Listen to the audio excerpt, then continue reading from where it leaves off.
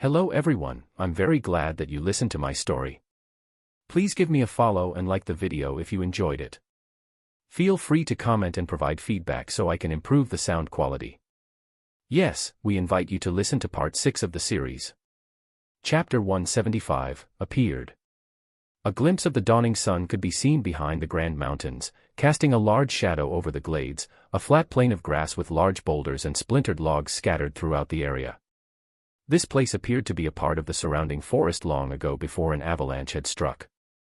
Snow still lingered, hiding in patches in the shadows of the debris of fallen trees.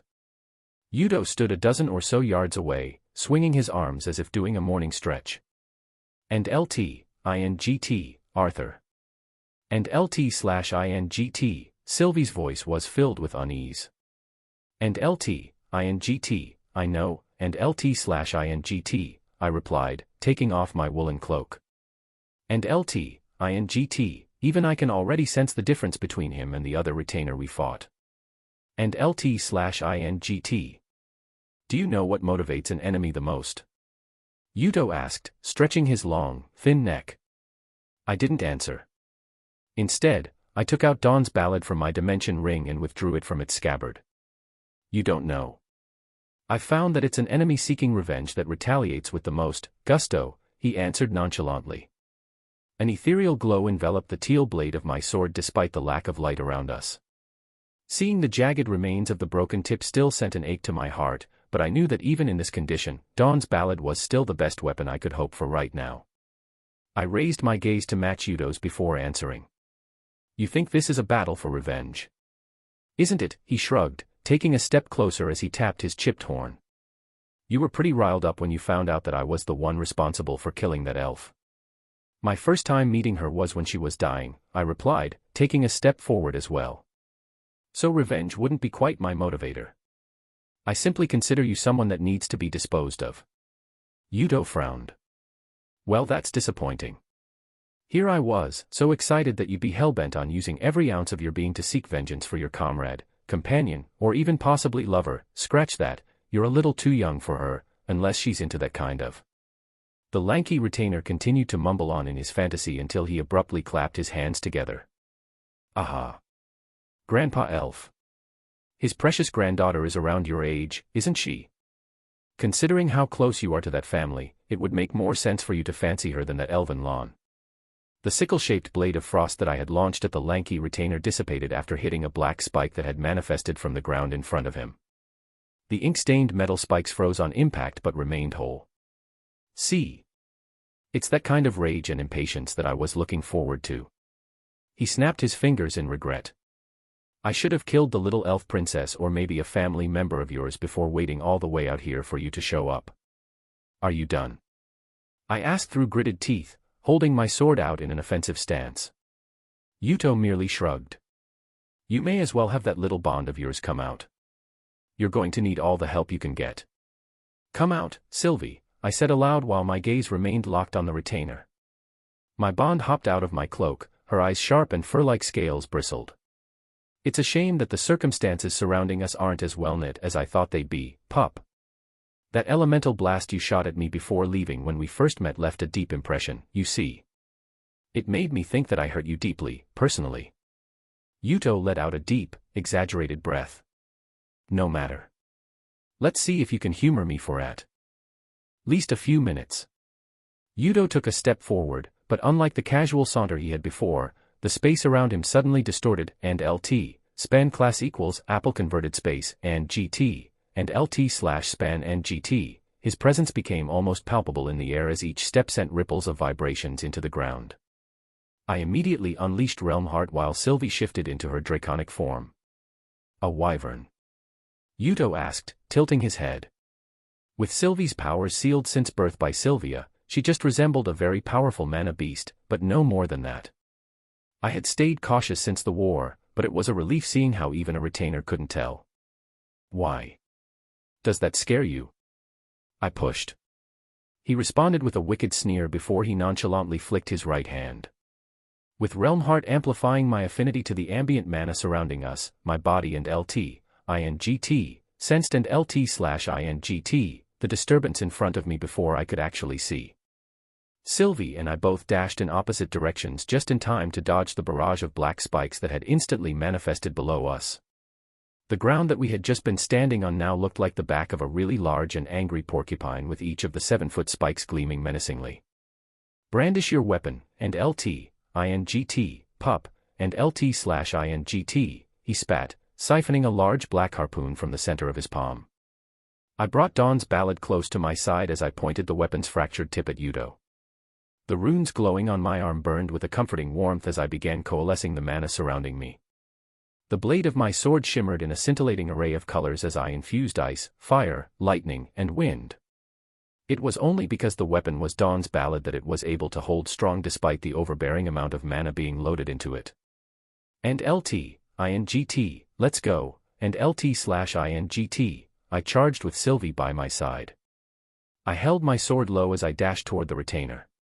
The ground beneath my weapon splintered beneath its aura, but ruining nature was the least of my concern. With a manic grin, Yudo charged as well, his harpoon arm recoiled like a snake ready to lash out.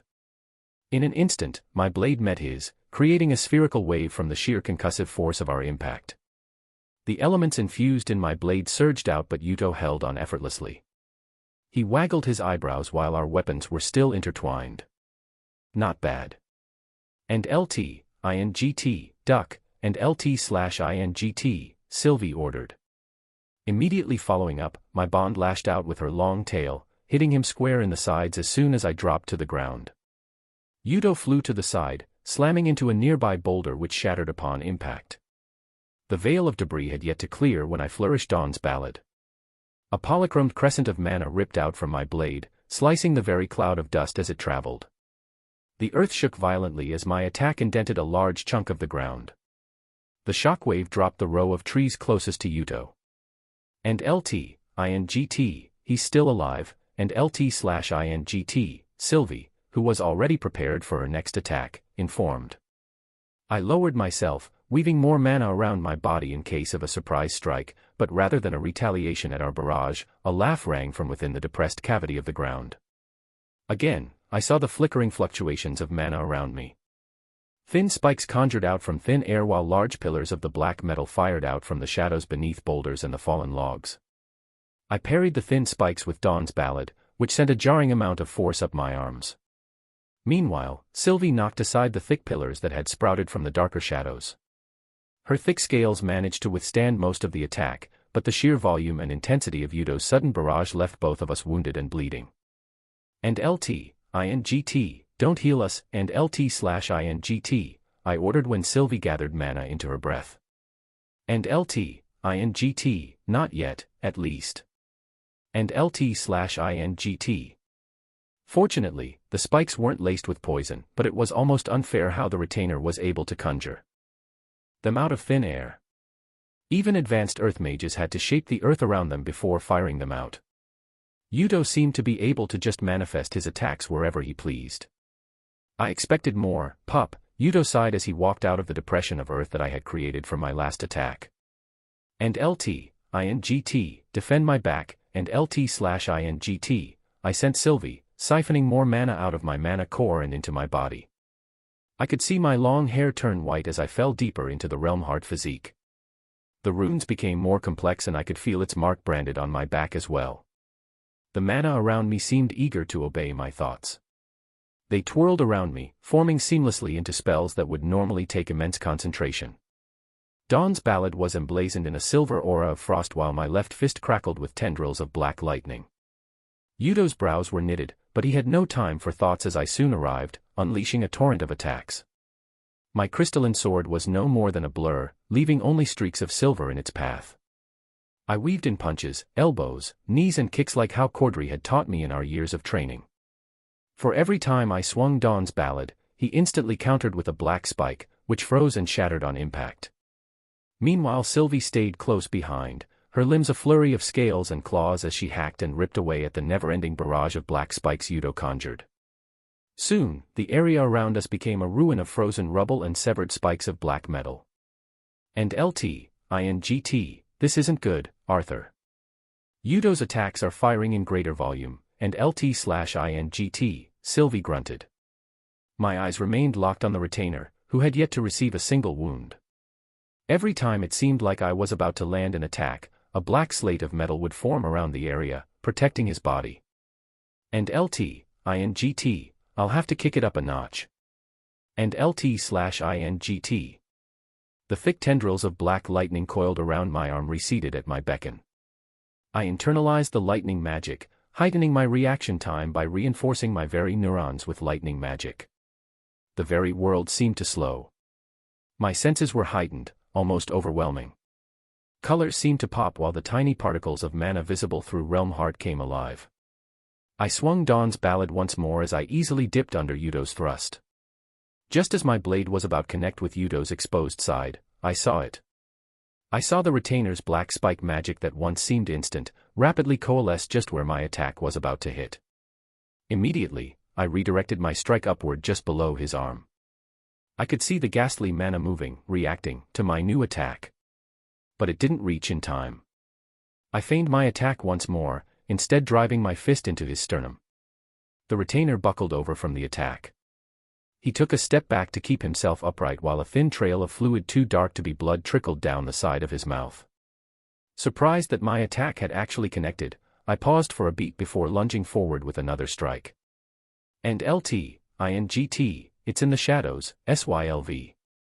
And LT/INGT, I screamed internally. And LT/INGT, those black spikes can only manifest in areas of darkness. That's why his spells are always more powerful when they come out from darker places like from underneath a boulder or a log. And LT/INGT. Yudo's hand blurred. It and LT/INGT, blurred and LT/INGT. Despite being in Realm Heart and having Thunderclap Impulse hatening my reactions, I couldn't fully see his strike. His fist hit me like a train. Even with the density of mana protecting my body, I felt myself flicker in and out of consciousness. By the time I had collected myself, I was 20 feet from my previous position with my back up against the shattered trunk of a tree. Sylvie was holding Yudo off, the blood from her fresh wounds coating her black scales. With her abilities sealed by Sylvia, she wasn't able to keep up with Yudo any more than I was able to. Even with her superior defenses.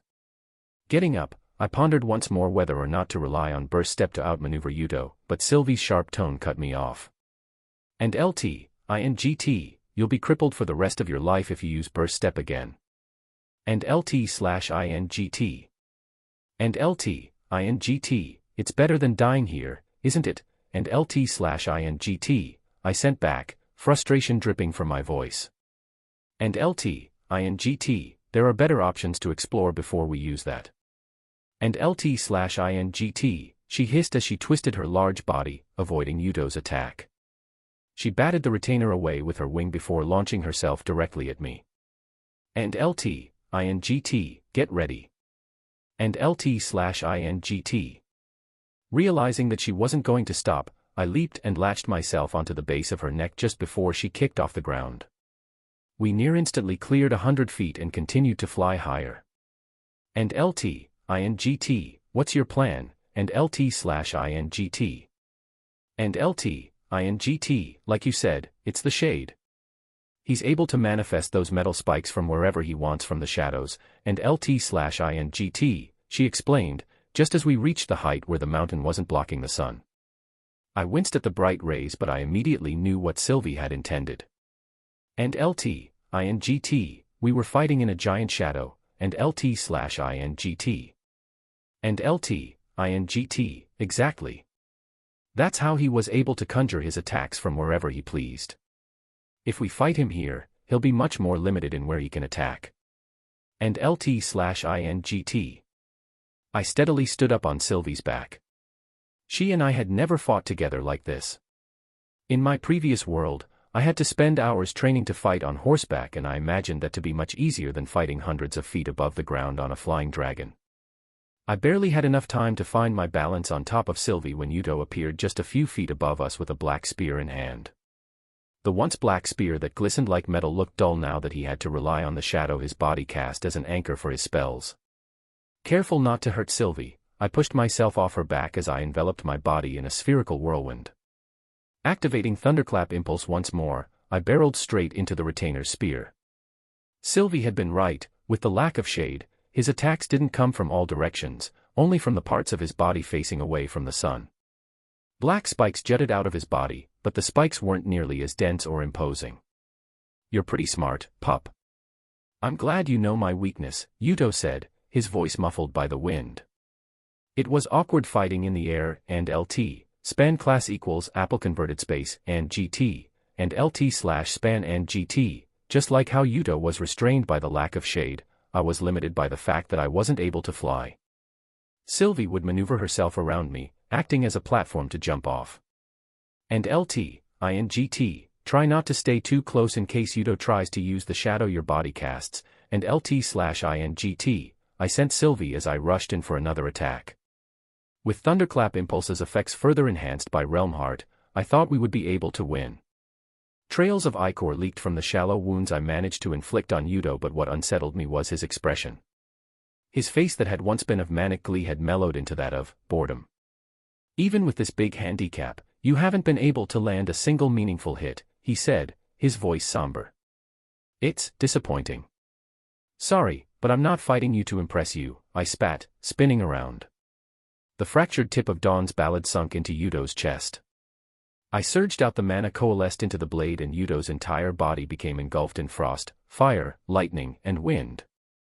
I kept my grip on my sword as I felt the two of us starting to drop. For a moment, I thought I had done it. I thought I had killed him. That was the case, until I saw a black swirl manifest from where my sword embedded into him.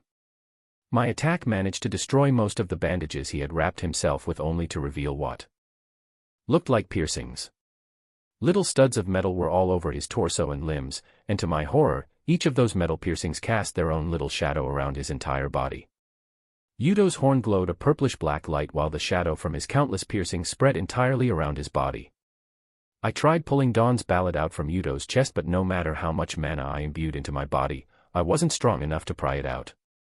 If you were able to notice my weakness in the short time we had been playing, don't you think I would have found out about it a long time ago? His voice came out muffled from the black mask that covered his entire head and face aside from his horns. "Sylvie," I said aloud, letting go of Dawn's Ballad. My bond immediately repositioned herself to catch me, when a black spike suddenly shot out from Yuto's body. I siphoned more mana out of my core, manifesting a gauntlet of ice around my right hand as I struck the black projectile. If I dodged it, the attack would have hit Sylvie, but I managed to redirect his surprise attack. Rather, I thought I did. He pointed a finger down as if he was warning me of something. I couldn't see Yuto's expression from behind his shadow mask, but I swore I could see him smirking. Less than a second later, I felt the sharp prick of something against my skin coming up from below me. With the internal lightning attribute mana art enhancing my reactions, tapping into the mysterious ether around me, I activated the first phase of my Dragon's Will. And LT/INGT, EVM, and LT/INGT, the control over time. With little mastery and insight over this powerful ability, I was able to briefly stop time around me. Lady Meyer had said ether could not be manipulated but rather influenced, but in my case, it felt like I was merely tapping into the influence that Sylvia once had over and LT/INGT, EVM, and LT/INGT. Colors flipped while the purple particles of ether around me violently trembled. Yuto, Sylvie, and even the black spike almost lodged into my back all stopped abruptly. With Yuto's last attack no longer in motion, I was able to whirl my body to avoid the full brunt of the impact. Releasing distortion, what I chose to call Phase 1, was much like letting out my breath after being underwater until the brink of drowning. I was barely able to gather my wits as the black spike flew up, leaving a large gash on my back rather than a gaping hole. My body hurtled down, but just as I landed on Sylvie's back, Yuto reacted. He flickered just beside me and struck me in my bond with his black fist. Spiraling down toward the ground like a comet, I flashed in and out of consciousness once more. My entire body was a bundle of agony, so I had a hard time discerning which part of me was exactly broken. Without even the luxury of screaming from the pain, I desperately tried to protect myself and my bond using magic. And LT/INGT, change into your fox form, and LT/INGT, I cried desperately, but rather than obey, she scrunched her body into a ball, covering me with her arms, neck, body, and wings. I could feel the warmth of her underbelly as she gripped me harder. She let out a growl. And LT, you don't have enough mana to take the impact. At least my body will be able to block some of the force. And LT/INGT. And LT/INGT, fool, and LT/INGT, I replied, and LT/INGT. And LT/INGT, even in my thoughts I sounded weak. I braced myself for the impact, but it never came. Rather, I never felt it. By the time I regained consciousness, I was in the center of a crater, even more exhausted. And LT/INGT, SYLV. And LT/INGT, I tried to get up, but my body refused to listen. And LT/INGT, Sylvie, and LT/INGT, I sent out once more. No response. A weak moan escaped my mouth as I turned my body to see that Sylvie's body was still underneath me, but her limbs were splayed out and there were black spikes everywhere beneath us, broken, some jutting out of her. No, I shook my bond. Sylvie. Wake up. I shook harder. This isn't funny anymore. Sylvie. I rolled off her body, scratching myself on a nearby spike. Sylvie, please. My vision swam and I could feel my heart trying to burst out of my chest. A wave of panic rushed over me, numbing me from all of my pain. I crawled desperately, trying to lodge her arm out of a large black spike. I grit my teeth, holding back sobs while trying to think of a way to help my bond. Ether, I muttered breathlessly as I held my hands against her body. It was a long shot, but I had to try. I activated Realm Heart once more. Every inch of my body screamed in pain from the backlash, but I held on. With the particles of mana and ether visible, I desperately tried to somehow guide the purple particles into Sylvie's body. Please, I begged. The purple particles of ether around Sylvie began quivering, as if answering my desperate cry for help. The bits of ether swirled and seeped slowly into Sylvie's body. I didn't know what would happen. I thought that since Sylvie was able to heal me through ether, her body would be able to heal herself through ether as well. Unable to keep Realm Heart active any longer, I sank to my knees, my face against the base of Sylvie's neck. You're going to be okay, I breathed. You and LT/INGT, have and LT/INGT, to be okay. Several black spikes had pierced through Sylvie's body and limbs, but I didn't have the strength to pull them out. I tried striking the black spike that had impaled her, hoping it would come loose from the ground. I striked. I striked again. I striked until I couldn't condense mana anymore and my knuckles bled.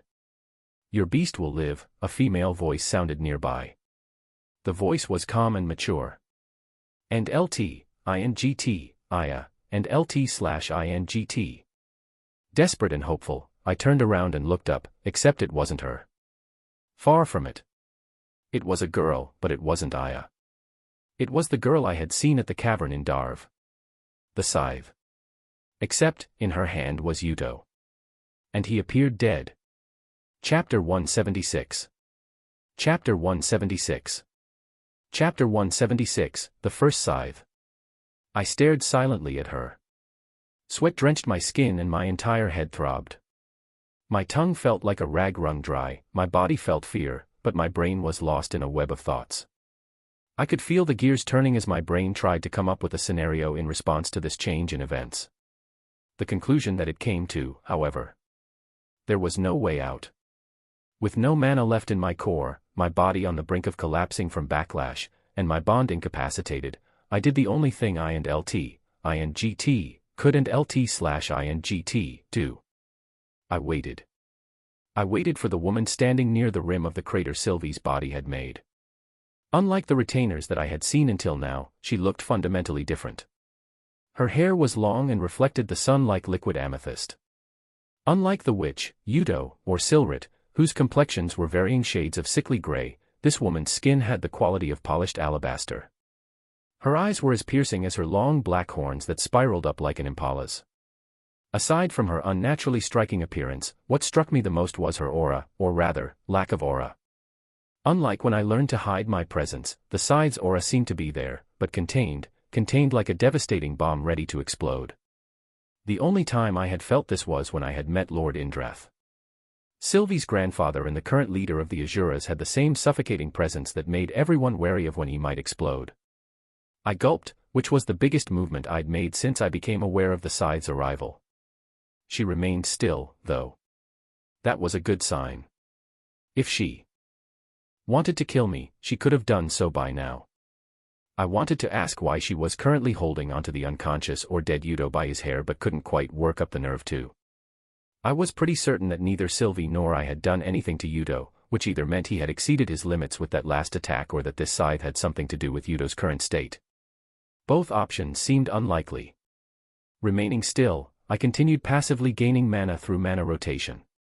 My body burned and my core opposed from backlash, but I held on. There was nothing I could do no matter how much mana I gained. I couldn't escape with Sylvie in this condition and there was no way I was going to leave her behind. My brain flickered with the notion that it might be worthwhile to fight against this scythe, but that thought was quickly doused by every other fiber of my being. So I remained in the same exact position, staring at the purple-haired scythe. Dozens of possible scenarios ran through my thoughts, but what she did was something that I would have never predicted. Reaching down with her free hand, the scythe snapped off Yudo's horns one by one as if she were plucking flowers. Remaining silent, she casually tossed the 2 horns at me and my body immediately reacted. As if the horns were bombs, for all I knew, they could be, I scrunched into a ball, protecting my vitals. I positioned myself between the severed horns and my bond in the feeble hopes that I could somehow protect my 2-ton dragon, but nothing happened. The 2 black horns rolled and stopped beside my feet anticlimactically. Cautious, I left the horns on the ground and locked eyes with the scythe. Her actions didn't make any sense. From what I had gathered, the Vritra's horns were an important part of themselves. Why would she do that to her ally? Just when I thought her actions couldn't be more unpredictable, the scythe lifted Yudo by his hair and pierced through his body with a thin blade of what looked to be pure mana. What surprised me more than the deadly purple blade jutting out of Yudo's sternum was the fact that he remained unconscious. Whether it was because I was exhausted, physically and mentally, or the scythe had something schemed, I couldn't make sense of the meaning behind her actions. At this point, I was more shocked by the fact that she was able to so easily pierce through Yudo's core. Mana and beast cores were dense and hypersensitive parts of the body that became more resilient the higher the user's stage was. Being able to pierce through it without Yudo being in complete agony meant that this scythe had either killed a retainer or done something more than simply knocking him unconscious. The scythe tossed Yudo like a rag doll down into the crater towards Sylvie and me. It was a tough battle, but you managed to defeat Yudo. You were able to keep him alive, but for safety measures, you pierced his core to ensure that he won't be able to use any mana art. You did this so you could take him back to question and interrogate him, the scythe said as if reading a script. My initial response was to ask what was going on, but this scythe seemed like the sort of person that despised needless questions that wasted her time. Through the magical power of deduction, it seemed that she either didn't agree with this war or she had her own personal agenda. If it meant that I wouldn't die today, I could work with either reason. I asked a different question instead. Would it be too much to ask for your name? I muttered, my voice betraying any sort of confidence I was trying to project. There was a slight rise to one of her brows, but that was the only change in her expression she exhibited, outwardly, at least. After a slight pause, she answered with a deadpan expression. Saris Vritra. Pushing myself up off the ground, I managed to sit up with my back propped up against Sylvie's body. My body felt like it weighed as much as Sylvie, but I did my best to appear poised. Thank you, Saris Vritra. I won't forget this kindness. I dipped my head respectfully. It wasn't clear whether this scythe was an enemy or ally. She seemed like neither, but nonetheless she had saved my life along with Sylvie's. For that, the least I could do was thank her regardless of her race and stance in this war. Saris cracked open a slight smile. Peculiar boy. The scythe turned, preparing to leave, but just before she disappeared she said, for both our sakes, get stronger, fast. Yudo's horns will be an invaluable resource for you if you can manage to extract his mana stored inside. Wide-eyed, I gingerly scooped up the 2 fist-sized horns and stored them inside my ring. By the time I looked back up, Saris had disappeared. I wasn't sure if it was because Yudo was unconscious or because Saris had destroyed Yudo's core, but the bed of black spikes that Sylvie had protected me from with her own body crumbled. Sylvie's wounds were already closing and her breathing became more relaxed. I thought white core mages healed fast, but Sylvie's rate of recovery was actually visible. With the worry of my bond dying out here now gone, I focused my attention on the unconscious and bleeding retainer. Dawn's ballad was still pierced through his chest, but it slid out easily when I gave it a tug. My sword hardly left a gash on Yudo's body, yet Ceres's seemingly nonchalant attack was able to easily pierce through Yudo's body and core. It looks like I have quite a bit to go before I try to take on another retainer, let alone a scythe, I muttered to myself. I hated to admit it, but with the appearance of Ceres, I had completely lost my will to fight back. It had been a while since I had felt so helpless, and this time as well, it wasn't a good feeling. With enough mana gathered, I attempted to use magic. When I did, my core churned, sending me in a fit of agony. Mana burned as I channeled it through my body, but I was able to encase Yudo's body in ice. Despite almost dying on several different occasions just moments ago, there was a sense of calm that surrounded me. There were things that I should have been doing right now, helping Aya if her battle hadn't already ended, informing Micah about Alfred's betrayal, but right now, I couldn't. In this weakened state, I couldn't help them even if I wanted to, so I relented to my body's wish and rested. I leaned my back heavily against Sylvie's body, her rhythmic breathing almost therapeutic. I usually never let myself fall into delusions and thoughts of wistful fantasies, but right now, I felt like I deserved it. Letting my thoughts drift, I allowed myself to imagine my life after the war. I allowed myself some happy thoughts, even if they wouldn't necessarily come true. Thoughts of myself, grown up, maybe even sporting a beard, with a family of my own. Tess' face popped into my mind, and immediately I resisted the urge to continue my reverie. But I deserved this little fantastical break. So I let the scenes continue. Tess looked older, more mature, but still dazzlingly beautiful. She smiled brightly at something I'd just said, her cheeks with just a slight tinge of red. She tucked a loose strand of hair behind her ear before glancing upward at me with a coy gaze. She took a single step toward me, but suddenly we were chest to chest. Tess got on her toes as she closed her eyes. Her blush deepened and her long lashes quivered. Just as she pursed her lips, Tesha was suddenly ripped out of my arms. I was surrounded by darkness, but I was able to vaguely make out the figure of the person standing in front of me, just a few feet away. It was me. The NLT, former and LT/INGT, me. And LT, what makes you think you can have this happiness, that you deserve this happiness? And LT/INGT, the former me spoke, or rather, a formless voice echoed from its location. And LT/INGT, after what you did to them, do you think you can just forget and move on? They died because of your choices. They paid the price for your selfishness. And LT/INGT. And LT/INGT, whether you're King Grey or Arthur Lewin, you can only exist alone. And LT/INGT. And LT/INGT, whether you're King Grey or Arthur, and LT/INGT. And LT/INGT. Grey or Arthur, and LT/INGT. And LT/INGT. Arthur, and LT/INGT. I jolted awake. In front of me was Aya. Her expression immediately untensed and a flicker of relief shone in her eyes. You wouldn't wake up no matter how hard I shook you. I was beginning to worry that something happened during the fight. I'm just a bit tired. I mustered a smile to reassure her. Aya nodded. I'm glad you're okay. Staring at the elven lance, I noticed that her face was much paler than it usually was, but besides that there weren't any visible wounds. How did it go on your side? Aya's expression darkened. A few of the Alacrian soldiers were able to escape. As for the traitor, I was able to execute him. Traitor. Execute. I mulled over the elf's choice of words. It was as if she was distancing herself from the fact that she had killed a former comrade. I couldn't blame her. Alfred's death left a bitter taste in my mouth, but I had worked alongside Alfred longer than I had. What about Micah? I asked. Aya shook her head.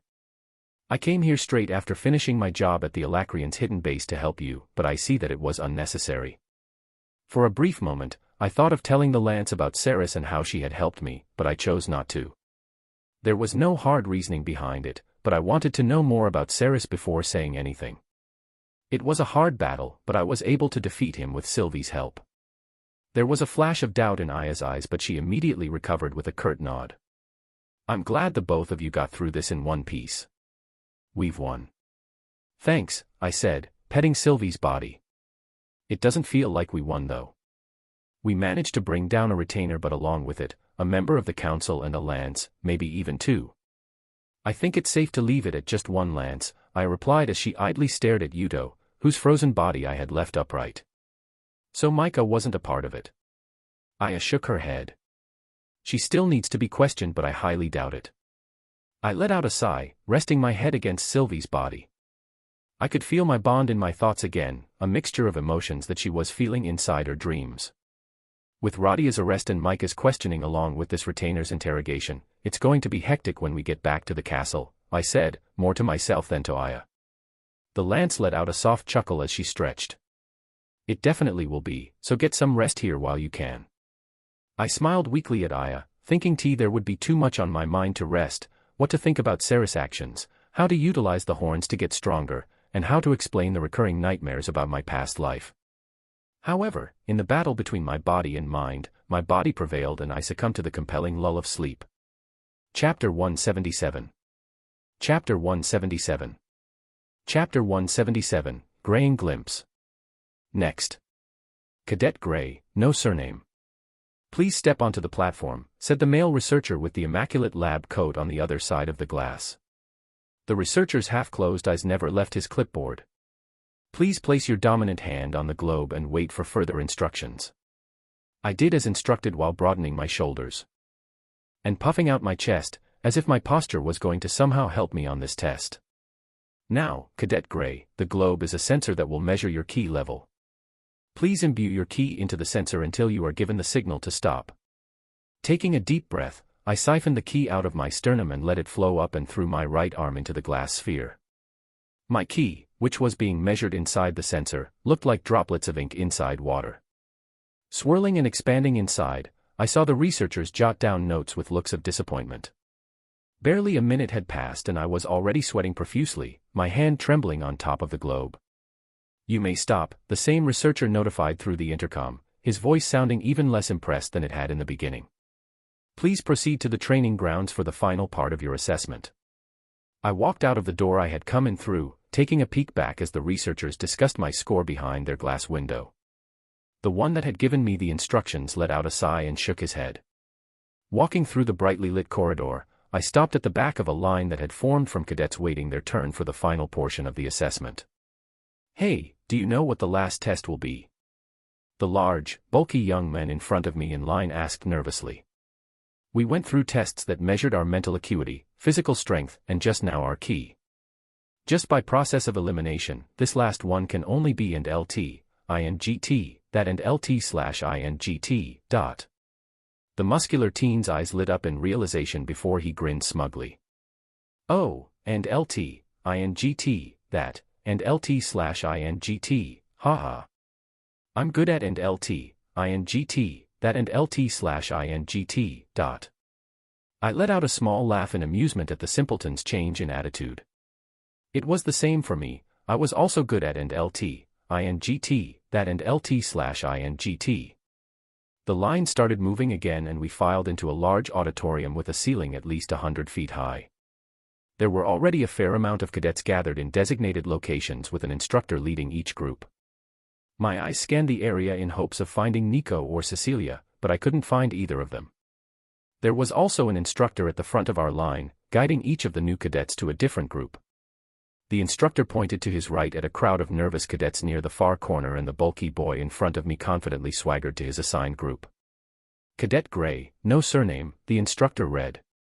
I stifled the urge to scowl every time a faculty member pointed out the fact that I had no family name. Why did that matter here? Proceed to Group 4C halfway to the far left corner of the auditorium. The floor is marked for your convenience, the instructor said, pointing to the appropriate location. I gave him a curt nod and walked to my group, which was a hodgepodge of approximately a dozen men and women of all different sizes and builds. A petite girl that looked around my age stood confidently with her arms crossed. She purposely leaked traces of her ki so everyone around her could feel it. A toned boy with neatly cropped hair stood tall with an arrogant smirk. Judging by the crest pinned to his chest pocket, he was from a military family. No doubt he was raised to be a prominent member of the military, perhaps even a contender to challenge the spot for king. Amidst the group was our instructor, a heavy-set man that looked to be in his 40s with a mustache better groomed than his thinning hair. "Cadet Gray?" the instructor asked with a raised brow as he read off his clipboard. "Yes, sir," I nodded respectfully. No point in being brusque with the men responsible for determining my stature inside this military academy. "Okay. Looks like everyone's here then," he said, tucking his clipboard in his armpit and clasping his hands. "Hello everyone. You may all refer to me as Instructor Grej. Before we begin, I'd like to say a few words." The cadets in our group shuffled around him in a circle so everyone could see. As many of you might have guessed, this last portion of the entry exam will be practical combat. I have every one of this group's key level results here and, while I will not disclose anyone's key level, I'll tell you now that they all differ. Part of practical combat means that you will not always have the luxury of being able to fight someone with the same level of key as you. Sometimes you will be lucky and be faced with an opponent that can barely strengthen his fist. A few cadets in our group snickered at that, and LT, span class equals Apple converted space, and GT, and LT/span and GT. Other times, you will come across situations where the opponent has a much larger key pool than you do, the instructor continued, holding up his clipboard once more. Regardless, you will be judged on your ability to adapt accordingly and most importantly, prevail. We exchanged glances amongst our group before a scrawny teen that looked a few years older than me raised his arm and spoke. "Are the rumors that cadets can die during this test true?" Instructor Grej scratched his beard. "Highly unlikely. The weapons here are blunted and softened. Also, I'll be carefully monitoring the fights and intervene when necessary." There were a few cadets in the group that were still anxious despite the instructor's reassurance. I couldn't blame them. The difference in key levels made a huge difference in strength and agility, enough that even a softened weapon could be deadly. The instructor cleared his throat to get our attention. "As all of you know, the entry exam is important in determining and securing a cadet's future in this academy. Those who do well here will be well supported by the academy and be given resources to further their skills, while those who fail will be neglected and eventually expelled. It's unfair, but that's also the way of life. I'd ask if any of you have any questions, but we're short on time, so let's begin." Our plump instructor waved his hand, motioning for some of the stray cadets in our group to get out of the way. He then dug out a key from his pocket and inserted it into the wall. That was when I noticed the faint seams in the ground. The wall slid open to reveal a weapon rack, while at the same time, panes of glass-like material erected from the thin seams in the ground. Within seconds, an area of roughly 30 square feet was enclosed by the clear walls that rose dozens of feet high. First up will be Cadet Janice Crescott against Cadet Twain Burr. Pick out a weapon of your choice and enter the arena. Instructor Grej motioned at the door and the panes slid open. The small-framed girl that was flaunting her key picked out a blunted spear, while the scrawny teen that had just asked the instructor whether it was possible to die carefully handled a shield and sword. The two of them followed the instructor inside the enclosed area, the panes closing behind him. Glancing blows will be ignored and I will judge whether or not the match will stop or not. Until then, fight to your heart's content. Our instructor placed himself in between Janice and the anxious Twain. Begin.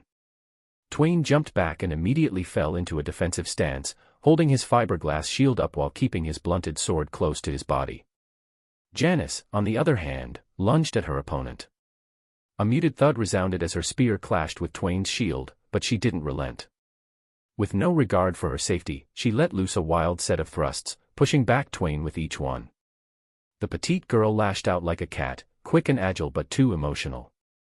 Twain, although his knitted brows showed uncertainty, seemed to have caught on to this when he timed his next block to parry away Janice's spear. She staggered just a step, but that was all Twain needed. He quickly swung his sword and hit her square in the shoulder. I expected her to writhe in pain or at least recoil, but despite the direct hit, a translucent layer of ki protected Janice's shoulder. With a smug grin plastered on Cadet Janice's face, she smacked away Twain's sword with her hand and tackled him with the same shoulder that had just received the hit. Twain buckled. Janice followed up by swiping her weapon at Twain's legs, sweeping him off his feet, literally. The scrawny teen fell to the floor, and just before Janice brought down the head of her spear into Twain's face, Instructor Grej intercepted. Match over. Both cadets returned to the rest of the group, he said unceremoniously, letting go of the spear. There was a moment of silence as our instructor jotted a few things onto his clipboard while Twain and Janice walked out of the arena. As this is an exam and not a class, we will not be debriefing the happenings of this match. You may choose to speculate amongst yourselves. In the meantime, Cadet Gray and Cadet Vlare of House Ambrose, please pick out a weapon from the rack and come. Murmurs resounded from our group upon hearing the name Ambrose. The toned, good-looking boy that looked just around my age walked over to Janice. May I use the spear? He asked, holding his hand out. The girl that had just fought like a feral cat suddenly turned tame as she handed him the blunted spear. Sure. I picked out a sword about half the width of the one that Twain had used before walking into the enclosed area. That's it, Cadet Gray. Vlare asked with a raised brow. The sword you chose is usually paired with a brace or another sword. I shook my head. I'm fine like this.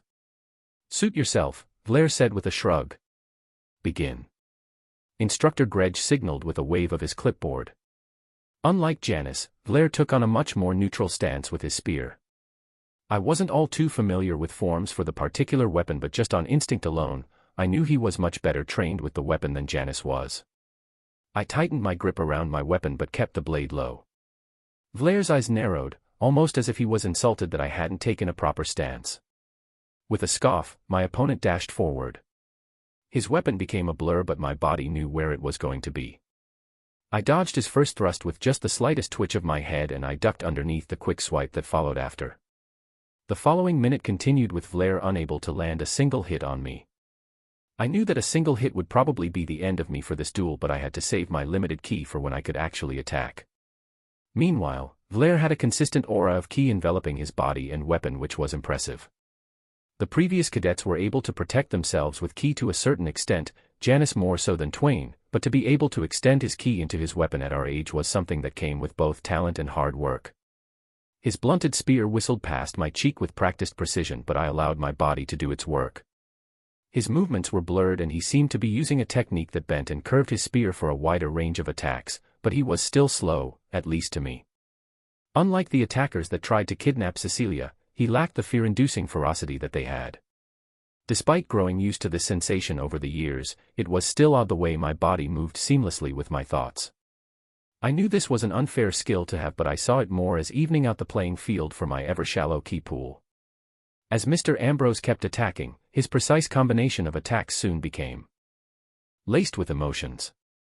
Frustration and impatience took over, dulling his attacks and leaving his body more open. I took advantage of that fact and went in. Strengthening the ball of my foot with ki, I dashed forward after redirecting his spear up so his ribs were exposed on his right side. I swung my sword, hitting him cleanly just below his armpit. Vlare's body reeled from the impact, but I could tell by the sensation just now that it didn't do much because of the rich layer of ki protecting him. Enough. Match over, Instructor Grej declared. What? That hit barely tickled. I can still fight. Vlare retorted, anger in his eyes. There is no victory in these matches, Cadet Ambrose.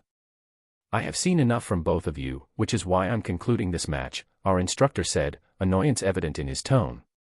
He glanced at me. I disagree that you've seen enough. The kid just landed a lucky blow. Instructor Grej shook his head. The lucky blow was made and INGT, after and LT/INGT, you failed to land a single hit for exactly a minute and 8 seconds. Now before you are docked even more points, please make your way out of the arena so the other cadets can have a chance. Vlare stared daggers at both me and our instructor but walked out after tossing his spear on the ground. The exams ended soon after, giving the cadets some time to rest and eat while the results board was uploaded. Is this seat taken? Of course it isn't, a familiar voice asked and answered from behind. Nico nudged me with his elbow before sitting down across from me, his hands carrying the same tray of food that I had received and was currently eating from. Cecilia followed close behind, shooting me a smile before she sat down next to Nico. I ignored Nico's little tease, swallowing my steamed vegetables before asking, "How did your guys' tests go? Did the amulet work?" Cecilia held up her right hand to show me the little coin-sized pin in the center of her palm. It worked like a charm. Judging by the tester's reaction, I was probably somewhere around average, to not significantly above average. I should have named the amulet the not significantly above average key displayer. Nico chuckled as he pointed his fork at me. I told you it'd work. I respected Nico's resilience and ability to adapt. Nico was undoubtedly affected by Headmaster Wilbeck's death, but he didn't let that get to him for long. He bounced back and pushed us, especially me, to keep working toward a goal.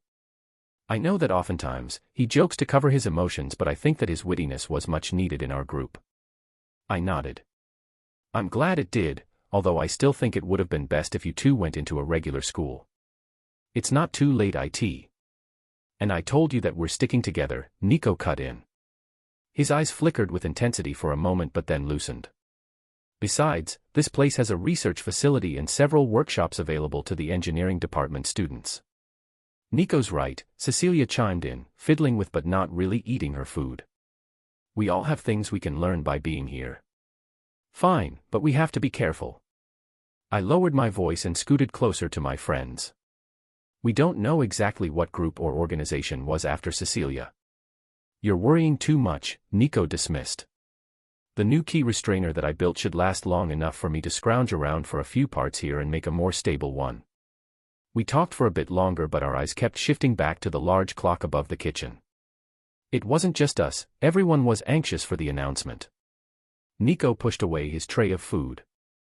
Well, I can't eat any more of this rat turd. Want to just head to the board now? Sure, I said. We might be able to get a better spot. We made our way out of the hall and back outside. The sun shined brightly overhead, but, with only buildings and artificial trees and shrubs surrounding us, the academy felt stifling. Are the engineering cadets separated into divisions as well? I asked Nico on our way. My friend swayed his head side to side. Yes and no. We, the MORE and LT, INGT, Intellectual and LT/INGT, cadets, still have to use key to create tools and gadgets, so there is priority given to those who have a large key pool, but it's not as heavily weighed as you martial cadets. I'll either be placed in First Division, which is the fast track, or Second Division. I wish it was that simple for us, Cecilia sighed. Why is it that martial cadets have divisions that go all the way down to 5? Nico shrugged. The way of life. Anyway, I hope you two get into the same division if not the same class. That way, Gray, you can mess up any boy who comes too close to Cecilia. I couldn't help but smile at that. Nico said it lightly, but I could tell he was embarrassed at his words. Even after all these years, Nico still hasn't said anything about his feelings for Cecilia. By the time we arrived at the large courtyard where the board would be updated, there was already a large crowd of cadets trying to inch as close to the board as possible. Looks like everyone here had the same idea as us, Cecilia muttered. No choice but to plow through, Nico said as he pushed me forward. Lead the way, cadet. After 10 minutes of squeezing through hundreds of cadets, we made it close enough to the board where we could read the large words being loaded up onto the screen. Nico, your bottom lip is bleeding. Cecilia exclaimed. Did you get hit? Alas, I did not come out unscathed after taking a stray elbow to my face in order to protect you. Nico said dramatically. I shook my head. Nico chews his lip when he's nervous, frustrated, concentrating, or all of the above. He probably bit down too hard. Nico clicked his tongue. Smartass. Just then, the screen flickered and lit up. Words, names and numbers, appeared on the screen in rows. The cadets behind us pushed us forward as they all tried to get as close as possible to find their names. I found Nico's fairly easily. He was placed in Division 1, Class 1, the highest tier. I saw Vlaire Ambrose's name next. He was Division 1 Class 5 of the Martial Cadet list, meaning he had barely made it to First Division. Cecilia's name came into view next, but the restrained squeal of delight she had let out told me she had found her name as well. I looked down, searching for my name, but my heart sank the lower my line of sight fell, since the lower the name appeared, the lower their division and class was. Cecilia's name had appeared fairly early since she had been placed in Division 2, Class 4, but by the time I found my name, I knew my goal of excelling in the academy and getting strong enough to find and take down the people or group that killed Headmaster Wilbeck was going to be much harder than I thought. I mumbled my name and division, saying it over and over just in case I had read wrong. Gray. Division 4, Class 1. And LT, span class equals S1 and GT, and LT, B and GT, Arthur Lewin and LT/B and GT, and LT/span and GT. My eyes crept open to see the familiar ceiling of my room back in the floating castle. I was thankful that I hadn't experienced another nightmare, but this dream still left an incredibly bitter taste in my mouth. Time to get up, Sil, I stopped myself, remembering that my bond was in the medical ward of the castle. Yesterday seemed more like a dream than the dream that I actually just had. Fortunately, the journey back was only to the nearest major city that had a teleportation gate. Several soldiers had to help carry Sylvie from the site of our battle through the gate, but she was able to safely make it back and get treated. I wasn't able to see Micah at all since she had been taken into custody for questioning. Vari and Baron had gone to meet with the Dwarven Lance in case she chose to fight back, but she came back here willingly. By the time I had come back here midday, Radius had already been placed into one of the cells to be interrogated at a later time along with Yudo. Staring outside as I stood in the shower, I realized that it was early morning, which meant that I had slept through the rest of the day and through the night. My body still felt sluggish and hot from backlash, but sleeping for over 18 hours seemed to have done wonders for me. As I got out of the shower, I heard footsteps stopping in front of my room. The person didn't even have the chance to knock when I called out, "Who is it?" An unfamiliar woman's voice sounded from the other side of the door. "General Arthur. I was given instructions to help you get ready and escort you to the meeting hall." Looking down at my dripping body covered in scars, I suddenly felt uncomfortable at the thought of someone staring at them. The scars on my neck and left hand the witch-like retainer had left me with were the worst, but they were just two of many that littered my body. Mana and Sylvie's dragon will help my recovery rate tremendously, but it just meant that scars formed faster to seal the wounds, not make skin pearly new. "I'm almost done, so wait outside for just a minute," I said, hurriedly putting on trousers and a tunic with a high collar before covering my hands with thin gloves. It wasn't necessary to hide my scars since the traitors had been captured, but I felt better doing so. Making sure Dawn's ballad was safely inside my dimension ring along with Yudo's severed horns, I readied my mind for the endless strategic meetings and questioning soon to come. Chapter 178. Chapter 178. Chapter 178, Strategic Conduct. The short walk to the meeting room was filled with an awkward silence between me and the immaculately dressed elven secretary. I wanted to stop by my sister's room, but the elf insisted that the meeting take precedence. My eyes drifted and I found myself looking for anyone familiar, mostly Tess. It was probably because of that damned scene I imagined of us hugging each other, about to kiss. To my disappointment and worry, the secretary informed me that Tesha and her team had gone back to their post in the Beast Glades. "When did they leave?" I asked. "They departed yesterday at sunrise, General Arthur," she replied almost robotically just before stopping in front of the closed meeting room. The guard on each side of the wooden door immediately stepped aside, sliding open the entrance upon seeing the two of us approach. The two guards thumped the hilts of their spears on the ground in salute. "General." I walked into the circular room after dismissing the secretary, meeting the gaze of the council and the other lances. It didn't take long for the meeting to begin once we had all gathered, minus Alder, our missing ambassador for the Azuras. However, with Radius and Alfred no longer in the council, the once cramped meeting room seemed eerily spacious. We had barely taken our seats when King Glader unleashed his anger. Slamming his fists on the circular table we were currently sitting around, the burly king roared, "What was the point of Lord Alder taking control of the artifact if he was just going to run off to who knows where? This isn't the time to be blowing up on something we can't change," Alduin snapped in irritation. "He's right," Priscilla Glader agreed. "There are more urgent things we need to cover if we are to recover ourselves from this setback." Blaine looked at his wife incredulously, but the queen ignored her husband's gaze. Muriel, who sat beside her husband, finally peeled her eyes off of the stack of parchment she had been going through and spoke. "I've gathered and read through several accounts of what transpired, one of which was from Aya, but I think it's best we start with Arthur's account of what happened." "I agree," Virion spoke, turning his tired gaze to me. The man had been old for as long as I had known him, but these past few years had really taken a toll on his body and psyche. This was evidenced by the deep dark bags under his eyes and the way his face had contorted into a perpetual frown. Blaine's deep red hair was practically ablaze as he leaned back in his seat, simmering like a flame eager to be fed the fuel to unleash his anger once more. "Sure," I said, resting my arms on the table. Normally, the lances stood behind their respective artifact holder, but with the extra seats available and the fact that even standing took a toll on my fatigued body, I was allowed to sit down.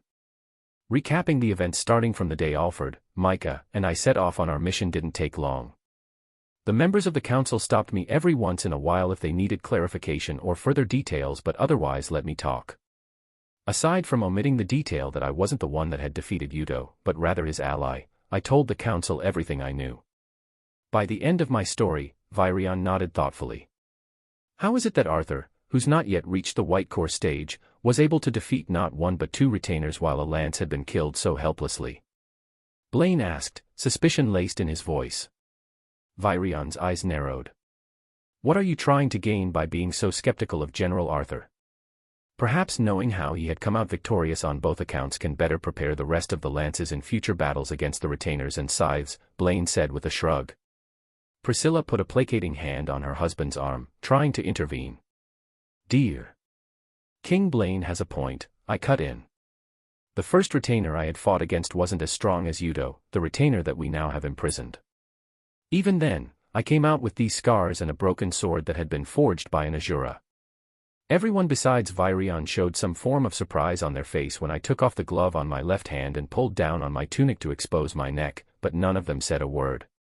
I continued. Yudo, on the other hand, had the ability to kill me and Sylvie on sight, but that wasn't what he was after.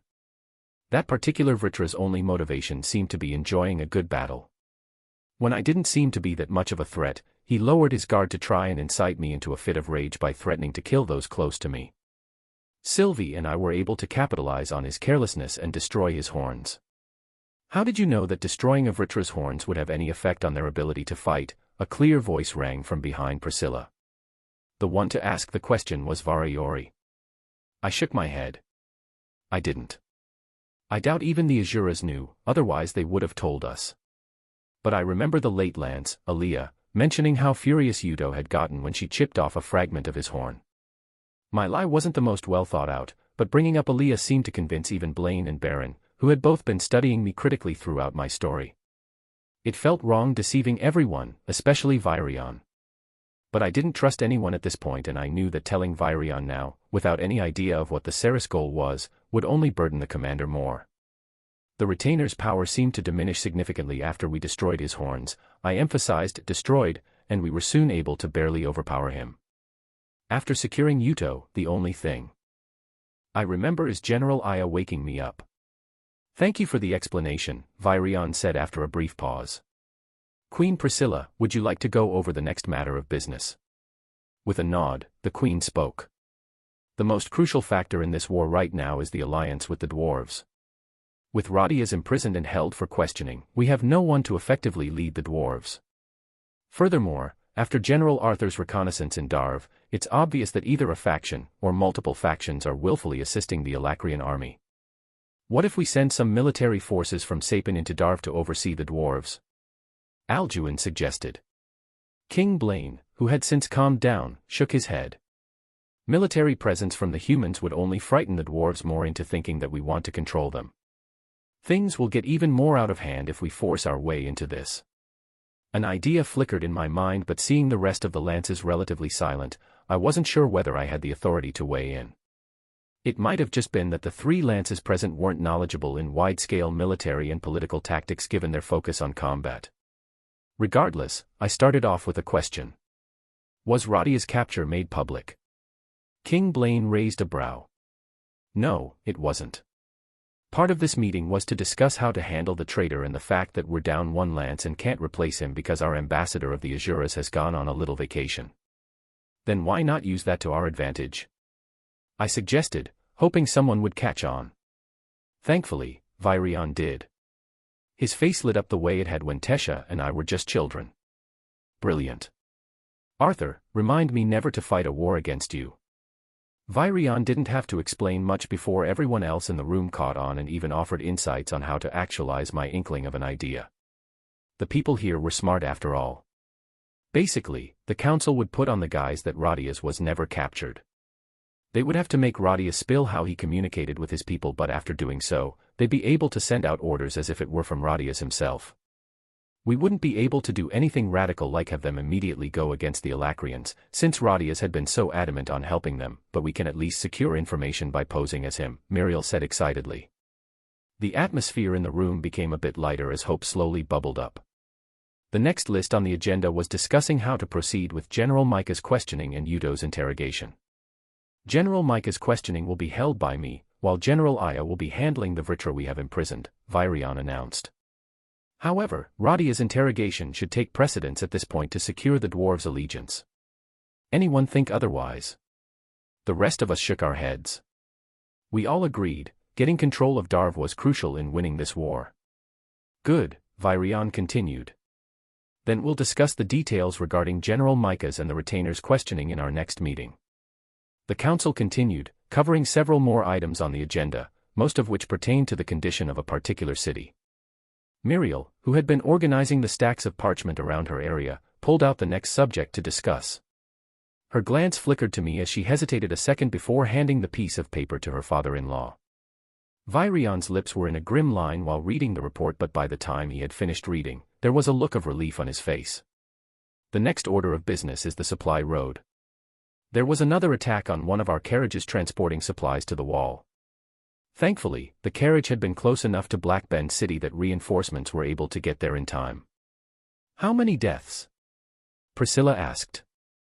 3 deaths and 4 injured, all of whom were merchants employed by the Helstia group, Muriel read aloud. Damn. Those dwarves, King Blaine muttered angrily. As if the Alasirans weren't a pain in the ass to begin with. Because of them, our enemies have access to their underground network that leads to who knows how far up the southern border of my kingdom. A bad feeling crept in at the mention of the Helstia name, but all things considered, the damage could have been worse. Well, thankfully they were able to get back up in time. Muriel looked up at me and paused for a beat. Yes.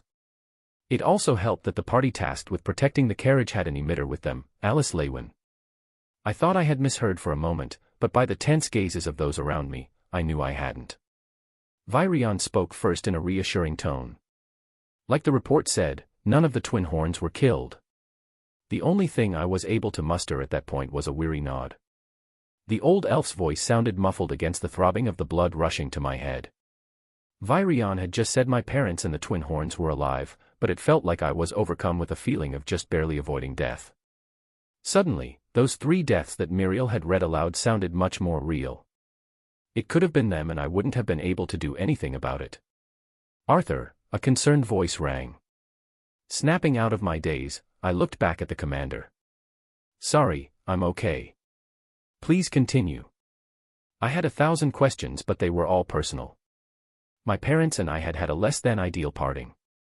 My selfishness of wanting them hidden safely within the castle hadn't helped to mend our still healing relationship after I had revealed my secret.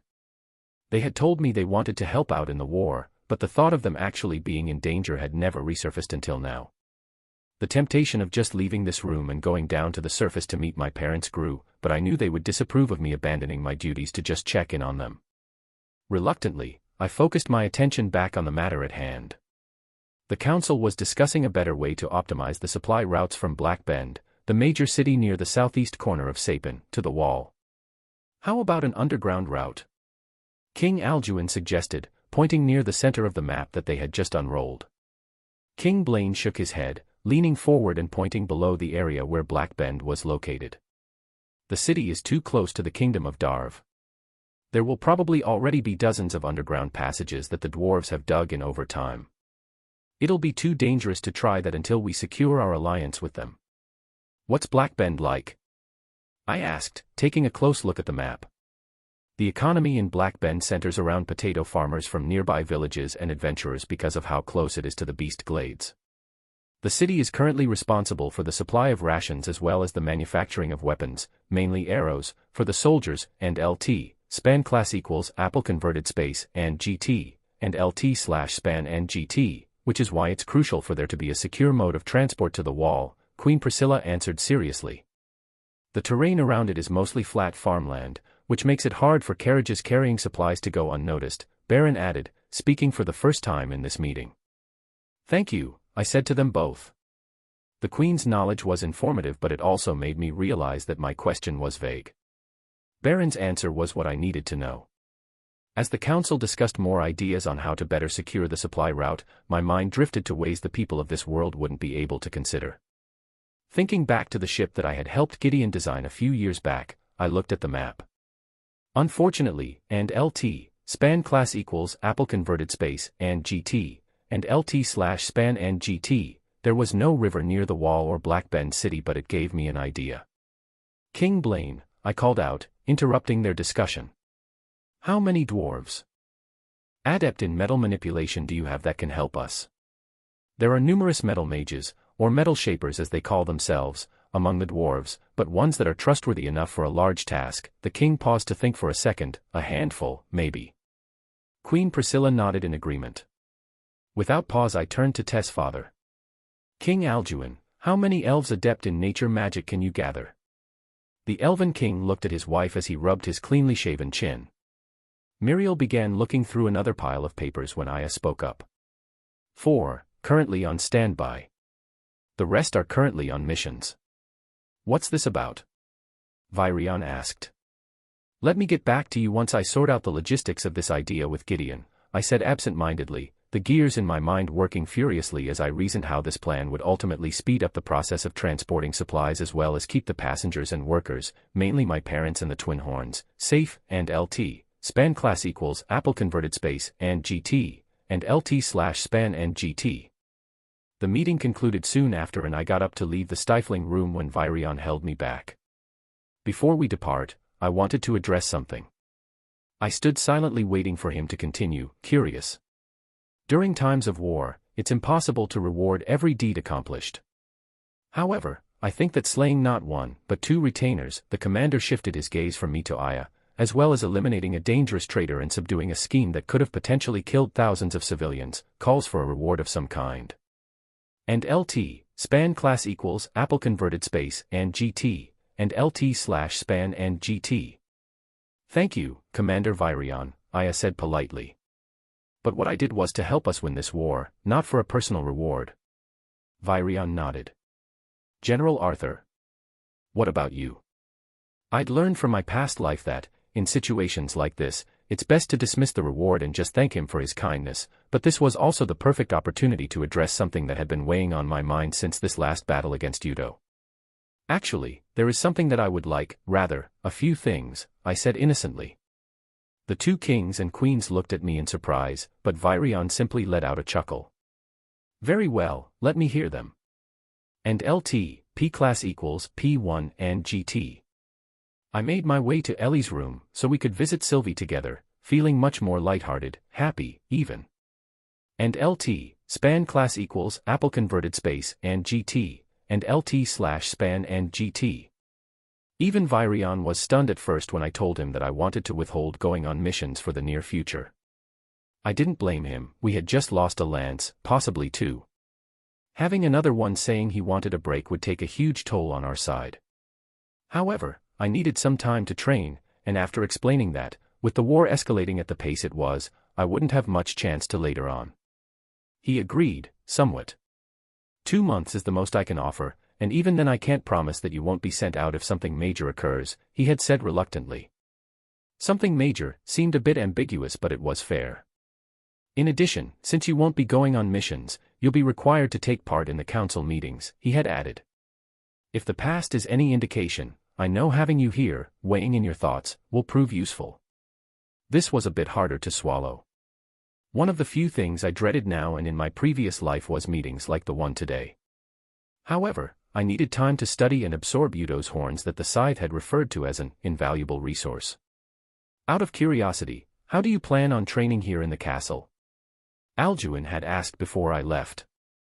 It's part of what I need next as my reward, I had answered holding up 4 fingers. I need 4 conjurers, each of different elemental affinity. 4. Virion had repeated. The members of the council were obviously confused, but I knew by the glimmer in the lance's eyes that they understood what I had planned.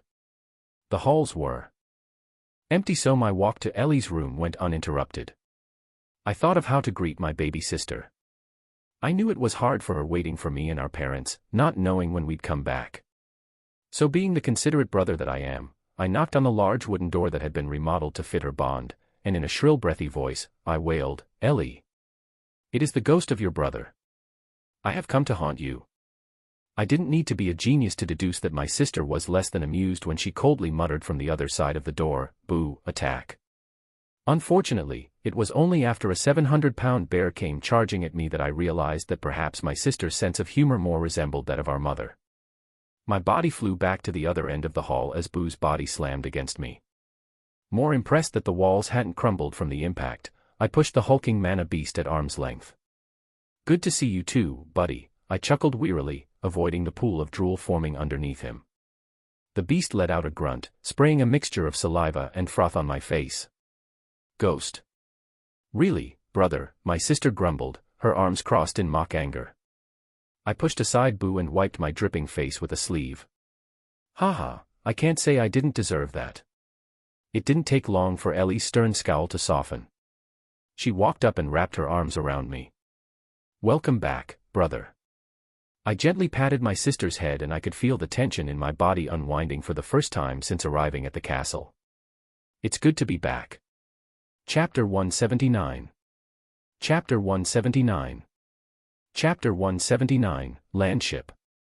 A bolt of light streaked through the trees, curving ever so slightly before reaching its target, a wooden post no larger than my head, and LT, span class equals, Apple converted space, and GT, and LT/span and GT. A satisfying thud rang as the mana arrow lodged itself in the center of the post, creating a hole through it before dissipating. "Great shot!" I exclaimed, applauding. My sister curtsied in response before her lips curved into a satisfied grin. "I know," she said haughtily. Stepping down from on top of Boo, her titanic bond who was lying lazily on his belly, Ellie skipped over to Sylvie and me. My sister picked up my bond. "What did you think, Sylvie? Are you impressed?" "Very impressed," she answered aloud, her gentle voice laced with fatigue. "Sylvie's still recovering, Ellie," I scolded. My sister set the white fox back down on the cushion she had been curled up on. Hee hee. "Sorry, Sylvie. It had been only 2 days since we got back to the castle. Sylvie gained consciousness just yesterday, but she has been recovering at a remarkable rate." While Virion and the rest of the council gathered the 4 conjurers that would be stuck with me for the next 2 months, I spent some time with my sister.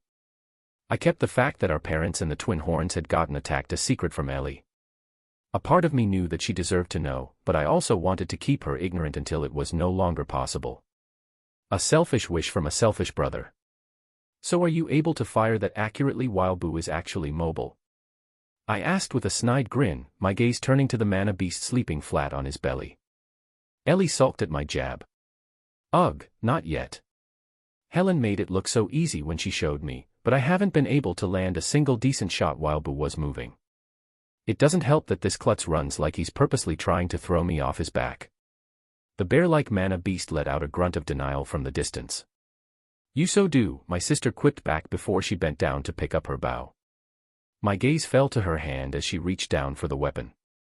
Calluses covered her fingers while freshly formed welts filled in the rare places of her hand that wasn't already hardened from overuse. "How much time do you spend practicing, Elle?" I asked. My sister thought for a second before answering.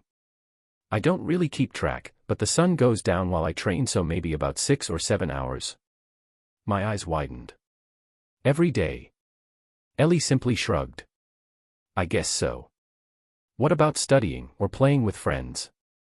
"The classes in the castle are only once a week and I can finish the study material they give me in a day," she answered. Ellie then hesitated before continuing. "As for friends, I'll have you know that I'm very popular." "Really?" I said with a raised brow. Caving under my unrelenting gaze, she let out a sigh. "Well, it's not my fault that I have absolutely no interest in the things they talk about. How is it possible for a group of girls to talk non-stop about boys and clothes for hours?" A chuckle escaped my throat and I could feel my expression soften. "I'm sure there are a few kids your age with interest in magic." Realizing that our conversation wasn't going to end soon, my sister pulled out a chair and sat down. Well, there were a few, but when they awakened, their parents moved out of the castle, or just sent their kids to one of the major cities to have them board a magic school. Not all the children would have had the connections my sister had to get taught by a mage in this castle. It was understandable that the parents would want their children to still be taught how to utilize their newly formed core, even with the potential danger of the war reaching them. I looked at my sister as she fiddled with the string of her bow before carefully asking, "Did you want to attend a magic academy as well?" "Of course," she answered without hesitation, "but I know you, Mom, and Dad would all worry." I winced at my sister's words. She was only 12, but her words reflected a maturity that I wasn't quite sure I wanted her to have. Speaking from my own experience, I knew what it was like to grow up too fast. It was yet another selfish wish of mine that my sister remained the cute innocent girl that worried only about what to wear to her friend's birthday party. Pushing aside my thoughts, I shot my sister a gentle smile. "I'll talk to Mom and Dad when I get the chance and ask them about sending you to school." Ellie's eyes widened. "Really? Assuming they give you the okay, I'll still want to send a guard with you to protect you in case anything happens. I know it might be a bit stifling to have someone with you at all times, so I'll try to find someone you'll be comfortable with, but..." My sister barreled straight into me in a firm embrace. "Thanks, brother. Don't get your hopes up too much," I replied, my voice coming out as a wheeze from how hard she was squeezing me. "Too late," she giggled, unlatching her grasp on me before picking up her bow. "I'm going to have to practice harder if I want to beat those snooty nobles." I continued my role as an enthusiastic spectator, relishing the clear skies and the sweet scent of morning dew on the grass field. Ellie continued to fire off more mana arrows at faraway targets with uncanny accuracy. It would be a long time before she would get as comfortable with the bow as Helen Shard, but she had her own strength that the leader of the Twin Horns couldn't hope to replicate. Ellie had yet to develop an affinity toward an element, so she was limited to firing pure mana. It was a shame that there wasn't much I could do to help her develop an affinity, since that was mostly dependent on her own insights, but it was exciting seeing her grow and develop. "Your thoughts make it seem like you wish to have offspring of your own." Sylvie's voice suddenly intruding my head startled me. "Offspring?" I said aloud, scaring my sister. Ellie's mana arrow arched off course at the sky, dissipating before it hit the castle barrier. "What?" "It's nothing," I smiled, sneaking a sharp glare at my bond as my sister turned back. Sylvie shifted in her cushion, looking at me with a shrewd expression of amusement on her vulpine face. "Go back to sleep," I sent, grumbling in my mind. I continued watching the seemingly repetitive motions of Ellie, murmuring, drawing her bow while a translucent arrow formed between her two fingers, steadying her aim, then firing. She skipped the chanting process for types of arrows she was more versed in, but other times, she needed to describe the kind of arrow she wanted to shape the mana accurately. By the 30th time she fired her arrow, I wondered how Boo was able to sleep so easily with Ellie on his back. "General Arthur," a voice rang from behind. My eyes snapped open and I turned around to see an elf holding a clipboard, garbed in a white attire that oddly resembled a lab coat from my former world. What caught my attention was the color of her eyes, or rather, colors. A ring of bright pink surrounded each of her pupils, then shifted into a bright blue on the outer ends of her irises. Noticing my fixed gaze, she bowed, thinking I was expecting a formal greeting. The elf stood as if her back was glued to a wooden plank while she then announced, "Artificer Gideon has arrived at the castle and is expecting you." "You're going?" my sister asked, slinging her bow over her shoulder. "Yup. I have some things to discuss with the old men," I replied. Turning back as I followed behind the unusual elf, I said to my sister, "I most likely won't be able to eat dinner with you, so don't wait up." My sister nodded. "Gotcha. Say hi to Emily for me if you get the chance to see her." "Will do." "I'll stay here with Eleanor," Sylvie said groggily. "Sure. I'll update you when I get back, SYLV." I trailed silently beside the elven secretary as she led the way with confident steps. "Is there a name I can address you by?" I asked. The elf stopped abruptly, bowing deeply so that her blonde hair tied firmly into a ponytail flipped over her head. "Forgive me for not introducing myself. My name is Alanis Emiria and I have been personally assigned by Commander Virion to be your attendant." I dipped my head in response to her greeting. "Well, Alanis. It's nice to meet you, but I'm having a hard time believing that you're merely an attendant judging by the amount of mana you have concealed." The middle-aged elf blinked, her multicolored eyes shining but otherwise looked unfazed. As expected of a lance. Allow me to clarify. I have been assigned by Commander Virion to be your attendant while you undergo your training here. It was my wish to meet you as soon as possible. I didn't quite understand what her role entailed as my attendant during training, but before I had the chance to ask, I spotted the familiar frame of Gideon running toward us in a sweaty mess. I came as soon as I heard from Commander Virion, he huffed excitedly, his voice echoing in throughout the narrow halls. What sort of ingenious idea do you have in that God-sent cranium of yours? The old artificer could hardly wait until we made it into one of the empty rooms used for meetings by nobles or military leaders. Out with it, boy. Gideon gushed as soon as Alanis closed the door behind us. And is it all right for the elf to be hearing this? The elven attendant cast a disapproving gaze toward Gideon at his less-than-casual address, but remained mute. I couldn't help but smile watching the old artificer fidget in his seat in anticipation. Taking a close look at him, it was hard to imagine that I'd known this old grandpa for more than 10 years. The wrinkles between his brows and around his mouth had deepened in that time, no doubt because of how much time he spent frowning or scowling in frustration. Everyone's going to know sooner or later, and she's apparently my personal attendant starting today, so it's better to have her informed, right? I asked, turning to Alanis. Part of my job will be to lessen other burdens while you focus on training, so yes, it would be helpful for me to stay informed, she said, her pink and blue eyes seeming to change shades. More training. What more can you train after being personally taught by gods, Azuras, I mean, he pondered, rubbing his stubbly chin. There's always room for training, I dismissed. But getting back on topic, what are the states of the current mines that were used to excavate the fuel source needed for our ships? Gideon's eyes lit. Oh, you mean the combustium mines? There are 5 major ones still being excavated. I raised a brow. Combustium. I made the name myself, the artificer grinned. You told me I would need a mineral with set characteristics capable of fueling the steam engine we designed, I think you called it coal. Anyway, out of the minerals currently known, which aren't many, only one of them produced the amount of energy needed to power an entire ship efficiently. The characteristics are a bit different from the coal you mentioned, so I decided to name it something else. Anyway, this stuff is amazing. 10 pounds of combustium can power an entire ship for about a dozen miles at full speed. That's great to hear, I said, cutting Gideon off. Afraid he'd go deeper into a tangent, I went straight to the point. What I have planned involves using COA, combustium, for a different mode of transportation, specifically a ship that'll be used to travel land. A land ship. I nodded. Except, I was thinking of calling it a train. Train.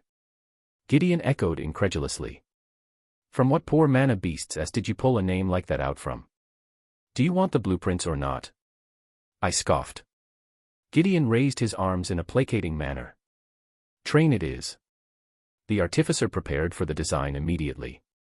He practically dumped out a whole lab from the dimension ring shoved on his thumb. While Gideon caught on quickly to how the train would work, it still took a few hours explaining the details of how the railways and stops would work. I didn't realize how much time had passed until my stomach twisted and grumbled in hunger. I think I covered everything you need to get started, I said, scanning over the designs and specifications on the large parchment we had hung on the back wall of the meeting room. This is going to change everything, Gideon muttered, more to himself than to Alanis or me. The rivers are going to be a pain in the ass if we want to connect Black Bend City to Calburk or Exire, but with a few water and earth mages. Let's focus on the railway from Black Bend to the Wall, I interrupted. Of course, creating railways to other major cities will be important, but we need to create a secure route for supplies heading to the Grand Mountains if we want our troops there to survive. Of course, but this, Gideon paused for a second as his eyes scrutinized over the large map of Dicathan we had rolled out on the table. We'll be able to form new major cities with this. While I respected Gideon for his boundless vision, it was frustrating having to keep him on track. However, his last statement piqued my curiosity. What do you mean by forming new major cities? I asked, looking over the map. To my surprise, Alanis, who had been dead silent up until now, spoke. I think what Artificer Gideon means is that, until now, cities in all 3 kingdoms were predetermined based on where we found or excavated teleportation gates. If this does come into fruition, then a secure mode of transportation that, while not nearly as fast as the gates, can carry mass supplies and goods on top of people will enable us to build major cities in any location. Couldn't have said it better myself, Gideon said approvingly. Feeling stiff, I stretched my arms and back. Glad to see my idea changing the course of history.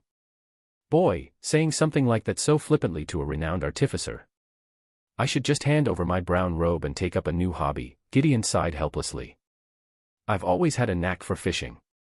You can't retire just yet, I smirked, heading over to the door. You'll be in charge of pitching this idea to the council at their next meeting. Me.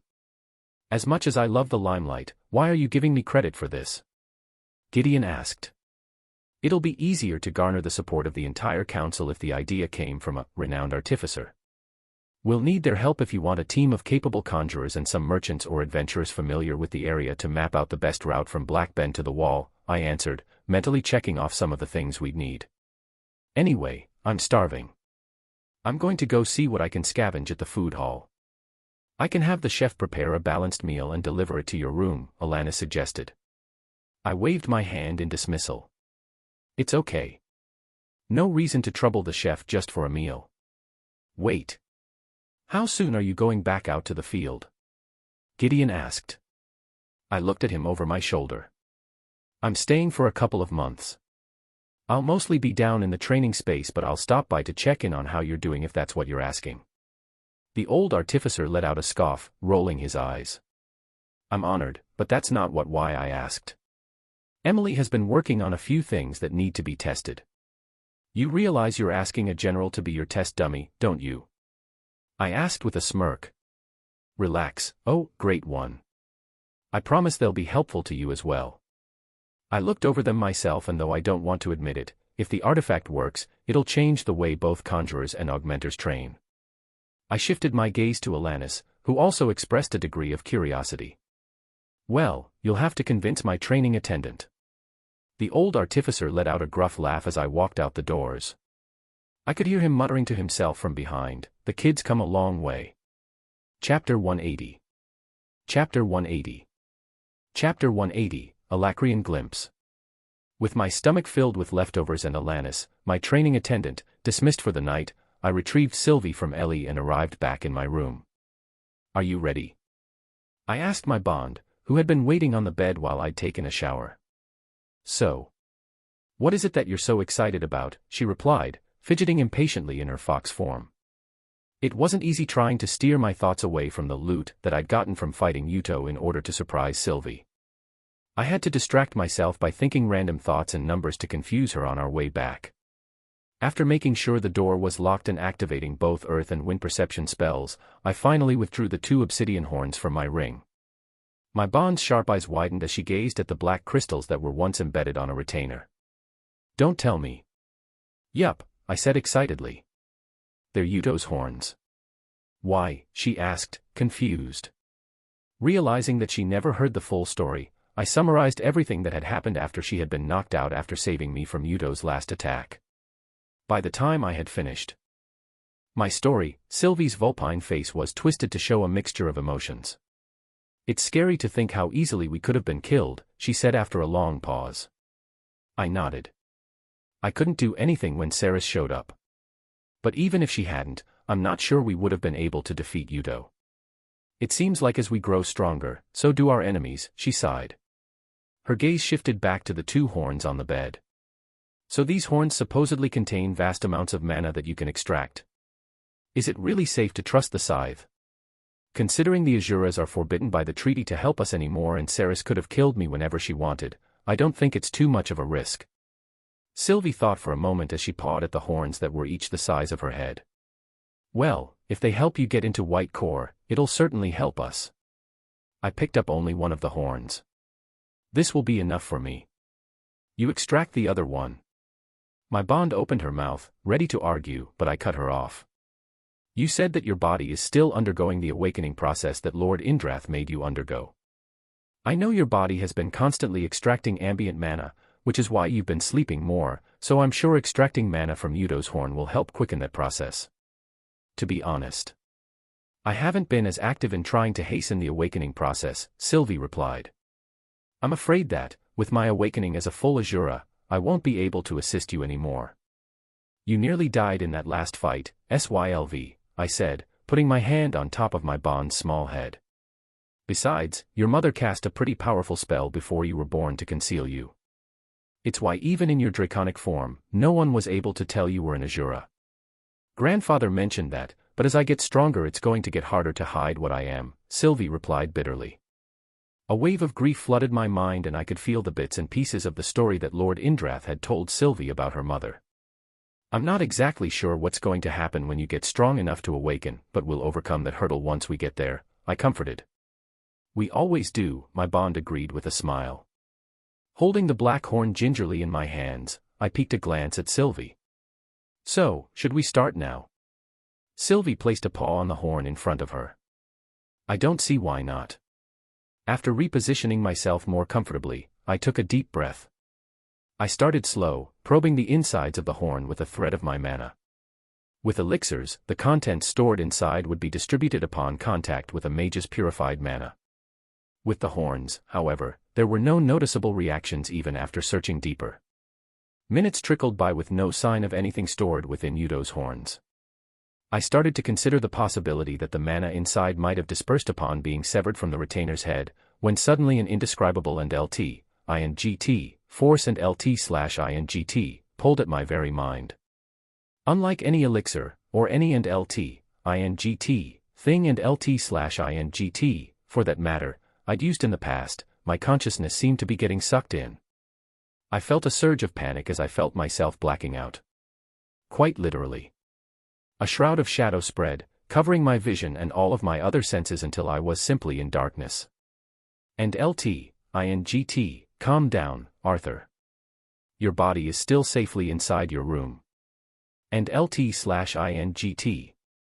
That didn't help me at all. The fact that my mind had been forced into a certain state and was vulnerable scared me.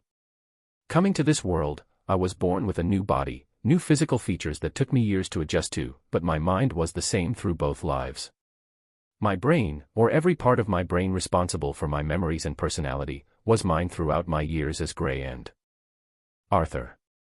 Right now, I felt my consciousness at the full mercy of whatever and INGT, force and LT/INGT, had dragged me into wherever I was. I was surrounded in darkness, but it wasn't pitch black. The shadows around me warped and stirred like various shades of dark ink. It was a surreal feeling, perceiving something without a body. Somehow, I could feel the and INGT, force and LT/INGT, around me, slithering in the darkness, but I didn't have a body. After what felt like hours of floating mindlessly in the sea of darkness, the and INGT, force and LT/INGT, surrounding me slowly began shifting. It was different from the erratic, chaotic movements up until now. The shadows felt like they were being pulled away. The obsidian veil slowly began lifting, and what I was left with wasn't the view of my own room like I had been expecting. No. I was standing in front of an unfamiliar man inside an extravagant cathedral with a vaulted ceiling, beautifully stained glass and endless rows of pews packed with observers glowing in reverence.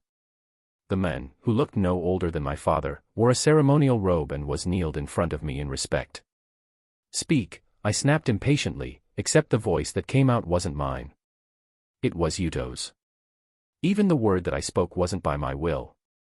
I, Colonel of Blood Vale, humbly come before you to seek your guidance, the man said, his gaze lowered so I could only see the crown of his short ash-brown hair. A feeling of annoyance bubbled up in me but eventually got washed down by resignation. The same voice that took over my own spoke with restrained courtesy. Vale. While your line is thin of Vritra blood, your ancestors have served us well. Remove your robe. Karnal bowed deeper in gratefulness before slipping out of his black ceremonial robe. He then turned around to show me his back. What I saw was an engraving down his spine that seemed to be 3 separate imprints by the spacing. A thin figure standing off to the side, face covered by a loose hood, took a step toward me and read aloud from a book, 1 mark upon awakening and 2 crests, 1 earned for an act of valor and another unlocked through mastery of initial mark. Unceremoniously, I nodded and motioned for him to dress. The man still kneeling with his back to me put his robe back on before turning to face me. His gaze was still lowered, which seemed to bore me. Thoughts of the person I was assuming seeped into me, revealing his inner feelings. I seemed to be vaguely impressed that the lesser in front of me managed to unlock a crest by mastering the mark he had been given, but the fact that both crests were of defensive magic dampened my mood. Letting out a muted sigh, I declared, "Through your loyalty to the nation of Vekar by excelling in the last battle against the nation of Sazklar, I, Yuto, retainer of Kiros Vritra, grant your entry into the Obsidian Vault for a chance to earn an emblem." The crowd gathered to watch the mundane spectacle burst into applause and cheer. The man knelt in front of me, allowed himself to shed a single tear before he rose to his feet and finally met my eyes. He raised his right fist over his heart and left palm over his sternum in a traditional salute.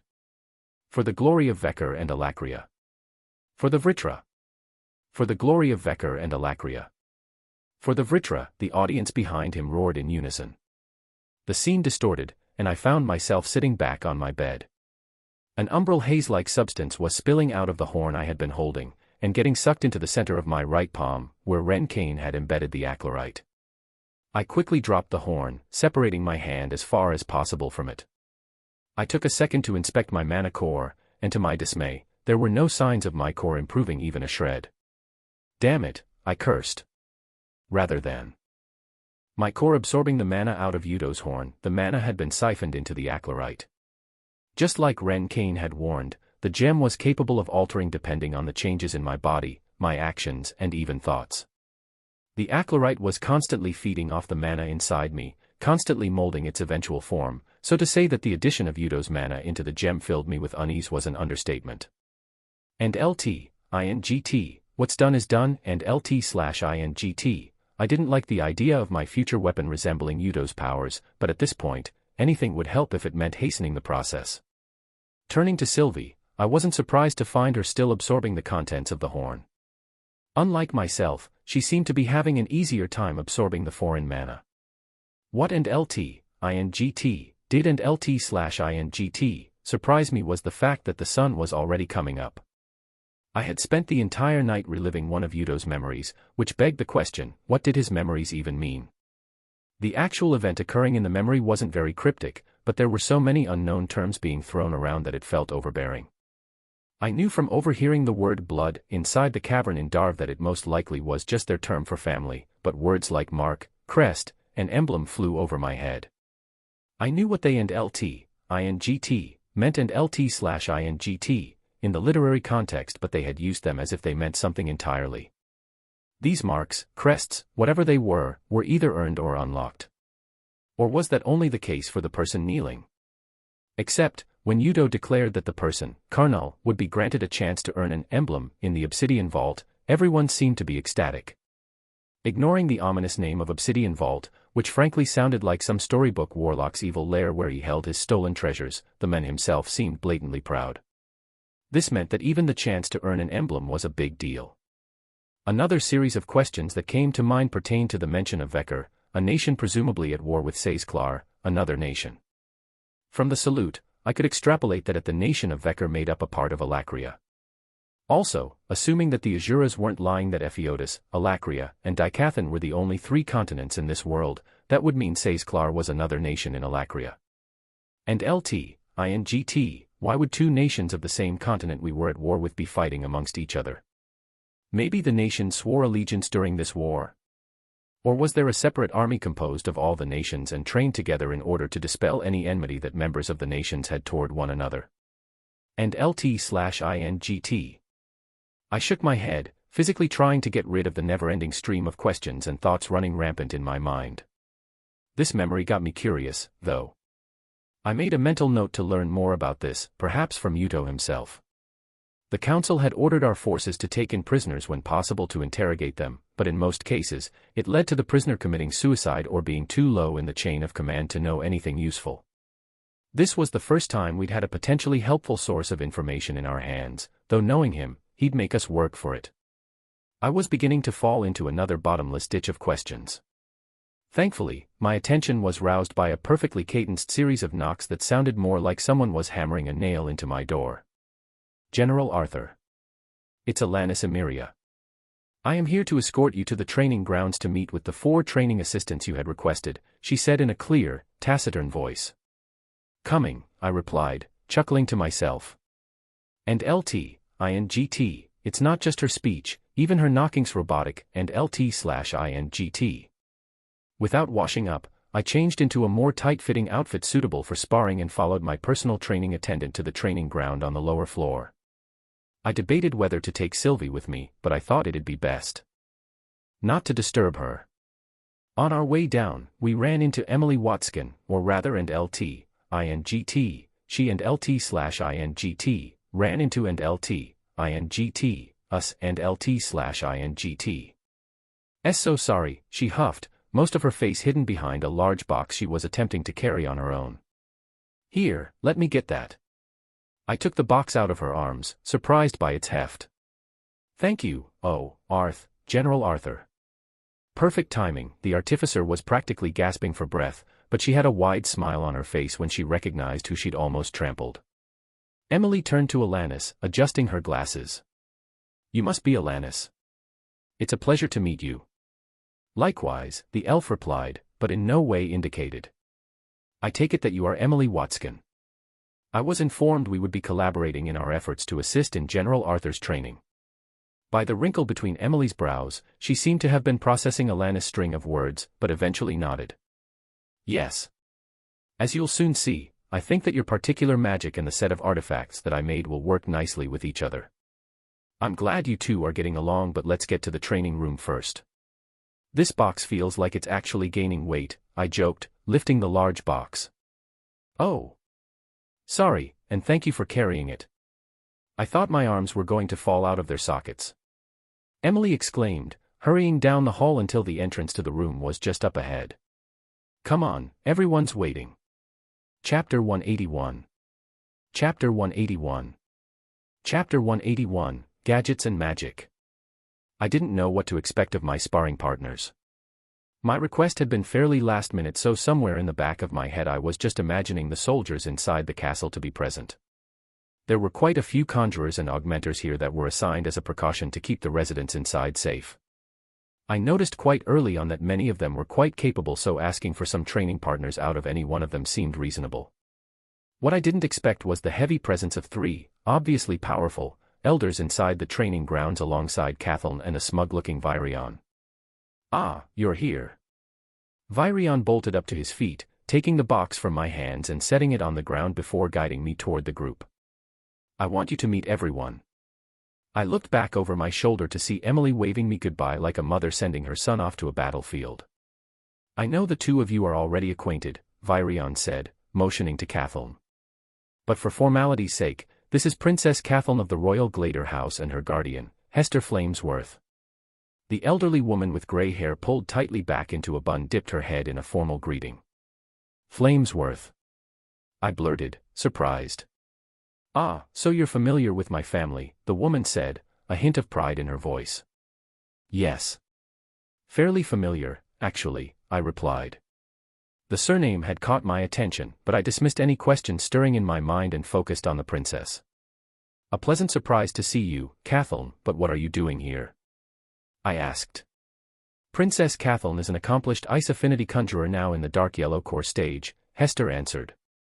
I had been asked by Commander Virion to help you, General Arthur, with your training, but my primary job is to keep the princess safe at all times. By being here together, we are essentially achieving two goals at once. I glanced back at Catheln, who nodded shyly in agreement. Nothing much else to do besides my occasional training with Master Vari, so I'm here to help. The princess and a knight. Classic pair, the gruff dwarf sitting on a raised stone pillar smirked. He scratched at his large bulbous nose that led to a thick bush of white covering the lower half of his face. He was tall in comparison to most dwarves I'd seen, but that might have been from the illusion caused by his elevated seat. One thing for sure, though, was that his body looked to be composed completely of muscle. With thick, striated bulbs of hardened flesh covering his arms and body, I winced when he gripped my hand with his large calloused one. Pleasure to meet you, young general. My name is Bundamog Lonuid, but most call me Bund, he said, his grip unrelenting. Whether it was to gauge me or to assert his dominance over a young, possibly arrogant, lance, I didn't know, but I reciprocated his greeting with a firm grip of my own. The assimilation I had gone through as a child after inheriting Sylvia's dragon will meant my body was stronger than it appeared. That, with the fact that I had practically lived this whole life with a sword in my hand, meant that I could hold my own even against this bearded ball of muscle.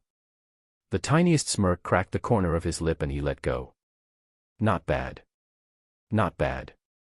Careful, Bund. The kid didn't become a lance with just a pretty face, Virion teased. Arthur, this musclehead has been a close friend of mine for quite a few years. He may look like this, but he's a genius when it comes to Earth affinity magic. I guarantee you'll learn a lot. What's wrong with my looks? Bund snapped. I'll have you know that I'm still quite the ladies' man back home. No one said anything was wrong with them, Virion dismissed.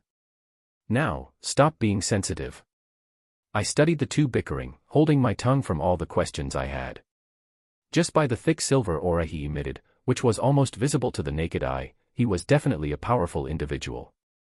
If he was so close to Virion, I didn't understand why he hadn't been chosen to be the dwarven representative rather than Radia's. Because of the recent events, it was obvious that Virion had introduced Bund as a friend to alleviate my initial suspicions of him, but just the fact that he was a dwarf I had never seen before put me on edge. And LT-INGT, I guess that makes me racist and LT/INGT. I suppressed a chuckle.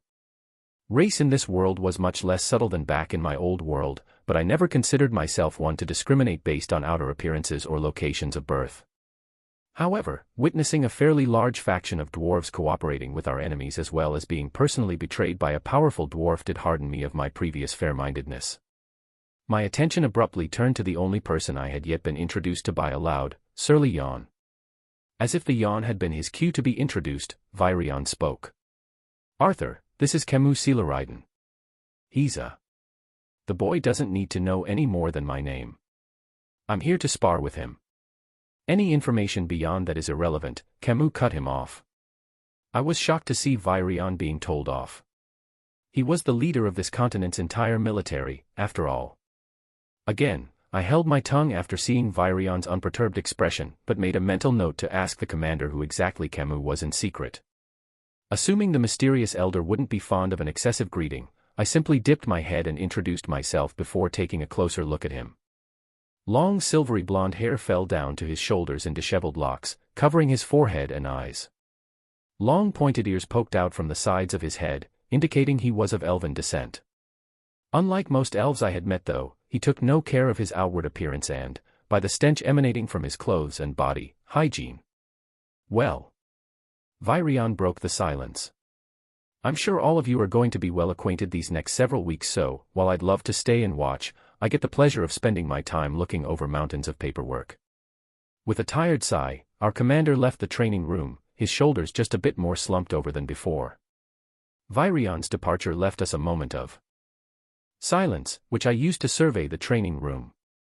The place wasn't anything extravagant, just a large dirt field a little less than 50 yards long and no more than 30 yards wide, enclosed by walls and a ceiling of mana-reinforced metal. There was a small pond off to the far left corner of the room, but other than the door on the opposite wall, it was just a large space to train. The sight of Emily enthusiastically waving her arm at us got my attention. I finished setting up for the most part. There's a bunch I want to go over before you start your training, she said, wiping the sweat off her forehead.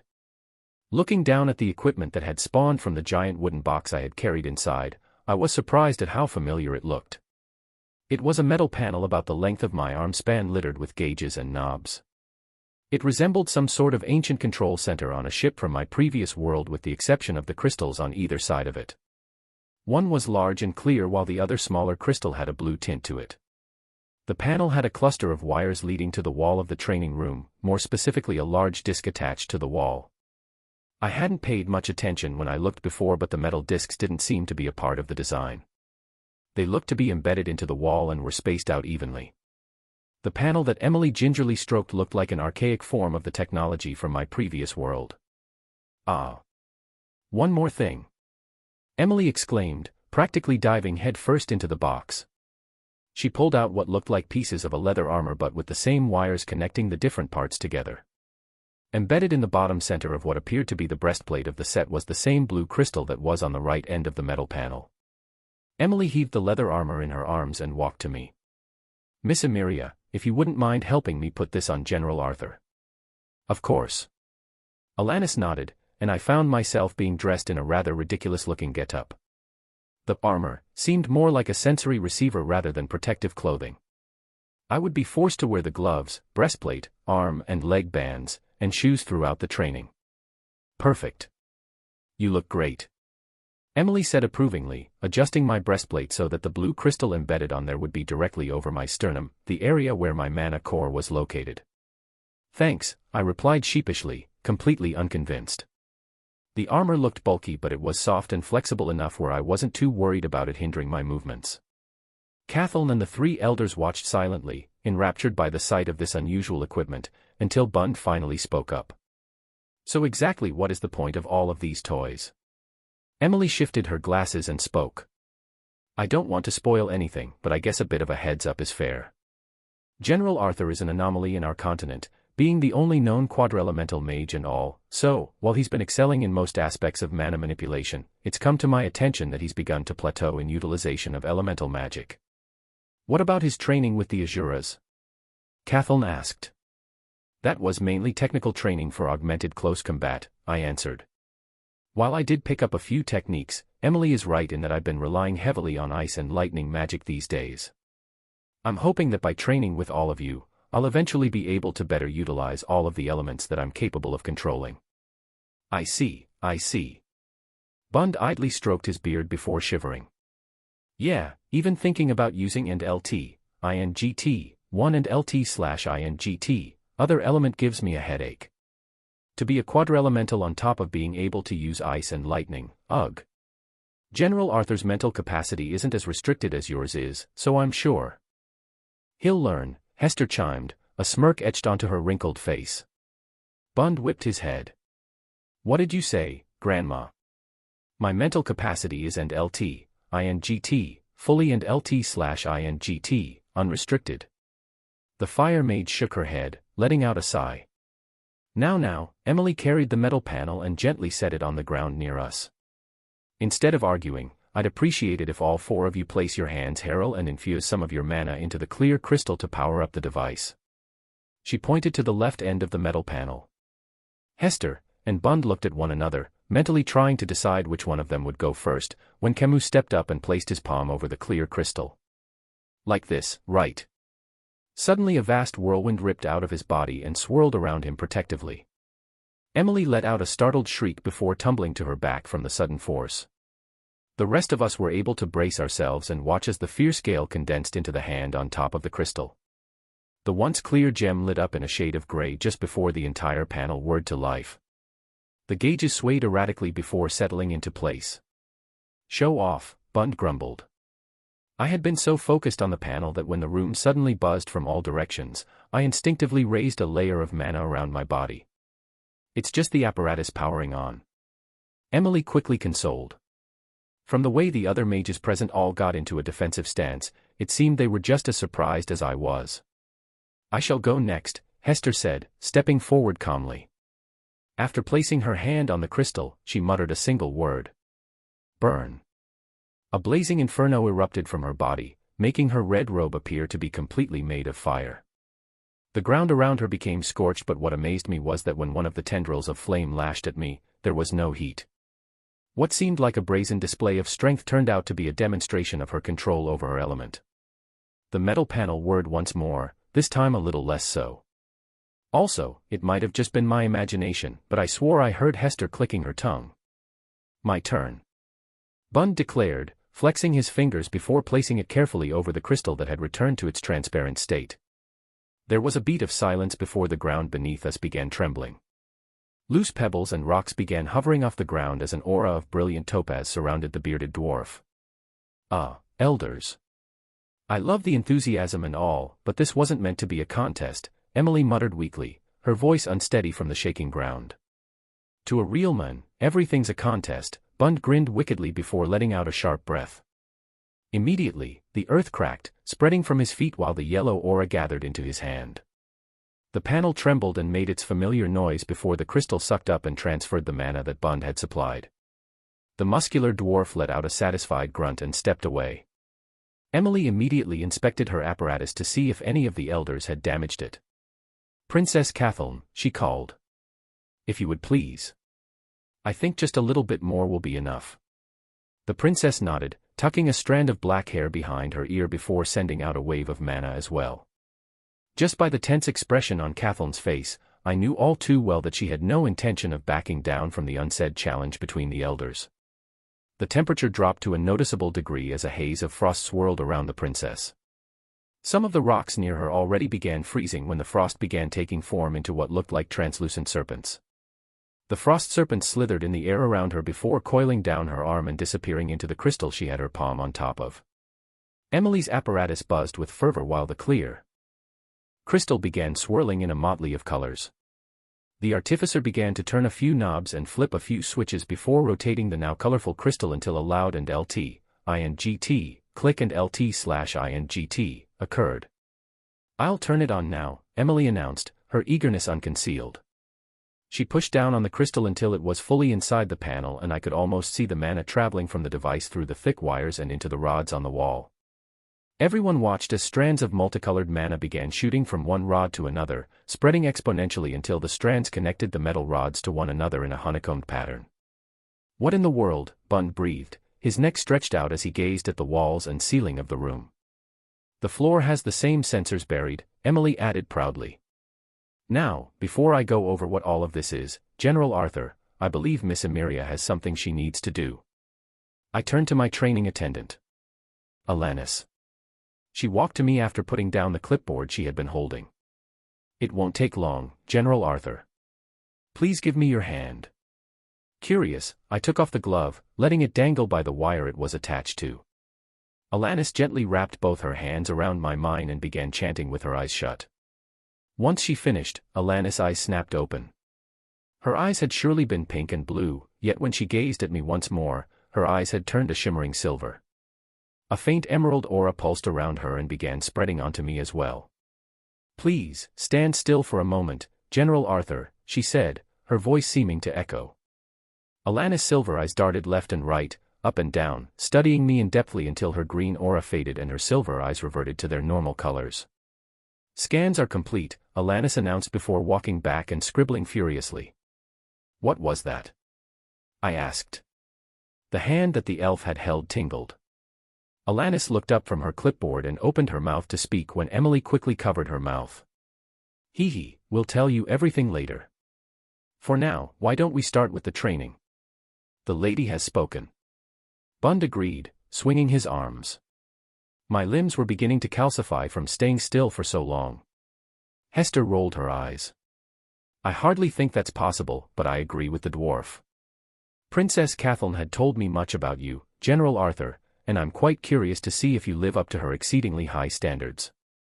"It's not like that," Kathleen quickly amended, pushing her guardian away. Smiling, I followed her and the three elders to the center of the room. We distanced ourselves roughly 30 feet from each other and I was surrounded on all sides. The princess positioned herself close to the pond in the rear corner with Bund to her left and the silent Camus to her right.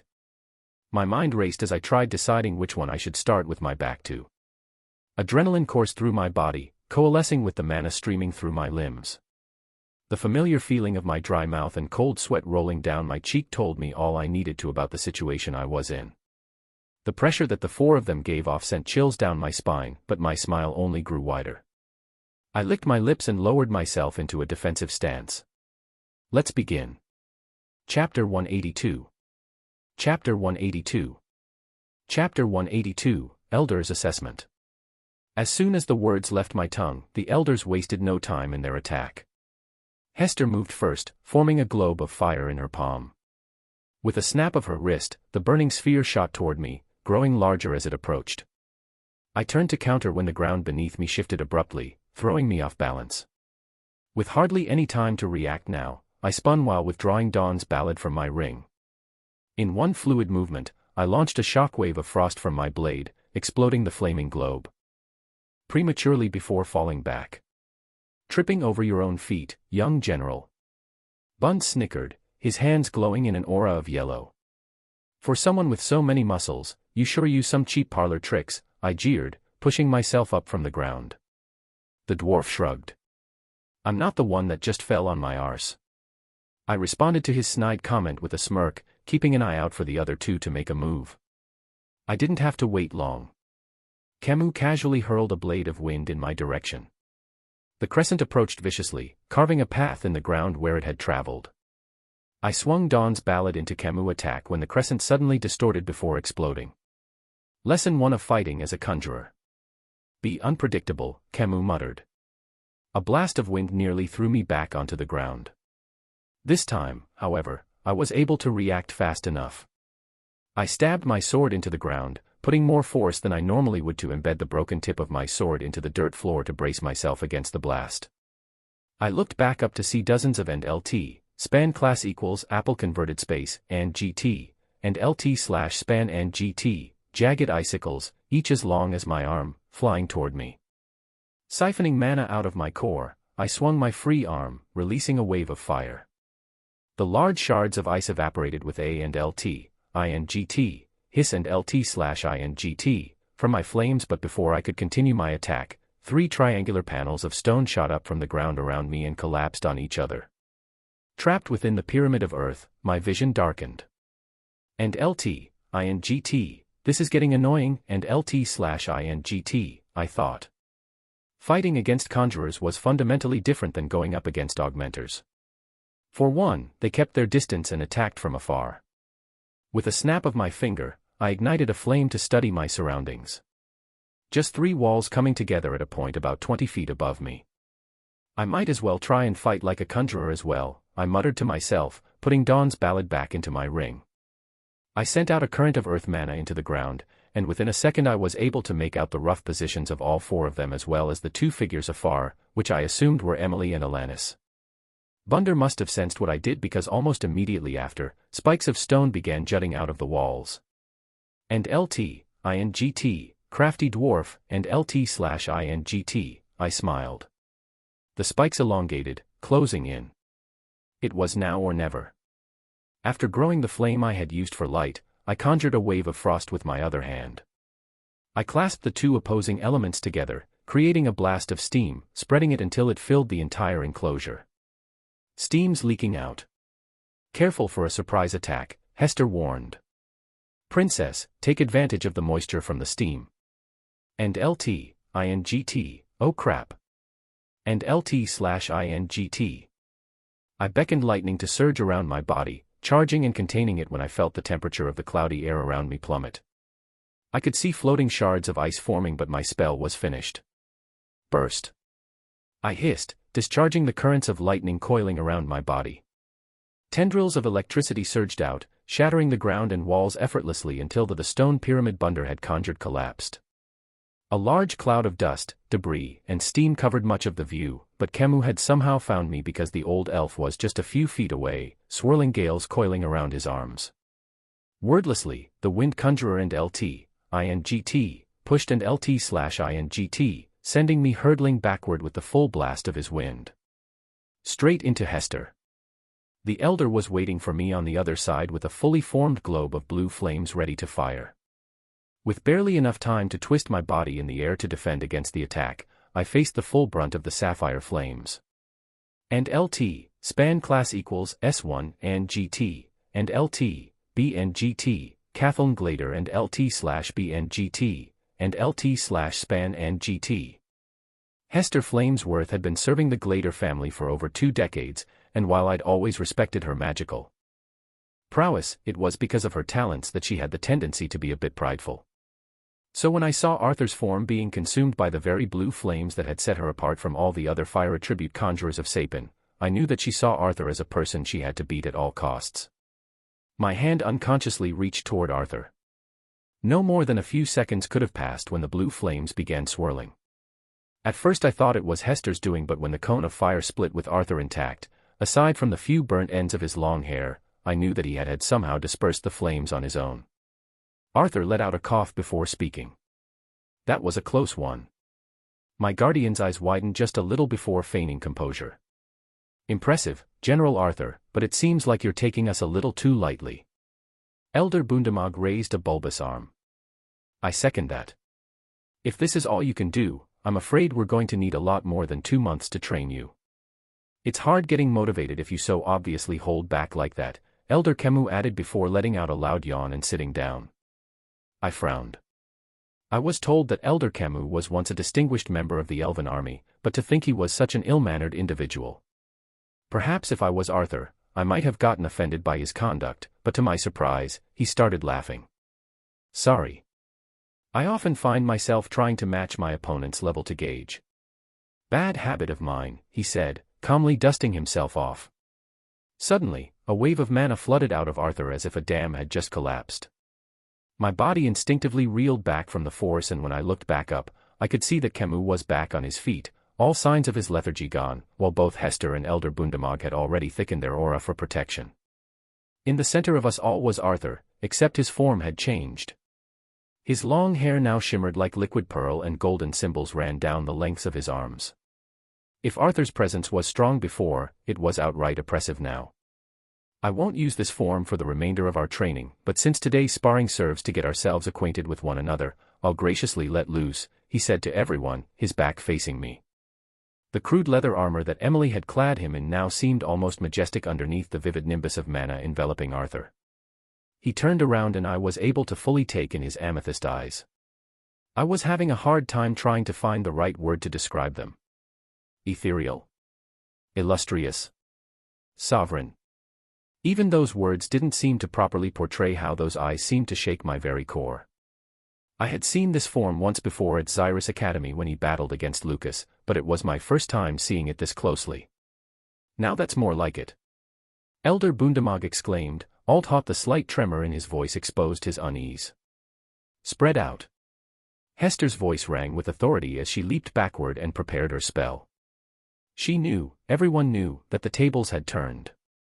The second round had yet to start, but already I felt the advantage we had in numbers was now gone.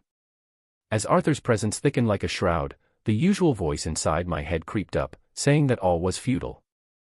And LT, no. You always do this, Kathleen. Stop doubting yourself. And LT/INGT. I bit down on my lip, berating myself for my pessimism. Ever since my awakening, I'd been constantly told how talented I was as a mage, yet I always found some way to tell myself I was lacking. Perhaps that's why Arthur's impression of me back when we had first met during the auction had remained so clear, even after all of these years. As a child and even now, he was smart, talented, sociable, knew what he wanted and had a smile that could light up the world. Regaining my composure, I found myself eye to eye with Arthur once again. By his gaze, I knew he had been waiting for me, somehow sensing that my mind was elsewhere. Doing all I could to keep my embarrassment from reaching my face, I quickly nodded and took up a stance. His lips cracked up to form a faint smile and he gave me a nod in return. In that same instant, Arthur vanished, leaving behind only a footprint in the hardened ground and a few tendrils of electricity. By the time my eyes caught on to where he had appeared, Elder Camus had been knocked a few dozen feet in the air until the earth below him molded and cushioned his impact. Black lightning coiled around Arthur as his eyes searched for his next target. Just before he could move again, the ground rose around his feet, anchoring him in place.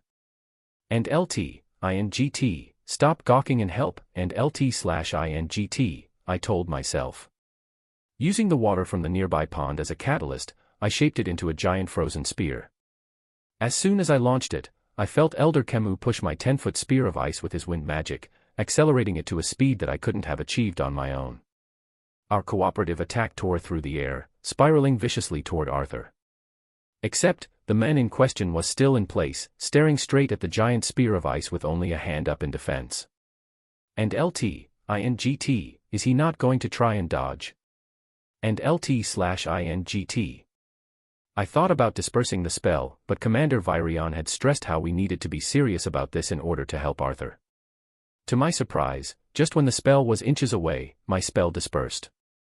Arthur was still pushed back from the gale surrounding my attack, but the ice spear that I had conjured had shattered. Camus shot me a look as if asking whether I had been the one or not. I quickly shook my head, my brows knit in confusion. And LT/INGT, I'm sure it wasn't me, and LT/INGT.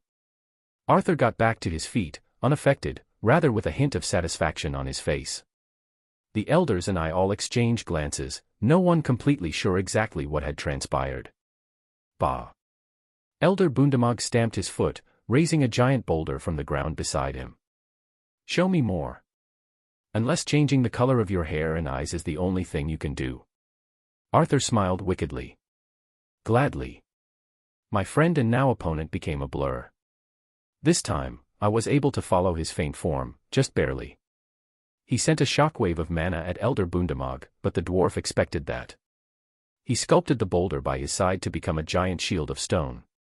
A crater formed where the shockwave hit the shield, but it had been no more than a diversion. By the time the shield had blocked his spell, Arthur had already targeted Hester with a lance of black lightning in his hand. And LT, he's not attacking you because he's afraid to hurt you, Catheln, and LT/INGT, the voice whispered tauntingly. Letting out a sharp breath, I focused on a spell that General Vari had taught me. It was a spell I never liked using since it meant that I had to get close to my opponent, but Arthur's concern in this situation was worse. I didn't like to be pitted. Seraph of Snow. Layers of frost spread over my body, covering me in its icy grip. My clothing hardened into armor while a layer of white completely covered my body and the bottom half of my face. With my body further empowered, I dashed straight to Arthur, who was being attacked by everyone else. Elder Camus was darting around sending blades of wind and cushioning Elder Bundamog and Hester whenever they were knocked away by Arthur. Arthur launched a spear of lightning at Camus, but it exploded mid-air thanks to Hester's intervention. Everyone felt the presence of my spell, but Arthur was too preoccupied to notice. The frost covering my arm changed form at my thought, extending and sharpening into a blade of ice. I swung the same way General Vari had drilled into me for over a year. My blade cut across his back, drawing blood that already froze. Arthur's head snapped back to me, his gaze more of surprise than of pain. He spun around and launched a blade of wind at me, but the layer of frost covering me mitigated the spell. Without the need to physically block, I continued my attack. Drawing back my other hand, I pushed out, launching a shockwave of frost at Arthur. My opponent quickly blocked my attack, but he was still pushed back, straight into Elder Bundamog. Arthur's instincts were inhuman though, as he already twisted his body and prepared to defend when a gale of wind spun him uncontrollably. The elderly dwarf saw him coming and an excited smile stretched across his white beard. He loaded his fist in position to punch while the earth around him trembled. Pieces of the ground flew, combining together around his fist to form a giant gauntlet of stone. Hester empowered his attack by imbuing a blue flame around the earthen fist. A painful and LT/INGT crash and LT/INGT resounded as Elder Bundamog's flaming rock fist connected straight into Arthur. Oh! That felt and LT/INGT, so and LT/INGT, good, the dwarven elder beamed, shaking out the fire around his fist. I dispersed my spell too, relishing the warmth that soon followed. Arthur sat up from the crater, his body, now back to normal, managed to create in the ground. Stretching his neck, he let out a groan. You got me good there. Elder Bundamog let out a hearty laugh in agreement. The princess sure saved the day. The three of us were basically in a stalemate, and I suspect the young general wasn't even going all out. I'm not able to keep up that form indefinitely, and I was already running out of steam. Arthur shook his head. But yeah, I wasn't expecting you to come at me like some sort of ice ninja, Catheln. I tilted my head, confused. Ice ninja? Nothing. Arthur let out a wry chuckle, scratching the back of his head. I shouldn't have taken you lightly, that's all. I blushed.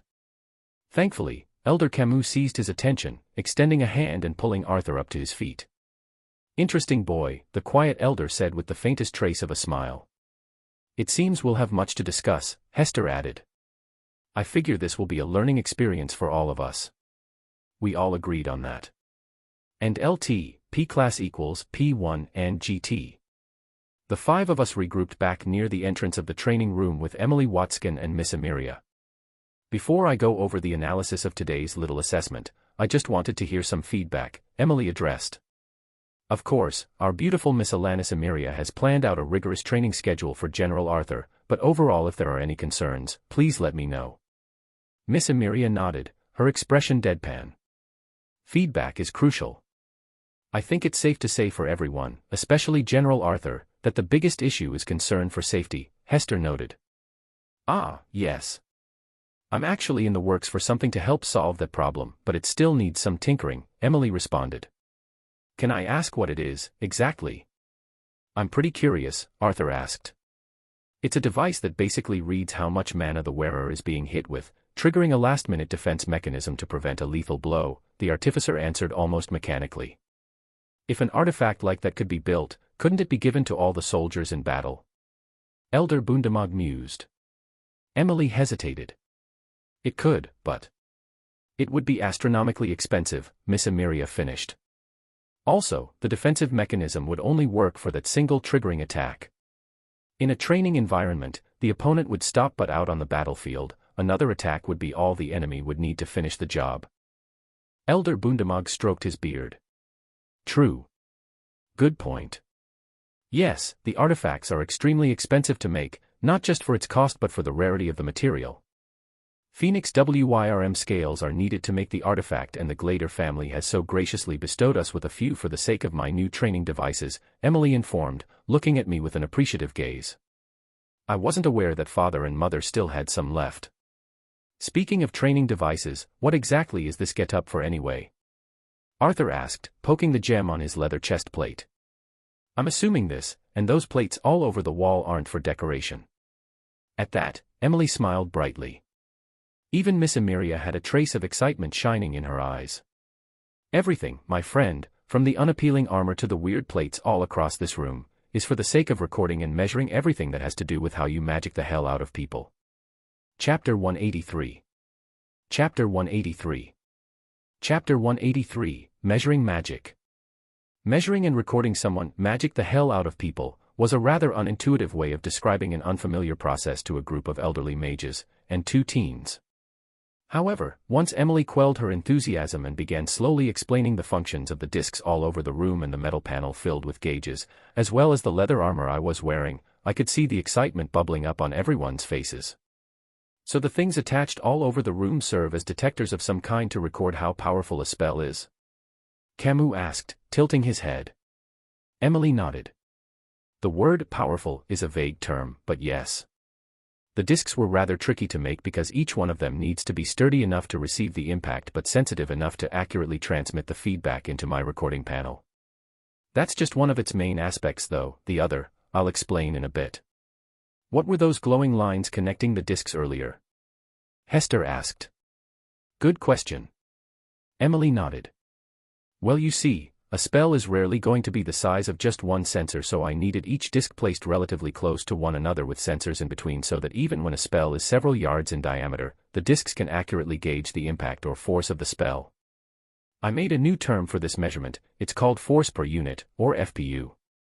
The glowing trails of mana, that light up once powered sufficiently, in this case, by Princess Kathleen and the 4 elders, serves as sensors that connect each disc to one another so I can more accurately gauge the FPU of a spell as soon as it's released into the field of discs. I could see more than a few eyes glazed over from confusion by Emily's excited explanation, so I was tempted to remain quiet and let her run out of words to say, but I was curious about something as well. So the discs act as sensors after basically being struck with a spell. What if I hypothetically fired a blast of wind at Elder Bund and he blocked it?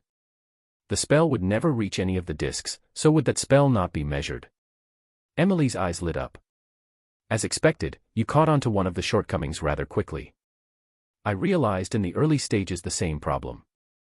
If these discs were just targets to be hit, then the impact they receive is enough to get an accurate reading on the force of the spell. But in cases where live sparring takes place, more than half of the spells would be either unreadable or inaccurate at best due to being partially or fully mitigated by a counterattack from the opposing side. I said earlier on that recording through direct contact was just one of the main aspects of the discs. The other is also the reason why I needed to cover the whole room. Each of the discs not only sends visible trails of mana to the discs around them, but also creates a sort of pressure that can be read right at the force of a spell as soon as it's formed.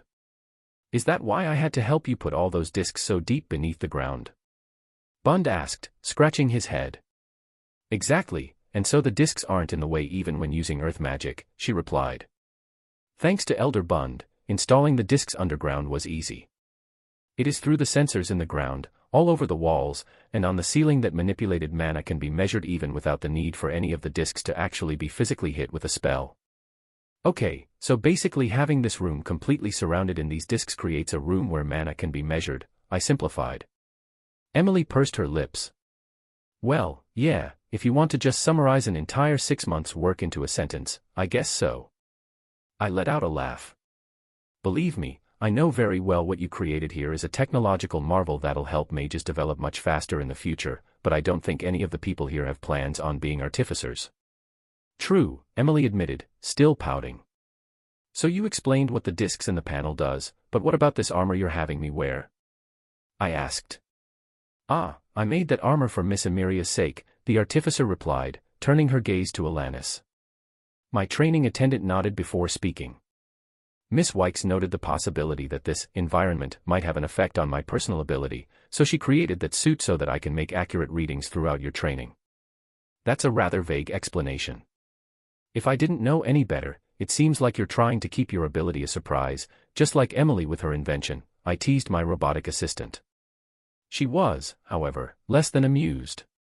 Her expression remained deadpan. General Arthur, you asked for specifics of Miss Wykes' suit, not my ability. If you are curious about my ability, please tell me so. Will do, I replied, taken aback. My training assistant, unlike Emily, didn't seem very keen on explaining anything and everything pertaining to a certain subject. So, Alanis, what does your ability do? The stoic-faced elf nodded, satisfied by my straightforward question. After making a physical connection with an individual, I am able to utilize nature affinity magic to accurately observe the mana flow of said individual. I heard a snicker from Bund. Taking a peek, I saw the dwarf nearby nudging Camus with his elbow and whispering, hee hee, physical connection indeed. I held back a groan while Camus simply ignored the lecherous dwarf. So does that make you a deviant of nature magic? I asked, curious. While it was common knowledge that the higher forms of wind, water, earth, and fire magic were sound, ice, gravity, and lightning respectively, with metal and magma magic specifically a dwarven specialty, little was known about what nature magic exactly was. It was acknowledged that only elves were able to utilize nature magic, which made magic researchers believe it was a sort of deviant specialty of wind and water, just like how magma was a specialized combination of fire and earth. One example of nature magic was plant manipulation, like what Tess was able to do, but I'd never heard of reading mana flow using nature magic. Whether my ability is an evolved form of nature magic or a specialized peripheral use of it, I am uncertain, she answered. However, Commander Virion tasked me with providing accurate feedback on your mana flow throughout the course of your training like I had for a few of the other lances. You helped out the other lances too? I asked. I wasn't as much surprised by the fact that the others had been helped by her but more so that Virion hadn't told me about Alanis until now. Yes, she disclosed. How intriguing, Hester chimed in. To what extent does this sensory magic show about General Arthur? Alanis took out a small journal, bound by worn leather. She flipped through several pages before reading aloud. General Arthur's rate of mana flow upon manipulation from mana core to extremities measures at roughly 0.46 seconds for body augmentation. For spell casting, there is roughly a 40% increase in time for wind attribute spells and 55% increase for earth attribute spells compared to ice and lightning attribute spells. Fire and water magic were not used enough during the session so no readings could be made. 0.46 seconds is awfully specific. How were you able to accurately measure the time? Camus asked, his interest piqued as well. Alanis took out a small cube-shaped device from the inside of her suit-like jacket. Miss Wykes generously provided me this time-counting device. She pressed a small button on the side and the cube began whirring before she quickly pressed it again. She showed us the top of the cube, and it showed the time, down to a fraction of a second. Never thought I'd see such a useless tool, Bund grumbled, obviously uninterested in the analysis of these numbers. Nonsense. That device can measure how fast you can run from one end of the room to the other with those short stubs you call legs, Hester jeered, a smug grin on her face. Bund let a loud snort. Why do such a plebeian thing like running when I can have the earth underneath me move my feet, you old witch? The two began bickering once again, making me wonder what their relationship was. It wasn't just their bickering, though. Back when we were sparring, all three of the elders had an uncanny degree of coordination, like they had fought together before. I made a mental note to ask either Catheln or Virion later. Turning my attention back to the two elves, it seemed like Alanis had just finished answering Camus' question, which I'd missed. I see, the old elf replied thoughtfully.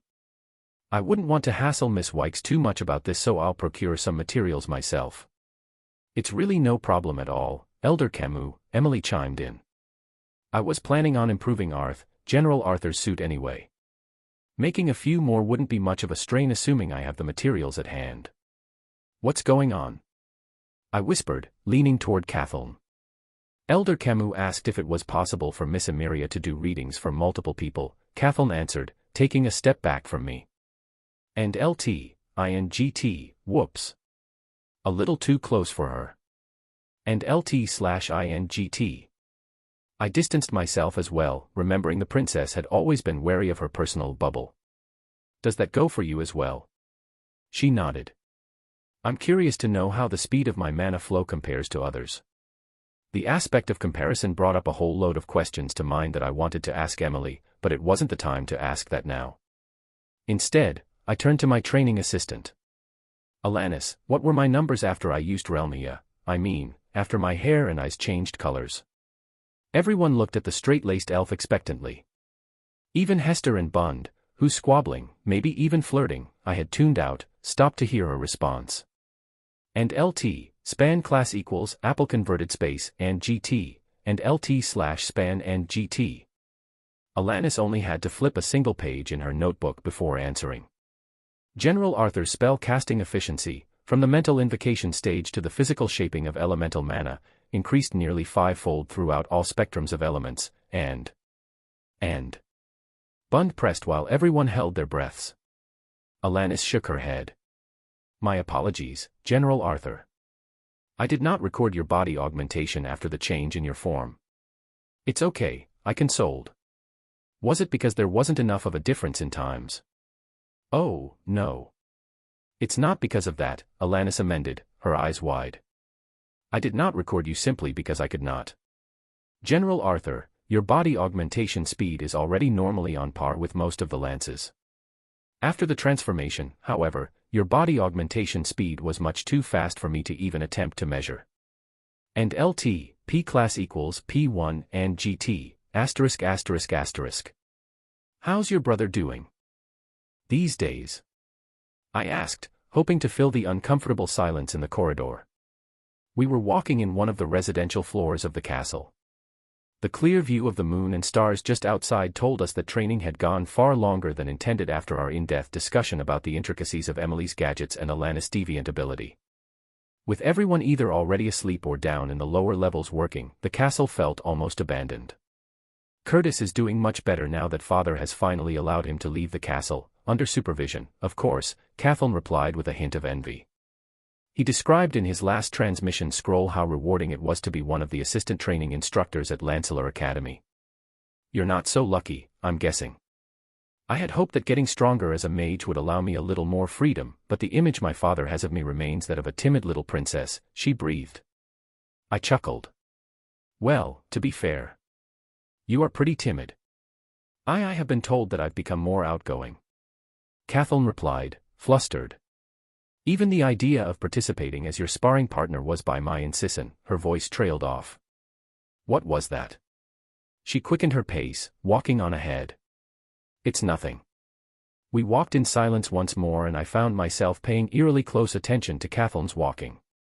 Her footsteps had an almost lulling cadence, each footfall deliberately made on the balls of her feet to make little sound. She was small-framed but each stride exuded a confidence that seemed well-rehearsed. If I didn't know her, just by her walk, I would have thought she was just another arrogant and pretentious noble. She stopped, and by the time I raised my eyes, I found her looking back at me with just the slightest raise in her left brow. Is everything okay? Realizing that I had spent the past few minutes staring at her legs, I blushed. And no, I mean yes, everything is okay. Your footsteps are very quiet, I didn't know if you were still walking behind me, Kathleen said, waiting for me so we could walk abreast. I could say the same for you, I laughed. If I couldn't see you in front of me, I would have thought you were a ghost. Mother was very strict on anything that could be seen by those around us. Curtis and I were forced to receive lessons that covered every spectrum of what is expected of royal blood, Kathleen answered. Oh. My mom had Ellie go to those kinds of classes when she was little. Except for the only thing she seemed to learn was how to get out of chores by saying they were unladylike, I breathed. Kathleen had a faint smile. Ellie is your sister, correct? Short for Eleanor. Yeah. Have you met her? She's usually in the outdoor balcony practicing her archery. I have seen her on occasion but never talked to her, she answered. She can be a bit intimidating with that bear she always takes around, I admitted. I'll have to properly introduce you to her sometime. I'm sure she'd be excited to get to know you. Kathleen's smile widened to a point where it actually looked like a smile. I'd like that. We continued talking as we made our way to her room. Hester was originally supposed to escort the princess back, but I wanted to get out of the training room and actually planned on getting something to eat after, so I volunteered. The old mage was reluctant, but knowing Kathleen was with a lance and the excitement of measuring the FPU of her spells outweighed everything else. She, along with the two other elders, stayed behind with Emily and Alanis to measure the force of their spells. If someone were to stand absolutely still and stay quiet, it was possible to feel the castle tremble slightly every so often. Kathleen's room was just a few feet ahead when I remembered. Does your guardian personally know Bund? She nodded. All three elders know each other. My brows lifted in surprise. Really? How? The three of them played crucial roles in the last war between human and elves. Darv sent soldiers to help Sapin during the war, which is how Hester and Elder Bund know each other. After the war was over, leaders from all three kingdoms were obligated to attend a summit held every couple of months in an attempt to mend broken bridges. I've heard of Elder Camus and Elder Bundamog's name mentioned several times by Hester. They often trained together before. That explains their impressive coordination during the spar, I noted. I wanted to ask more about Hester and the Flamesworth house in general, but we had been standing outside of Kathleen's door for a bit now and it felt more proper to ask Hester directly. Will you be okay by yourself, princess? I teased as Kathleen carefully unlocked her door with a touch of a palm. My room didn't have a mana signature reader, but then again, having one probably didn't do me much good. Father took extra precautions with the reinforcements in my room, she said before taking out a familiar-looking pendant from around her neck. I also have this. That's made from a phoenix WYRM, right? I asked, knowing where I had seen it. I'm impressed you know what it is with such a brief glance, she replied. The artificer, Gideon, made these from the core and scale of a phoenix WYRM. It's beautiful, I said, omitting the fact that I had bartered two of the same artifacts from Gideon almost 10 years ago for the blueprints on the steam engine ship. Ellie and my mother were still wearing them now, one of the reasons why I could sleep a little easier at night. Thank you. She tucked the Phoenix WYRM pendant back inside her shirt. And thank you for walking me back. I was happy to see Hester so eager, but knowing her, she wouldn't have stayed with me inside. No problem, I responded. It's the least I could do for taking the time to help me with my training. She shook her head. It's training for me as well. No need to thank me for that. Well, then let's train hard and get even stronger. I stuck out a hand. Kathleen stared at my open hand for a moment before gingerly accepting the gesture. Both her palm and her fingers were warm to the touch, hot, even, and her hand remained absolutely still in my grip. Making sure my friendly gesture didn't linger until an uncomfortable duration, I gently squeezed her hand before letting go. Good night. Without even a pause, she whipped her head away and shut the door. From the other side of her door, I heard a muffled, "Good night, A. Arthur." Chapter 184. Chapter 184.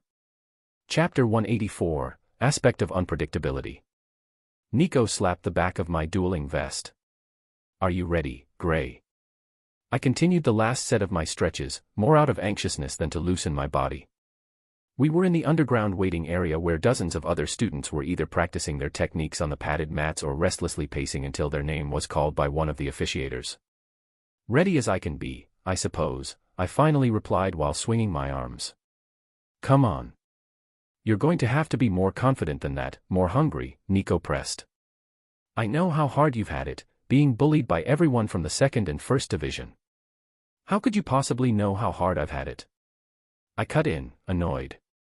Moving from Division 4 into Division 3 last year made their pranks, most of which ended in me having welts and broken bones, worse because I apparently didn't know my place.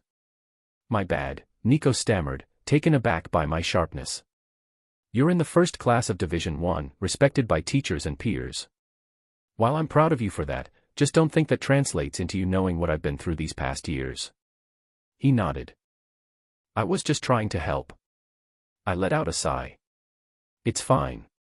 I'm sorry for snapping at you. I'm just really sick of those nobles flaunting their house names as a badge to do whatever they want to me." "Yeah. It doesn't help that most of their parents are generous donors of the academy. It only serves to have the teachers turn a blind eye to students with no family to back them like us. At least they treat INGT, you and LT/INGT, well," I said, sitting with my back against the cold wall. "Being better at them intellectually doesn't seem to hurt their ego nearly as much as being better at them in combat." "Thank God for that," Nico chuckled. "At least you can defend yourself." I agreed. "I'm just hoping the judges won't be as unfair as they have been and let me finally get into the second division. Seriously. Even if your key level isn't as high, taking into account your overall combat ability should have at least put you in Division 2 last year. I still can't believe they held you back even after you pummeled that mouthy kid." Letting out a scoff, I asked, "Remember him taunting me before the start of the match, saying he could beat me with one hand?" Nico suppressed a laugh in fear that the boy in question was somewhere in the large room. "That match was over so quick, he didn't even have time to take his hand out of his pocket. Yet, here I am, taking part in these rigged assessment duels." I thumped my head against the wall, letting the dull pain wash away my despair. "About that." Nico lowered his voice. "I heard from the other engineering students that there's a new judge this year, said to be cold and impartial." I raised a brow. "How would the engineering students know about that?" Nico let out a cough and looked away. "Supposedly, she's also a very attractive-looking lady. You know how it is with the engineering guys, they're a lewd bunch." "Seems like that includes you as well," I smirked. "I wonder what Cecilia's going to think when I tell her this." "Why you wouldn't?" Nico's face blanched. "After all I've done to try and help you." Just then, a gruff voice called out my name over the intercom. "Cadet Gray to Arena 6. Failure to show will result in an automatic loss." Once again, Cadet Gray to Arena 6.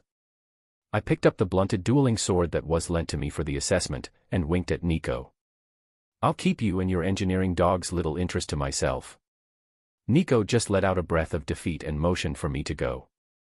After waving back at my friend, I made my way up the wide ramp that led to the surface, and LT, span class equals Apple converted space, and GT, and LT/span and GT, I had to raise a hand to shield myself from the midday sun until my eyes could adjust, and when it did I found myself in the center of a wide outdoor stadium.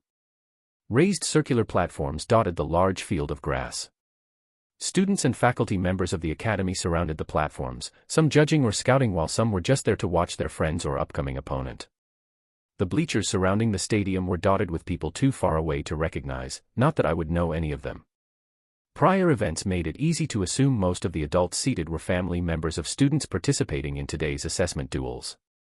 I made my way in the direction of the sign that read Arena 6, slipping through the crowds congested around the arenas in between. "Great, an audience," I mumbled to myself. There was a large group of varying age excitedly chattering amongst themselves. One portly middle-aged man had his arms up on the arena, giving last-minute advice to the boy my age until the slender referee informed the man not to lean on the stage. I barely had room to go up the stairs that lead to the elevated dueling arena, and all throughout the way, eyes bored into me.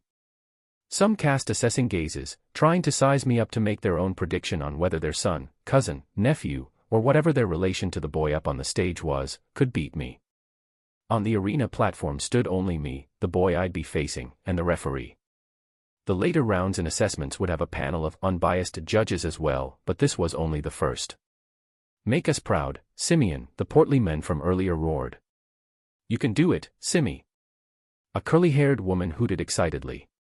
"Sir, the barrier will be up soon, so please refrain from leaning forward onto the arena." "I will not remind you again," the slender referee said sternly. "Dad, please," the boy named Simeon groaned, shooing his father away. Without further delay, the referee took out a key and slid it alongside the far edge of the arena. Immediately, a light flickered around us, casting a translucent wall about 30 feet high. "Weapons in position," the referee announced. "Traditional dueling rules apply. Match will end when one of you yields or when the protective barrier around the dueling vest shatters. Points will be earned on solid contact, not glancing blows. Cadet Gray, Cadet Simeon Cledholm, are you ready?" I kept the blade of my sword low, gripping only with one hand, while Simeon took on a more traditional pose with both hands firmly on the handle and the blade positioned vertically out in front of him. The two of us dipped our heads in acknowledgement, our gazes locked onto each other. "Begin." Immediately, Simeon lunged, clearing the distance of over 10 feet between us in a single step. He had concentrated his ki to his back leg, pushing off and redistributing back to the rest of his body after gaining the momentum he wanted to achieve, not an easy feat. However, his burst seemed like a wade through viscous waters in my eyes. By the time his sword was lined in position to stab at my vest, I was contemplating between 3 different courses of action. I went with the simplest, pivoting so his blunted weapon would barely glide across my chest. Executing the same technique as Simeon, I concentrated ki into my back leg and torso for support. In one swift stroke, I stepped into range and spun using my leg and hips for momentum. That way, even though I didn't enhance my arm with ki, the strength of my attack was enough to knock Simeon off his feet. Just before my sword struck him, he managed to twist his body so his left shoulder took the force of the blow, not his vest. Gah! Simeon let out a pained yell as his right hand dropped his sword and cradled his injured shoulder. I thought for sure he'd yield, so I remained in my position, my eyes shifting between the referee and Simeon. A muted thump drew my attention, and I could see the father banging wildly at the barrier. "Get up, Simeon! Get up!" After a series of groans and curses, my opponent was back on his feet, his left arm dangling limply by his side while his right arm struggled to hold his long sword. I cast a look of doubt at the referee, but he shook his head. The match wasn't over. In an act of desperation, Simeon tried to catch me off guard while my attention was on the referee. He dashed once more, sacrificing his speed by allocating most of his ki into his arm. With his right arm strengthened, he was able to easily swing the heavy dueling sword. His stubbornness was respectable, but the match was already over. I struck his right hand, causing Simeon to drop his weapon immediately. Without stopping, I spun and kicked his right thigh, which was unprotected by ki. Simeon let out a grunt while he buckled to his knee. The tip of my sword was already waiting for him underneath his chin. I yield," he breathed.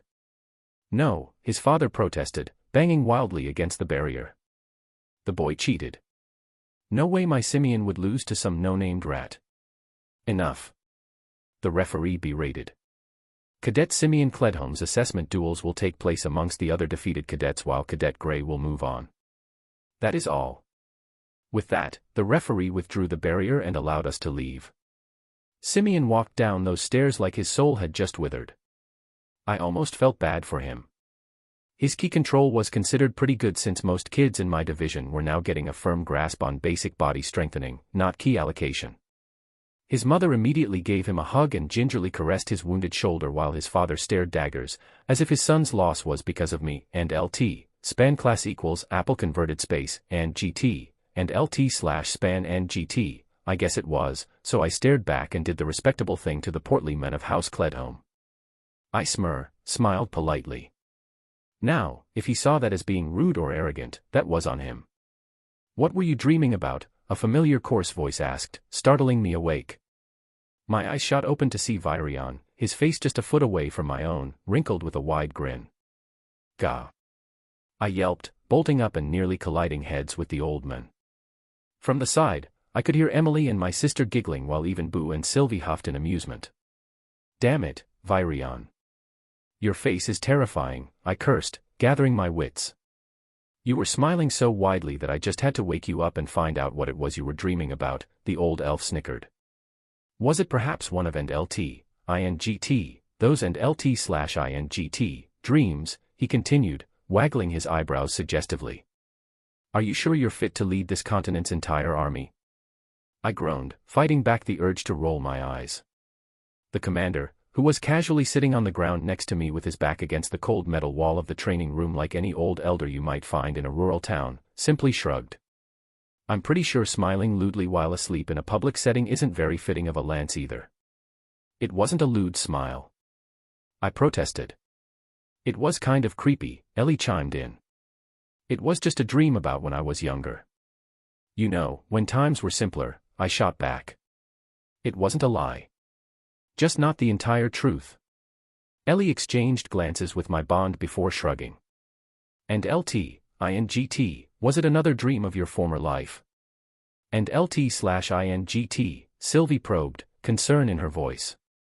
And LT/INGT, I wouldn't worry too much about it, SYLV, and LT/INGT, I comforted. Turning my gaze away from my vulpine bond, I watched as Kathleen and the three elders finished warming up.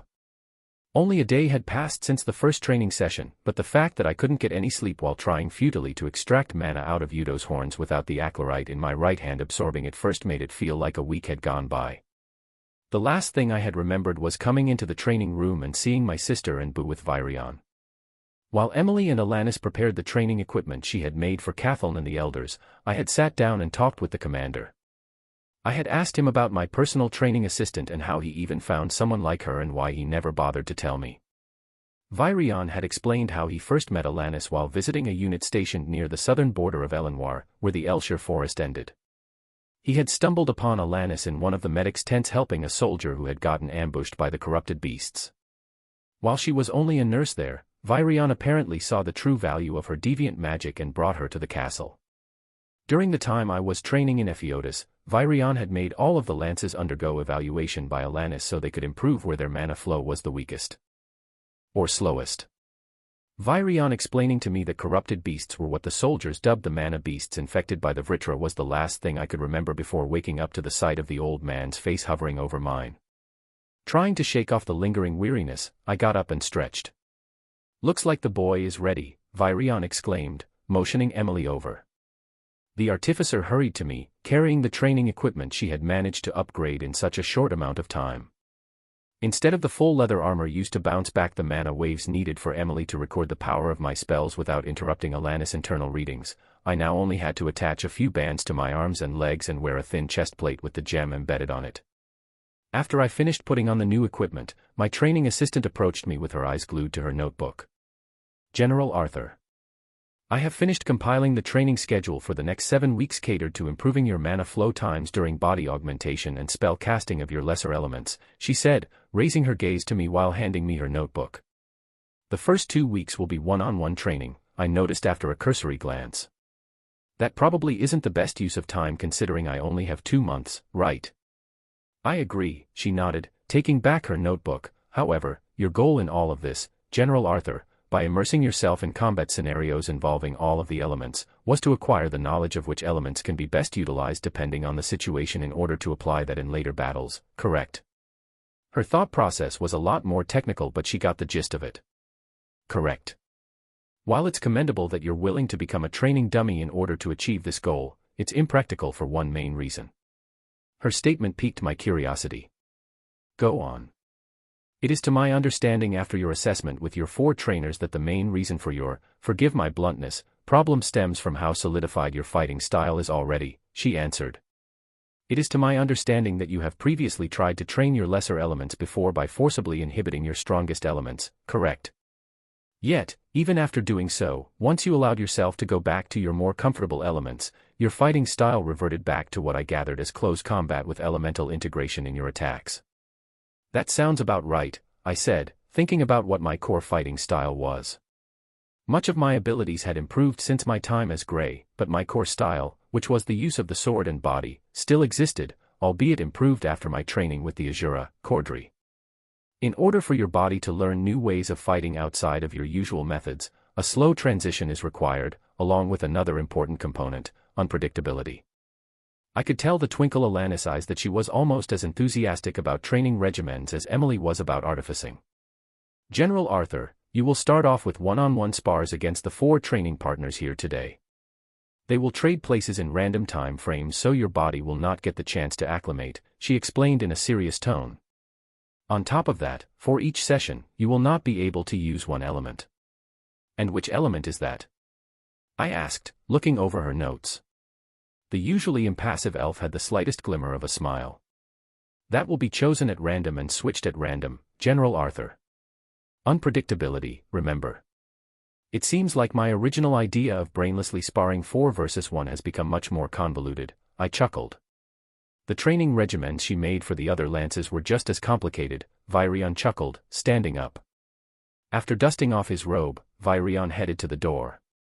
I'll be by whenever to see how things progress. Alanis, don't break Arthur. I still need him. Alanis nodded sternly, as if she had seriously considered it a possibility. With that, the old elf bid us farewell. Cathaln and the elders, who had just finished warming up, showed their respects as the commander left. The equipment is all ready to go. Emily exclaimed as soon as the door closed behind Virion. I looked around at the training room, spotting Cathaln blotting her forehead with a handkerchief and Hester straightening out the creases in her tight-fitting robe. So, who am I going up against for? The ground underneath my feet abruptly shot up like a spring, ejecting me into the air. I was startled for perhaps a split second before realizing that it had to be Bund. It had been less than a day since I first met the bearded ball of muscle and he was already becoming somewhat predictable. My body was launched about 20 feet in the air, and when I managed to twist myself to face my first opponent, the old dwarf was waiting for me with a wide smile, his bulging arms stretched out wide as if expecting me to hug him. A smile creeped up on my face as I siphoned mana into my hand. And LT/INGT, at least I won't be bored. And LT/INGT. Chapter 185. Chapter 185. Chapter 185, Guest Teacher. Switch. Alanis called out just as my wind-infused fist was about to connect with Camus' chest. I muttered a string of curses, stopping my strike. And LT/INGT, how is it that over these past few days, the matches always seem to stop at such inconvenient times? She has to be doing this on purpose. And LT/INGT. As if to answer my accusation, my trainer clarified by saying, exactly 20 minutes have passed. Elder Camus will be switched for Elder Hester. General Arthur, please restrict your water magic. I wiped the sweat pouring down my face, trying to get a breather until my next opponent arrived. Having my water magic banned meant that I couldn't use ice as well. How frustratingly convenient for Hester, who would have been at a disadvantage against those 2 elements. Taking a peek at the audience, I could tell everyone had been paying close attention to my last fight against Camus, my sister particularly engrossed. The elder approached me until we were just about a dozen feet apart. Tying her long gray hair back into a bun, she readied into a dueling stance. Being a silver core mage meant that, while her strength was conjuring, she could easily augment her body. The fact that she wore tight-fitting clothes and chose to use a conjuring ring rather than the traditional staff or wand meant that she wanted the flexibility of both long-range and close-range combat. Begin, Alanis stated, her voice amplified by the artifact she was speaking into. Hester immediately snapped her finger, a spark igniting between her middle finger and her thumb. The blue ember was just a distraction though. Since I wasn't using Realm Heart, my eyes couldn't see the fluctuations in mana, but I could feel it. My body, enhanced through assimilation with Sylvia's dragon will, seemed to instinctively sense that I was in danger. I quickly propelled myself back, just in time to see a burst of fire detonate where I had been standing. The explosion caused a cloud of smoke, obstructing my view of Hester. And LT/INGT, she didn't expect to hit me with that. She wants me to lose sight of her. And LT/INGT. I swung my arms, manipulating the cloud of dust between us to shoot forward. The rock and sand in the air froze still for a second before erupting forward into a shockwave of debris. Like I had predicted, Hester's form came into view.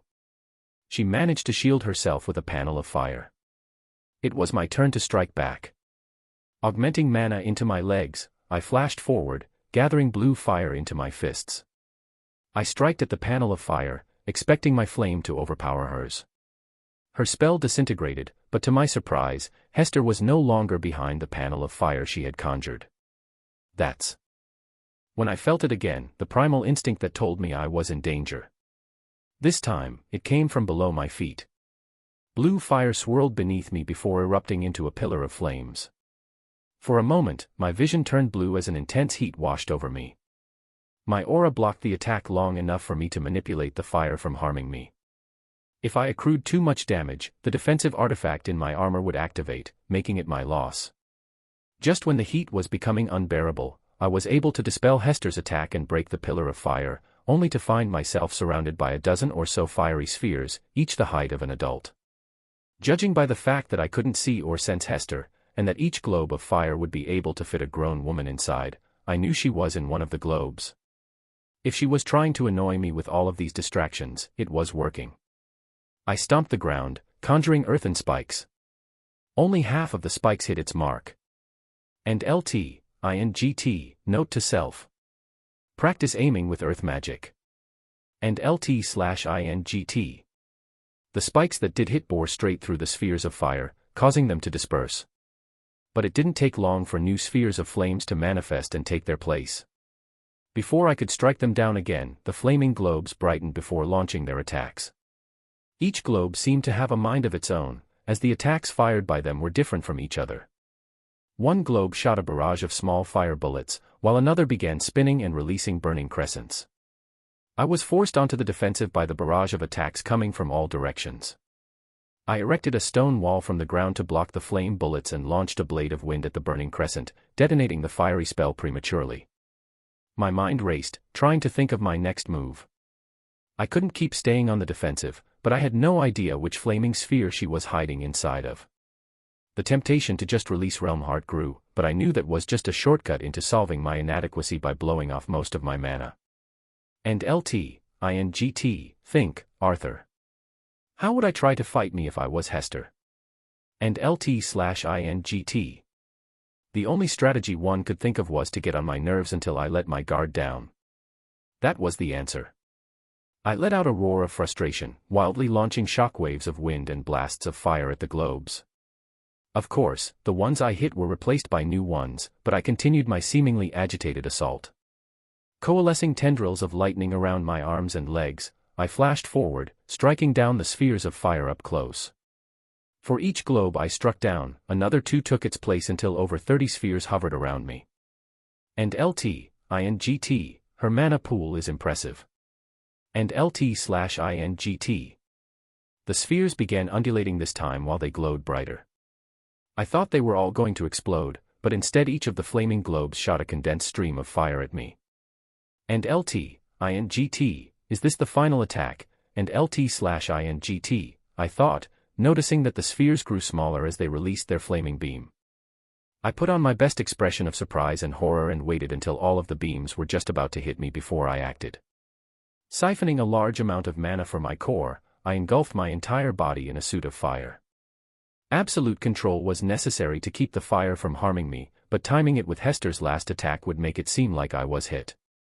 Even with several extra layers of pure mana and fire mana protecting me from Hester's barrage, I felt the fire singeing the hair on my extremities.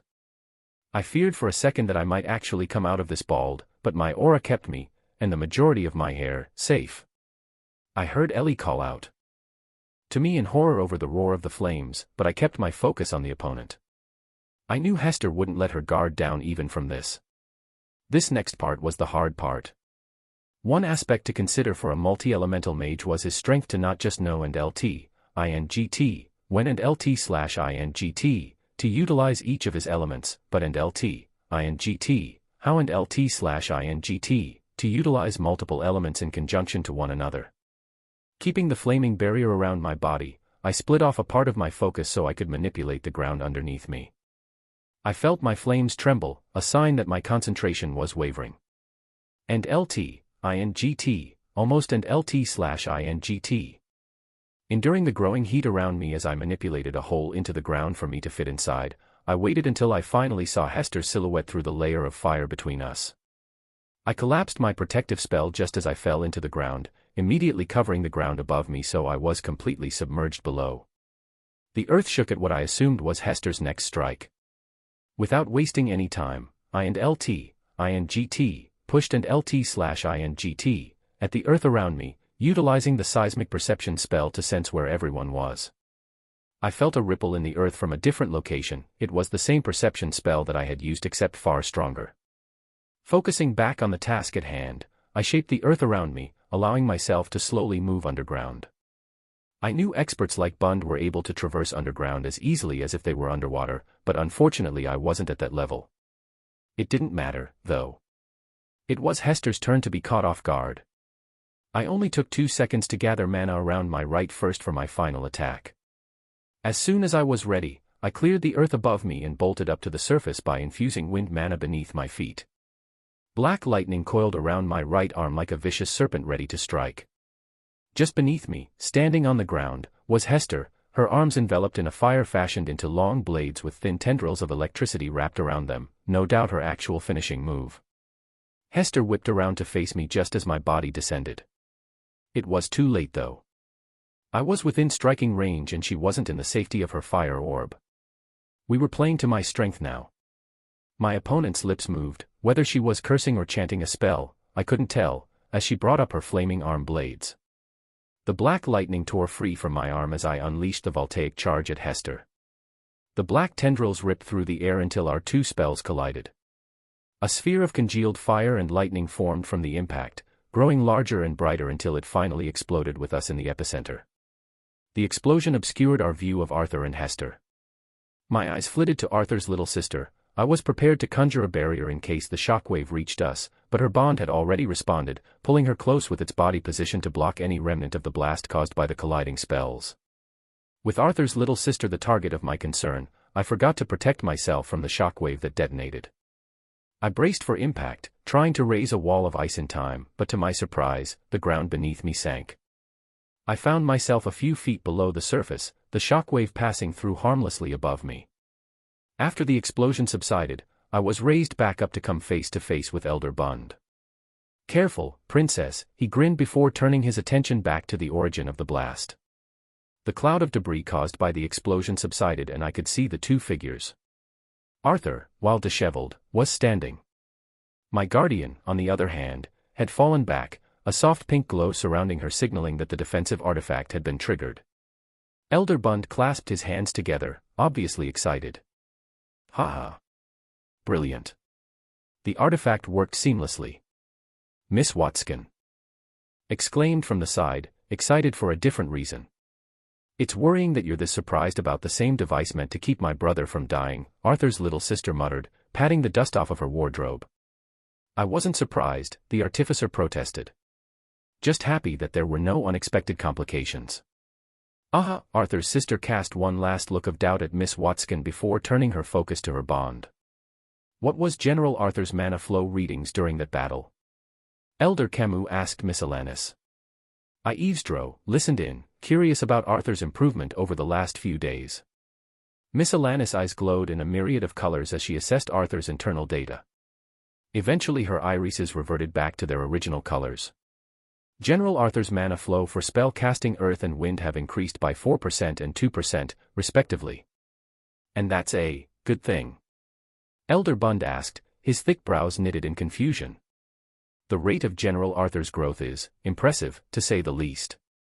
It has been less than a week, yet the improvements he has made in his peripheral elements is remarkable," she replied before recording her newest findings into her journal. "I think you'd be more helpful in the war if you led a larger group of soldiers than trying to push that old body of yours," a familiar voice sounded from behind us.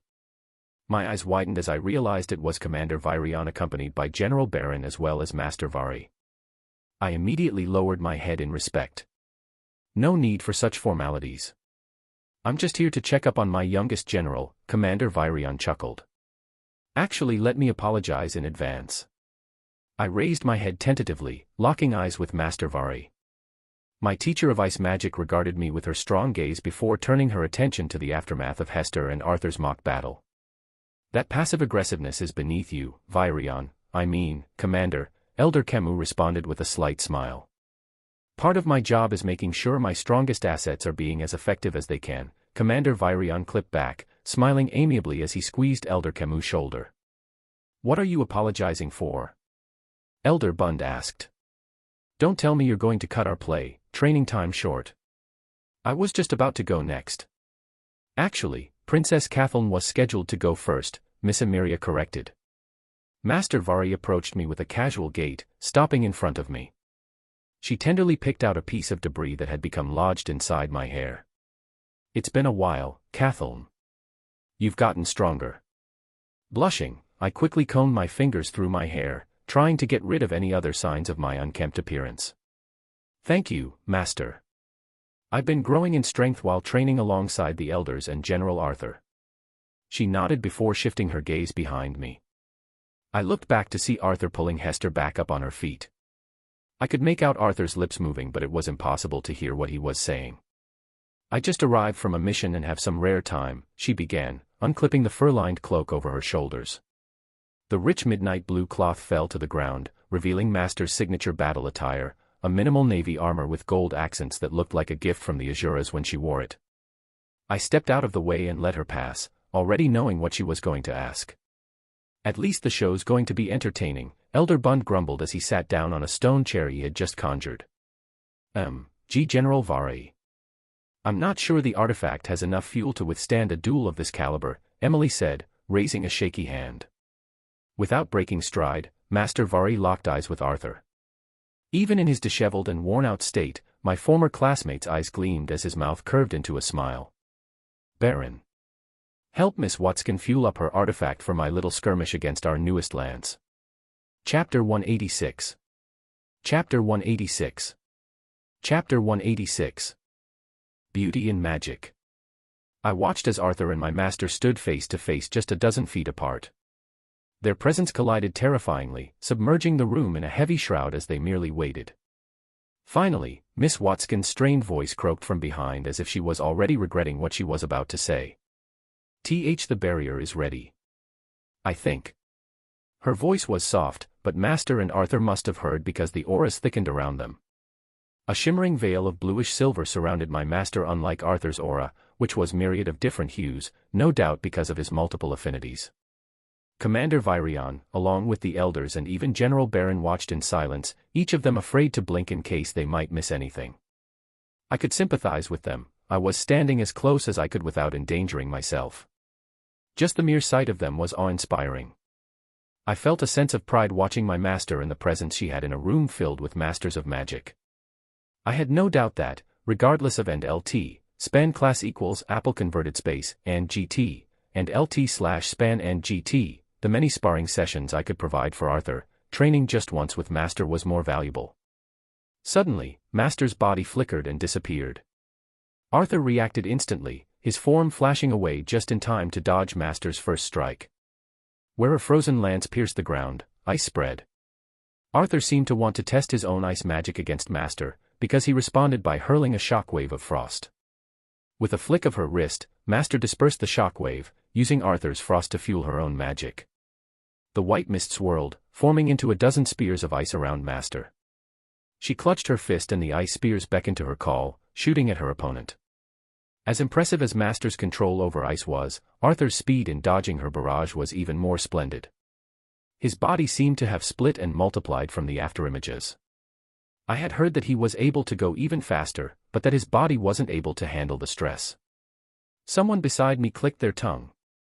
I turned to see Bund with an expression of frustration. I see the young general was holding back on us. Arthur has a tendency to hold back with anyone he even suspects is weaker than him. Against Vari, he can go at full strength, Commander Virion said, his arms crossed. Why isn't he using that form of his, Realm Heart, I think he called it, Hester asked, her face still strained from her duel against Arthur. I think it's so he can enjoy the fight longer, a light voice answered. It's not every day you can see my brother look so happy. Arthur's little sister was watching atop her bond as if in a trance. She had the same gaze I often saw Arthur have when he was truly focused on something. They really did resemble one another. A loud crash drew my attention back to the battle. Where there was once only a dirt field was now a snowy expanse.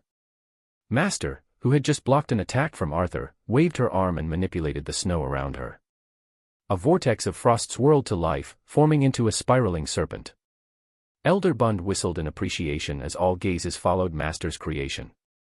A snowy frost formed the long body of the dragon while the jagged claws and fangs were made of ice. The ice dragon opened its maw at Arthur, who readied himself. Brilliant blue flames coiled around his arms, melting the snow around him as his gaze remained locked on the mighty dragon. Smart move, giving up on playing to her strengths, Hester praised. Arthur lowered his stance, digging his back legs into the ground for support before he unleashed his fiery attack. The coiling vines of blue fire around his arms conjoined before erupting into a devastating blast at the frost dragon. Their two opposing spells crashed, enveloping the two of them in an expanding sphere of steam and debris. Care. Elder Camus grunted, conjuring a barrier of wind around all of us. We all braced ourselves for the shockwave that ripped out from the collision. The ground trembled and cracked while pieces of rock and ice bombarded the protective spell around us.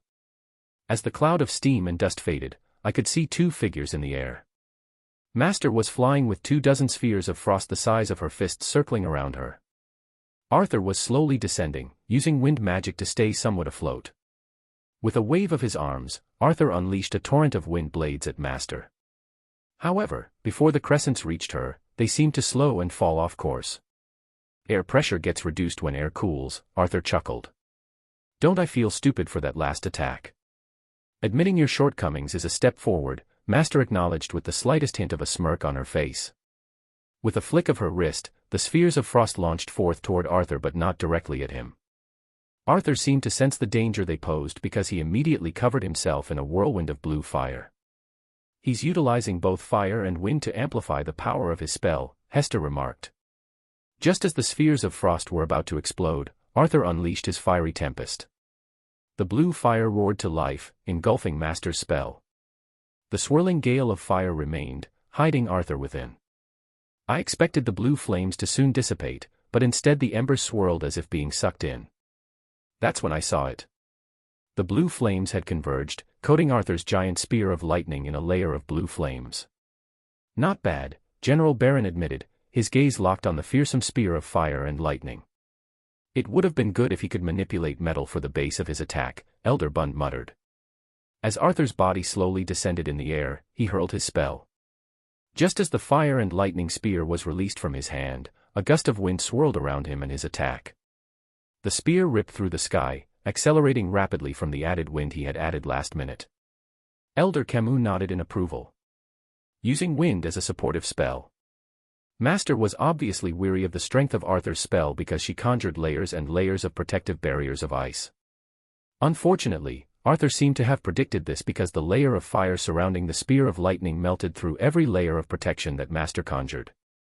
Most of the people present seemed to be anxious whether or not Master would be able to block Arthur's attack, but I knew better. While I wanted to root for Arthur, I knew that he wasn't the only one holding back.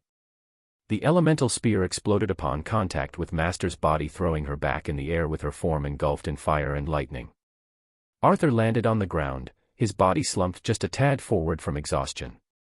So she used and LT, INGT, that and LT/INGT, form, General Baron smirked. Arthur's sister and those who didn't know what he was talking about looked at him in confusion, but I was already expecting it. I had learned and LT, INGT, that and LT/INGT, form from her after all. I suggest you take it a step higher as well, General Arthur, Master said, her form now visible. It was the form that Arthur had referred to as an ice ninja, except a few stages higher.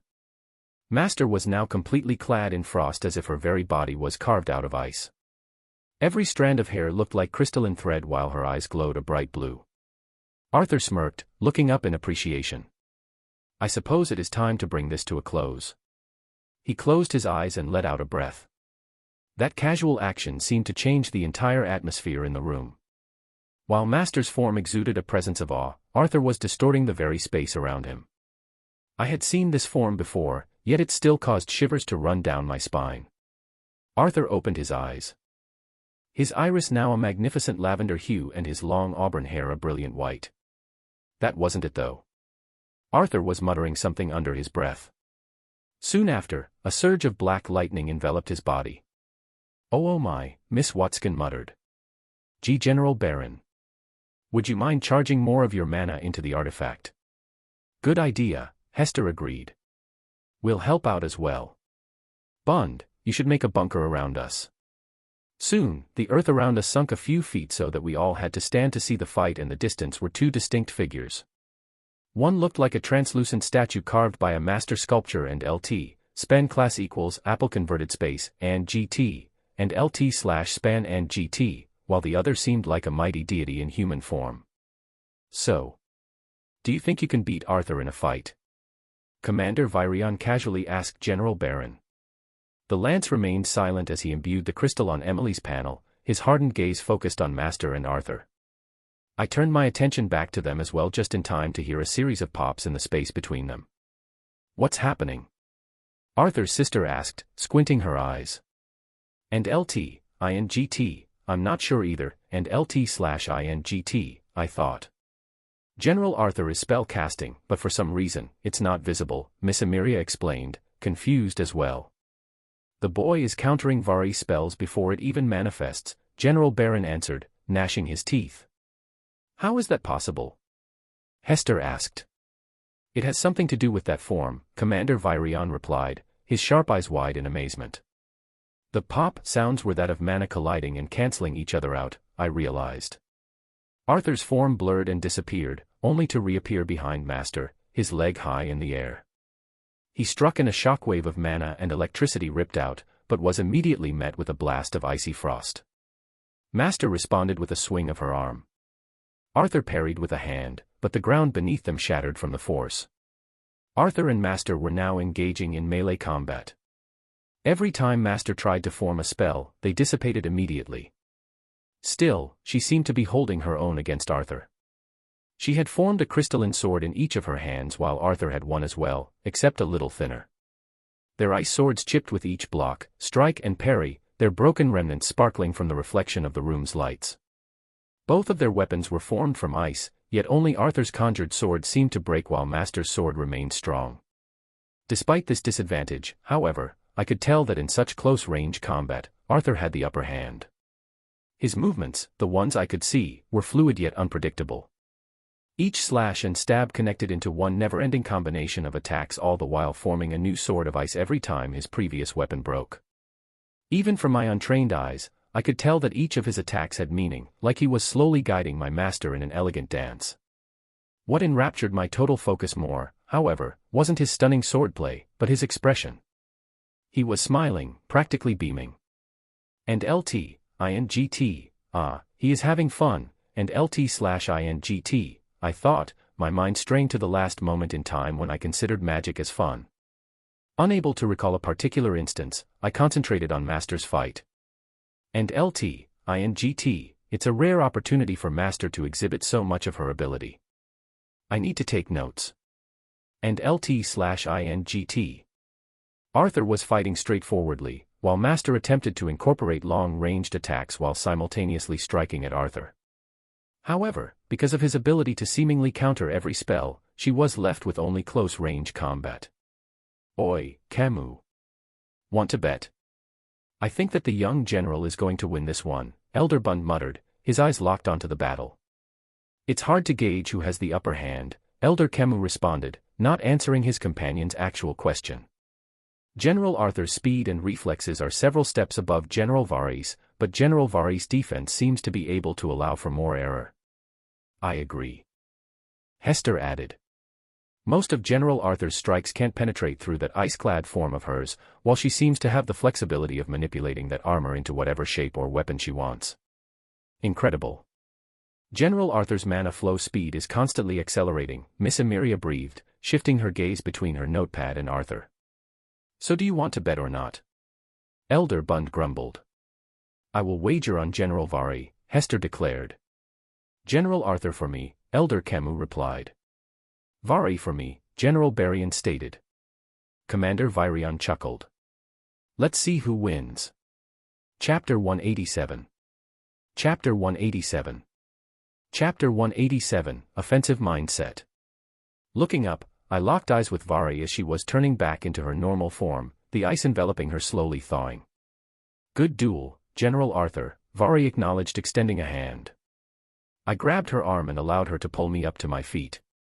As expected, there's still a gap between us. If you were able to hold that form for an extended period of time, there was a chance you could have overpowered me, the lance admitted. I consider that form a borrowed power, not my own, I chuckled, patting the dust off of my clothes. I thought I mastered ice to a large extent, but seeing you today makes me doubt myself. Vari revealed just the faintest glimmer of a smile before heading toward where my sister and the rest of our audience were. As soon as we made it back to the group, the elders, Baron and Virion, who had been exchanging gold coins with each other for reasons unknown, eagerly began bombarding me with suggestions and tips on what I did wrong during my sparring session with Vari. Your fire spells are strong, but you expended an unnecessary amount of mana for each of them, Hester began. That's right, Bun chimed in. And there were many instances where utilizing your earth magic would have been more beneficial, yet you chose to revert back to your comfortable affinities. My head spun as I tried to keep eye contact with everyone who was talking to me until Alanis spoke up. Elders. I believe it'd be most beneficial for General Arthur if we spoke one at a time in a more controlled setting. I agree, General Virion added. Let's gather around and examine what our young general did wrong. With that, I found myself on a stone chair, graciously erected by Bun, sitting in circle like a child and his classmates for a group activity. Except my classmates were perhaps some of the most powerful and influential figures in all of this continent. Ellie and Boo joined us in the circle but remained silent while everyone else began pointing out specific instances in my last fight where there was something better I could have done. Using wind to bolster up your spells was a good idea, but your application of it was surface level, Camus explained. For example, instead of using the wind to push the lightning spear, why not integrate it around the entire spell itself? That way, you'd create a spinning force to strengthen its piercing power without using that much more mana. I was mulling over the Elven Elder's analysis when another voice spoke up. It was Baron. Because of the element's very nature, shaping lightning is much harder than shaping fire. A more efficient attack would have been molding the fire into a piercing shape and coating it with lightning, he said sternly. Thanks for the advice, I said, surprised by his help. I understood that we were on the same side and all, but I was still the one that had brutally killed his brother. Don't get me wrong, Lucas deserved every ounce of what I did to him and more, but that didn't stop Baron from taking my actions on his family personally. Allow me to just give one insight, Vari said. Your control over ice is good, but as your opponent, it was too predictable for me that your ice magic merely served as a distraction. I'm sure Princess Kathleen saw this as well. The princess nodded. Besides the spell Absolute Zero, most of his ice manipulation serves to divert his foe's attention from his more powerful lightning spells. And INGT, have I become that predictable, and LT/INGT? As if answering my thought, Vari added, your speed and spell chaining make up for this slight shortcoming, but I suspect that, in a prolonged battle, this can lead to your defeat. I'll keep your advice in mind. Thank you, I shifted my gaze to Kathleen, both of you. Virion used this opportunity, rising from his stone seat and clasping his hands. Well, I apologize for our little interruption. Carry on with the training, Arthur. My expectations of your growth are high, especially since you're taking time off from the battlefield. The commander shot me a wink before walking toward the entrance with his hands behind his back. The two lances followed close on either side of him and my eyes followed their figures until the large doors closed behind them. That was exhausting, Emily said, letting out a deep breath. Being in a room with two lances and Commander Virion really leaves no room to breathe, my sister added, falling forward on top of Boo's furry back. 3 lances, I corrected. Your brother's a lance too, you know. Well, you're my brother first, she dismissed with a wave of her hand. I got up from my seat and stretched my sore limbs. I'll take that as a compliment. Is training done for today? Kathleen asked, her eyes downcast. Emily walked over to the panel, carefully reading one of the gauges. Well, there's still a lot of mana stored in here from earlier if you want to continue training. Sounds like a plan. Bund exclaimed, shooting up from his seat. I've been itching to stretch my body after watching the fight. You down for little match, princess? Kathleen eagerly nodded and followed behind the dwarven elder to the other end of the training grounds. I think I'll head on up first, my sister said, mid-yawn. Do you want me to walk you to your room? I asked. Ellie shook her head, patting Boo's thick body. That's what I have Boo for. I nodded, shooting her a smile. Good night. Her eyes half closed, she gave me a weak salute. Good night, elders. Good night, Emily.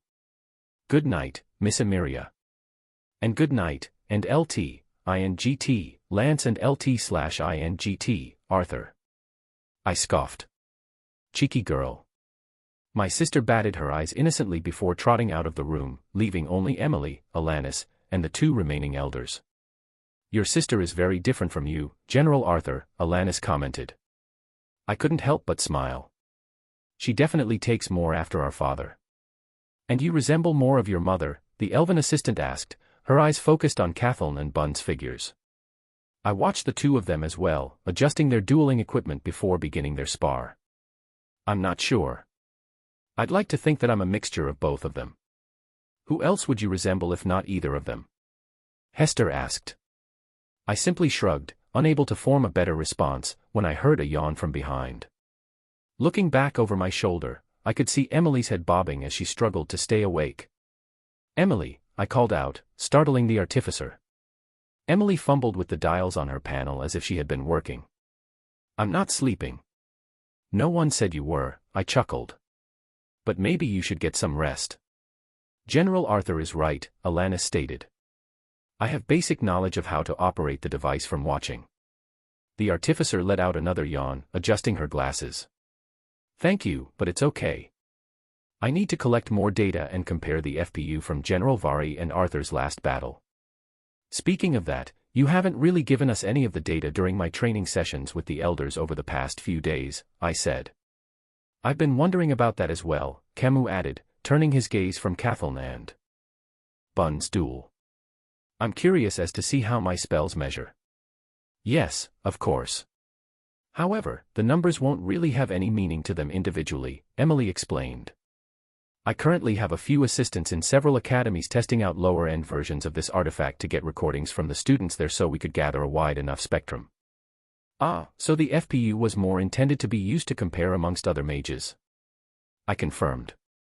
The artificer nodded excitedly. Exactly. I can, however, compare the FPU readings between the mages present here, however I'd be more confident in the overall measurements after more data. Camus' lips curved into a smile, his eyes hidden behind silvery blonde bangs. I wonder who amongst us oldies is the strongest. The two elders soon fell into a discussion on who they thought was the strongest while I focused my gaze back on Kathleen and Bund. The duel was drawing to a close. Kathleen was almost completely out of breath while Bund had just barely broken a sweat. Spikes of ice and earth surrounded them and small craters littered the ground, but neither had accrued any visible wounds besides fatigue. It wasn't until the princess finally dipped her head in a bow that the duel was over. Are you up for a little stretch with this old elf? Camus suddenly asked, turning to me. I want to show you something. My mana pool was almost completely depleted and my limbs ached, but the elder piqued my interest. Sure. Only if Hester doesn't mind. Don't mind me, Kathleen's guardian dismissed. I'll stay here and judge you both from afar. The two of us passed by Bund and Kathleen on our way to the other end of the training room. I stuck out my hand to the princess, expecting a high five. Instead, all I got was a confused gaze before she shyly clasped my hand between her hands. I suppressed a laugh, scolding myself for expecting a princess to know a casual greeting that might not even exist in this world. Are you two done? Camus asked with a smirk. Kathleen, who I realized was still holding onto my hand, quickly let go and scurried off. Positioning ourselves a few feet apart, I tightened the bands around my limbs and readied myself to start. Camus lowered his stance, holding out an open palm at me. Before we begin, I want you to throw a punch at me right here. What? A punch, right here in this palm that I have so elegantly held out. Just a punch. I confirmed, confused. An augmented punch, one that you would throw at your enemies.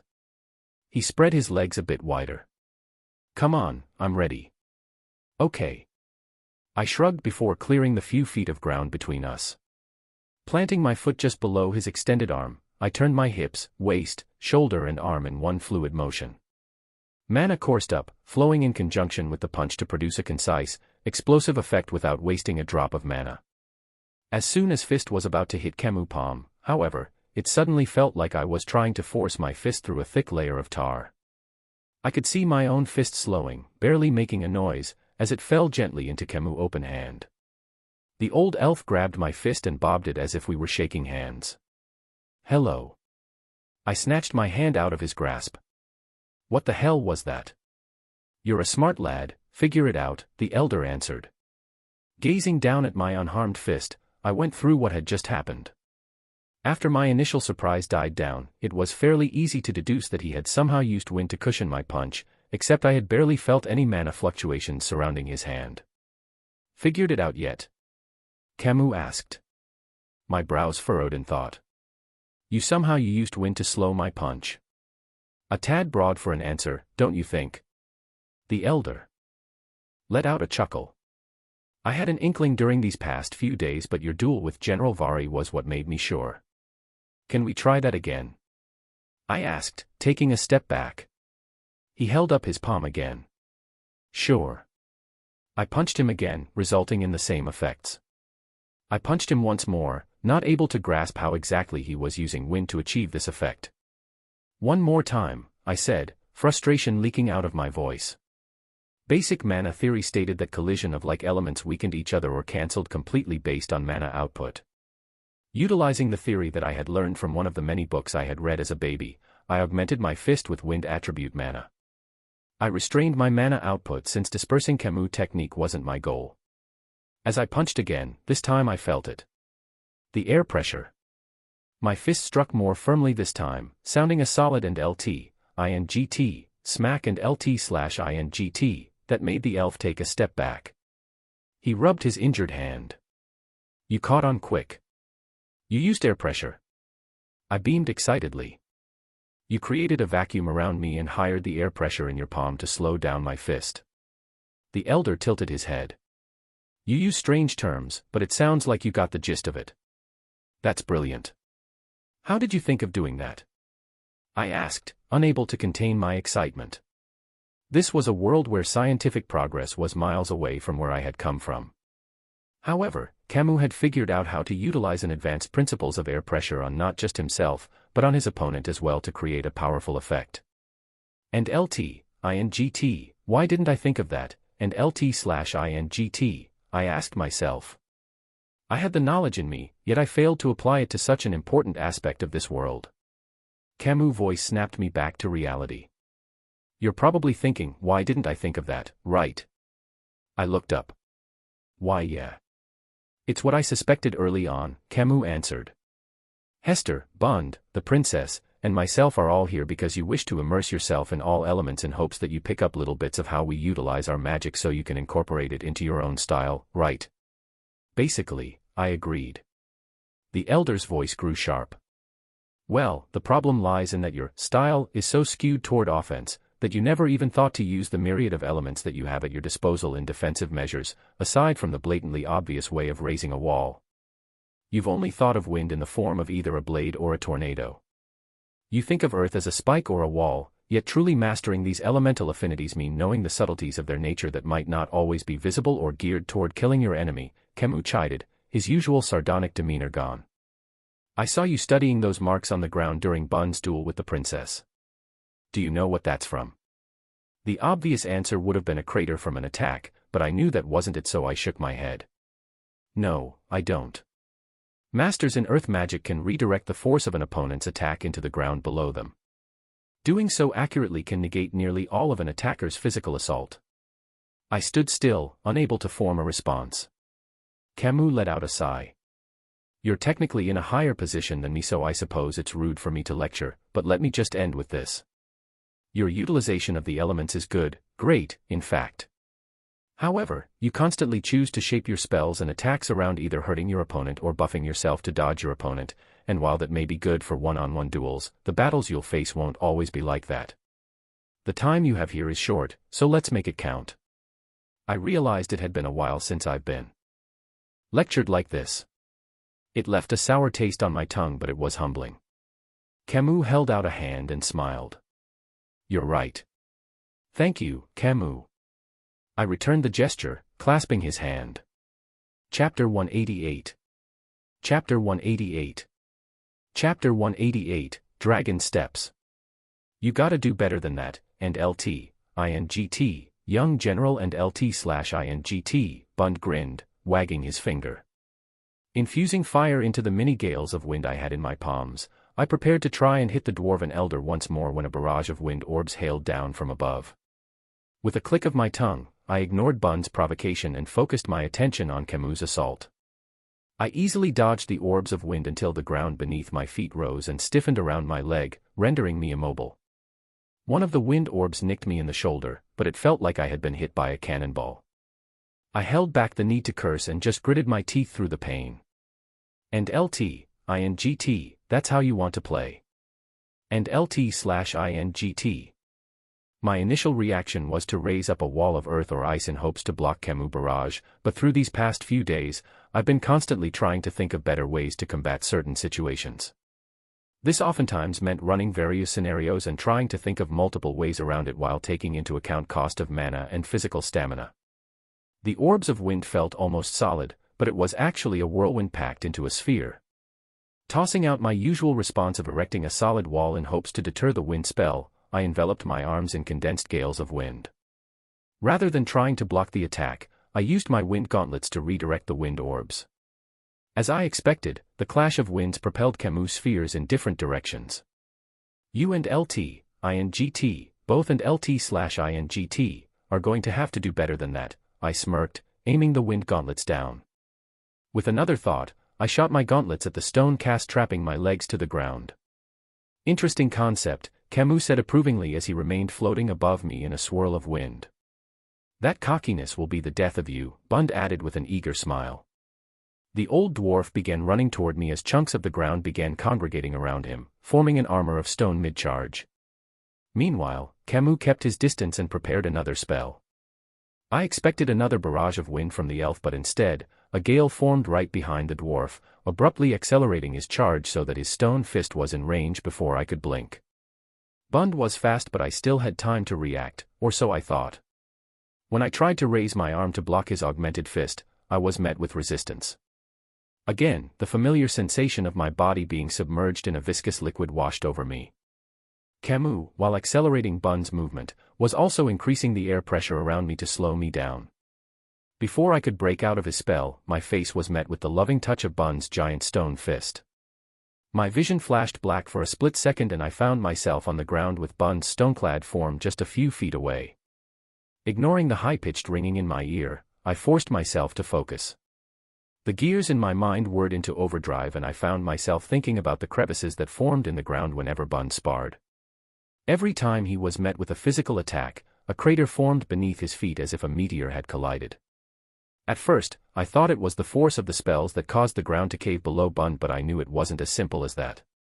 Try to block this, Bund exclaimed, raising a rock arm in the air. The stone that made up the thick armored fist shifted and convulsed as if it was coming to life. Bund's stone-clad arm soon changed shape into that of a giant hammer. Twice his size. A rush of wind coated the hammer as it was about to drive down into me. And LT/INGT, if that hits me, I'm done for sure, and LT/INGT. The memories of the craters Bund had formed continued to flash in my mind when it suddenly clicked. Still laying on the ground, I raised a hand directly in the path of the giant hammer. I augmented my body, but not in the protective way I normally did. Instead, I envisioned a tunnel-like path of earth and mana both inside and outside of my body. I spotted a trace of hesitation on Bund's face, but there was no way for him to stop his attack now that it was just inches away from me. And LT/INGT, if this doesn't work, I'm going to be in a lot of pain, and LT/INGT, I thought.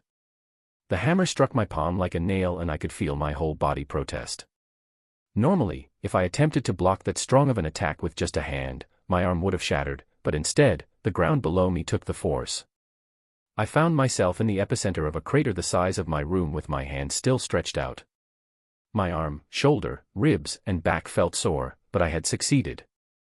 Bund, still wearing his armor of stone, looked down at me in disbelief until a smile crept up on his bearded face. "You're a bit scary, General." I stifled a laugh, attempting to get up off my back when a surge of pain rushed up. I lied. It wasn't just a few parts of my body that felt sore, it was every fiber of my body. "Oh ow," I croaked, finally succeeding in sitting up. Bund dispersed his earthen armor and stuck out a burly hand. "It hurts, doesn't it?" "Extremely," I admitted. "You made it look like nothing." Well, I have better control over the technique than you do, and I wouldn't be stupid enough to try and divert the force of an attack that's strong in the first place, the dwarf replied. He tried to straddle my arm over his shoulder, except, my legs were awkwardly dragging on the ground due to our differences in height. Here, let me help, Camus said as he floated down to the ground. An updraft lifted me up to my feet as Camus dipped his head below my other arm. I was just about to carry the boy like the princess he is. Bund gave me a wink. Rolling my eyes, I leaned on Camus. Leave me with some dignity. You took a risk, but I'm guessing it was worth it. Camus scoffed, his eyes still covered behind his bangs. For now, yes, but we'll see how my body feels about this tomorrow morning, I groaned, limping alongside the elf. My sister came running to me, her gaze laced with concern. Are you okay? I mean, I know you're strong and all, but that was A and LT, INGT, big and LT/INGT, crater you just made. Emily, who was following behind my sister, adjusted her glasses as she peered out at the sparring zone. Luckily the crater didn't reach the disc's underground. Thanks for your concern, Ellie, I smiled wearily before turning my gaze to my assistant close behind. I should be fine, right, Alanis? Her eyes shifted into its multicolored hue for a second before turning back to its original colors. The shock disrupted your mana flow, which is the cause of your internal pains. I suggest you get some rest, General Arthur. Good idea, Bund agreed. I remember my first attempts in trying the force diversion spell. You're lucky to have gotten away with just some soreness. Or skilled, my sister pointed out smugly. Bund laughed. Or skilled. Hester and Princess Kathleen are away visiting Prince Curtis at Lancelot Academy anyway, Camus mentioned, carefully setting me down. Ooh, I can just imagine the eyes of those would-be knights glistening with sweat when they see the princess, Emily sighed. I should have gone with her. My sister nodded wistfully. Me too. I heard from my friend that a lot of the guys there are good-looking and toned. Eleanor. You're only 12. I sputtered. Don't Eleanor me. I'm a curious lady isolated from the world because of my distinguished upbringing of being the cherished sister of this continent's youngest lance, she lamented, wiping away a non-existent tear. Emily fell into a fit of laughter while even Alanis looked amused as I stared at my sister. Don't be so overprotective. I had my first wife when I was your sister's age, Bund snorted. Well, humans and dwarves have different societal standards for these kinds of things, I protested. Ooh, you're being racist, brother. My sister shook her head disapprovingly as Bund clutched at his heart in mock despair. Meanwhile, Camus and Alanis had a look of amusement, but neither seemed to have any intentions of backing me up. I clicked my tongue. Well, and LT, INGT, lady and LT/INGT, Eleanor, I'm sure the boys will be flocking toward you knowing that your brother can choose to wipe them off the face of the continent with a flick of his finger. Ellie's face paled as she gasped. You wouldn't. Satisfied with her reaction, I simply shrugged, letting her imagination take over before making my way to the edge of the training room. I took a seat against the cold wall, taking a breath as I watched Emily and my sister pack some of the training equipment while Bund was talking to Alanis. Camus sat beside me. Your sister is quite the character. Yeah, I chuckled. The old elf let out a sigh. You must be worried about her with the war going on. She and my parents are a big part of why I'm a part of this war, I answered, staring blithely at the sight of my sister and Emily laughing amidst their conversations. Understandable, Camus replied. Protecting your loved ones is the biggest motivator for soldiers out in battle, but it's also the loss of the one you want to protect that causes soldiers to stray away. It sounds like speak from experience, I said seriously, turning my gaze to him. An old story for another time, but yes. It's the reason why I remained in seclusion for so long. I blinked. But Virion mentioned you're the head of a unit now. An empty title. After I lost my wife and my vision during the last war, I had no intention of ever fighting again, he muttered. Before this, I just gave my inputs to the acting head. Wait. Your vision. I repeated, my brows furrowed in confusion. Camus lifted his silver blonde bangs to reveal two closed eyes with a jagged scar running through both lids. Hold on. You're telling me you weren't able to see this entire time? I blurted, unable to take my gaze off of him. Surprised, the elf smirked, letting his bangs fall back over his face. Of course I'm surprised. We've been training for a few weeks together and not once did I suspect anything. I mean, aside from your combat prowess, your mannerisms and behavior don't give away the fact that you can't see. I can still see, he corrected. Seeing with your eyes is such a plebeian practice when your control over wind allows you to sense even the smallest change around you. I let out a sharp breath, amazed. After a moment of silence, I asked, "Is that what you've been practicing after retiring?" "It definitely took a large part of my time," he scoffed. I bet," I nodded, wondering if he could tell what I was doing. "At my level, sensing the movement in air from you nodding is easy," he said as if reading my mind. "But I can't see the details of expressions, which is why I've been told I can come off as rude or crass." "I see, no pun intended," I quickly corrected. "Don't be so mindful." "I've come to terms with it fairly quickly," he dismissed. I hesitated. "Do you ever miss it?" And LT, of course he'd miss it, you dolt. Who wouldn't miss having one of their senses, and LT/INGT? "At times," he said mildly. "But at the same time, the fact that the last thing I saw with my eyes was my wife allows me to keep her intact inside me." And LT/INGT, do not cry, Arthur. Do not cry, and LT/INGT. "That's sad but sweet," I mustered, struggling to keep my voice from trembling. "I'd love to hear your story sometime." "You're young, General Arthur. Nothing good comes out of hearing tragic stories when there's a whole war ahead of you," Camus replied, clearing his throat. "Now off you go. Get some rest and come back tomorrow with a fresh mind."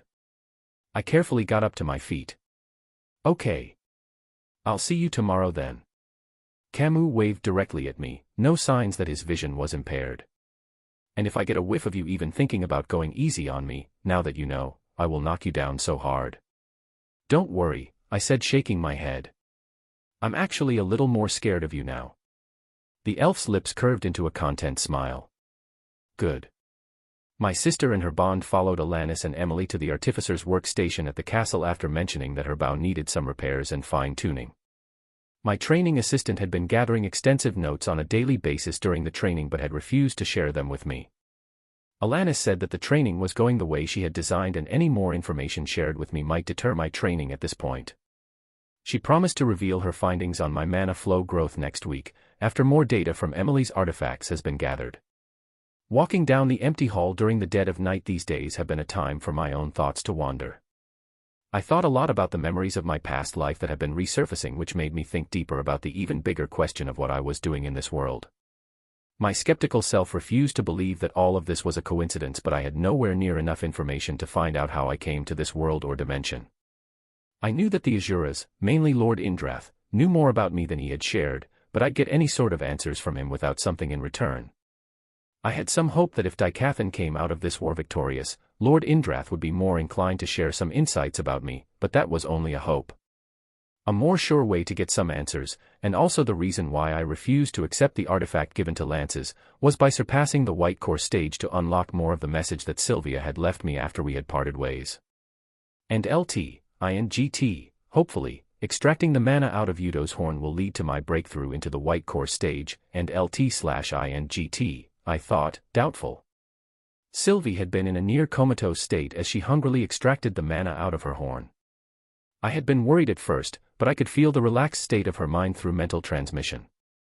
Unlocking and opening the door to my room, however, I found myself questioning my earlier line of thought. Sylvie, or rather her silhouette, was glowing in an obsidian light. What shocked me, though, was that her form was shifting erratically. Her wings grew and shrunk suddenly while her tail convulsed before contracting. Sylvie's small vulpine limbs elongated while her paws stretched out into something that vaguely resembled a hand. Sylvie," I muttered, unsure whether to try and hold her or keep some distance. After what seemed like an hour, the erratic changes in my bond's body slowed down before gradually shifting back to her vulpine form. Holding my breath, I waited for Sylvie to do something, anything. Just then, her eyes shot open to reveal two clear orbs of topaz. Letting out a deep breath, Sylvie tilted her head. "Arthur? What's wrong with me?" I asked. "Nothing. R and LT, INGT, U and LT/INGT, okay. What do you mean, she replied, obviously confused. Your body was changing. I motioned with my hands, unable to form an accurate depiction of what I witnessed. I'm fine, she dismissed. I actually feel really good. The mana in this horn is really potent. I scratched my head. Well, at least you're making some progress. I've been having a hard time absorbing the mana. Really? The mana has been flowing inside me naturally, almost like it was my own mana. I was perplexed by the difference between Sylvie's progress and mine, but my fatigue overpowered any notion of investigating deeper into it. All right, well, try and get some rest. My bond shook her little head. No need. I can get by with fewer hours of sleep than Lesser's, more so while absorbing this mana actually. I fell flat on my bed.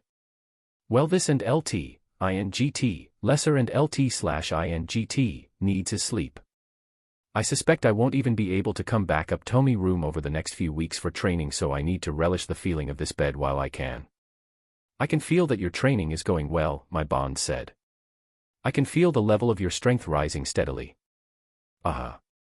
With my training progressing how it is, I should be able to hit white core soon if I can extract the mana from Yudo's horn, I mumbled drowsily. That's great, Sylvie replied, her clear voice lulling me into sleep. Get some rest. You, too, I managed to say before drifting off to sleep. Chapter 189. Chapter 189. Chapter 189, Inside the Vault. My thoughts veered back to the sight of Sylvie's form changing as she absorbed the mana from Yudo's horn. It had been a few days since that night, but her unexplainable shift in form worried me.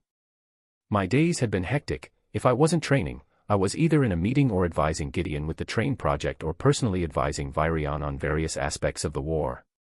Even then, my thoughts always drifted back to what I saw that night. Sylvie didn't seem to feel like anything was wrong, just the opposite, rather. My bond had become fully infatuated in the horn and the mana it provided for her. After that night, she had asked me for a private space so that she could continue absorbing the retainer's mana without interruptions. I haven't seen her since then, the only thing comforting me being the calm traces of her mental state she emitted through our bound connection, and LT, span class equals Apple converted space, and GT, and LT/span and GT. Nerol Arthur. I jolted upright in my seat by the booming voice, only to see that everyone in the room had their eyes on me. The large round table that had replaced its smaller predecessor had the 3 remaining lances aside from myself and the 5 members of the council all sitting in large cushioned chairs. Joining us today for the exciting and fun-filled meeting was Gideon, who seemed to be wholly concentrated on picking something out of his left ear. And LT, INGT, oh right, I was in a meeting. And LT/INGT. Are you feeling okay, General Arthur? King Glader asked, his expression laced more with irritation than concern. I shifted in my seat. Of course. The king's line of sight lowered to my hand. I followed his gaze, only to realize that the quill I had in my hand had snapped in half from my grip. Clearing my throat, I faced everyone. My apologies. I was lost in thought for a moment. Please continue. We were moving on to the topic of the so-called train that you and Artificer Gideon are planning on. We were hoping the two of you would be able to give us an update on how that's coming along, Queen Aerolith stated, her gaze switching between me and Gideon, who was sitting a few seats to my left. Gideon and I had discussed just the day before on the final details of the project. We were ready to move on to actually building the vehicle in order to secure a safe and fast supply route from Blackbend City to the Wall. Ah yes, the Artificer smoothed out a crease on his dirty lab coat, the Lange, the LT, INGT, train and LT/INGT, will be able to hold at least 20 times more supplies than utilizing squads of carriages like we have now. What about the potential dangers while traversing between Blackbend to the Wall? Vari asked with an inquisitive look. From what I read, this train seems to have a set path that it's limited to. Wouldn't this make it easy for bandits, or even Alacrians to attack and siege? I agree. I'd imagine it being easy to destroy a portion of the track that the train relies on, Aya added casually. Both good points, generals. Gideon exclaimed. General Arthur and I saw that as one of the pitfalls as well and came up with a solution. Oh. And what would that be? Virion asked with a raised brow. The artificer replied with a snarky grin. To put it underground, Commander. There was a moment of silence where the royals and lances present pondered the solution before King Glader spoke up with a gruff tone. The cost of doing all of this would be excessive, don't you think? Gideon let out a cough and looked to me, his eyes practically begging me to take over. Being the renowned artificer that he was, Gideon had the wealth and influence to build most of the inventions that he wants, but actually calculating the cost and benefit of creating something as large-scale as this was foreign to him. Luckily, having read numerous books on economics and being personally taught by the shrewd and resourceful leader of the council in my previous world, Marlorn, I had the answer. You're thinking about it the wrong way, King Glader.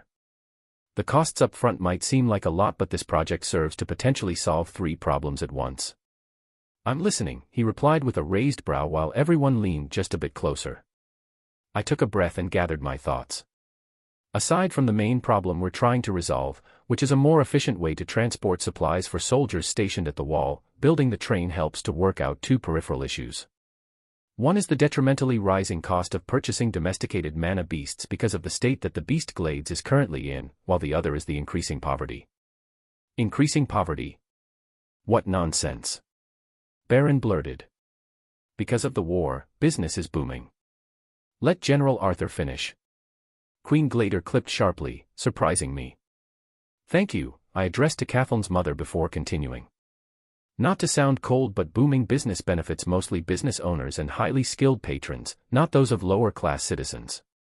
Queen Glader, I'd imagine that your reports from various cities mention increasing number of riots from increase in taxes and prices of basic goods because of the demand from the war, correct? She flipped through several pages of the neat stack of papers in front of her. How did you know that? Explaining everything would become cumbersome, so I merely shrugged. Simple cause and effect. This war is taking precedence over and LT, span class equals Apple converted space, and GT, and LT/span and GT, everything else, which means that priorities will be given to people who are a part of this war. To those not part of it simply means an increase in the cost of living while their wage might not necessarily increase. More than that, because of the various attacks near the coasts and borders, fishers aren't able to fish and farmlands have been destroyed. And so you're saying that this project will be a means to create jobs for those people? King Aerolith finished. I nodded. This underground path using the train will be a big project that can't be finished with just a few competent earth mages. And while mages will be necessary for security of the tracks in predetermined locations, there are lots of duties that can be done by normal workers during the building process and for maintenance. Those are good points, General Arthur, but what about just using slaves? King Glader argued. Wouldn't it just be more efficient and cost-effective to have slaves doing the labor rather than paying workers? Rather than answering, I glanced at Virion. One of the many topics we discussed involved slavery, and Blaine's question just now fell into one of the explanations I had given to the commander. Slave labor has its limits as work becomes more skilled, King Glader. I don't think we should think of this train project as a one-off venture, but the beginning of a new era. The introduction of and LT, span class equals Apple converted space, and GT, and LT/span and GT, the steam engine provided a new line of work for laborers that did not need magic. This too, whether it's workers actually building the tracks or the designers planning the routes from one city to another, all require skills that will never stem from what a slave is forced to do, he stated with confidence. The meeting room was quiet for the first time in what seemed like hours until a white-sleeved hand shot up. Everyone turned to Gideon, who was leaning his head on one hand while he raised his other. I didn't know if it was appropriate to speak in this rather uncomfortable silence. Anyway, I just wanted to say that this project will indeed be the beginning of many, and it'll be a breeding ground to foster new skill sets. If possible, I'd prefer not to work with slaves forced to be there, since they'll no doubt be doing the bare minimum, which will cut into the productivity of this rather urgent project. With that, the discussion came to a close and everyone cast their vote anonymously on a piece of paper. After going over the results, I was glad that the hours of discussion on the issue weren't for naught.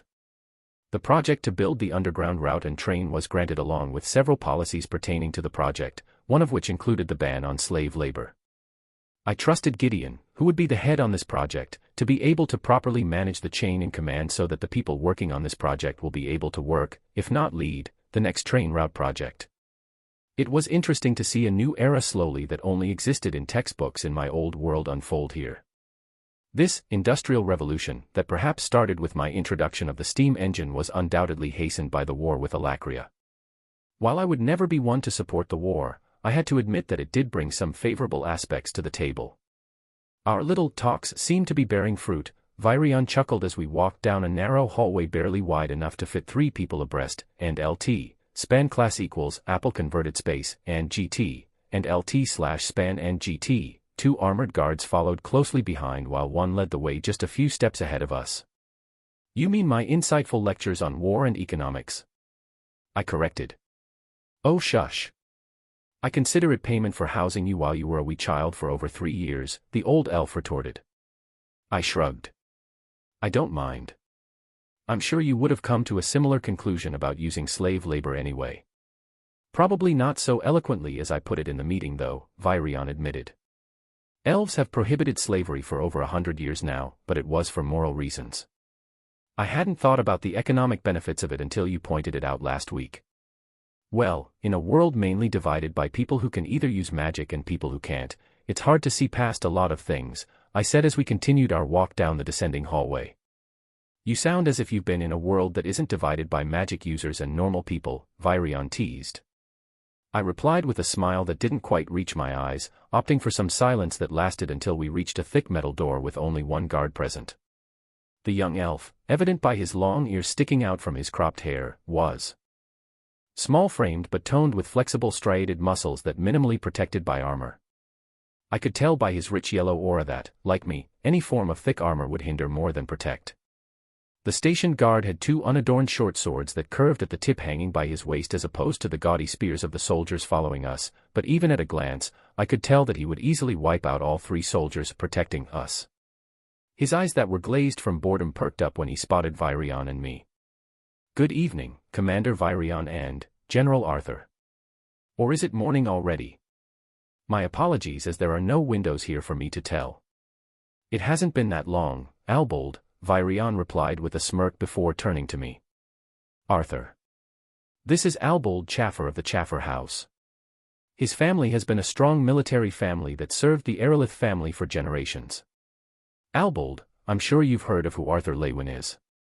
I've been told that he might become the new heir to the Aerolith family, and LT, span class equals Apple converted space, and GT, and LT/span and GT, Albold said, his sharp eyes sparkling with interest. I let out a cough, shooting a sharp glare at Virion. "New heir. Well, you see, General Arthur, when the royal family doesn't have a son, the men marrying into the..." I put out a hand. "I get it. I'd always wanted to meet the young general in person, but I've been stuck, blessed with the paramount duty of guarding this door," he said, motioning at the thick metal door. "I made a guess that it was you coming here, but it's hard to believe that you're even more imposing than I imagined." I tilted my head. "I'm pretty sure I've been holding back my presence. The Chaffer family are known for their rather eerily keen senses," Virion explained. "What's he doing here then?" I inquired, regarding the elf not much older than myself. "Your skills would be better suited for the field, no. Albold was out in the beast glades until he defied a direct order from his head," Virion sighed. "Usually, that would have ended up with him getting a demotion and some strict punishments, but I knew the boy and I happened to be at the scene, so I picked him up and placed him here. And my appreciation for the gesture is as boundless as the northern sea." Albold beamed, bowing deeply. The guards behind us muttered a few words of disapproval but stopped when Albold's gaze bore into them. "Anyway, enough about this troublemaker," Virion said dryly. "Albold, let us inside and lock the door after us." Aye, Commander." The elf saluted before unlocking the door and pulling it open. A foul, musty smell infused with the stench of decay immediately bombarded my nose as the entrance to the dungeon was opened. "Have a pleasant stay, everyone," Albold said, gesturing us inside like a tour guide. Virion rolled his eyes and muttered something about telling Albold's father as he followed behind the leading soldier. It was amusing to see Albold stiffen and pale after overhearing about his father. Surprisingly, the first level of the dungeon wasn't as bad as I remembered it to be when I had first come here after the incident at Xyrus. The area was relatively well lit with spacious cells that seemed like they had been empty for a while. If the walls weren't for the mysterious stone walls that inhibited mana manipulation, and if the cells had doors rather than reinforced metal bars, it would just seem like the designers of this castle got lazy after getting to this area and just decided to dub it a dungeon. Still, the lack of ventilation was stifling and, while the cells were mostly empty, it also looked like they hadn't been cleaned in a long time. Does it bring up some unpleasant memories? Virion asked, catching me studying the exact cell that I was locked up in. Sort of. I was thinking how funny it was that I just came back from a meeting with the men that plotted alongside the Greysunders and the Vritra to kill me, I explained, ignoring the wary glances of the guards around us. Virion's voice became serious. If it had been solely up to my discretion, I would have locked them up myself, but Lord Alder was right in that we need the Gladers.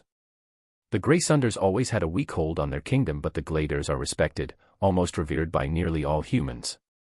Sapin would be in chaos if they learned about what had happened. Not something we need for this war. I nodded. Speaking of which, where is that three-eyed Azura anyway?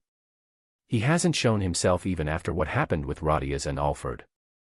Three-eyed Azura, is it because of your journey to Epheotis that you can be so casual with the Azuras? Virion let out a chuckle. And I haven't been able to communicate with Lord Alder through the transmission artifact he gave me. That's not good, I sighed as I started walking again to the far end of the dungeon. We'll talk more about it later. Agreed, Virion replied solemnly, following closely. We made our way to the end of the floor where two cells had been fitted to become one large, spacious room. The cell had a large bed topped with stuffed animals and a couch with a decorated tea set laid out on a small table in front of it. Currently occupying the couch was a little girl nodding off to sleep while reading a book. I motioned for the lead guard to unlock the cell and stepped inside. Hey, Micah. Sorry for taking so long to visit you. The Lance put down her book and stretched her thin legs and arms. Hi, Arthur.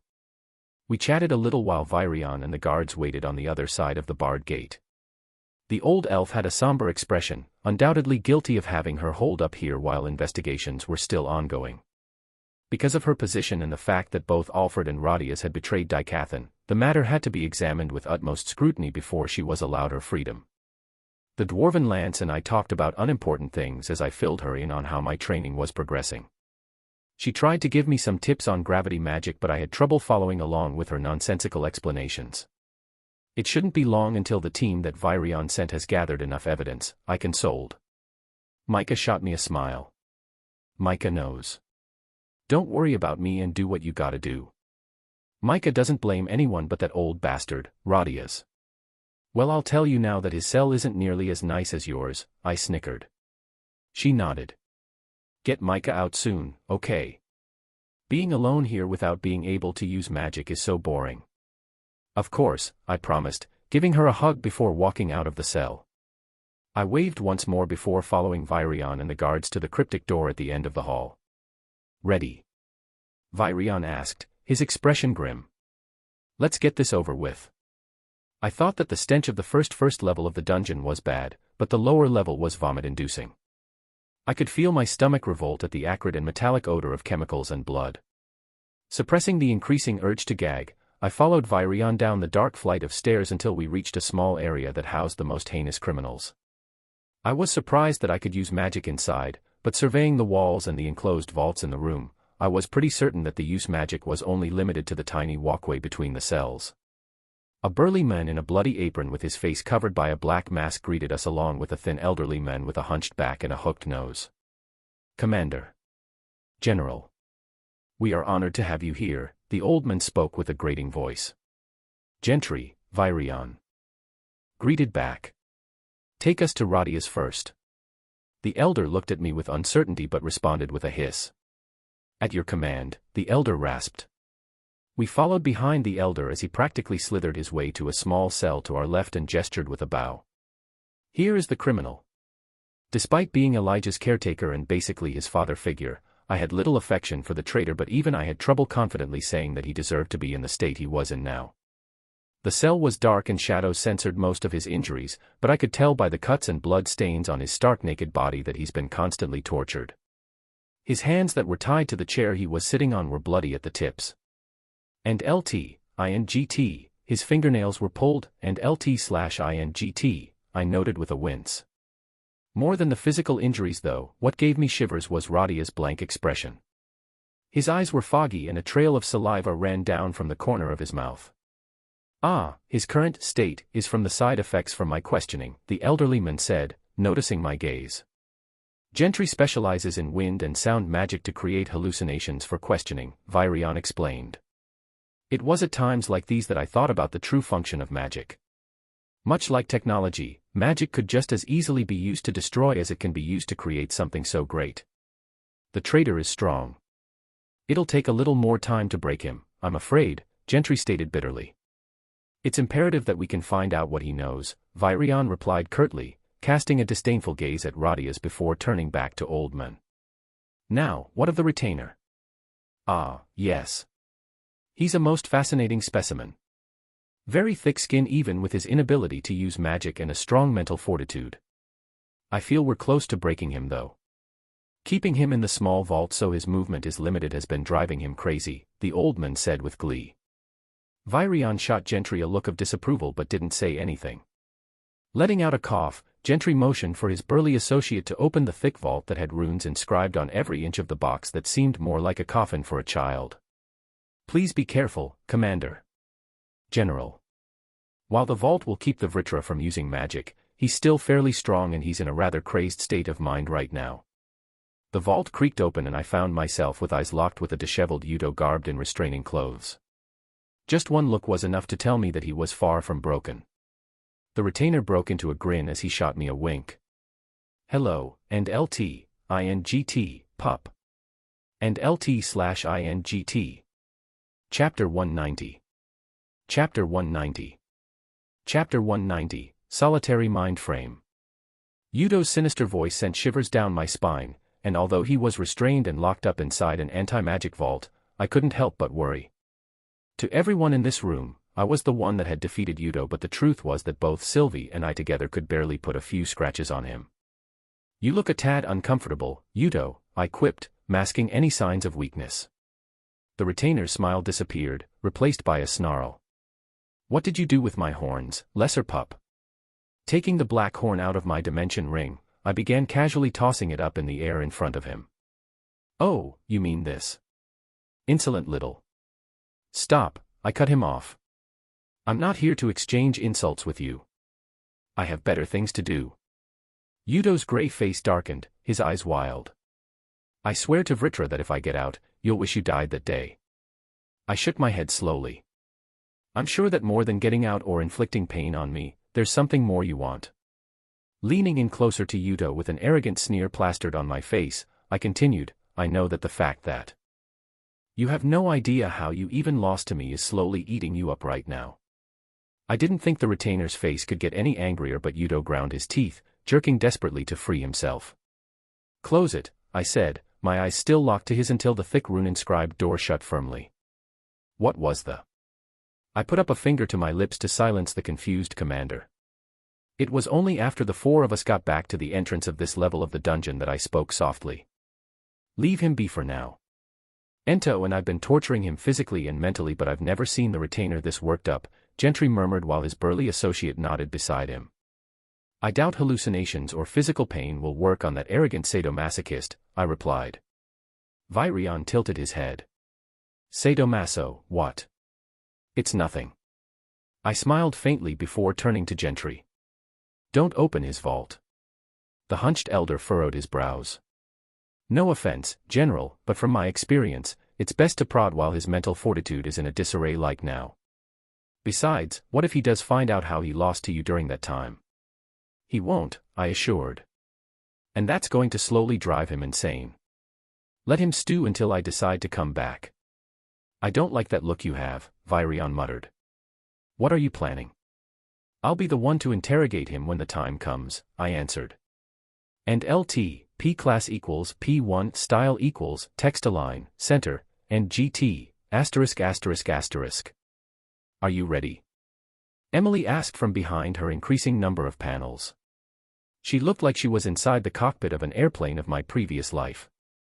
Almost, I replied as I finished strapping in the last of the bands on my arms. I winced when I tightened the strap around my arm too tightly. And LT/INGT, damn it, and LT/INGT. We will move on to the 3 versus 1 scenario starting today, so please be focused, General Arthur, Alanis informed, noticing the blank expression I had on my face as I thought back to today's earlier visits in the dungeon.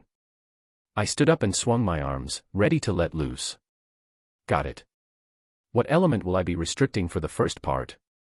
My training assistant's eyes glowed in its familiar array of colors as she scanned me before looking down at her notes. Water, and its deviant form, of course. I walked up to the other end of the training room, stopping just about a dozen yards away from Camus, Hester, and Kathleen. Meeting Yuto had made me antsy. I was confident back in the dungeon that Yuto wouldn't find out how I beat him because I wasn't the one that beat him. And LT/INGT, what sort of lance am I if I can't beat a scythe, let alone a retainer? And LT/INGT. As soon as Alanis gave the signal to begin, I flashed toward Hester, leaving only a single imprint on the ground. In a single, fluid motion, I condensed a layer of wind around my hand, shaping it, sharpening it into a transparent blade before I swung horizontally at the fire mage's torso. Hester's eyes widened a little in surprise, but unlike other mages, she was competent enough to respond even to my blitz attack. Knowing that fire was weak to such a compressed form of wind, she opted to block my strike by grabbing my arm while strengthening her body with mana. And LT/INGT, you may have an advantage in knowledge over fire magic, but if you think you can try and beat me in hand-to-hand combat, and LT/INGT. I let her grip my arm, but grabbed the arm she was using to hold onto me. Hester was in a stance that helped her withstand a pushing force, so when I pulled her back instead, she stumbled forward. Utilizing that momentum, I pivoted and positioned my hip underneath her center of gravity to flip her to the ground. Hester let out a sharp breath as her back hit the ground. Just as I prepared for another strike to activate. Her lifeline artifact, a blast of water, completely drenched me. Before I even had the chance to turn to my attacker, the water covering my body froze, restricting any sort of movement. I augmented my body in a layer of fire, thawing myself free, but Hester had already used my brief moment of incapacitation to distance herself. Ignoring Hester for a brief moment while she recovered, I dashed toward the princess while trapping her legs with the ground beneath her. Taken off guard, Kathleen immediately clad her body in ice like she had before, no doubt a technique she had learned from Vari. With her body strengthened, she attempted to pry herself free from the earthen shackles. I didn't give her the chance. As I approached her, I continuously manipulated the ground around her to reinforce and work its way up. It was an idea I had gotten from watching Alfred. The coffin of magma that he had trapped and executed Sebastian in. Of course, I had no intention of doing the same thing, but just like how many earth mages clad themselves in an armor of rock, one could easily encase another in the same armor without giving them the freedom of mobility. Kathleen struggled to free herself as I continued my spell. Every time she would break off a piece of stone, a large slab would take its place, slowly working its way up her small body. The princess was covered to her neck while a layer of frost slowly attempted to weaken the integrity of the earthen restraint. It was too late though. I charged mana into my fist, forming a gauntlet of crackling lightning. A twinge of guilt rose as I raised my fist to strike the finishing blow. And LT/INGT, she has the lifeline artifact, Arthur. Besides, you can't afford to go easy on anyone if you want to even hope to win this war, and LT/INGT. Kathleen regarded me seriously, no trace of fear. Just as my fist was about to make contact with her, however, a gust of wind pushed me back, in the center of a whirling formation of wind just above the ground. Erupt. Camus barked, taking advantage of my brief imbalance by unleashing the powerful cyclone that he had been preparing for. My vision was obstructed by walls of wind around me, and for a moment, everything was deathly still. Any sort of sounds were washed over by the constant roar of the tornado. I soon found myself panting, gasping for air in this funnel of low air pressure. Annoying, I muttered in between a strained breath. The walls of the twister closed in, threatening to whirl and throw me wherever it pleased, but thankfully, the remaining oxygen I had left in me allowed my brain to retaliate. My initial reaction was to burrow myself underground. That would have been the smartest choice. However, maybe because of the diminishing oxygen supply, I found myself picturing Yuto in front of me. His savage grin that seemed to say, "All you can do is run or hide in the face of something greater than you," ignited a rage that I hadn't felt in a long time. And LT, to hell with strategy. If I can't even face this, how am I going to go up against the scythes?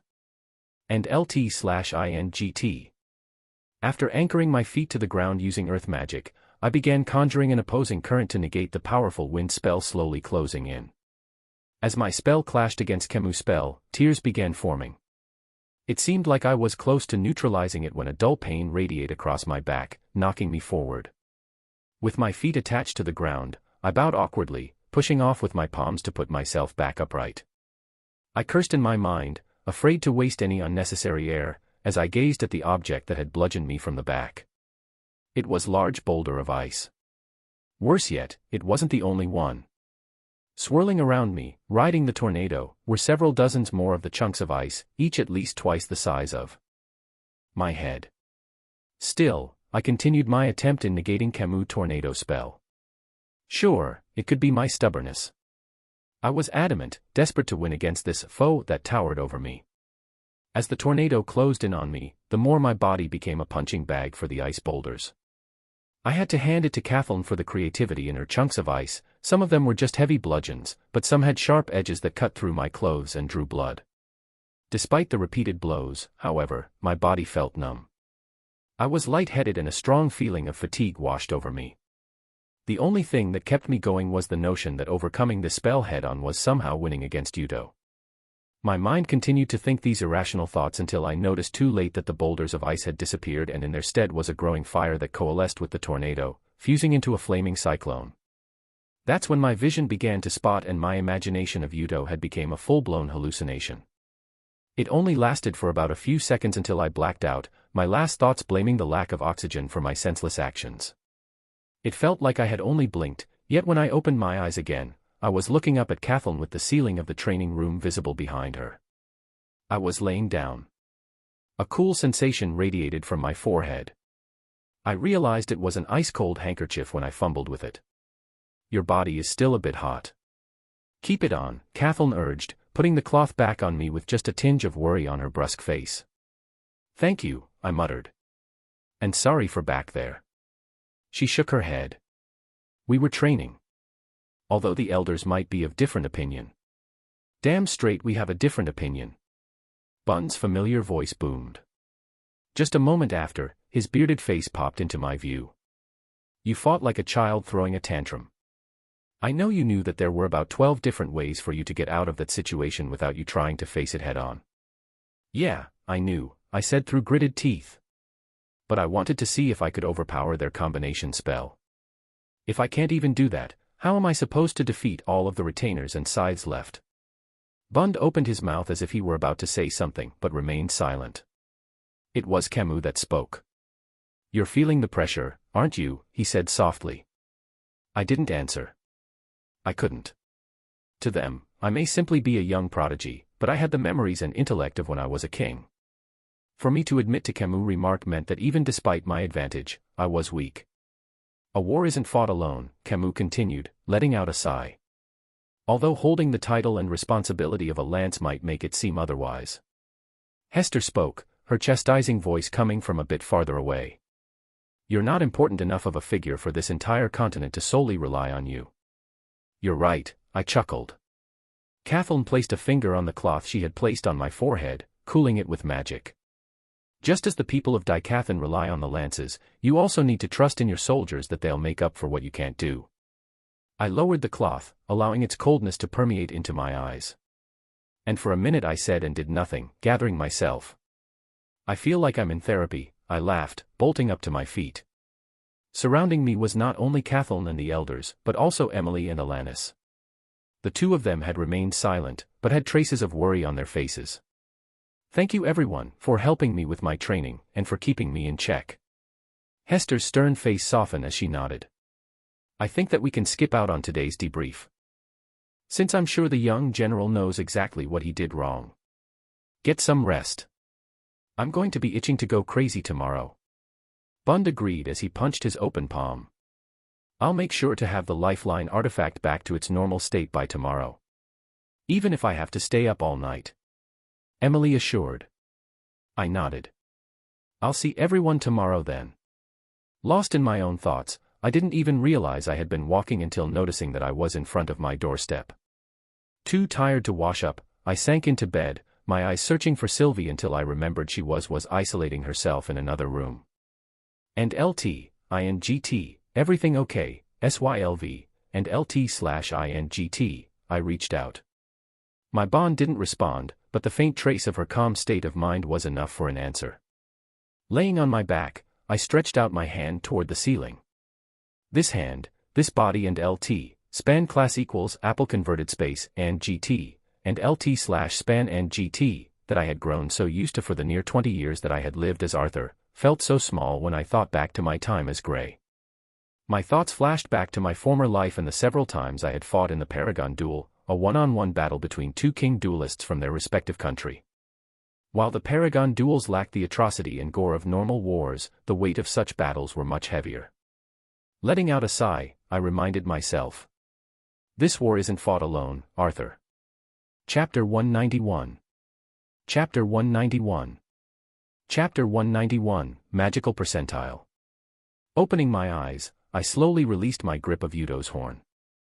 I took another moment to introspect, examining both the state of my mana core and my body. I was close. The road to white core stage that had once seemed so long was nearly palpable. I'm glad I didn't accept Virion's artifact after becoming a lance, I thought. Getting out of bed, I touched Sylvie's mind, making sure nothing was wrong. Satisfied with her calm silence, I began stretching, my body brimming with energy. Letting out a sharp breath, I performed a series of strikes I had learned from Cordry while training under him in Epheotis. It wasn't some stringent combination of moves per se but more of a utilization of the body's every movement while maintaining speed and precision, connecting each punch, kick, elbow, knee while remaining flexible for whatever the outcome. A true master of this fighting style, like the four-eyed Azura, could take down a whole unit and the only thing the soldiers would see is a simple monk strolling amongst them. Synchronizing the timing of my mana flow, which had improved substantially during my training with Cathaln and the Elders, with my strikes created shockwaves in the air. I wanted to move faster and with more agility, but I wasn't a Pantheon like Cordry, much less an Azura. Incorporating mana into muscle fibers and ligaments to utilize maximum power and speed with the least amount of physical movement, similar to what the Thyestes clan did, would just lead to the same results as that of burst step to my legs. Maybe reaching the realm above white core will strengthen my body, I thought hopefully amidst a combination of kicks. Right as I pivoted my body to end the sequence with a palm strike, Boo's gigantic head was poking into my room from the doorway, right in the path of my attack. Boo was hit with a shockwave of wind from my palm strike, causing all the saggy skin around his muzzle and ears to flap wildly. My sister's bond and I stared silently for a moment before he let out a grunt and shook his furry head. Buffed. I buckled forward and broke into a fit of laughter. Ellie's head poked into my room. What's so funny? Boo was supposed to scare you. Unable to form words while I tried unsuccessfully to stifle my laughter, I motioned for my sister to come to me. Confused, she squeezed past her bond's burly form and came into my room. Watch, I chuckled, this time conjuring a gust of wind at Boo's face. The bear's ferocious face rippled like liquid, the flaps of skin above his upper jaw flapping up to reveal a set of teeth beneath a pink layer of gum. My sister chortled before breaking down as well, her bond wasn't nearly so amused. It took the both of us nearly the entire walk down to the training room to recompose ourselves. It was probably childish to laugh so hard at something so trivial, especially considering my mental age, but who cares? I hadn't laughed that hard in ages and it helped loosen some tension and stress. You two seem chirpy for such an early morning, Emily said, yawning, her hands robotically setting up the panel as if they had a mind of their own. Or is it still nighttime? Did you pull another all-nighter, Emily? My sister asked, concerned. It's been a back-to-back all-nighter actually. It's your brother's last training session, so Miss Emiria and I wanted to have all of the data from these 2 months compiled by today, she chuckled, her eyes half closed. Remind me to properly thank the both of you for your efforts, I said, my eyes scanning for any sight of the curt elf. Where is Alanis now? Aw shucks, I learned a lot from this as well, so no thanks necessary. As for Miss Emiria, I practically had to force her to get some sleep, Emily answered, letting out another yawn. She should be here, Sue. Ah, here comes everyone now. Coming through the thick metal doors first was Bund and Camus. Bund was stretching his arms, smiling as he said something to Camus. Behind them were Hester and Kathleen. The elder of the Flamesworth family was straightening out a crease in Kathleen's tight-fitting training robe. The princess spotted me and turned a shade brighter as she tried to pry herself away from her guardian. Alanis, who usually had the mask of a professional businesswoman, looked soulless today. Her normally deliberate steps were sluggish as she trailed behind the rest. It took several minutes for everyone to get their protective gear on, but I was soon positioned in the training grounds with Kathleen, Camus, Hester, and Bund surrounding me. Their expressions were serious, as was mine.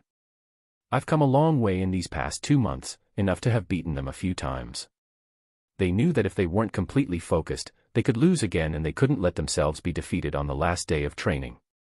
What was the bet again? Bund shouted from behind.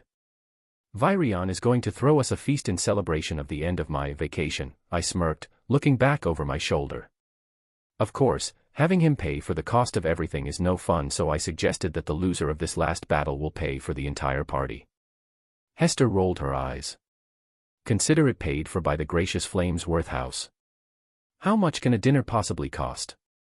Alanis, overhearing our conversation, spoke using a sound-enhancing artifact. Accounting for the cost of the 70-year-old casks of alcohol fermented from rare grains found only in the outlands of the Beast Glades, as well as the approximate costs of the abundance of fine meats, all of which the prices have escalated since the start of the war, I have already calculated for Commander Virion the cost of the celebratory feast as amounting to somewhere around nearly 20,000 gold. Hester's eyes widened after hearing the exorbitant cost. She let out a cough as she attempted to feign composure. Well, I believe it'll ruin the gratifying experience of winning if I were to simply pay for the meal outright. Perhaps it is best to determine who pays for the feast with this match, that way, it'll be much more memorable to everyone. I couldn't help but smile, watching the usually composed elder being so flustered. And LT, span class equals Apple converted space and GT, and LT/span and GT. I won't go easy on you just because you're young, General, Camus said, smiling. This old man's pride won't allow it. I agree with Elder Camus, Kathleen added. Perhaps besting you now will give my father and mother enough of a reason to let me help in the war. How cold, princess? Using me as a stepping stone, I responded, lowering my stance. Since this is the final mock battle, General Arthur will not have any elements restricted, Alanis' voice sounded again. Please begin. For the alcohol. Bund's gruff voice roared, charging from behind. Seeing that I was surrounded, there were a limited amount of options I had. With my senses heightened from mana and the rush of adrenaline, I focused on the biggest threat. Although Bund was charging in while forming a giant stone mace and Camus was backing away while gusts of wind gathered around his arms, it was actually Kathleen's mana levels that posed the biggest threat right now. An old but effective trick, I loosened the stone ground around me and lifted the debris to form a cloud of dust around me and at Kathleen. Manipulate the earth under my feet to spring me forward just as I push off, and expel the wind resistance as I dash, I recited to myself. It wasn't as instantaneous or subtle as burst step, but doing these 2 steps, namely, utilizing earth and wind, allowed me to enhance my initial acceleration without burdening my body. I felt my body charge forth, the air slipping by me harmlessly until Kathleen was just a few feet away. The princess inhaled sharply in surprise and attempted to cast her spell, but I didn't allow it. Utilizing wind once more, I created a vacuum in my palm, pulling her straight into my grip. Grabbing Kathleen's wrist, I twisted and threw her over my shoulder directly at Bund. Feeling a sting on the hand that had touched her, I glanced down to see a layer of frost around my fingers. She reacted quickly. I cast a wave of heat to thaw myself while taking note of Kathleen's position by the pond.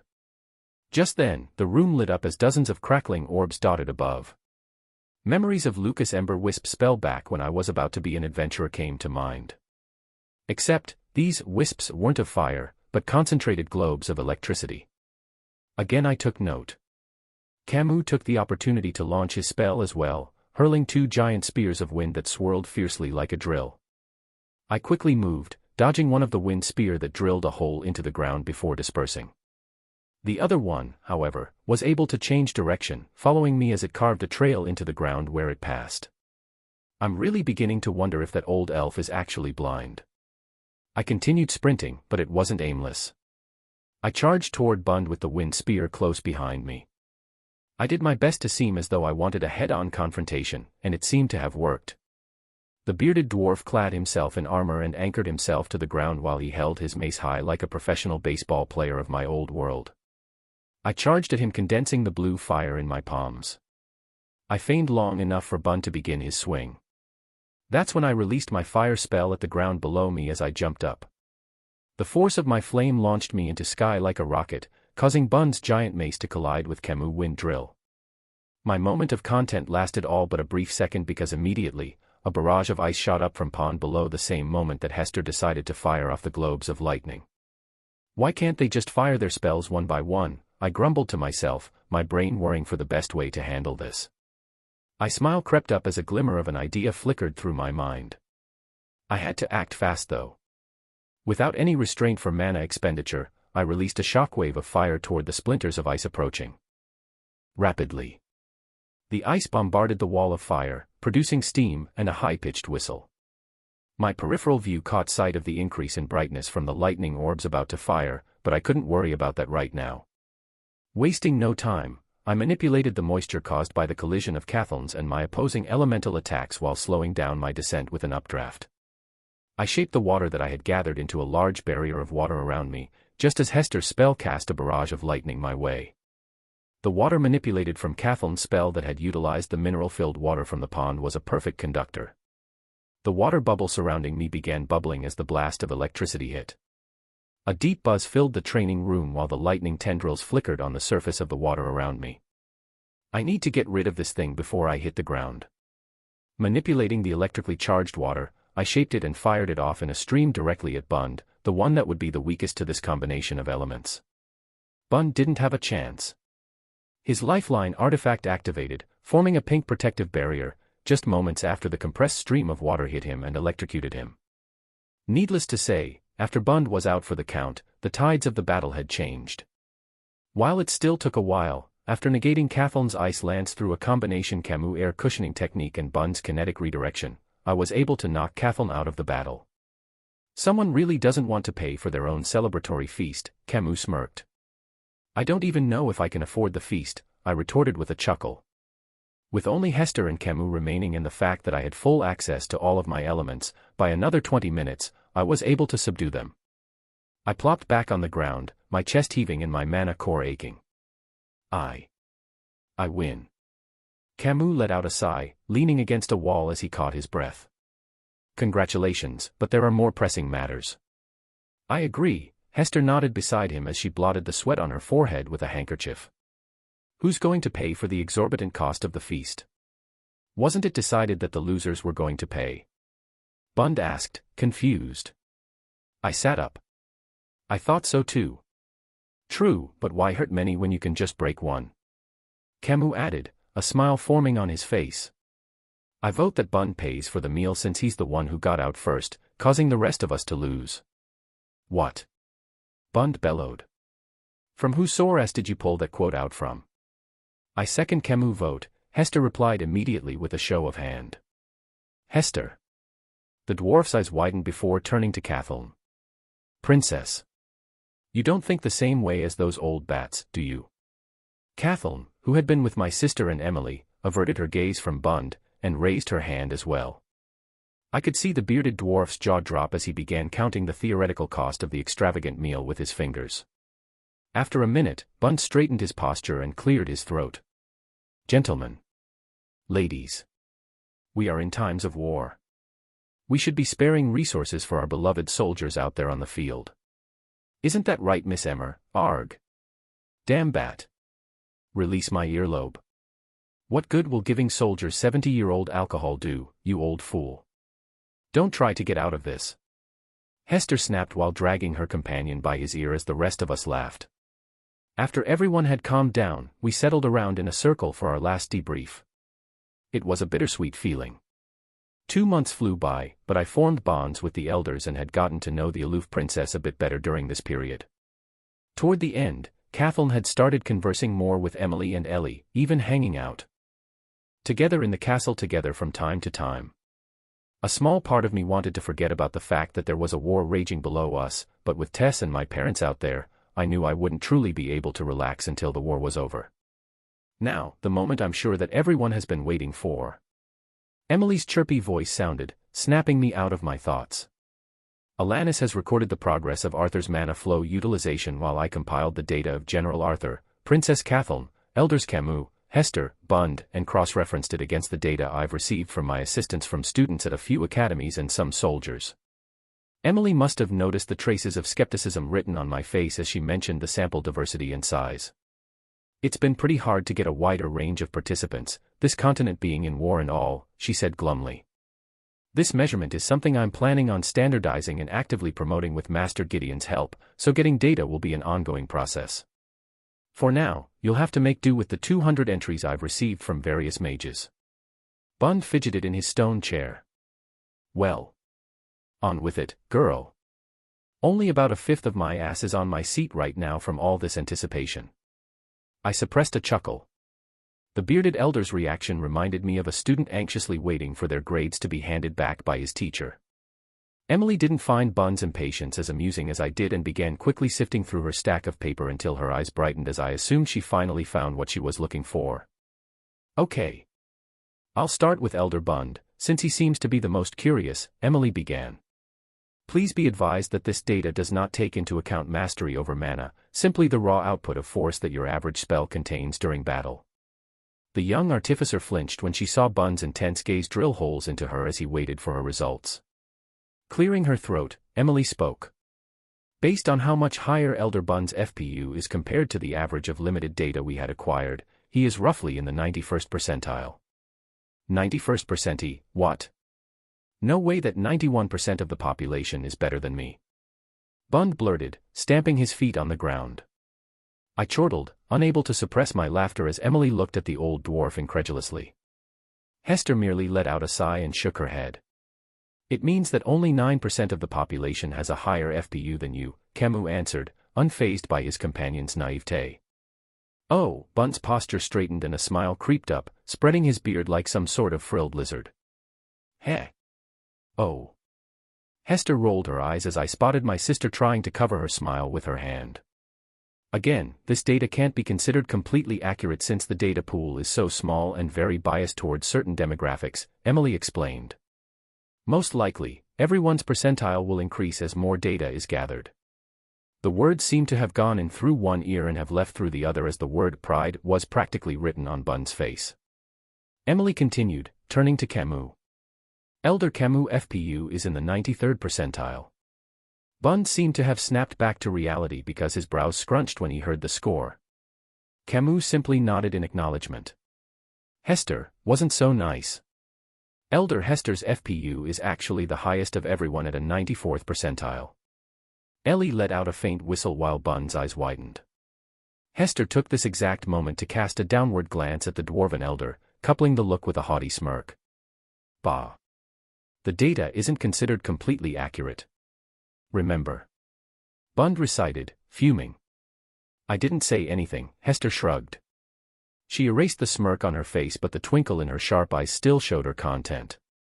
I guess the high affinity for magic runs in the Flamesworth family, I thought, being reminded of Jasmine's competence in magic, albeit not fire magic. Emily turned to Kathleen, smiling. Princess Kathleen, your FPU is in. The princess raised a hand, shaking her hand. I'd rather not get caught up.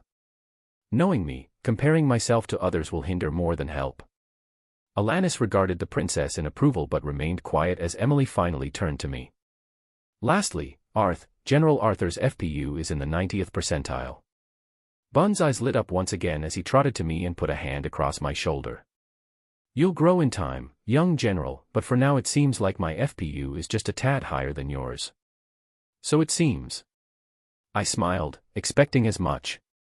From the beginning, the Elder's raw mana output was stronger than mine.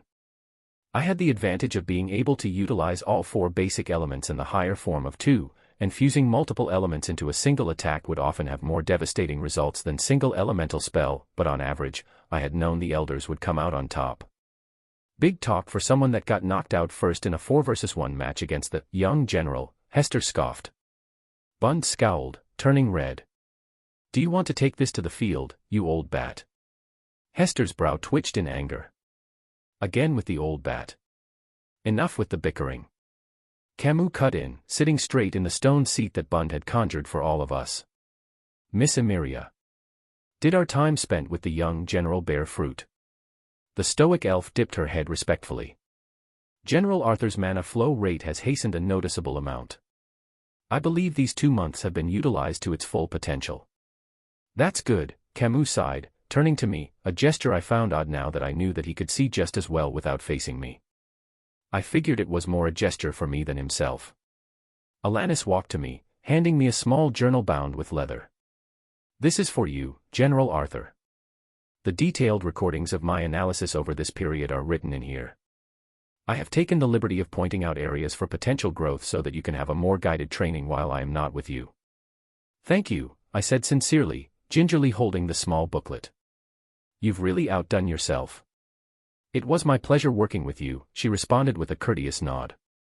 Bund clasped his hands together, drawing all of our attention. All right.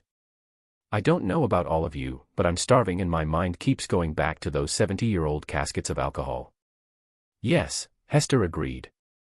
And the thought of Bund having to pay for all of it is sure to make everything tastier. I could hear Bund grumble as the 3 elders headed toward the door. I ushered the rest to follow after them as well. They all deserve the time to unwind and have fun. Hey, are you sure I can go? It seems like a party for the really important people, my sister asked, hesitating. I pat my sister's head. Of course you're invited. I better see you and Boo eating enough to make Elder Bund homeless.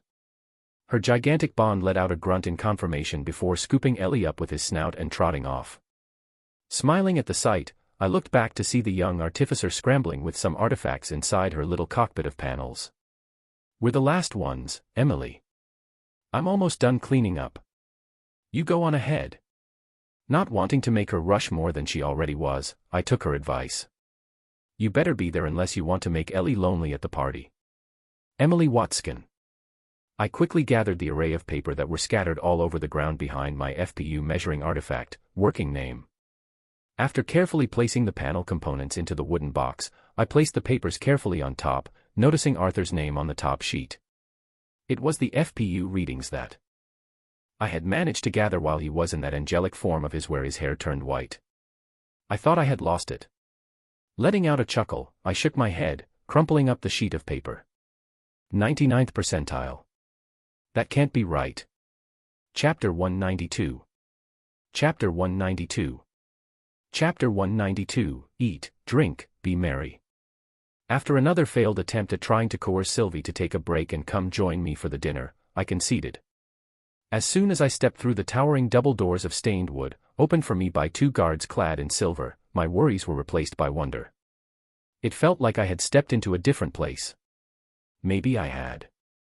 I looked back over my shoulder to make sure that I hadn't stepped through a teleportation gate disguised as a doorway. Confirming that I was still indeed inside the castle, I took my time to relish the sights, sounds, and aromas around me.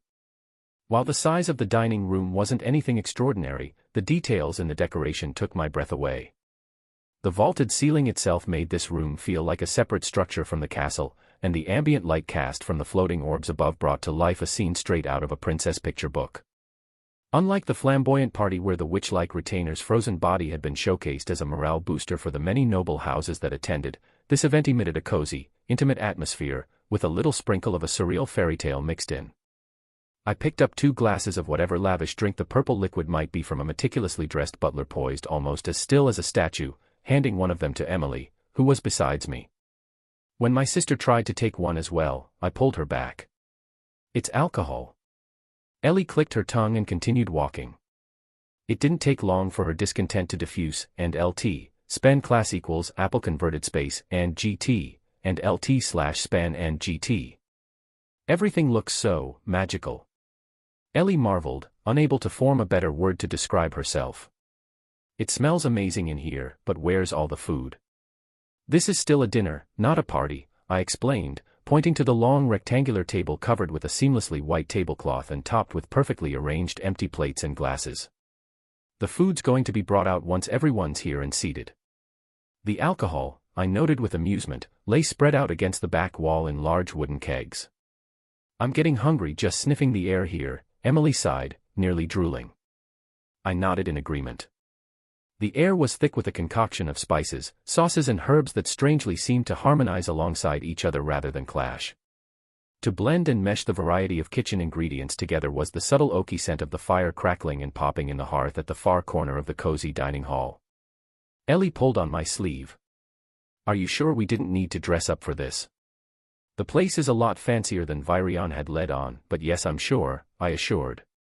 This is supposed to be a comfortable dinner to celebrate before I go back out to the field, my dearest sister.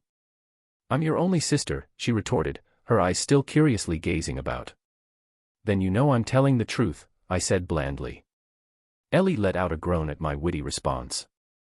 Whatever. I can imagine how comfortable it'll be already, with the council, the Lances, and the elders all gathered in one place, Emily chimed in, her sarcasm practically palpable. I simply smiled, breaking off from the two of them to enjoy my purple drink in peace. Despite being one of the last to leave, Emily, my sister, and I were the first to arrive. As I sat in the back to enjoy the warmth of the fire, I saw Kathleen coming inside escorted by Hester. Both wore evening gowns that, while minimally adorned, still looked undoubtedly elegant and expensive. Ellie and Emily didn't hesitate to shoot me glares as they saw this, mentally blaming me for their comparatively informal attire. I winked and lifted my glass, now half empty. Kathleen thought I was gesturing to her and raised her glass slightly as well, smiling shyly before turning her attention to Emily and my sister. Elder Hester strode toward me with a glass in hand as well. Seems like you've already made yourself comfortable, in both attire and demeanor. I thought this was supposed to be a casual dinner, I sniffed, holding my glass out toward her. Is this not casual? She smirked, clinking my glass with hers in a casual toast before the two of us took a sip. Casual is wearing your slightly larger pants so that you can comfortably indulge in whatever exquisite cuisine we're presented with tonight, I said with confidence. Hester looked at me with a curious gaze before chuckling. I often forget that you're not from a noble house, no offense. I chuckled. None taken. It's always amusing seeing some of the nobles trying to hide their contempt when a lance like myself does something blatantly improper. Proper etiquette is ingrained in everyone since infanthood, Hester admitted. My mother would faint if she saw you in that attire at an occasion like this. Truth be told, my mother would probably faint as well if she knew I was attending this kind of dinner wearing this, I chuckled, feeling a pang of guilt and sorrow at the mention of my parents. We sipped our drinks in silence for a bit, watching the chaotic movement of the fire as if it was a show. Finishing off the last of my purple liquor, I asked Hester a question that had been on my mind since I first met her. Hester. If you don't mind me asking, what is your relationship to Jasmine Flamesworth?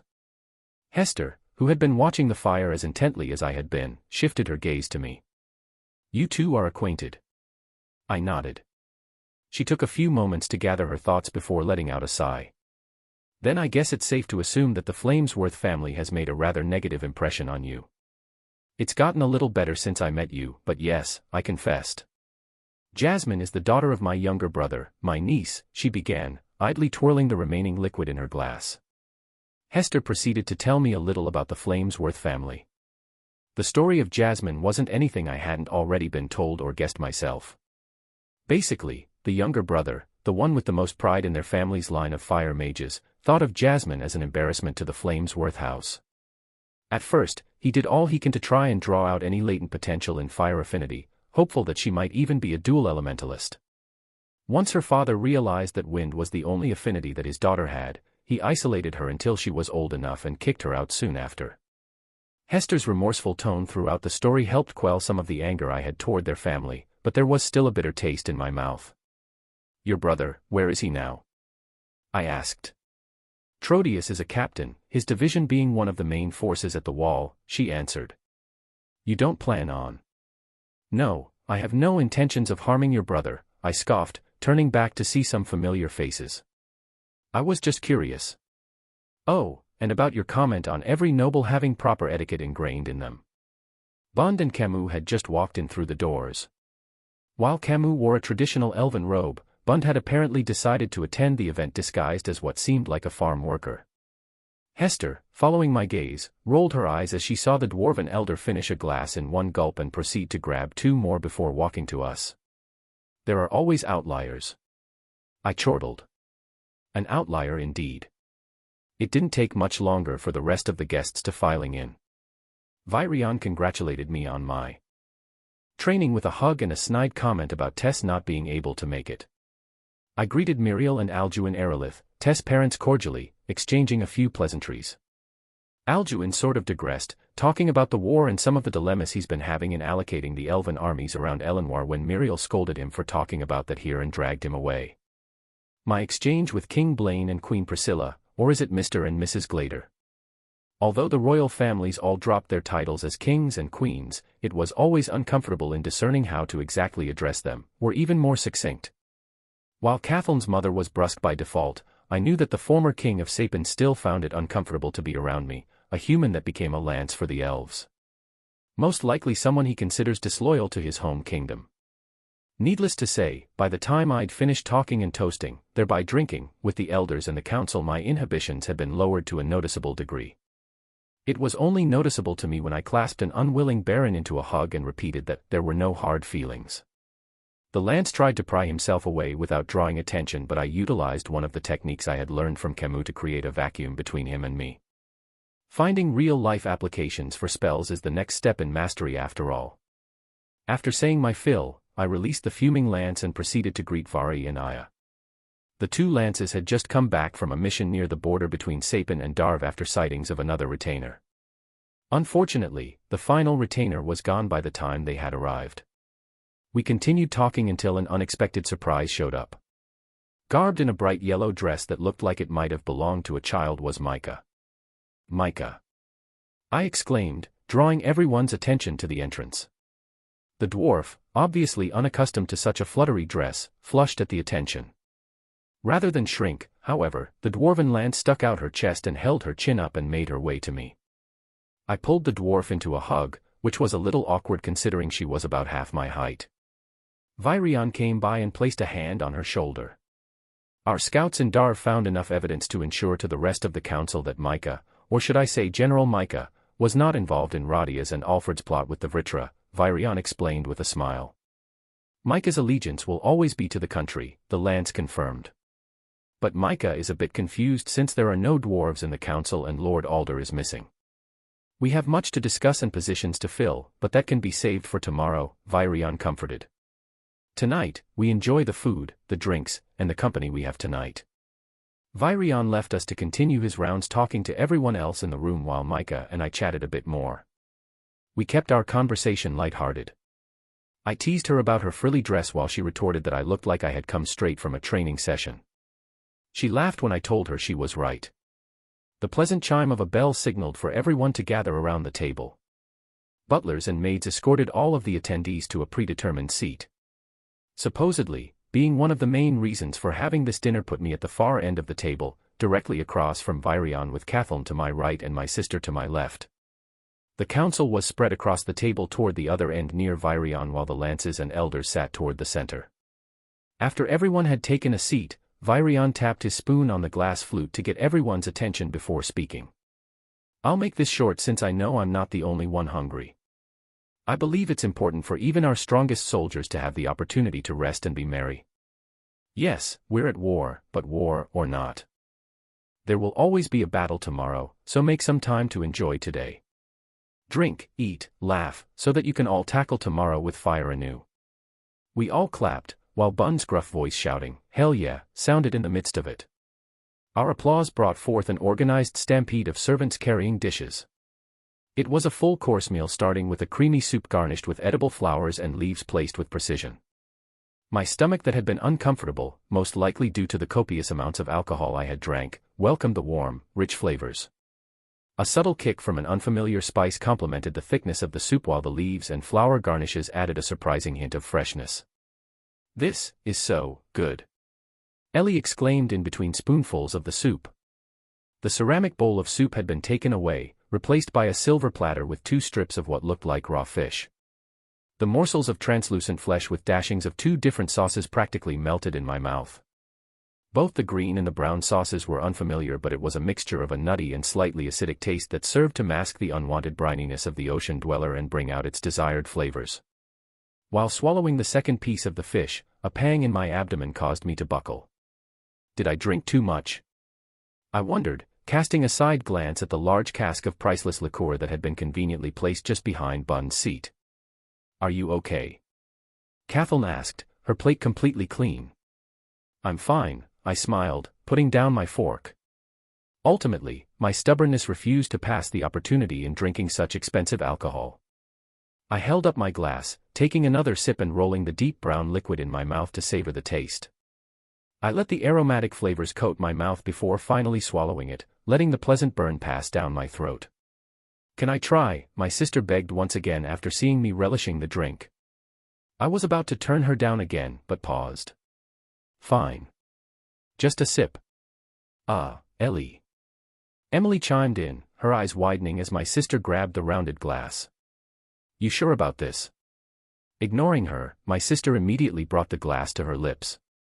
As expected, she most certainly did not take just a sip, and instead gulped a big portion of the liqueur. Already prepared for what was about to come, I cast a small circular vacuum of wind that sucked in the spray of liquid that shot out of my sister's mouth as she coughed. The servants nearby immediately took action, handing my sister a new napkin while they opened up a container for me to dump Ellie's sprayed contents into. "Why, you jerk," Ellie hissed, trying not to draw in any more attention than she already had. "You knew that would happen." Suppressing the laugh that was nearly leaking out, I looked at her, deadpan. "Of course. That's why I said no so many times." "You could have warned me," she protested, drinking the cup of water the servant behind her so sensibly placed next to Ellie's plate. "I could have," I agreed, leaving my sister aghast. Emily steered my sister's bitterness, telling her about some of the modifications she made to Ellie's new bow. After the plates were cleared, another, smaller, dish took its place. Even before I looked down to see what it was, the smell had already caused me to reach for it.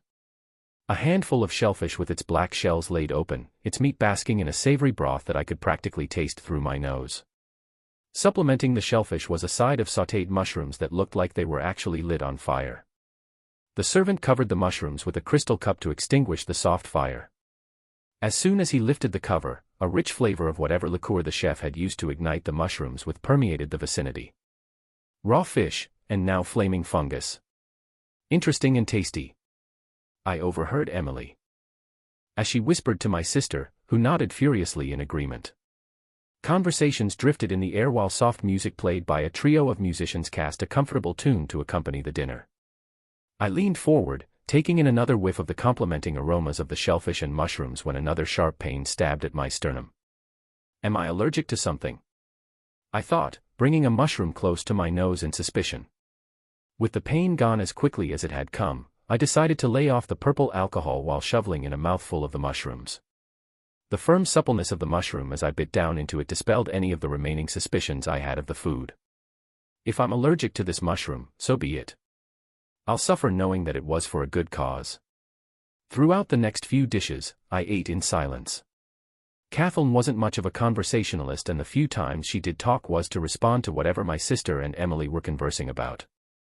My thoughts began veering toward the war and the upcoming battles, my only solace being the exquisite dishes that never seemed to stop and my glass of liqueur that never emptied. From tender meats that I was able to cut with my fork, and even a whole boar that was carved so precisely that I doubted I could replicate the task even with my mastery of the sword. There were other, more bizarre dishes that showcased the more unwanted parts of particular manna beasts as supposed delicacies. It was when the dinner was becoming more lively, most likely due to alcohol in everyone's system, that I encountered another episode of pain in my stomach. This time, it was a more gripping pain, as if someone was slowly squeezing, twisting, and wrenching my insides. That was when I realized it wasn't my stomach or even my liver like I thought it had been. It was my mana core. Is something wrong, Arthur? You seem pale, Virion said, noticing my state from the other side of the table. I rose up from my seat, feeling more than a tinge of regret as I stared at the untouched steaming crab down at my plate. My apologies to everyone, but I think I'll have to call it a night.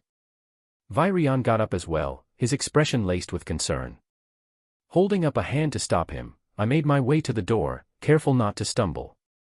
Please, enjoy yourselves. I've been a little tired today and I think I just had too much alcohol. Without looking back, I headed to my room, one hand using the wall as support while the other pressed down on my solar plexus. Is something wrong with my mana core? Cold sweat beaded down my face as the gripping pain became more intense. By the time I reached my room, I curled into a ball on the floor, unable to reach my bed. My fear and worry grew alongside the pain, until a thought crossed my mind.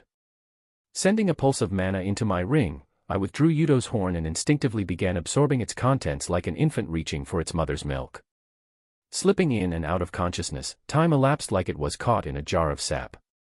Everything seemed slow and the cold, gripping pain escalated until it soon became unbearable.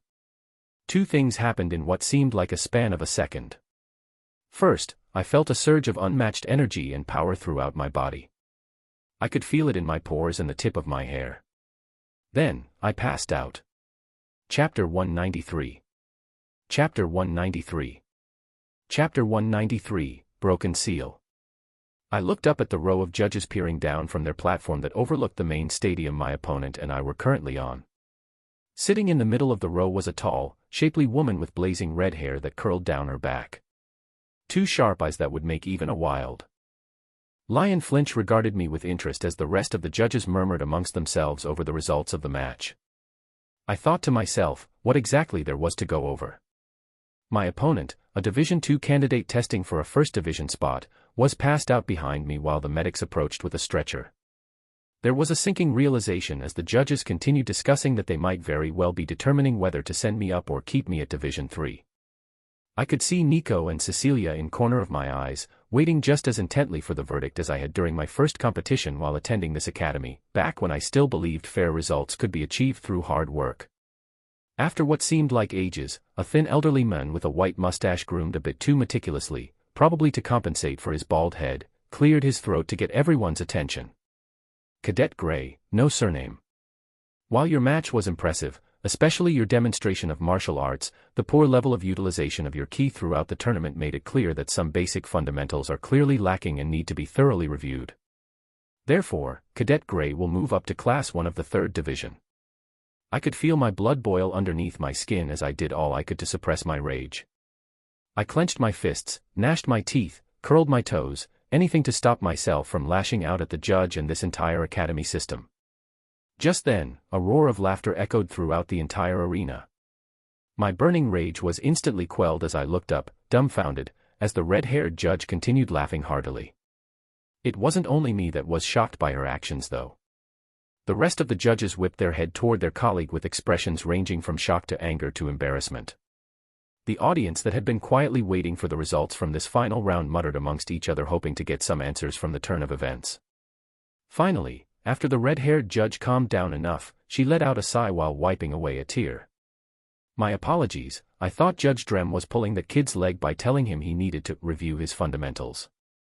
At the mention of his name, the mustached judge, who I assume was Judge Drem, flushed red all the way the top of his shiny head. Lady Vera.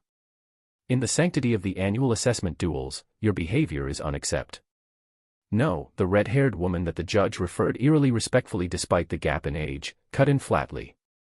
What's unacceptable behavior, and embarrassingly pathetic, is this blatant attempt at holding the kid back because he's not from a distinguished house. Clearly unprepared to be verbally assaulted by the woman, Judge Dem stammered what he hoped would be words. Wah, how dare! I did no such. Then how can you possibly justify Cadet Gray as being anything less than Division 1? Lady Vera interrupted again. At this point, I really hoped that this lady had either the strength or the backings to justify her blatant lack of respect for the older judge. Judge Dem tried his best to gather his wits, letting out another cough. Like I stated earlier, Cadet Gray's key utilization is lack. Wrong, she instantly cut off again, causing the older judge to practically fume in frustration and embarrassment. The boy's key utilization is at least a step above even the Class 2 students in Division 1. What you call lacking in key utilization is actually him making up for his lower key level to an almost impressive degree. The other judges sitting behind the panel were obviously lower in terms of rank than Judge Drem because the only thing that they'd been doing at this point was wordlessly shifting glances between Lady Vera, Judge Drem, and me. Lady Vera, the old judge said through gritted teeth. While I am grateful for your insight into the matter, I have been a judge for nearly 20 years now. Please reciprocate the respect that I've shown you by showing me the respect that I've earned in this field. Lady Vera thrummed her fingers on the panel she was sitting behind, contemplating for a moment before she nodded. Fine. I'll respect your verdict, Judge Drem. Before I even had the opportunity to be disappointed by this, though, Vera's form flickered out of sight. What in the? She appeared above me and landed with a soft thud. Despite the fact that I had witnessed everything, I was still somehow doubtful that she'd just cleared the span of 2 stories as casually as I would step off a sidewalk. Kid. Like Judge Handlebars said, you'll still be in Division 3, but what do you say about me becoming your personal mentor? I thought for a moment. I even turned to Nico and Cecilia to make sure what I was witnessing was real. I didn't know who this woman was, but the way she held herself and the impressive movement skill she had used to clear the distance that most elite soldiers wouldn't dare replicate made me take the risk. Ignoring the aghast row of judges as well as the stunned crowd, I took her hand. I accept your offer. I woke up on the floor with my hand stretched out in front of me, much like how my dream had ended. However, rather than Lady Vera's seemingly fragile hand in my own, I was gripping tightly onto Yudo's horn. The once obsidian stone that once glimmered like a sinister jewel now had cracks and splinters strewn across its dull gray exterior. It took a moment of idle wondering of how I came to be in this position when I suddenly remembered. As if struck by a bolt of lightning, I shot up to my feet. I took in my surroundings for the first time since waking up, relieved that I was still in my room and that my room was relatively intact. Looking at the window, it was still nighttime, which meant I was unconscious only for a few hours. Pulling my senses inward, I focused my attention on my mana core. My mana core that did not have the glimmering silver sheen that it once had, but instead radiated brightly like a white sun. I did it, I muttered incredulously. I maintained concentration on my core for a few minutes, just taking in the new, alien feelings that came with my breakthrough. The paranoid part of me did it just to make sure that I wasn't imagining things. I wasn't. I was now a white core mage. Ecstatic, I sent a pulse of mana throughout my body. The flow of mana was seamless and near instant. I hadn't gotten the chance to read through the notebook that Alanis had written for me, but I had a feeling that she might have to update some of the readings. Without stopping, I held out my hand, palm up, and began shaping the mana. I started out with something relatively easy, making a small orb of pure mana. This was the equivalent of stretching before a run. After that, I proceeded into more complicated exercises. I enlarged the orb of mana and shrunk it as quickly as possible. Then I split the mana orb into 2 smaller ones. After I had about a dozen small mana orbs floating above my hand, I ignited some of them by coalescing fire affinity mana particles in the atmosphere while I froze another set of orbs and so on. By a few minutes into the exercise, I had several dozens of different elemental spheres all orbiting around my palm. Throughout it all, I had a wide smile on my face that I only noticed after my cheeks began cramping. There were hundreds of variations of these manipulation exercises all meant to help mages get better at organic magic, a term that had many names but all meant one thing: magic that did not need gestures or chants in order to cast. Much of the magic that beginning classes in Xyrus Academy taught centered around stagnant magic, which were essentially spells limited in variations and uses in order to reproduce consistently and easily. The gestures and chants that so many mages used and still use today help in guiding their subconscious as they mold their mana into the spell that they want. The downside was that most of these gestures and chants basically told opponents, "Hey, I'm going to throw a fireball at you." It was fairly easy for any decent mage to counter such stagnant magic. The organic magic that I had so naturally grasped from an early age thanks to my understanding of mana from having lived a previous life, was much harder to cast and control. Every time I launched a blade of wind at my opponent with a simple swing of my arm, my brain was basically giving detailed instructions of the mana that I imbued into the spell in order to get the shape, size, speed, trajectory, angle, etc. all correct. Breaking into white core stage wasn't as awe-inspiring as I sort of hoped it would be, but it was definitely a huge step forward, more so than any of the previous breakthroughs into the next core stages. My control and finesse over mana had definitely been taken up a notch, almost as if the advancement into white core also affected my cognition. I thought back to several instances in the past when the lances demonstrated some of their prowess in magic. Alfred's ability to cast eerily lifelike golems of magma as well as Micah's superb control over an abstract element like gravity were all reasons that supported my claim. Putting Aaliyah aside, I've never had the chance to see Aya fight. Baron was able to mold lightning into a giant spear that looked about as detailed as a masterfully crafted weapon, and just recently, I came face to face with Vari's dragon made completely of ice. Is this why all the lances are so skilled in manipulating mana? I thought, sighing. Another thought occurred to me as well. Flying. Usually, skilled flying meant constant attention to your body and mana output all the while having your attention on something else, like fighting. That was why most mages didn't fly even if they were able to. What use was flying when it took complete focus to sustain it and the mana expenditure wasn't cheap? If manipulating mana became this easy, then I could see how the lances were able to easily fly while casually talking to me or even casting spells. Eager to know what my limits were, I was tempted to immediately head down to the training room and test a few theories out. I was especially excited to activate Realmheart just to see what I could do. However, a sharp pain flared in my head, wrenching me out of my thoughts. "Hey Arthur. Something's happening." Sylvie's voice rang in my head, but sounded muffled and distorted. "Sylvie. What's wrong?" I called out to her several more times but didn't get a response. Feelings of excitement and elation were immediately replaced by worry and fear as I headed down the flight of stairs to the small training room she had isolated herself in. I turned the cold metal handle of the door, but it was locked. "Sylvie, I'm here. Can you hear me?" No response. I shook harder, hoping it was just jammed, but seeing as it wasn't, I punched a hole near the knob, rendering the lock mechanism useless. Pushing open the door, I stepped inside only to stop completely in my track at the sight ahead.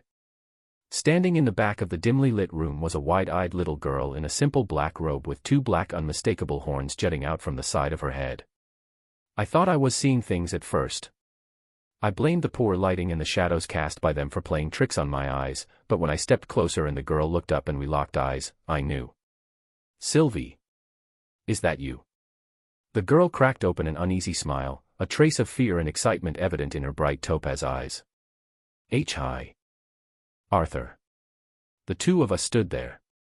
Neither one of us knew what to do, what to say, how to react. I still couldn't believe it. My eyes told me that I was seeing a girl that looked no older than 8 or 9 with long choppy hair that was the same pale wheat color as her draconic form's underbelly. Looking closely, her messy hair looked more like soft feathers than actual strands of hair. Little of the girl's small face was covered by her hair, since her bangs barely covered half of her forehead. Her round yellow eyes shifted uneasily under my scrutinizing gaze until she sent a mental transmission. "How long are you going to keep staring like that?" Caught off guard, I flinched, but not by the words themselves but the emotions that were intertwined into them. Unlike before, I could feel the emotions she was feeling while she communicated through my mind. Like now, how she felt uncomfortable and embarrassed, but at the same time excited and anxious. It was odd feeling foreign emotions through my brain. It was never like this before. At most, Sylvie could send one, extremely strong, emotion to me that felt more like she was telling me how she felt. It was never this intimate, for lack of a better word. "Sorry," I said aloud. "I'm still digesting everything right now. What exactly happened?" "After absorbing the retainer's mana from the horn you gave me, I was able to finally break the seal that you and Grandpa said that my mother placed on me to keep me hidden." The disparity between her childish voice and her words threw me off, but I nodded in understanding. "So by breaking the seal, you were able to unlock the human form that Azuras were able to transform into?" "Yeah," she said, looking down at her small hands. "To tell you the truth, I haven't had the chance to really study the changes in my body, so I can't tell you exactly what's happening at this moment, but..." Sylvie abruptly lurched and staggered, nearly falling forward before she regained balance. "Sylvie. You okay?"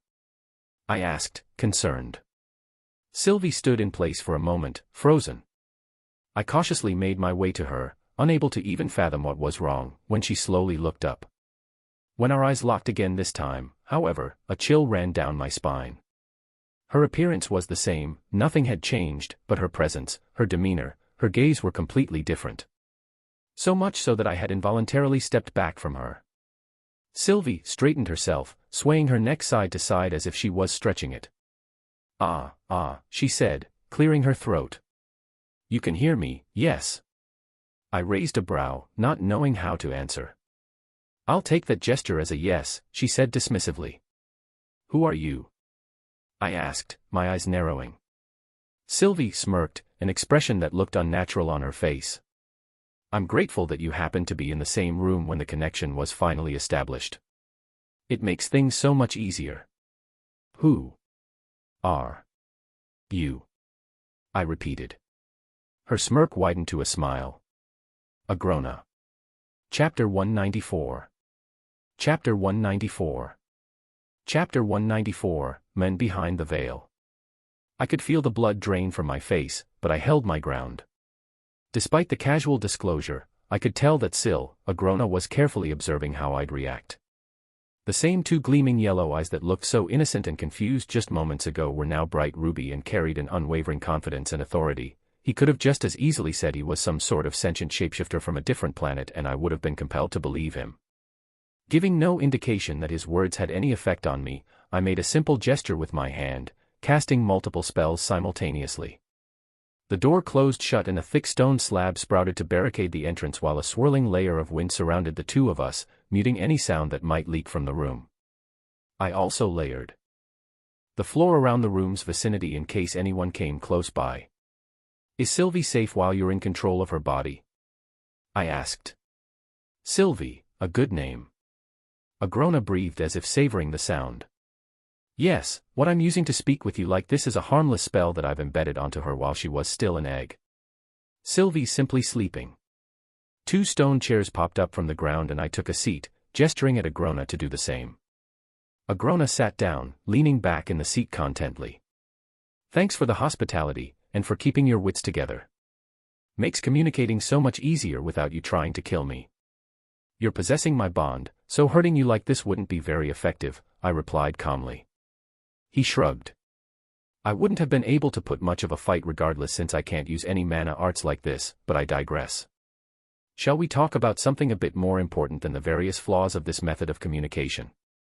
Seconds ticked by in silence, with only the faint whistle of the field of wind surrounding us while the two of us stared at each other. My brain whirled with activity, trying to make sense of the sudden change of events while devising a clever way to take full advantage of it. After all, it wasn't every day that you could calmly have a one-on-one meeting with the enemy's leader in the middle of a war.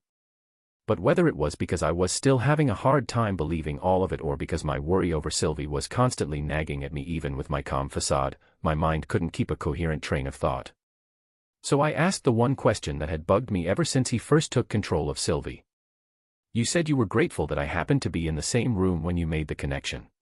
Why did you only seek me out? Fair question. First reason, and the more obvious one, is that I'm sure most of the members of your leadership wouldn't take too kindly of me intruding on their home turf in the form of a little girl. Assuming that they even believe me, it would scare the living shit out of them given the fact that I could intrude their most secured location in the continent, he answered. Although, it would be amusing to see their reaction. And the second reason? Because, he leaned forward and grinned, you're the only one on this continent that I'm interested in. I didn't expect that answer. What did the leader of a rogue Azura clan that was hundreds, if not thousands, of years old find interesting about me? Whatever it was, it couldn't be a good thing. My expression must have betrayed me because the Azura abruptly let out a laugh. Don't worry, I'm not going to just suddenly pin you to the ground and have my way with you. Assuming my taste suddenly skewed that way, it'd still be a little inappropriate in this form, no. I rolled my eyes as the supposed mastermind behind the Intercontinental War, unable to make heads or tails of his character. You're a lot more eccentric than I imagined, almost sociable, I commented. Agrona raised a brow, amused. Did you perhaps see me as some poised dictator hell-bent on making the world all mine while donning a silken cape? Something like that. He put on a grave expression while leaning forward. Well, you're partly right. Agrona flashed a smile. He leaned back again, as if unable to find a comfortable position to sit still in. Don't let this pleasant demeanor fool you. I have my goals and ambitions and a face I show my people in public. But as for my personality, after spending generations upon generations amongst you lessers that seem to change your ethics and social mores on a whim, it's a pain to keep up with appearing dignified and cultured. For instance, even in my continent just a couple hundred ago, it used to be normal to have public torture and executions. Hell, they even brought snacks and watched it as free entertainment. Now, it's somehow become shockingly horrifying to them. He waved a hand dismissively. I have my people to handle and run the lessers based on their ever-changing sense of right and wrong. Wow, he talks a lot. Still, there was a lot of knowledge contained in his little rant. From what I've seen facing the Alacrian soldiers and, truthfully, my own prejudice based on the crazy Vritras like Udo and the Witch, I imagined that the enemy continent would be some horrid wasteland full of lessers enslaved to do the Vritras' bidding. But from what Agrona just said, Alacria seems to be like any normal developing land with leaders that actually care for the citizens. That look you have right now. He pointed a finger at me. That annoying look of pleasant surprise, you were thinking that it's weird that I actually give an ass about the lessers in Alacria, huh? Well, from what the Azuras told me, you've been conducting experiments on the lessers and breeding with them before you were even kicked out of Epheotis, I remarked. I expected him to get mad, at least annoyed, but instead his expression turned somber. The best lie is only telling half the truth, I suppose. Kazes or that lackey of his, Winsome, never told you the reason why I did all of this, did they? So Lord Indratha's first name is Kazes, I noted internally before replying. It was to build an army capable of bringing down the other Azuras, no. That's all they told you. Agrona rolled his eyes, tapping his fingers impatiently on the chair's armrest. Arthur, do you think I one day just woke up wanting to commit genocide against my brethren? Any reason you have isn't justification for what you're trying to do, I stated firmly. He let out a scoff. I should have more or less expected you to have the same mindset as Kazes and the rest of his underlings. Annoyed, I asked, what do you mean? Let's suppose you lived in this continent without being able to use magic, how differently would everyone you know have treated you today? The royal families that you know. They wouldn't bat an eye in your direction. Your peers from Xyrus? You would have never met them and probably just befriended thugs and farmers from your own social class. Your family? Well, they might be the only ones that love you, but that doesn't mean they wouldn't be inwardly disappointed at your lack of talent. I raised a brow. And, this hypothetical person is supposed to relate to you.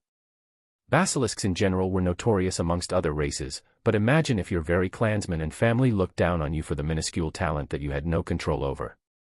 The same Lord Indrath that approved of you in that brusque and lofty way of his didn't even find it worthwhile to breathe in my direction, Agrona spat, his fingers clawing away at the armrest. And you found it justifiable to inhumanely toy with the lives of countless lessers in order for you to get stronger. I shot back. He tilted his head.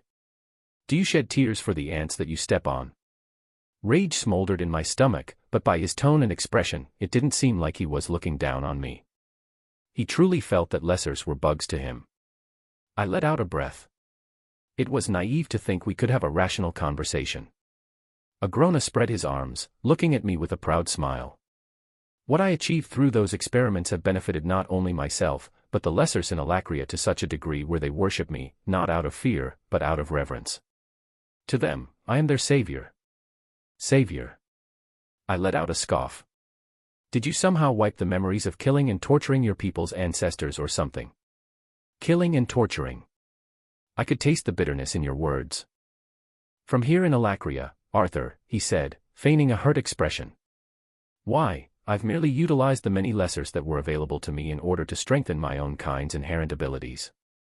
I'm sure those test subjects are grateful that I made use of them in order to accomplish something unimaginable for their future generations.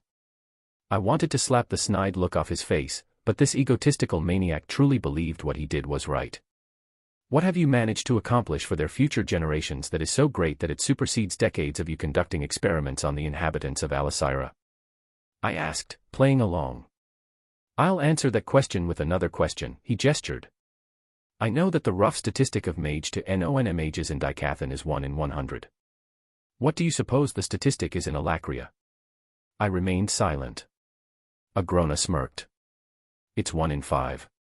1 in 5. I sputtered. Unimaginable by your standards as well, right? He gave me a wink. I'll admit that what you managed to do is impressive, but aren't you afraid that with so many of the population as mages, that those who still hold a grudge will band up and revolt? Agrona looked at me for a second in silence before he burst out laughing. Oh, you weren't joking, he said in between laughs after seeing my expression. Like I said earlier, my people, whether they have some of my genes or they're still full-blooded lessers, revere me. Because of the structured process of awakening that I devised for them, so many of them can utilize magic to improve their mundane lives. You're telling me that you spent the time and effort to devise this method for what, the actual benefit of Alacrians? I asked, skeptical. I've heard from the Azuras, but since they're apparently so skewed in their views, I want to hear it from your mouth. What is your goal in all of this? Ooh, is this the part where the villain falls into a monologue and reveals his nefarious plans to the righteous hero? He replied excitedly, steepling his fingers. I shook my head. You're insane. Insanity is relative, he said, unwavering. And as for your question, I have no intention of telling you anything. You said you were interested in me earlier. I assumed it was because you wanted my help, but withholding your goal in all of this hardly makes me want to jump to your side, I pushed, hoping to get an answer out of him. Agrona leaned back. I never expected you to come to my side through this little conversation. I told you all of this because in hopes that you will remove yourself from the war. What? Why would I? Agrona held up a hand. Before you say no, consider this. Thus far, I've been progressing very conservatively in this war, refraining from unnecessary civilian deaths since I have use for them, but that does not mean it'll continue being this way. You've barely clung onto your life till now, but this is just the start. Statistically speaking, how likely is it that your side can win this war with your family and other loved ones alive after everything? He paused before speaking again. You can hide, seek refuge in Alacria, anything really, just as long you don't become an opponent to my army. Guarantee that, and I will guarantee that you and your loved ones will be left untouched. It'd be a lie to say a small part of me wasn't tempted. What do you gain from me doing this? Telling me to keep hidden or go to Alacria obviously means you want me alive. Why? If I'm not on your side, aren't I a threat? Despite how I may have been perceived and what I've done to get to where I am today, I don't believe that allies can be made through force. If I want you on my side, I won't do so through threats. The two of us stayed silent for a bit.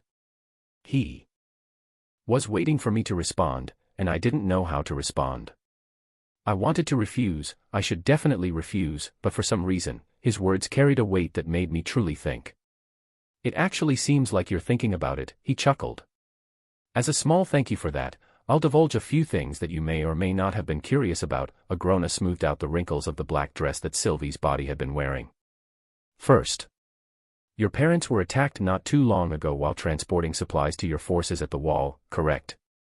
I bolted up from my seat, mana coalescing around my entire body. Agrona raised his hands in a placating gesture though, still seated. His eyes, however, were fierce. You may not believe me when I say this, but your parents were left untouched because I willed it. Lastly, the Azuras have been out of touch with your leaders, right? He didn't wait for me to respond. The Azura possessing my bond rose to his feet, maintaining his poise. It's because a few Azuras, including Alder and Winsome, tried infiltrating my castle in Alacria, hoping that they'd succeed in killing me while my forces are divided. Tried. That means that they failed, I replied, my heart beating faster. Doesn't that mean the treaty is broken? Agrona shook his head. No. Neither my side nor the Azuras in Ephiodus wish for it, but they had to pay for disrespecting the treaty, so we made another deal. I was afraid to ask, but I did anyway. What is the deal that you made? The Azuras in Ephiodus can no longer aid you in any way throughout this war, he answered, stepping a bit closer. Winsome, Alder, and the rest of the Azuras that you've met have abandoned you and Dicathan. I want to say that I remained unfazed and took the news in stride, but that'd be a lie. In my head, I was using every curse I knew to express the frustration and panic that was bubbling up inside. Finally, after I gained enough composure to form words again, I spoke. Why are you telling me all of this? To appeal to you, of course. I'm trying to ultimately get you on my side willingly, remember? Agrona winked. Frankly, I don't get where your loyalty to those Azuras come from. Kazes and the other Azuras that helped train you only did so for their gains, and you simply went along because you needed to get stronger to keep your loved ones safe. Seems more like a business arrangement to me. I shook my head. Even so. You've said that you've been conservative during this war, but while you come off as well-mannered so far, your retainers have massacred soldiers with glee. Exactly as you said. Soldiers, Agrona pointed out, snapping his fingers. And really? I think it's hardly fair to bring that up when your side has treated my men with just about the same amount of hospitality. I'd say freezing my poor Jagret and displaying her corpse like some sort of trophy in front of your nobles is hardly any better than what she or any of my other soldiers have done. I was at a loss for words. I wasn't even surprised that Agrona somehow knew all of this at this point, just that he was right. Silence enveloped the room, bringing to attention the sound of the wind whistling around us. What we've discussed today isn't something you can organize in a span of a few minutes, so I'll give you some time to think about everything, he finally said, breaking the silence. Besides, Sylvie seems to be stirring from her sleep, so after you've thought about it, give me an answer after reciting this spell to Sylvie. He muttered a string of foreign words through mental transmission, allowing me to remember it. I advise you to make a choice soon, though. Like I said earlier, we're progressing into the next stage of this war, and I assure you it won't be to your side's benefit. Giving you this deal does not grant you immunity from harm should you refuse or withhold your answer. Wait, I called out. What you told me earlier, that I was the only one on this continent that you were interested in. You never told me why that is. I suppose it does no harm in telling you. Agrona tapped his chin with a finger, thinking for a moment. Let's say I've enjoyed talking with an old friend of yours, King Grey. Chapter 195. Chapter 195. Chapter 195, Next Stage. Stefan Vale. Oh, great Vritra, I muttered under my breath, watching a shield lose his footing, almost getting trampled in the process. Shields, keep up those defensive panels. Don't let any of the beasts stray off, I barked out before looking down at the mysterious black ore I had been ordered to break once the beasts were all inside the Elshire forest. I watched as hundreds of corrupted beasts were herded through the walls of translucent panels casted by teams of shields. It was a peculiar sight as monsters that would normally be nowhere near each other walked sluggishly abreast. Hound-sized spiders, large wolves, and even serpents with heads on both ends marched together, unaware of what was going on. Several Unads served to protect each of the shields just in case any of the beasts broke free. Even Unads have their purposes. Better one of them dies than a mage. I cast my eyes on the ironclad Unads wielding ordinary weapons of steel, unable to even strengthen them. Pitiful. I turned to the sentry assigned to my force, a lanky man with bangs that covered his eyes. Can you get a read inside the forest? He put his palms to the ground before clicking his tongue. My range is cut to a fourth inside there. Looks like you'll have to go in with us, I sighed. He stepped away from me. What? That's not what. Before he could finish, I grabbed the precious sentry by the scruff of his neck. Look.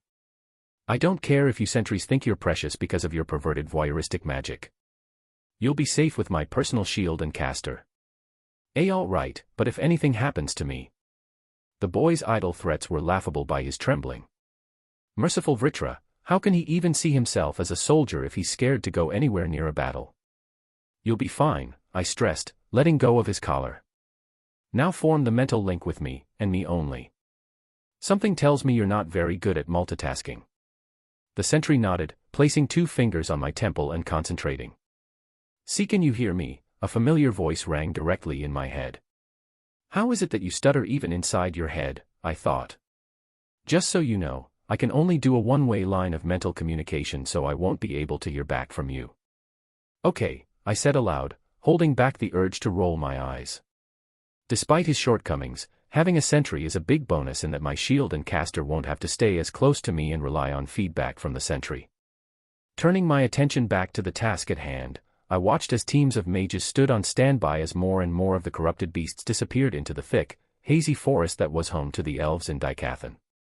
As soon as the last of the monsters herded out from the northern beast glades were deep inside the dense array of trees, I held up the black ore. Una, NONM mages, front line positions with weapons out. Strikers, behind them with your shields and casters nearby. Prepare to charge at a given notice. I ordered as everyone shuffled into place. I didn't know how those corrupted beasts were sedated, but the artifacts entrusted to me seemed to work like a charm. As soon as I shattered the ore, releasing the effects of my control, vicious growls, snarls, and roars broke out from within the forest. Several unads carrying supplies began handing out the vials of rancid liquid for everyone to spray on their clothes. Expensive and temporary, but it was the only way the corrupted beasts would not attack us. Moments of tense silence ensued as everyone waited for my signal. I flexed my hands, eager to get in some action with my newly unlocked crest. It had yet been even a passing of a season since I had trained my initial mark to form my crest, truly praiseworthy for someone that had just turned 18, yet I found myself thirsting for more. Just like my father, I also wanted to be granted the privilege of entering the obsidian vault to hopefully acquire an emblem. I looked forward to returning to Alacria. I knew my father would survive the trials the obsidian vault gave to those that entered, and I wanted nothing more than to see what sort of emblem he would come out with. Perhaps he'll be blessed with a legendary regalia. If that happens, our House of Vale will soar within all of Vekar, perhaps even within all of Alisira. I knew that my father wouldn't be able to get a regalia. While considered young, he was still only a mid-tier mage after all, the same as me, albeit twice my age. While I respected his strength and talent, he was still a shield. I allowed myself a faint smile that only lasted but a brief second when a loud crash resounded from the distance. With my basic senses enhanced by my crest, I was able to hear faint yells from what could only be by the elves patrolling the area. Taking a glance behind me to make sure that the signaling artifact was in place to guide us back out of the forest, I readied myself. Charge! I roared out, cladding my whole body in mana, another perk of my newly acquired crest. The non mages charged without any doubt or reluctance, while even the mages strode forth with unusual vigor. Taking just a quick moment to look down, I realized it was probably the soft glow emanating from my body that filled my troops with confidence. Confidence that stemmed from both my strength and mentality. It didn't matter if the Dicathians had strange, versatile magic. For me, this was just a mission to succeed in and to receive more achievements that will further my blood waiting for me back home. I weaved through the maze of trees, unable to even see my own feet because of the dense fog. However, it was easy to spot the battle between the elves and the corrupted mana beasts we had let loose on their land. Though outnumbered, the elves were holding their own fairly well against the rabid beasts. Glowing arrows shot with astonishing accuracy fell beast after beast, small or large. Several elven soldiers were even able to control the trees around them to trap and choke several of the larger beasts. One enemy mage stuck out. An older female with blonde hair that flowed out of her helmet. She had no weapons, but from her hands came out deadly blades of wind that were able to splice several beasts at once. That was my target. Saren, focus shields on me and stay at a distance with Mari. Sent, Ashton, stick close to them and relay my position in case I'm in danger, I ordered, picking up my pace. Polygonal panels of mana hovered around me, ready to defend against any projectiles, while a faint hum sounded from behind as Mari began charging her magic. I channeled mana through my crest, an action that was as natural as breathing by now. Unsheathing my sword, strengthened by a famed instiller, I ignited the weapon with a jagged fire that tore and seared rather than burned. I circulated more mana through my crest and out to the rest of my body to strengthen my limbs. Power rushed through me as I dashed forward into the thick of the battle like a true striker. My sword buzzed, glowing brightly like a beacon to my troops as I neared the first elf in my path.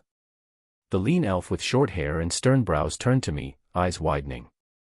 His mouth moved and wind began gathering around his dual daggers, but it was too late. I guess it's true that mages of Dicathan, while versatile, were slow.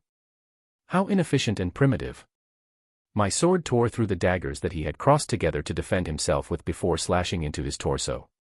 Unexpectedly, I felt my sword go through a layer of mana. So even weak mages like him were able to clad himself in mana. How odd. I didn't waste another breath as I finished off the impaired elf. Taking a quick moment to look around, I saw that many other of my mages had already engaged with the enemy elves. As predicted, the tides were rapidly turning in our favor. The corrupted beasts were deadly in that they didn't care for their own safety and viciously attacked anything in their way. As I neared closer to the elf using Windblade magic, Ashton's voice rang once more in my head.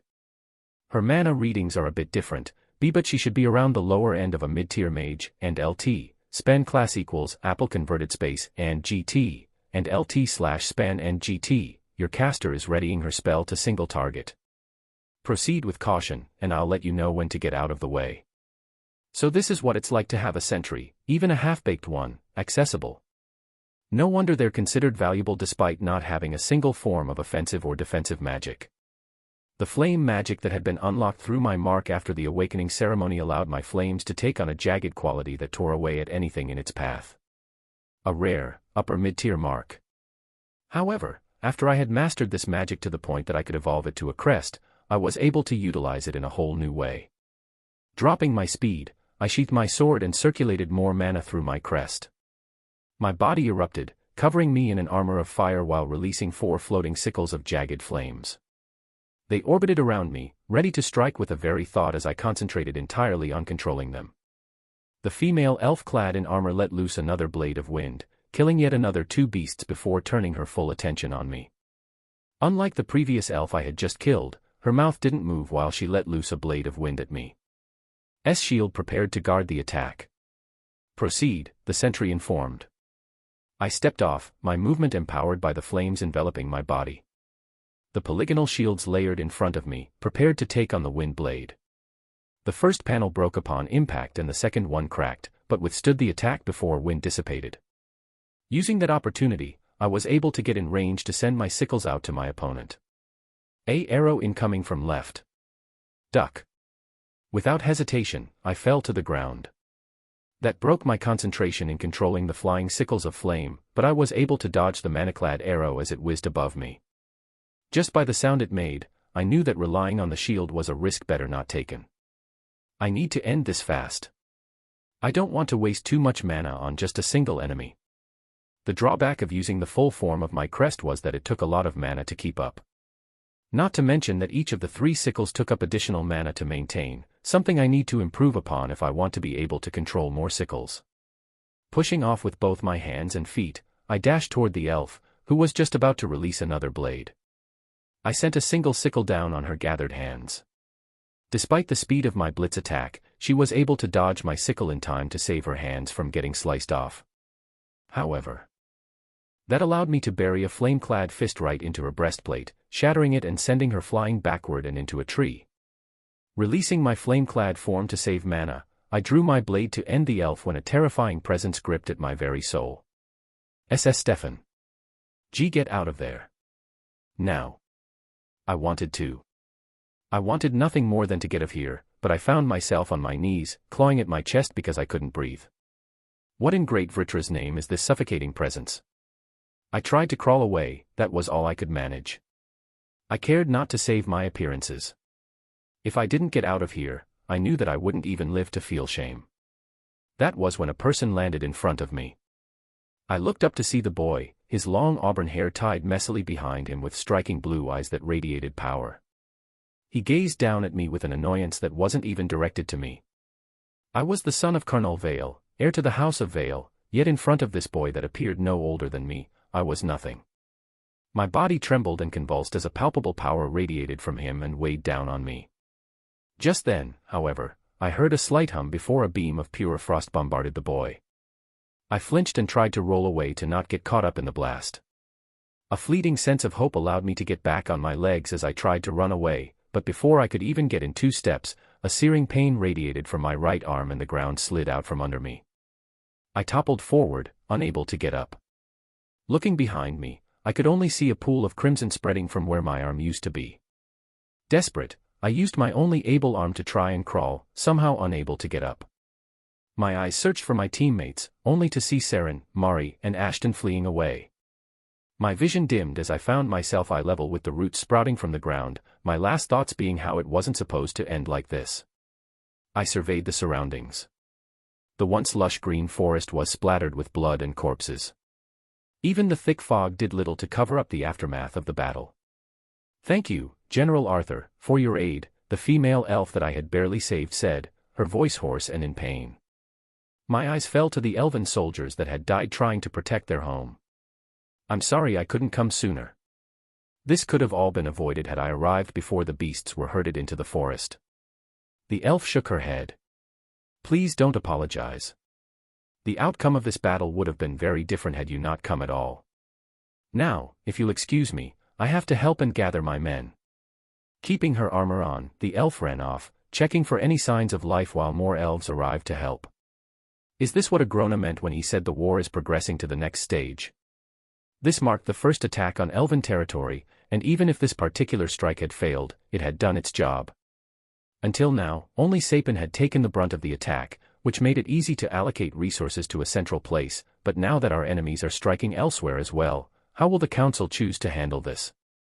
I'll have to check up on General Aya to see if she needs help, I thought before looking down at the Alacrian that I had managed to keep alive. I had severed his dominant arm but otherwise kept him able.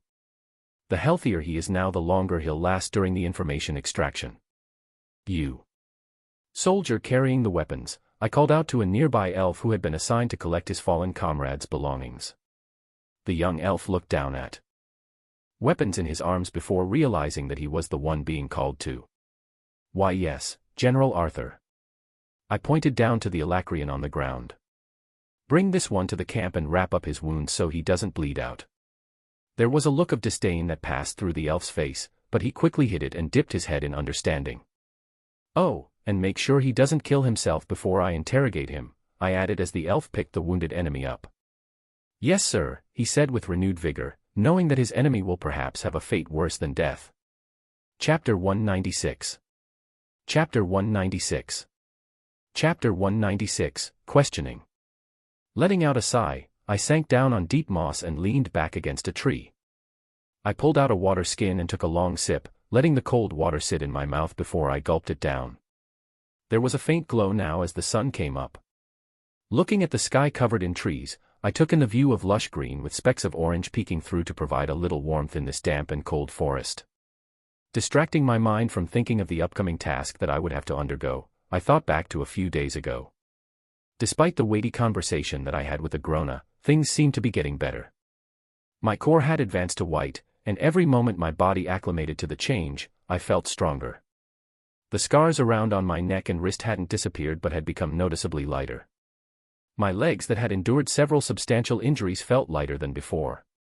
I knew that my body hadn't physically changed.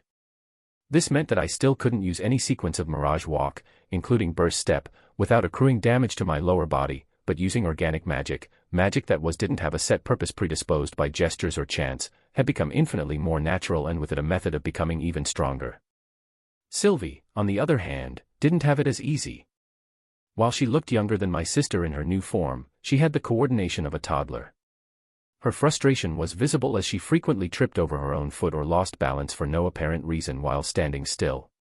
Perhaps even more amusing than her stumblings was her attempts at using her newly acquired thumbs. More than once did a maid have to clean broken plates and shelf decors in the room. I let out a chuckle, still clearly able to picture the faces of everyone when they saw Sylvie in her human form for the first time. Everyone had taken it a different way. Kathleen's eyes had widened as she bolted away from my door while repeatedly apologizing for the intrusion, leaving Hester with an amused grin as I tried to explain. My sister had pointed at me with a trembled finger, asking when Tesha and I had a child together. While I didn't blame her since Sylvie did have this sheen wheat-colored quality to her hair that might have been a result of a shade of brown mixing with gunmetal silver, but I responded as any older brother would. I smacked the back of Ellie's head and asked her how Sylvie could have been my child if she looked only a few years younger than her. At the mention of Sylvie's name, my sister turned ecstatic and the two have been spending more time with each other ever since. Virion's reaction had been relatively muted, he seemed to have sensed it was Sylvie the moment he walked into the room. That didn't mean he was going to pass up the opportunity for a witty remark though. Rubbing his chin in thought while muttering that he now knew my preference counted as such. Surprisingly, though, Emily's reaction had disturbed me the most. The way she turned beet red and covered her mouth was reasonable enough, but she just stood there in the doorway, her curved lips peeking out from behind her hands. It was a duly noted reminder to me to introduce a boy to the poor lonely artificer. Squeezing my eyes shut, I let out a deep breath. I had left Sylvie behind since she was still getting used to the changes to her body in her new form now that the seal her mother had placed on her was broken, and while I felt isolated here despite the activity going around from the aftermath of the recent battle, I knew I made the right decision. I didn't want her, I didn't want anyone I knew, to see what I would have to do to the boy I had kept alive. I just hope that things are better on General Aya's side, I thought. The two of us were ordered to confirm and aid in the defense against the attacks of the Alacrians, assuming that the messenger's news was correct.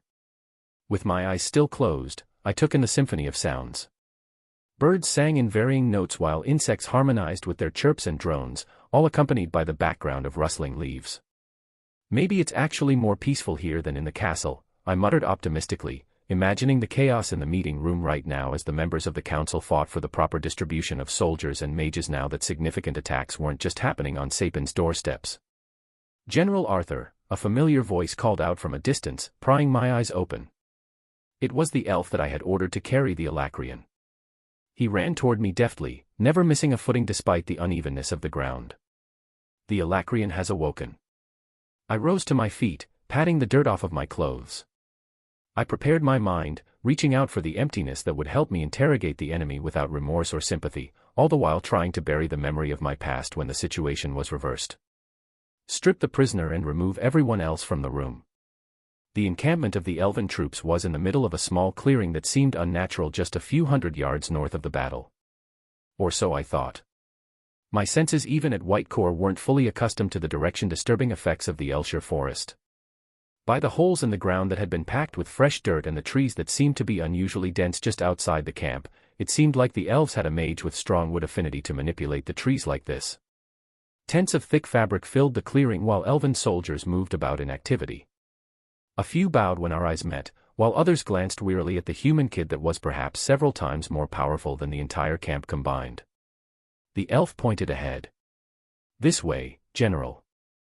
The Alacrian is in the tent at the rear. Our head is waiting just outside." I saw the large canopy made up of twisted roots and branches and a thick cloth draping over it. A swirling dome of wind covered the wooden tent, and waiting with her attention to the entrance of the tent, arms out and mana continually circulating inside her, was the same armored woman that I had managed to save from the prisoner himself. Upon seeing our arrival, she visibly relaxed and held out a hand. "I forgot to introduce myself earlier. My name is Lena Emeris, head of the Southeastern Unit in Elenoir. Arthur Lewin." I shook her hand before turning to the tent. "He's able to talk."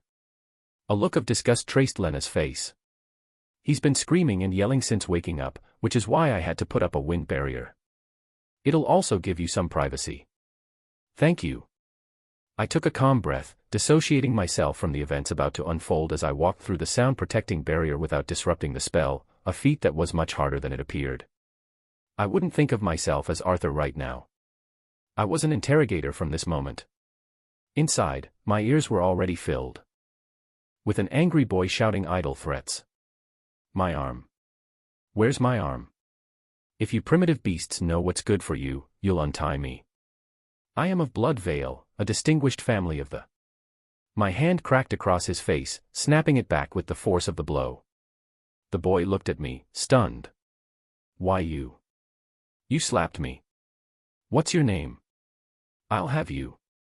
I bent forward after slapping him once more to lock eyes with the boy. "I don't think you truly understand the gravity of the situation you are in, so allow me to enlighten you."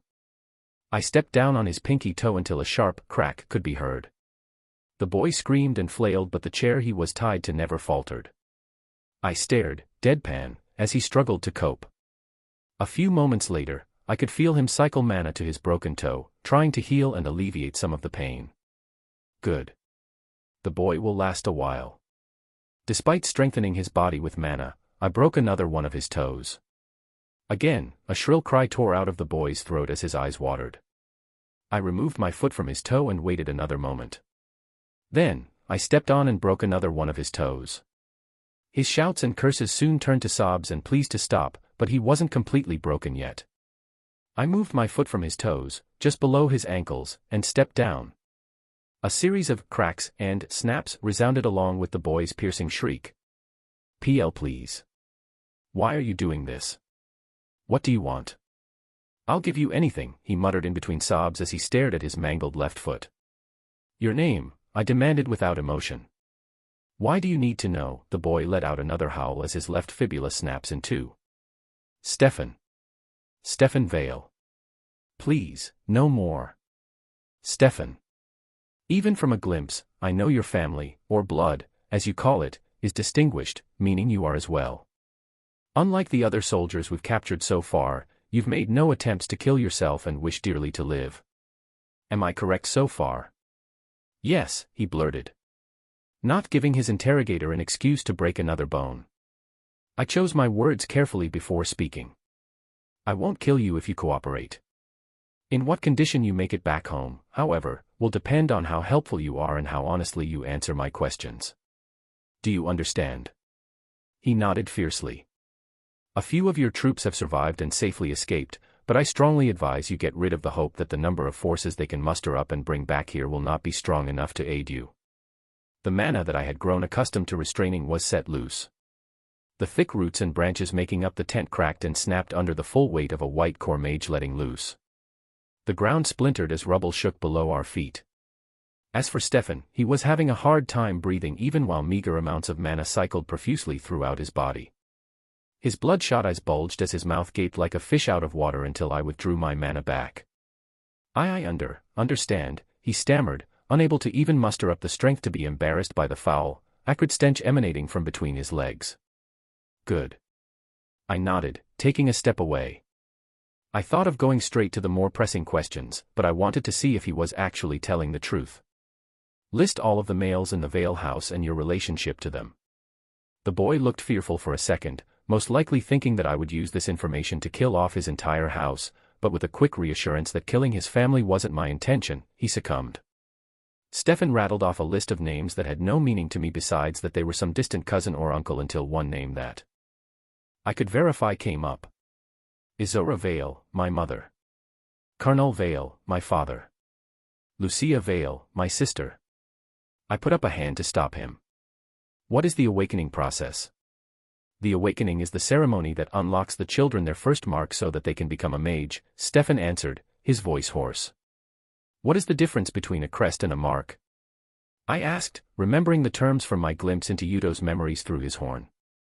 The boy recited his reply like he'd memorized it out of a textbook. A crest is stronger. Symbolizes a greater understanding of the specified route of magic that the mark enables the mage to utilize. My curiosity was beginning to win over me. I wanted to learn more about Stefan's continent, but I could tell he was starting to withdraw. It would be a lot harder to get him motivated to answer my questions the longer this went, and without an emitter to keep him alive, it was a risk I couldn't take now. Again, I chose the words very carefully for this question. I wanted Stefan to think I had a partial idea and only wanted him to confirm. That was the best way to get truthful answers out of him. What stage is above marks and crests? I said, gripping his leg in warning as his eyes began to shut. After crests are emblems, and then regalias, he said hurriedly. How strong are mages with regalias compared to retainers? I don't know. My family's highest power is my grandfather, and he's only an emblem mage. I swear on the name of Vritra. Swear on the name of Vritra, I echoed distastefully. I've heard a saying similar inside the cavern in Darv. It seems the Vritra are considered almost like gods in Alacria.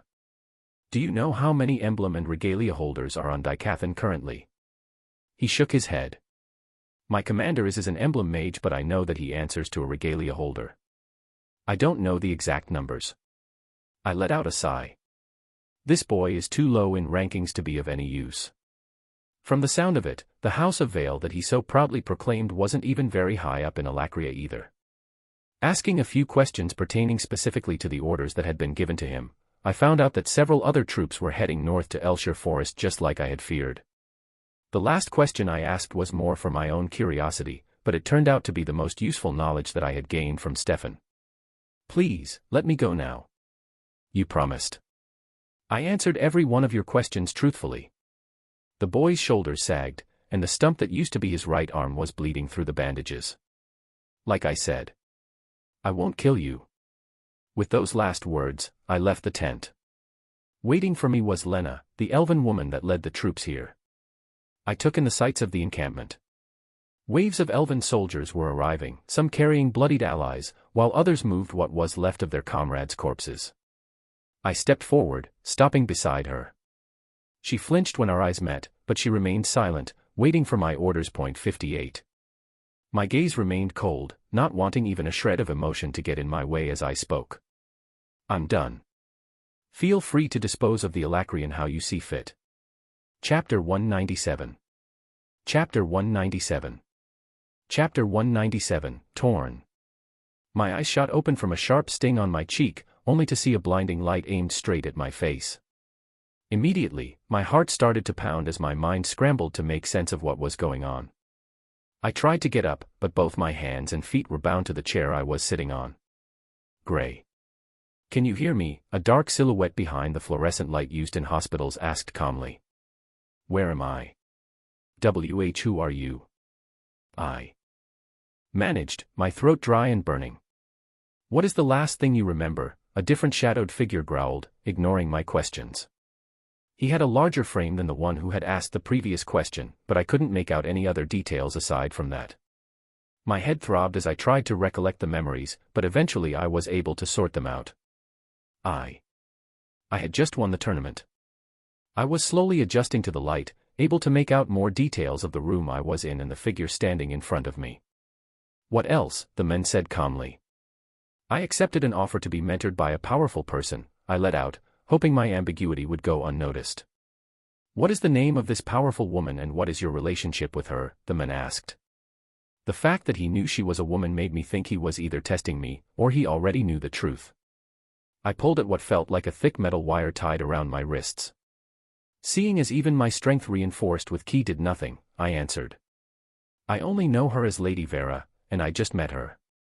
Lies, the larger man, that I now could make out had long slick back hair, hissed. He raised a hand, as if to strike me, but the thinner man stopped him. What happened after you won the tournament, Gray? He then asked, his voice never showing any signs of emotion. I winced, trying to remember. I think I headed back to my dorm room, right after. Lady Vera had said before we parted that she'd contact me once things settled down, but better to not tell these men more information than they ask for. I was jolted out of my thoughts when the larger, long-haired grasped my entire neck with a single hand and lifted me, and the chair, off the ground. Again, lies, he said, his face now close enough to mine to make out more details. He had scars all across his face, making his already intimidating face even more frightening. It'd be wise to just tell us the organization that sent you to protect the legacy. Organization. Legacy. I couldn't make sense of their accusations, but with my throat unable to even gasp for air, I was left gagging in the man's grasp until his thinner companion smacked away the hand that was choking me. Anchored down by the chair I had been tied to, I fell helplessly on the ground. I lost consciousness for a split second when my head snapped and hit the cold hard floor. When I came to, I had been put back upright, face to face with the thinner man that somehow scared me more than the large scarred abomination. He had short-cropped hair and eyes that looked more hollow than a dead fish. A single look into his eyes made me doubt that the man even had emotions to hide. His eyes remained locked on mine for a split second before his lips curved up into a smile that didn't quite reach his dead eyes. He turned around and walked away. Strip him while I get the white phosphorus. The larger man sneered as he tore off the old shirt I had worn to bed and the gooseprint pajama pants that Headmaster Wilbeck had gotten me as a joke for my birthday. I believe you have some information that we need. Fortunately for you, this means that we need you alive for now. The thinner man came back, wearing gloves. In his hands was a small metal cube. If you're truly who we suspect you are, then you might have prepared for this. If by some mistake, we've made an error and everything that we considered as evidence was simply coincidence, then, well, you'll be experiencing something that you'll never forget. What? What are you talking about? I said, still bleary from the recent head trauma. This will be easy, the thin man smiled as he dipped a gloved finger into the metal cube. I won't even ask you any questions yet. He smeared a line of shiny silver paste just below my ribs, and brought out a lighter. Wait. What are you doing? Please, I begged, still unable to even process how everything was unfolding. The man didn't talk. He just lowered the small flame onto the silver paste. As soon as the fire touched the substance, a pain that I didn't even know existed erupted. A scream tore out of my throat as my body convulsed from the searing torment that remained concentrated to where the paste was smeared. I had gotten burned before, but compared to the sensation eating away at my skin right now, those memories actually felt pleasant. It seemed like hours as the pain somehow seemed to grow worse. During this time, my screams turned hoarse and the tears that flooded down my face had dried and crusted. Finally, the pain began to subside, only for the thin man, the demon, to apply another line of the silver paste on a different section of my body. Please, I wept. Don't do this. The man remained silent and lit another hellish fire on my body. I screamed. My mind screamed. Every part of my body spasmed and twitched, doing whatever it could to expel this torment, but all for naught. Thoughts questioning whether I was going to die soon turned to thoughts hoping I'd die. I couldn't tell how many times the demon sauntered back to me with that wretched silver paste of his, but this time he stood still. He didn't immediately smear my body with the paste again, but rather just locked eyes with me. I jumped at this chance. If it meant that I would be free of the pain, I would do anything. I'll tell you whatever you want. Anything. Everything. I pleaded, my voice barely coming out as a whisper. That's better, he smiled sincerely, somehow making his face even more twisted than before. Now, I'm going to paint you a little story and you're going to help fill in the gaps for me. Any attempts at lying or withholding any truths will unfortunately lead me to put this in places more sensitive. Am I clear? The thin demon held up the container of what he called white phosphorus and waved it in front of me. Without even the necessary saliva to swallow, I simply nodded. Your name is Gray, with background checks confirming you to be an orphan under refuge by one of the many institutions of this country. Headmistress Olivia Wilbeck had been taking care of you since infancy and the orphanage was what you considered home. Am I on track so far, Gray? I nodded again. Bring the boy a glass of water, the thin man replied, seemingly pleased by my obedience. The larger companion held a dirty cup against my mouth. The water was stale and musty, as if they'd wrung a wet dog, but it still felt like bliss against my parched mouth and throat. The bulky man pulled away the cup when I had only finished half, making me crane my neck forward to try and suck as much water before he pulled it completely out of reach. Moving on, and this was where I was hoping you'd start filling in the gaps, he said as if I had a choice. What military institution trained you to be the legacy's protector, because there wasn't anything on official records? I furrowed my brows, confused. I've only barely finished my second year at Whitholm Military Academy. I've had no previous training before. So you're telling me that you managed to defeat 2 professionally trained key combatants without prior training? The thin man asked, his voice getting dangerously low. I had help from my friends, but yes, I said, mustering up as much confidence as I could. And so you're telling me Olivia Wilbeck, that calculating shrew, allowed the legacy to simply walk out in public with 2 children that had no prior training? What is this legacy you keep saying? I've never seen that thing in my life. I pleaded. The thin man regarded me silently for a moment. There are just 2 things I really want to know, Gray. What organization sent you to protect the legacy, and to what extent is the country of Trayton providing assistance to you and the legacy by publicly announcing Lady Vera as your mentor? My mind spun for answers. I had no idea what organization he was talking about and what the country of Trayton had anything to do with whatever this legacy was. Before I could answer, the man let out a sigh. He rubbed the bridge of his nose as he walked toward me. I really hoped you'd stay true to your word and cooperate.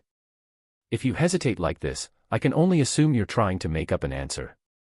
He dipped his gloved fingers in the cube and smeared a line of the silver paste on the inside of my bare thighs. Please. I don't know, I pleaded once more, fresh tears rolling down my cheeks once more. I don't know. Hellfire ignited on the soft flesh of my thighs, the heat reaching up to my crotch. I couldn't tell if I was screaming after a while. My ears seemed to have tuned out my own yells. I thought the pain was unbearable, but I guess my body didn't think so. No matter how badly I wanted to lose consciousness, I stayed awake, enduring the full brunt of the controlled flames. But that wasn't even the worst part. It was the part where the thin demon would come after a while and pause before wordlessly igniting another part of my body on fire. Every time he walked toward me, I was both afraid and hopeful. Afraid that he'd induce more pain, and hopeful that this would be the time that he'd finally talk again and relieve me from this hell. Time seemed so foreign to me. I couldn't tell whether it was going by fast or slow inside this dark, windowless room.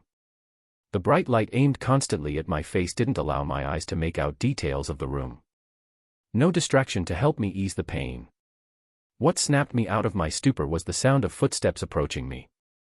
I readied myself to plead, to beg at the thin man, but I realized a third person had come inside the room. What th? The large man slumped after taking a quick strike from the third figure. The thin demon lashed out with a weapon I couldn't make out but was suddenly sent flying back.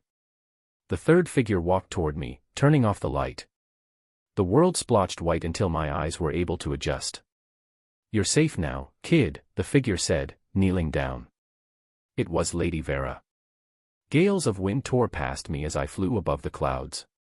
Reaching White Core had come with an abundance of perks, and manipulating ambient mana effectively enough to take flight was one of them. Had I tried to do something like this while still in silver, I would have drained my own core minutes into a journey. Now, I was filled with the surreal feeling of the mana around me lifting me up into the sky. Still, while the sensation was exhilarating, my head swam with thoughts from last night's dream. I had assumed that interrogating the Alacrian was what brought out that unwanted memory, but with how frequently I've been having these detailed memories of my former life, I couldn't help but grow worried and frustrated. Still, I had made a vow when I was born into this world that I wouldn't live a life like my previous one. And until I could get a better explanation of why these memories were coming back, I decided to just consider them as reminders of my failures. Besides, it wasn't like I could see a therapist here.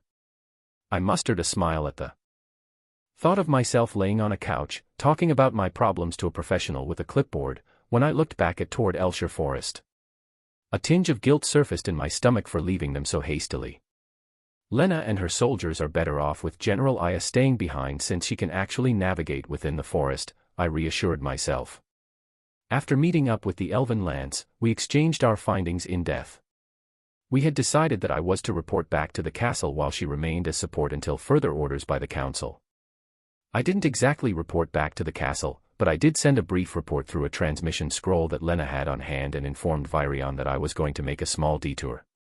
The transmission scroll will give them enough to work off of, and the information I learned from the Alacrian will be more useful here, I thought as I stared at the snow-capped peaks of the Grand Mountains jutting out of the clouds.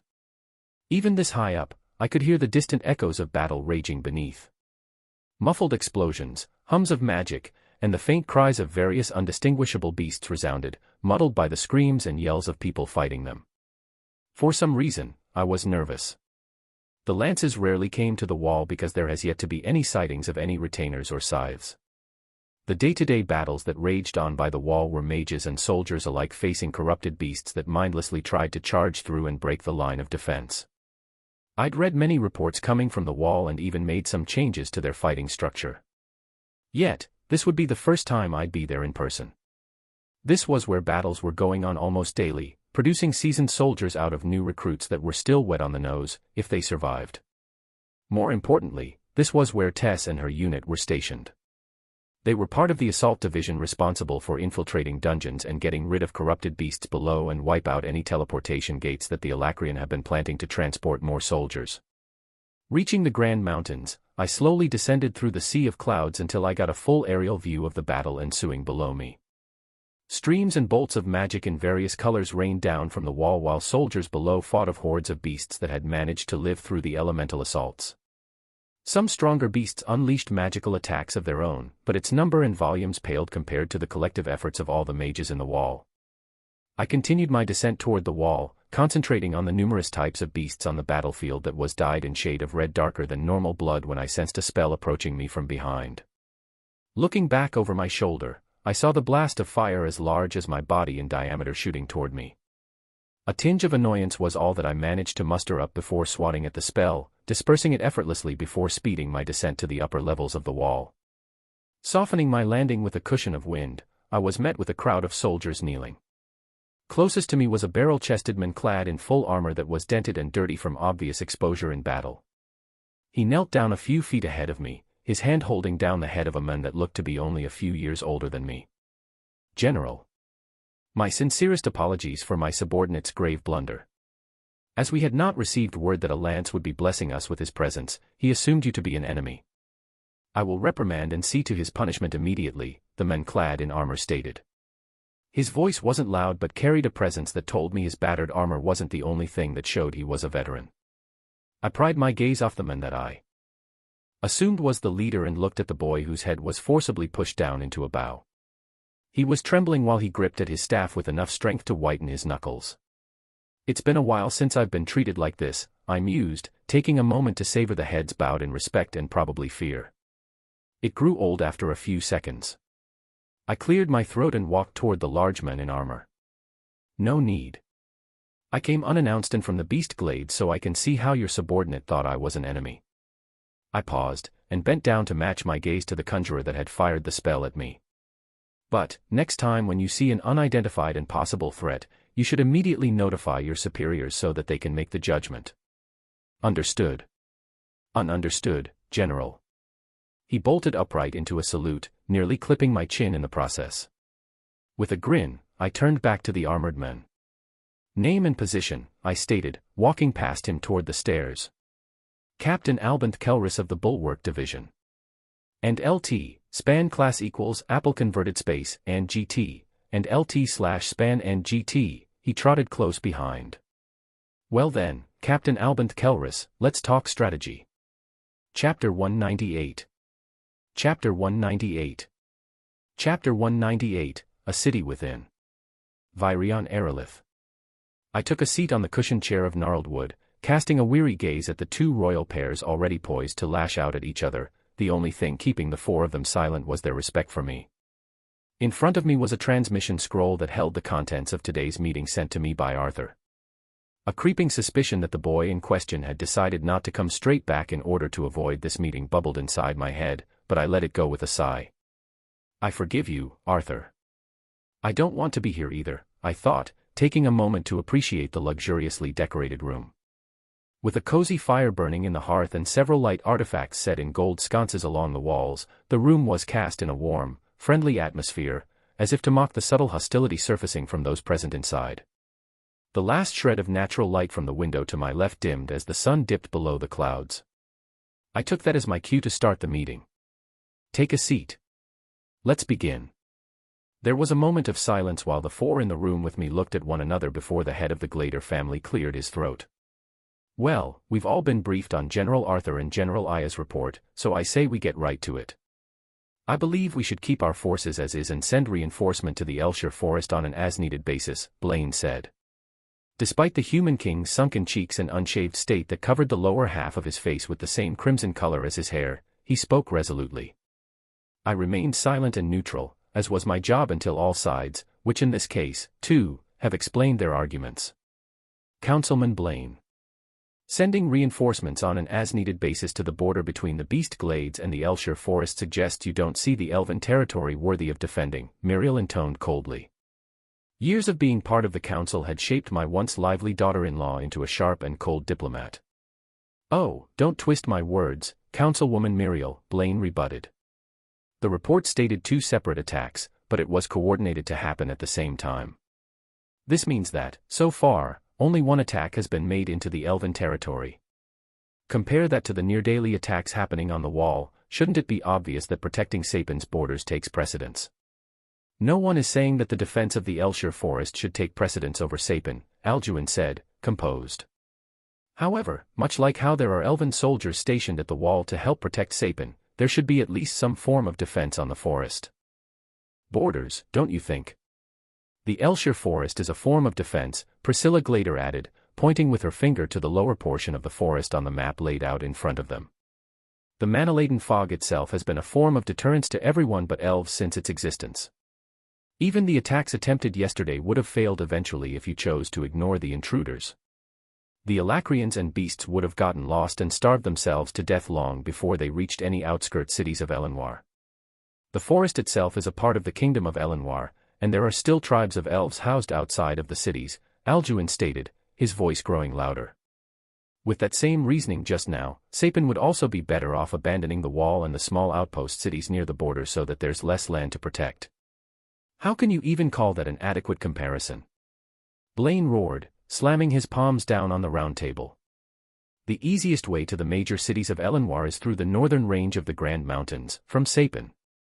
If Sapin goes down, even the outer cities, the Alacrians will have far easier access to your lands as well.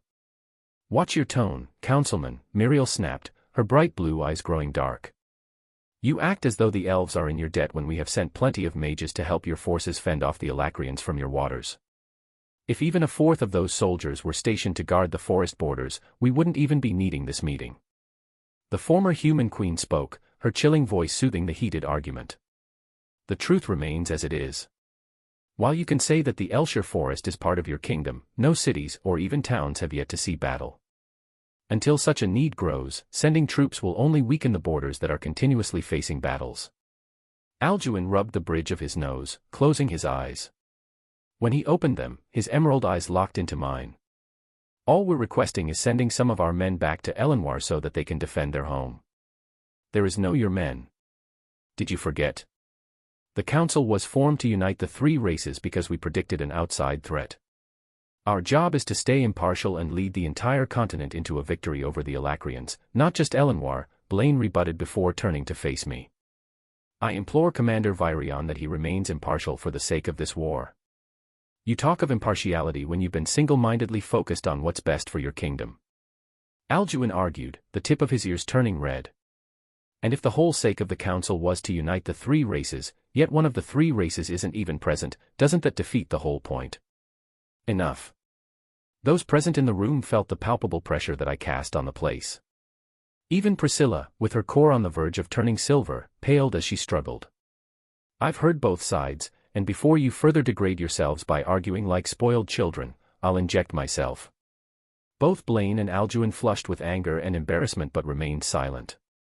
I cast a sharp gaze to everyone inside before speaking again. Based on the number of attacks, Sapin remains a priority for the Alacrians. As Councilman Blaine mentioned, the easiest way to the major cities of Elenwar is from crossing the northern range of the Grand Mountains from Sapin, and since there have been small strikes near that area, we are to proceed under the assumption that the Alacrians know this as well. We'll send more troops to solidify that area's defense. That still doesn't. Another pulse of mana sent Alduin's jaw to snap shut. As for the defense of the southern borders of Elenwar, we'll have several units of the Trailblazer Division stationed to only make expeditions down the dungeons nearby so that they can resurface and act as additional support in case of more attacks in the forest. The room remained tense, but everyone seemed satisfied, just barely. Good, I nodded. Now. As for the biggest issue. Our alliance with the dwarves has remained neutral at best the best of times, and hostile for the remainder. Even with the formation of the council, the dwarven representatives have always had their own agenda and priorities, but I'm hoping that will soon change. I turned my head toward the single door, and everyone followed. After a moment of silence, I cleared my throat. You can come in now. Oh, damn, I missed my cue, a gruff voice sounded from the other side of the room. I could feel a smile forming on my lips. The ornamented knob shook harshly before a brawny dwarf with a thick white beard and a decorated robe that seemed a few sizes too tight walked inside. With a childish grin, he took a seat in the empty chair closest to him before introducing himself. Boondamag Lonuid. Pleasure to meet y'all. Walking down the never-ending flights of stone stairs, I remained entranced by the bustle of activity all around us. I couldn't help but think how misleading the name, The Wall, was. It was so much more. Each flight of stairs led to a different floor within the wall. The highest stories remained relatively minimal with reinforced metal and stones continually being maintained by human and dwarven mages. There were also teams of conjurers and archers stationed on these upper floors, responsible for firing down at the enemies below through the numerous embrasures. Adjacent to the multiple staircases spanning the entire height of the wall were dozens of pulleys that hauled arrows, provisions, and other supplies to the upper levels. The sound of tools clashing against stone and steel was actually drowned down by the footsteps of soldiers and workers alike, that never remained still for even a moment. Please excuse the noise, General. I've been told it's quite overwhelming for those that aren't used to it, Albant shouted, his voice barely audible from the clamor. Overwhelming indeed, I drew in a breath. I regret taking this long to actually visit the wall. It's amazing. While I'd like to take the credit, I'm fairly new here myself. The senior captain that I, along with a few others like myself, report to is the one responsible for the whole system and structure of this place, he explained, waving at a few workers that saluted to him. We continued our walk down the stairs until we reached a gate accompanied by 2 soldiers standing guard. The floors from here on out are accessible to civilians as well, Albert explained, flashing a badge at the guards. Captain, the 2 saluted before turning an uncertain gaze toward me. Fools! Albert barked. Were you taught to stare in the presence of a lance?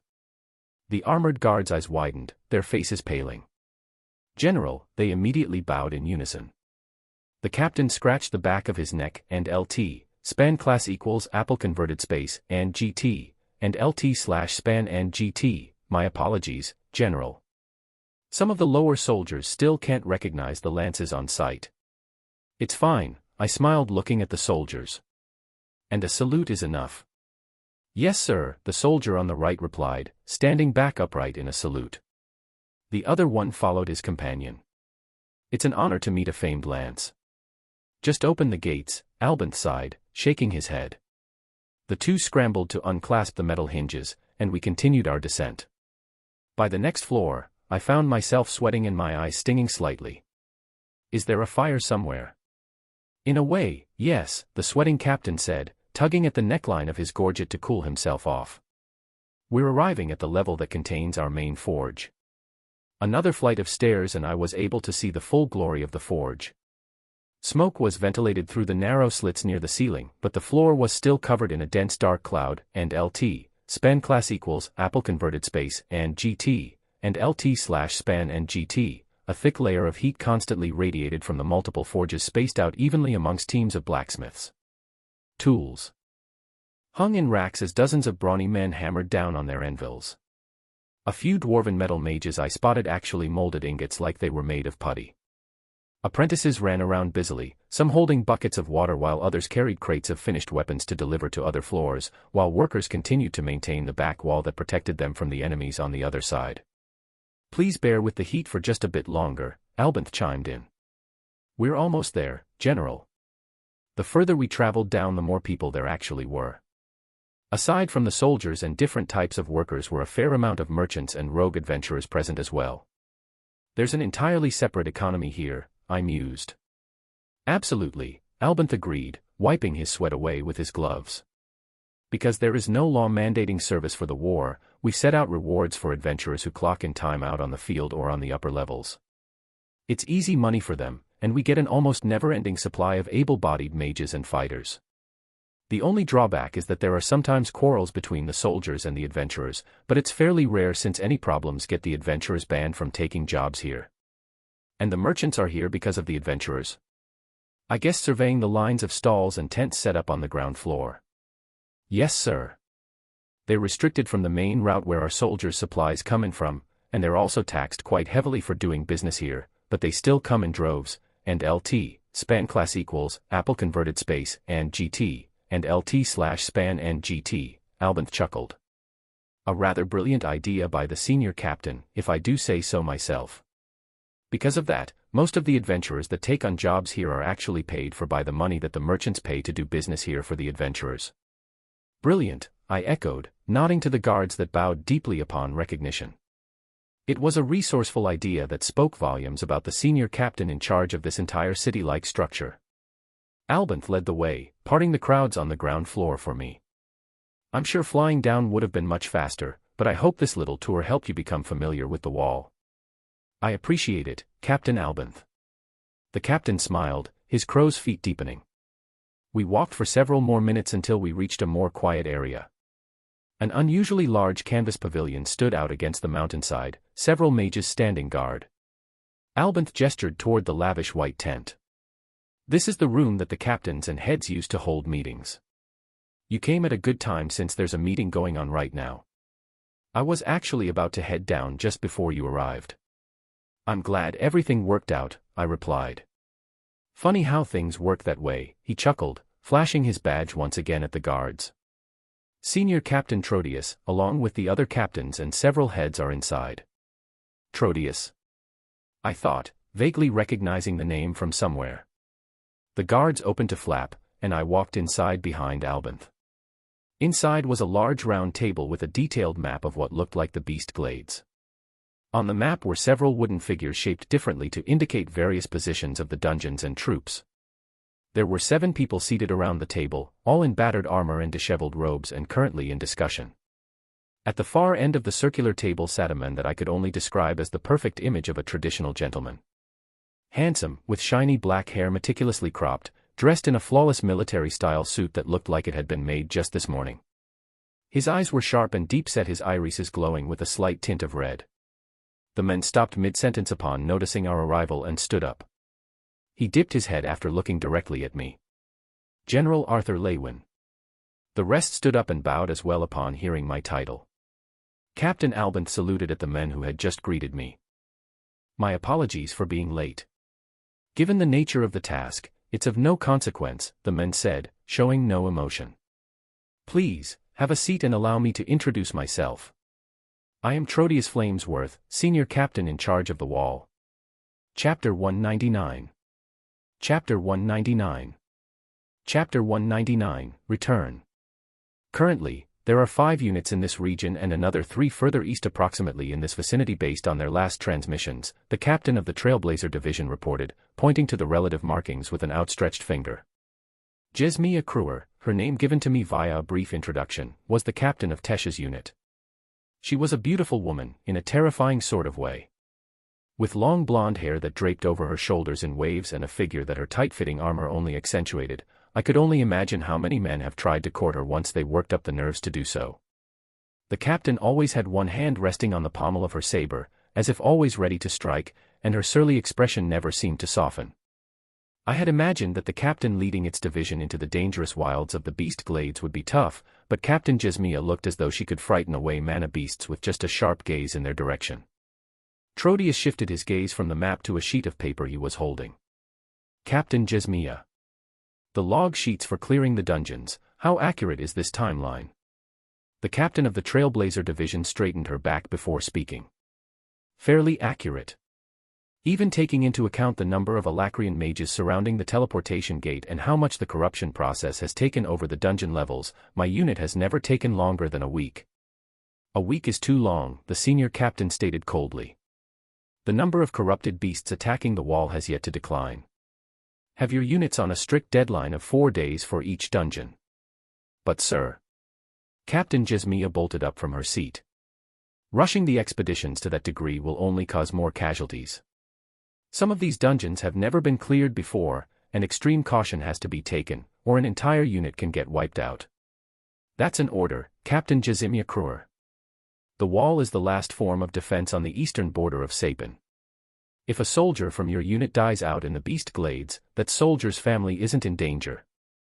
However, if the number of beasts becomes more than this fort can handle, those monsters and the Alacrian mages controlling them will have free reign on the civilians of the towns nearby. Captain Jesmia's expression as she returned to her seat was even more sour than it had been before.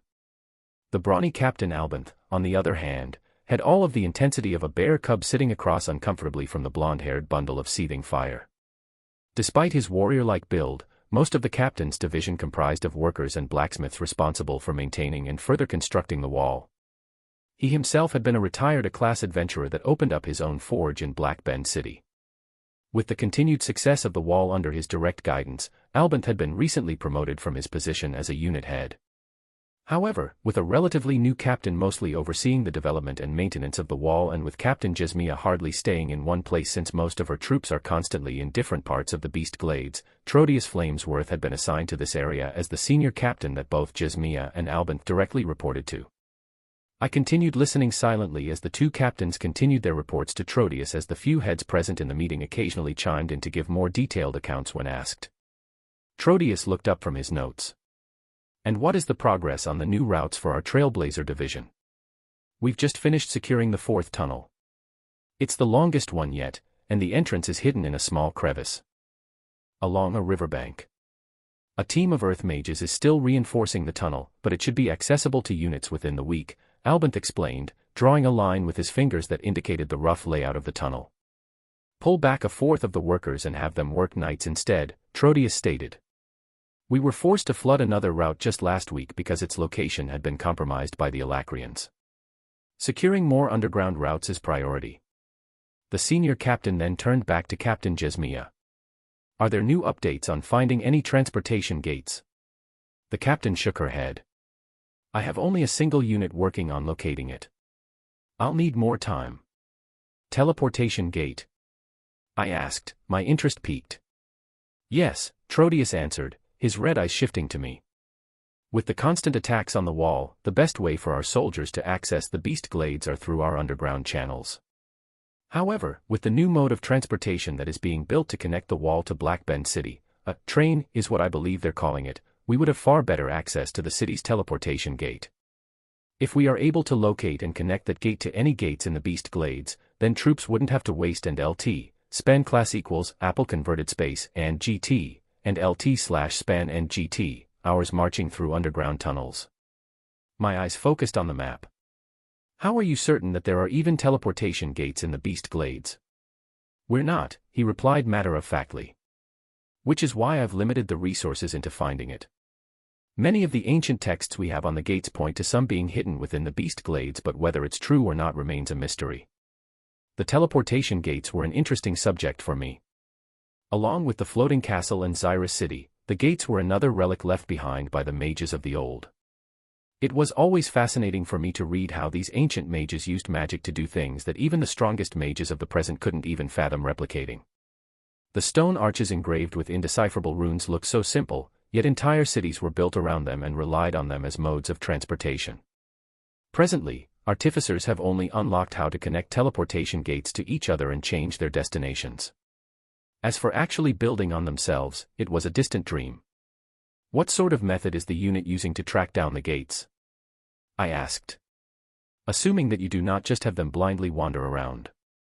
A faint smile cracked open on the lips of Trodius Flamesworth. I prefer not to waste even the smallest of resources on ventures like that. The gates constantly emit a faint fluctuation of mana particles. Normally, this wouldn't be detectable to even the best trackers, but these fluctuations occur throughout the whole spectrum of elements. Interesting, I accidentally said aloud. I thought back to my time trying to track mana fluctuations in Darv. It was hard, but that was because I had blindly searched for any deviations in the ambient mana through realm art. If it's to find fluctuations of all the elements, then finding it would just be a matter of flying over all of the beast glades. Never mind, I thought. A waste of time considering there might not even be any gates. My thoughts were interrupted by Trodius, who began stacking away his notes. He spent a good few minutes meticulously organizing and perfectly setting his piles of papers before meeting my gaze. My apologies for having you sit through this meeting. The senior captain of the Flamesworth family stood up, motioning for the rest of the people present to leave before I stopped him. It'll be better for them to hear this as well, I stated, still in my seat. It didn't take too long to explain what I learned from interrogating the Alacrian. That, and with the scene from Udo's memories filling in some of the gaps, I was able to give an in-depth analysis that had even Captain Jesmia furiously scribbling on a piece of paper. Intriguing, Trodius mused. General. You say that the Alacrian mages have a very limited, specialized form of magic manipulation, but what is stopping a striker, for example, from blasting out his mana into a ranged strike? It's as the senior captain says. I can't exactly give this information to my troops, only to have them injured or killed because a striker launched a ranged spell or a shield was able to conjure a mana blade, Jesmia added. I won't tell you to be entirely confident in this information.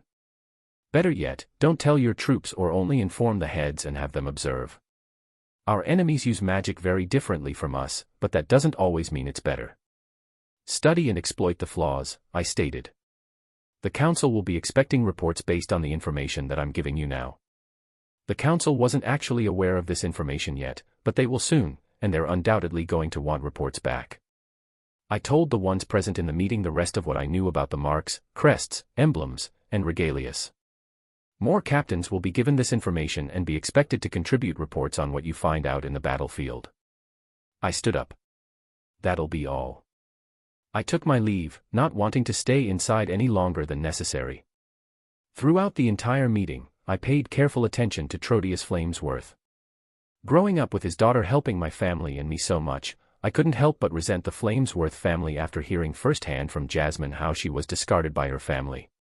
My animosity had narrowed down to only Trotius Flamesworth after getting to know Hester and hearing about the relationship between Jasmine and her father from her, but after meeting the men today, all I felt was a weary callousness. After my initial surprise in running into the head of the Flamesworth family, I had tried to stir up as much animosity for the men as I could.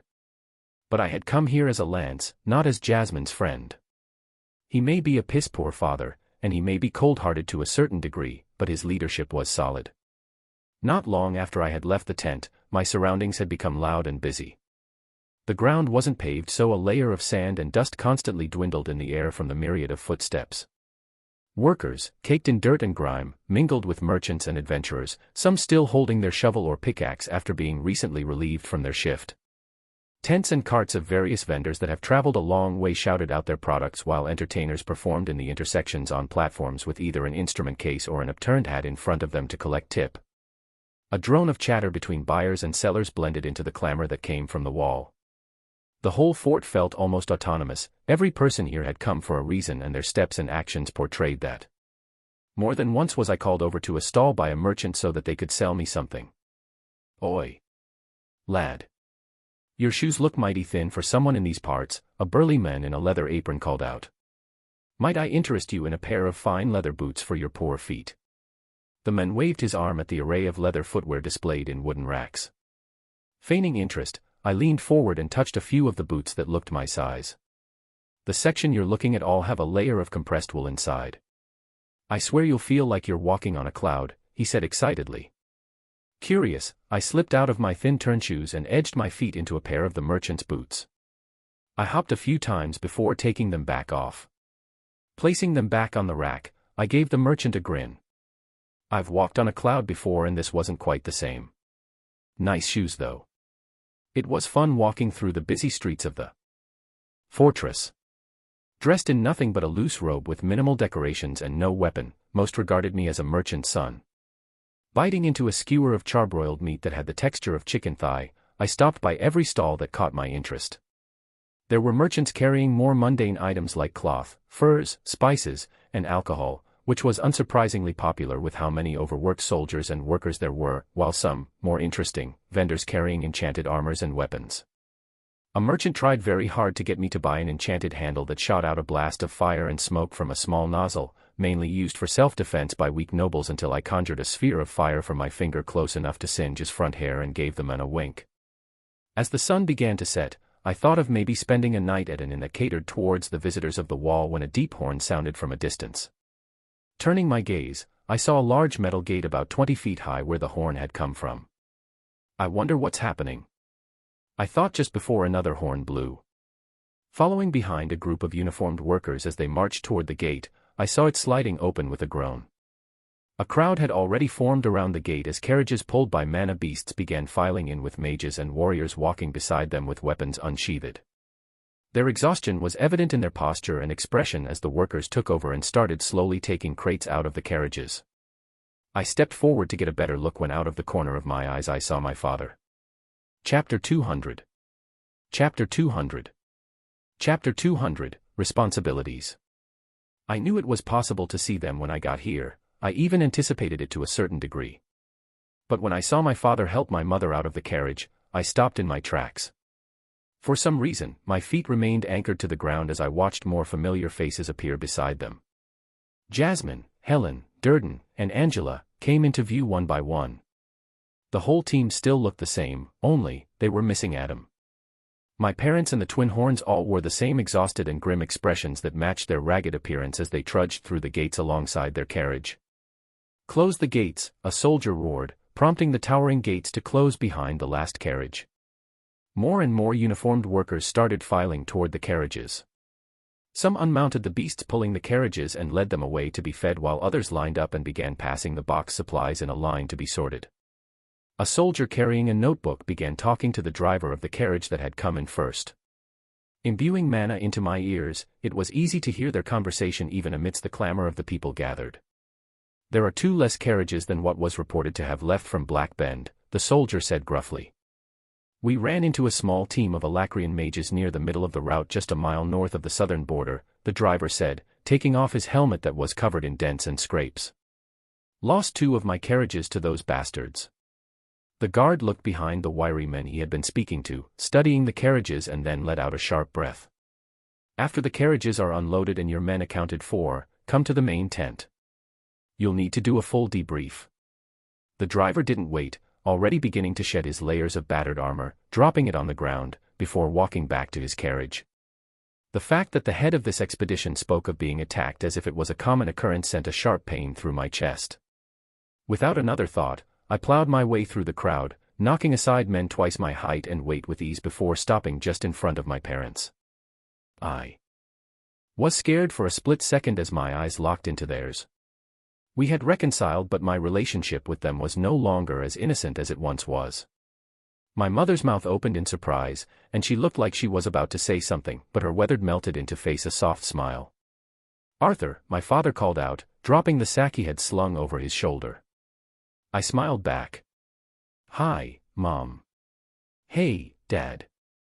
My father wrapped his thick arms around me, lifting me off my feet.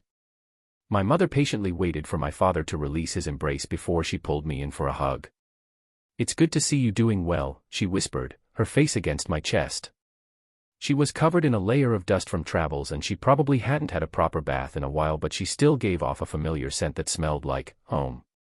The twin horns came in next, unable to wait any longer. Durden took off his dirty cloak before giving me a hug. Helen and Angela squeezed me tightly, saying how much I had grown, like aunts said to their nieces and nephews every time they visited. "You got bigger," Jasmine muttered with a half-smile as she tousled my hair. Seeing as she was shorter than me and she had to go on her toes to reach my head made her actions seem a bit more amusing. "Are you sure you didn't just get smaller?" I teased, pulling my old teacher and friend into a hug. After letting go of Jasmine, my body turned, expecting one more hug, a hug that never came. That's when it actually hit me. That Adam was really gone. The rude, harsh, and often selfish spear wielder of the twin horns would never shoot me that snide smile of his ever again. Gritting my teeth, I mustered another smile and we walked together to the nearest inn. The large decrepit house that had the audacity to put a sign that advertised it was the most popular inn for miles stood just a few blocks away.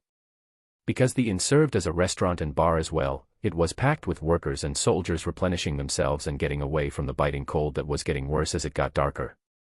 It's a LL Lance in the flesh. Here at my inn. Oh my. The owner of the inn that happened to be working at the front desk with a young girl that obviously looked uncomfortable squirmed like a puppy as he tried to shake my hand, get our forms signed and call a waiter for a table all at the same time. "I'm just looking for a quiet dinner and a room for my family and friends after," I said with a smile. "Of course, General Arthur. Jives, clear the patio seats upstairs." "Hurry," the old man barked out. "Looks like there are some benefits in knowing you after all," Helen chimed, nudging me with an elbow. Durden looked back at the crowd waiting for a seat. We probably would have had to wait for a while otherwise. We were led to a flight of spiraling stairs to a balcony that faced away from the wall. There was nothing but flat plains out in the distance, but it was still a beautiful view. There was a fire crackling in a metal furnace just beside our table for warmth and already a plate of warm bread and some broth for us to start our meal with. "How have you been, Arthur?" my mother asked after we settled around the table. "I've been good," I lied. It wasn't as simple as that. So many things had happened in the span that we hadn't seen each other, but looking at my mother and father, I didn't want to give them anything more to worry about. My mother aged significantly since the last time we met. Compared to the comfortable life she had in Xyrus, being out in the road with the possible threat of death looming around every corner meant beauty, and self-management wasn't exactly considered a priority. My father still cropped his hair short, but now also sported a full-on beard now that covered most of his face below his nose. There were dark bags under his eyes, but my father still had a lively expression. "I can't even feel your core anymore, Arthur," my father added. "How strong have you gotten?" "I hit white core not too long ago," I smiled. Helen let out a whistle as Jasmine nodded in approval. My father shot me a smirk. My boy. As the food came and the more we talked, the more comfortable everyone became. My mother began smiling more, even reprimanding my father when he made a crude joke, just like old times. It turned out that my parents still kept in touch with Ellie. It wasn't as often as they wanted it to be, but every trip to the wall and back to Black Bend City, they'd go out of their way to send a transmission to the castle. Really? I replied, taking a bite out of a piece of grilled fish. Ellie never told me about that. Your sister is in her rebellious stage, my father sighed, shoving a broth-soaked bread in his mouth. She just replies with, I'm okay, or, I'm alive most of the time, my mother added, worry laced in her voice. She's okay, right? She's eating well. She's making friends. I set down my fork. If you're so concerned, why don't you go visit the castle? I'm sure that's what Ellie wants. Security into the castle has tightened recently. Only heads and above have access to the teleportation gates to there, and even they can only go on official business, Helen explained, wiping her mouth with a cloth. I can take you myself. Sylvie's not with me, but we can go to Black Bend and get the clearance to make the jump to the castle, I replied, hopeful. My parents looked at each other for a moment before looking back at me. My mother spoke in a reassuring tone. A new mode of transportation is going to be built underground. Once that's made, we'll be able to visit you and Ellie much more often. That's good and all, but I've heard reports that the journey here from Black Bend is getting more and more dangerous. Ellie worries about you guys. I worry about you guys. My mother nodded. I know, and I don't blame you guys if you think of us as bad parents for doing this, but we have our duties here. People that need our help. It's not only your burden. There are other soldiers that can take your place. My voice came out sharper than I had intended. There was a moment of silence surrounding the table when Angela suddenly sprang up. Oh dear. Helen, we never took our belongings out of the carriage. A look of confusion flashed across the leader's face before she realized what Angela was doing. Why yeah. Let's get it before it gets stolen. Come on, guys. The two of them dragged Durden and Jasmine away with them. Angela looked back and gave me a meaningful glance before disappearing. Whether the conjurer wanted to avoid the tension set in this table or just give our family some privacy, I didn't know. My mother cut in, her voice serious. Arthur. Our responsibilities here may not be on the scale of what you do as a lance, but your father and I believe what we're doing is for the sake of winning this war faster. You're putting yourselves in danger, I sighed. Everyone is in danger during war. You as well, Arthur, my mother replied unrelentingly. My blood boiled and I had to concentrate on restraining my mana. Yes, but I can handle it. My father slapped down his utensils on the table, drawing my gaze. Do you realize how hypocritical you're being? So you're saying it's fine for you to put yourself in danger, as long as Ellie, Alice and I are locked away someplace safe, abandoning our responsibilities to our kingdom. I'm fighting this war to protect all of you, but I can't be next to you guys all the time. What if something were to happen to you or Dad, while I'm on a mission? Even Ellie, she's been so engrossed in training because she wants to join you guys. What if she dies too, like Adam? Enough, Arthur. My father snapped. He got up from his seat and stared at me fiercely. Keeping my family safe is my priority, but I also want my family to live happily. That's why we're doing this. Dicathan may not have been your only home, Arthur, but it's the only home that we know, and if it means dying so that Ellie can live with a better future, then so be it. My father stormed off and my mother followed. She looked back at me solemnly but didn't say anything as I sat alone in silence. Getting up from my seat, I reached into my robe and pulled out several gold coins.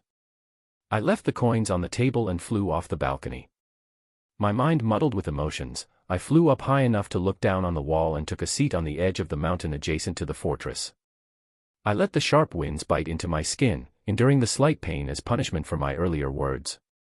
I did all I can to avoid rethinking of my conversation earlier at the inn. I wanted to shoot down a few corrupted beasts, but unfortunately the night was quiet.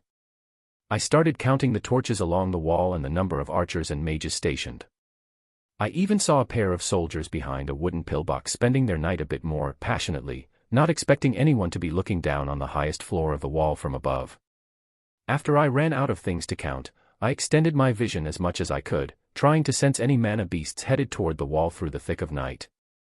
I didn't sense any mana beasts, but I did sense someone approaching me from below. There, you are, a voice sounded from below a few minutes later. A hand shot up into view, grabbing hold of the ledge that I was sitting on. I pulled Jasmine up by her arm. The adventurer leaned back against the mountain cliff and caught her breath before speaking again. You should have some respect for those who can't fly. I knew Jasmine was trying her best to be lighthearted. I smiled. Sorry about that. How did find me, anyway? Jasmine puffed proudly, which sounded more like a wee since she was still recuperating. Don't underestimate your mentor. I managed a chuckle. I never have. The two of us sat in silence for a while, watching as the night got darker. How long have you been at the wall for? She asked, shivering. I wrapped us in a layer of fire-imbued mana to keep both of us warm before answering.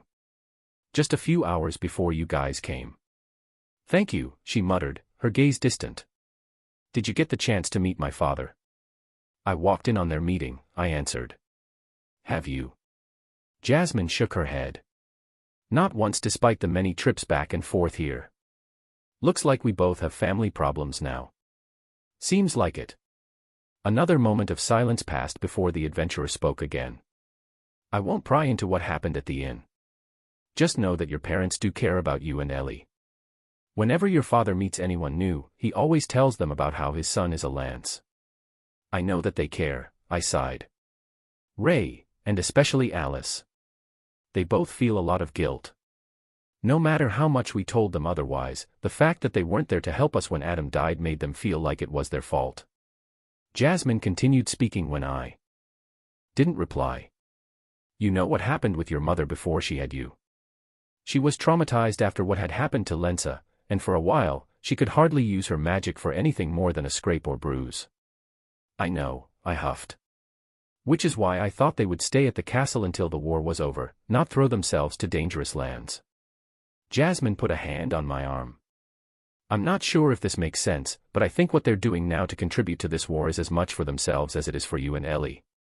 They're trying to overcome their past mistakes and fears so that they can become better parents for the both of you.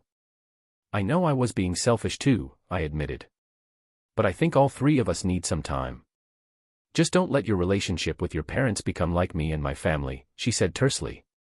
I'm sure there was time when we could have reconciled, but I chose to keep running and my father's pride kept him from reaching out. I turned to Jasmine, who was sitting down, hugging her knees.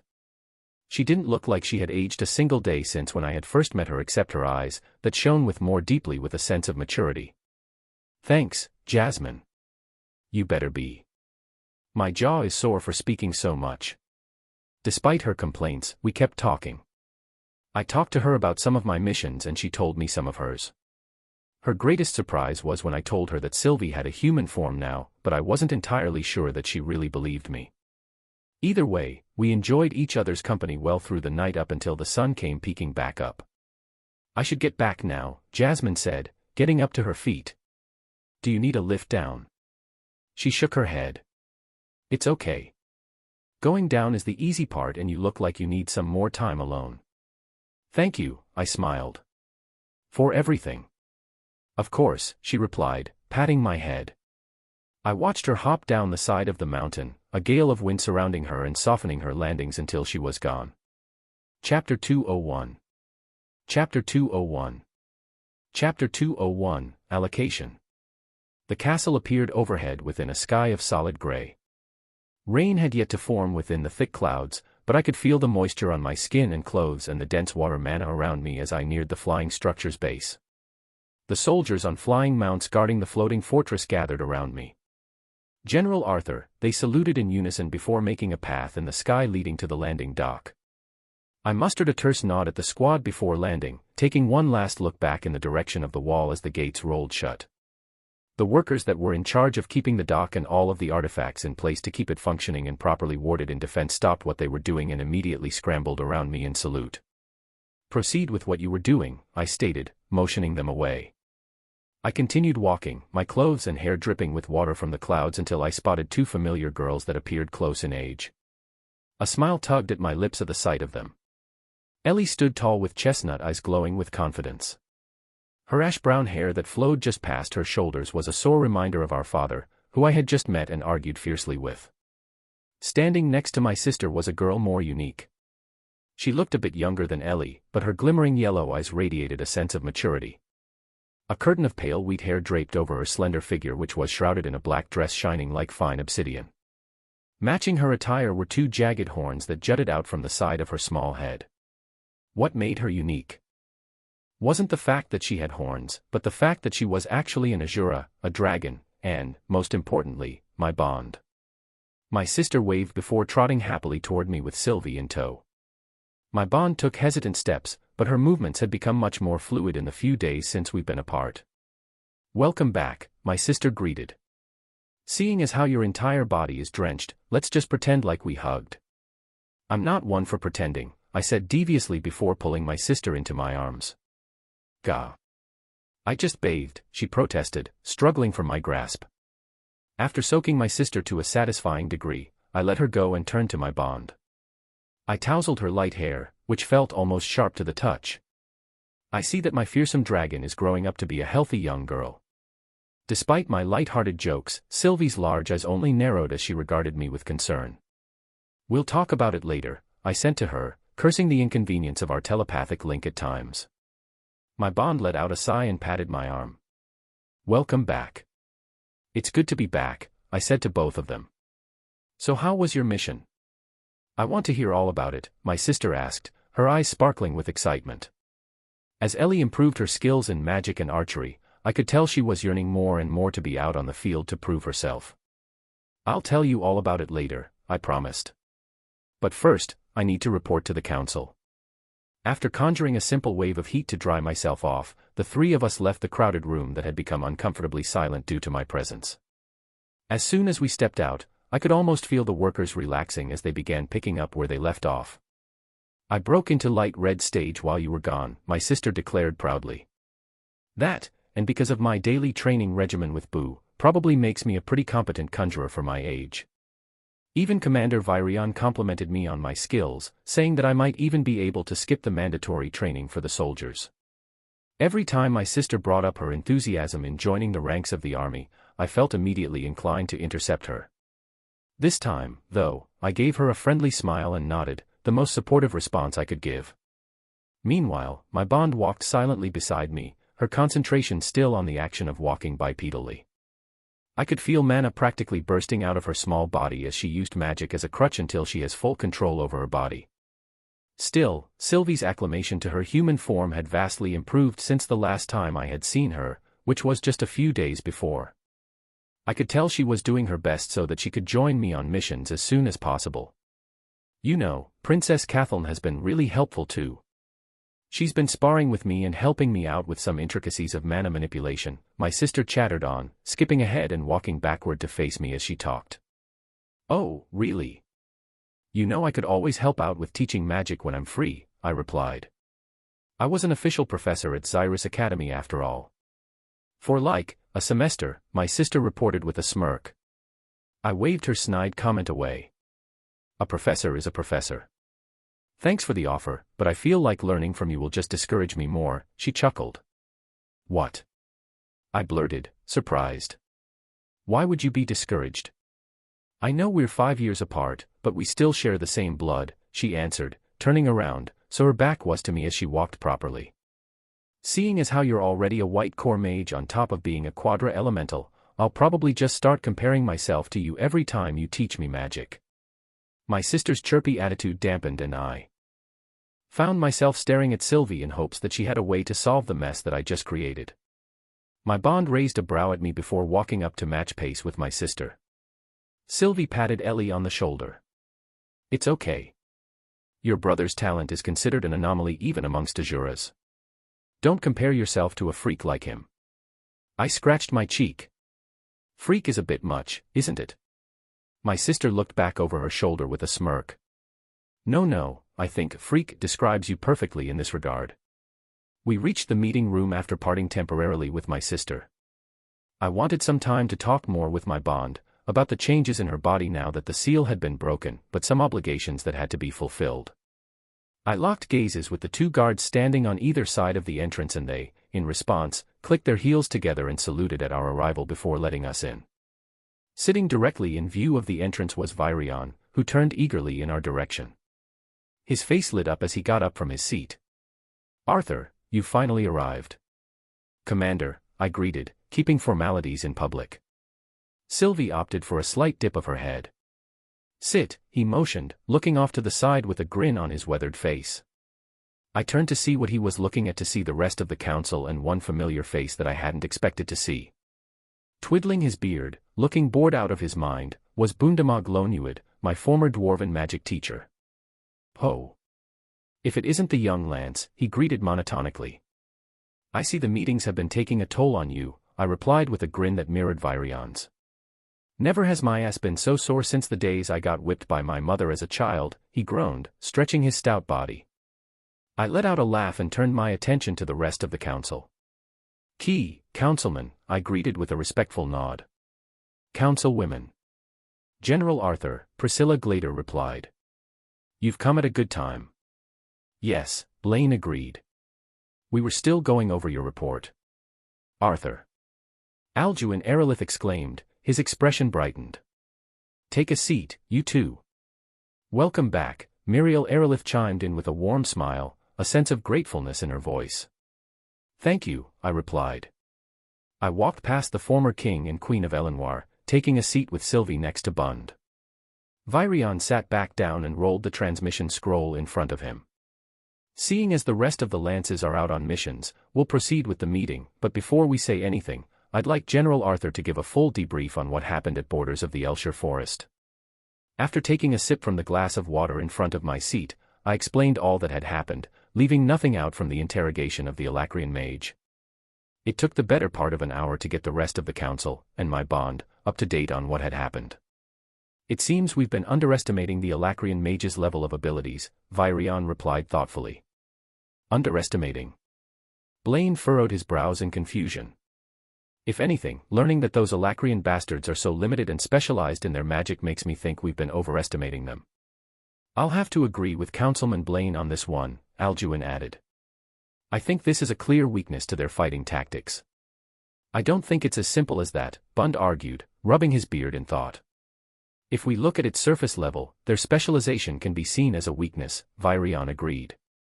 But from what General Arthur found out, their method of awakening and training magic to their people seem a lot more advanced than Dicathan's own way. How so? Muriel asked curiously. Bund spoke up again, a tinge of excitement on his face. This is me just speculating at this point, but with the system of marks and crests and whatnot, the mages of Alacrian seem to be hyper-focused on a spell and its alterations and evolutions. That means, while mages of Dicathan focus on various spells of their attributed element, or elements, he looked over toward me, these Alacrian mages spend their lives honing a single spell and building off only that. What Elder Bund says adds up to what I've seen on the field, I added. One of the strikers that I had battled against only used one spell, but from the cast time to the durability and potency of the magic in combat, I had mistaken him as a mage around the level of a yellow core. And the fact that these specialized mages work in small teams that negate their weaknesses, I'd say that only our veteran mages of light yellow core and higher can actually exploit their limitations. Duels are one thing, in the forefronts of war, versatile mages aren't as useful as specialized soldiers that are damn well good at one thing, Bund concluded grimly. Looks like we'll have to send this information to all the captains as well as the guilds and military academies so they can develop better ways to fight against these specialized mages, Blaine grumbled in frustration. I stopped by the wall and told the captains there, I informed. Good. Now let's discuss plans on how to best spread our forces, Virion said heavily. I had originally wanted to discuss with Lord Alder about this, but seeing as him and the rest of the Azuras have ceased contact with us, we'll need to go forth on our own for now. The mention of Alder and the Azuras brought a sharp throb to my chest and I wanted to speak of what Agrona had told me right then and there, but I held my tongue. This discussion won't get far if I say it now, I thought. You'll need to tell everyone eventually, Sylvie sent back before she paused. But maybe once the discussion is over. True to my expectations, even without dropping the bomb, the gods are no longer with us. The meeting had soon turned into a full-blown debate as the members of the council argued with one another where to most heavily fortify with soldiers and mages. The main problem was that there was just too much ground to cover. What Agrona and the Alacrians had done well, as much as I hated to admit, was keeping their goals nearly unreadable. From the battles so far, we knew that the Alacrians were spending quite a bit of resources into getting through the wall so that the corrupted beasts would have free reign over the eastern borders of Sapin.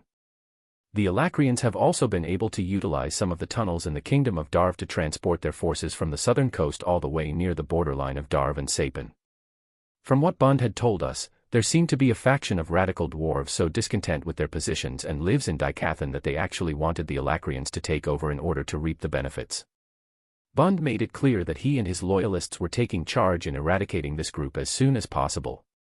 As if it wasn't enough, there were still Alacrian ships being sighted all along the western shores that forced coastal cities like Telmor, Itistan, and Mabur to build defenses on not only the eastern side, in case the wall doesn't hold, but their western borders as well. The council had reasonably concluded that the brunt of the Alacrian attacks would be devoted to Sapin, but my last 2 missions proved otherwise. Towns as north as Ashbur, which had the fastest access to the Grand Mountains and to Elenwar's main cities within the Elshire Forest, had Alacrians hidden within them.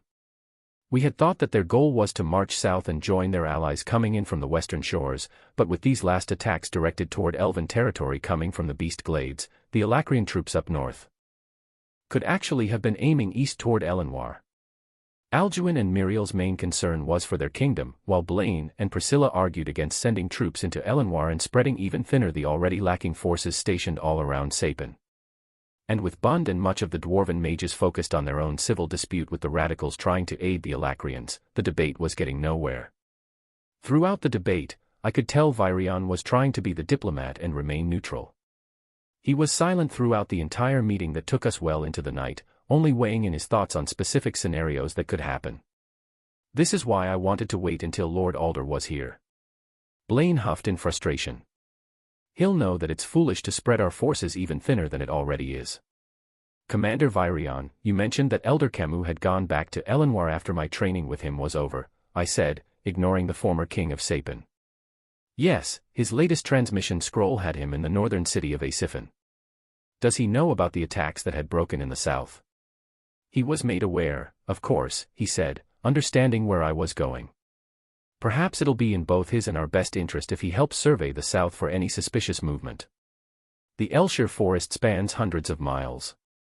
No matter how powerful Elder Camus is, he's just one man, Miriel rebutted. And General Aya, Virion added, turning to Blaine and Priscilla. With your 2 lances as well as General Micah being mostly in Sapin, it's acceptable that I keep a lance in Elenwar, right? She can be pulled if absolutely necessary and we still have General Arthur. Blaine looked like he was about to say something, but Priscilla intervened. That's fine. It'll have to do as a temporary solution, Alduin stressed after Virion turned his gaze toward him and his wife. If attacks escalate toward Elenwar, we'll need to send troops capable of navigating through the forest back to defend. Don't sugarcoat it. Just say you'll take the elves back because defending Elenwar is more important than defending all of Dicathan, Blaine shot back. Enough. Virion snapped, shooting a deadly glare at both parties.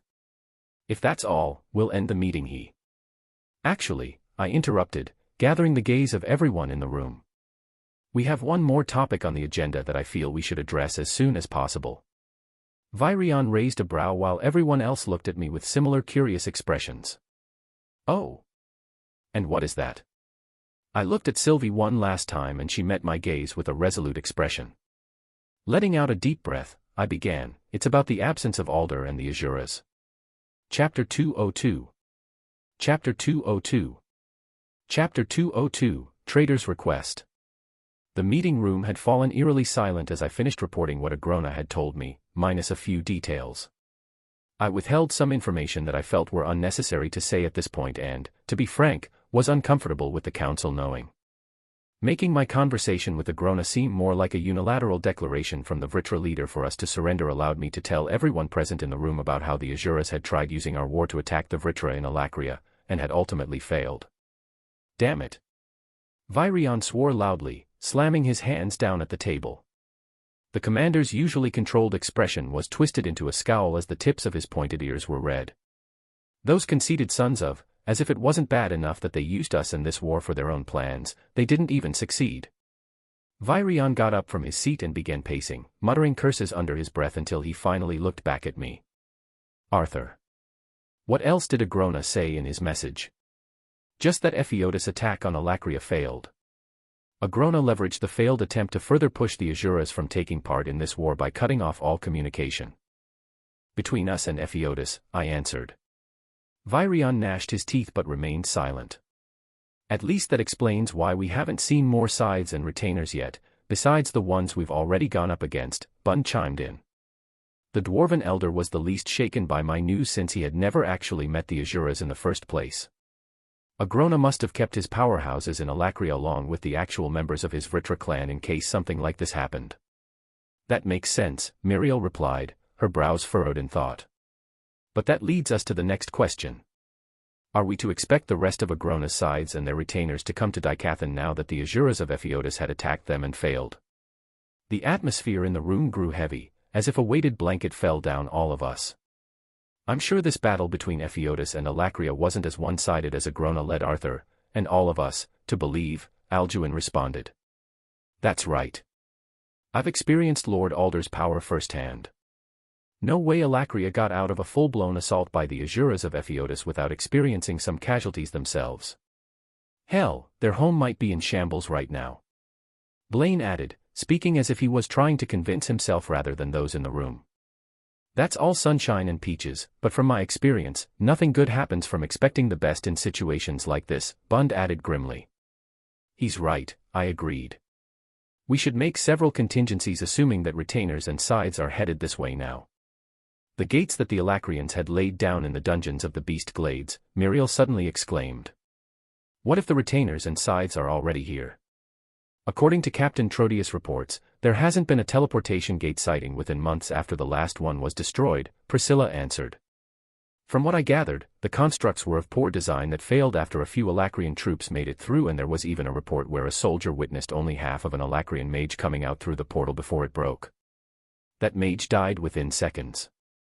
Right now, the Trailblazer division is mainly wiping out corrupted beasts and their controllers before they're able to make it up to the surface. That adds up to what I've seen, I muttered, recalling how even the scythe that had saved me from Uto had arrived via teleportation gates through the kingdom of Darv before traveling by land through Sapin. We'll just have to hope that's true, Virion let out a sigh, still pacing. Then are we to expect them to arrive from the western coast by ship? Blaine asked, his face pale. If that's the case, no amount of wall building is going to hold up against an assault from them. As the council continued batting ideas and assumptions at each other, my mind shifted to my previous life during the rare occasions where disputes between countries had actually escalated into wars rather than paragon duels. I thought of Lady Vera and her strict teachings of leading wars, despite them being so rare, as we went through endless rounds of strategic board games when a loud clap drew my attention away from my thoughts. While we have a lot to think about, I suggest we take time to rest. Some of us have been here for over a day, and it does no good to have sluggish minds, Virion said in a defeated tone. We'll meet back here at sunrise. I looked out the window to see that night had fallen and began calculating just how much time I had to finally rest. Not enough, I thought, walking out of the room behind Bund. The dwarven elder let out a groan as he stretched his back, muttering, I wonder if it's not too late to just throw myself out into the field and fight alongside the soldiers.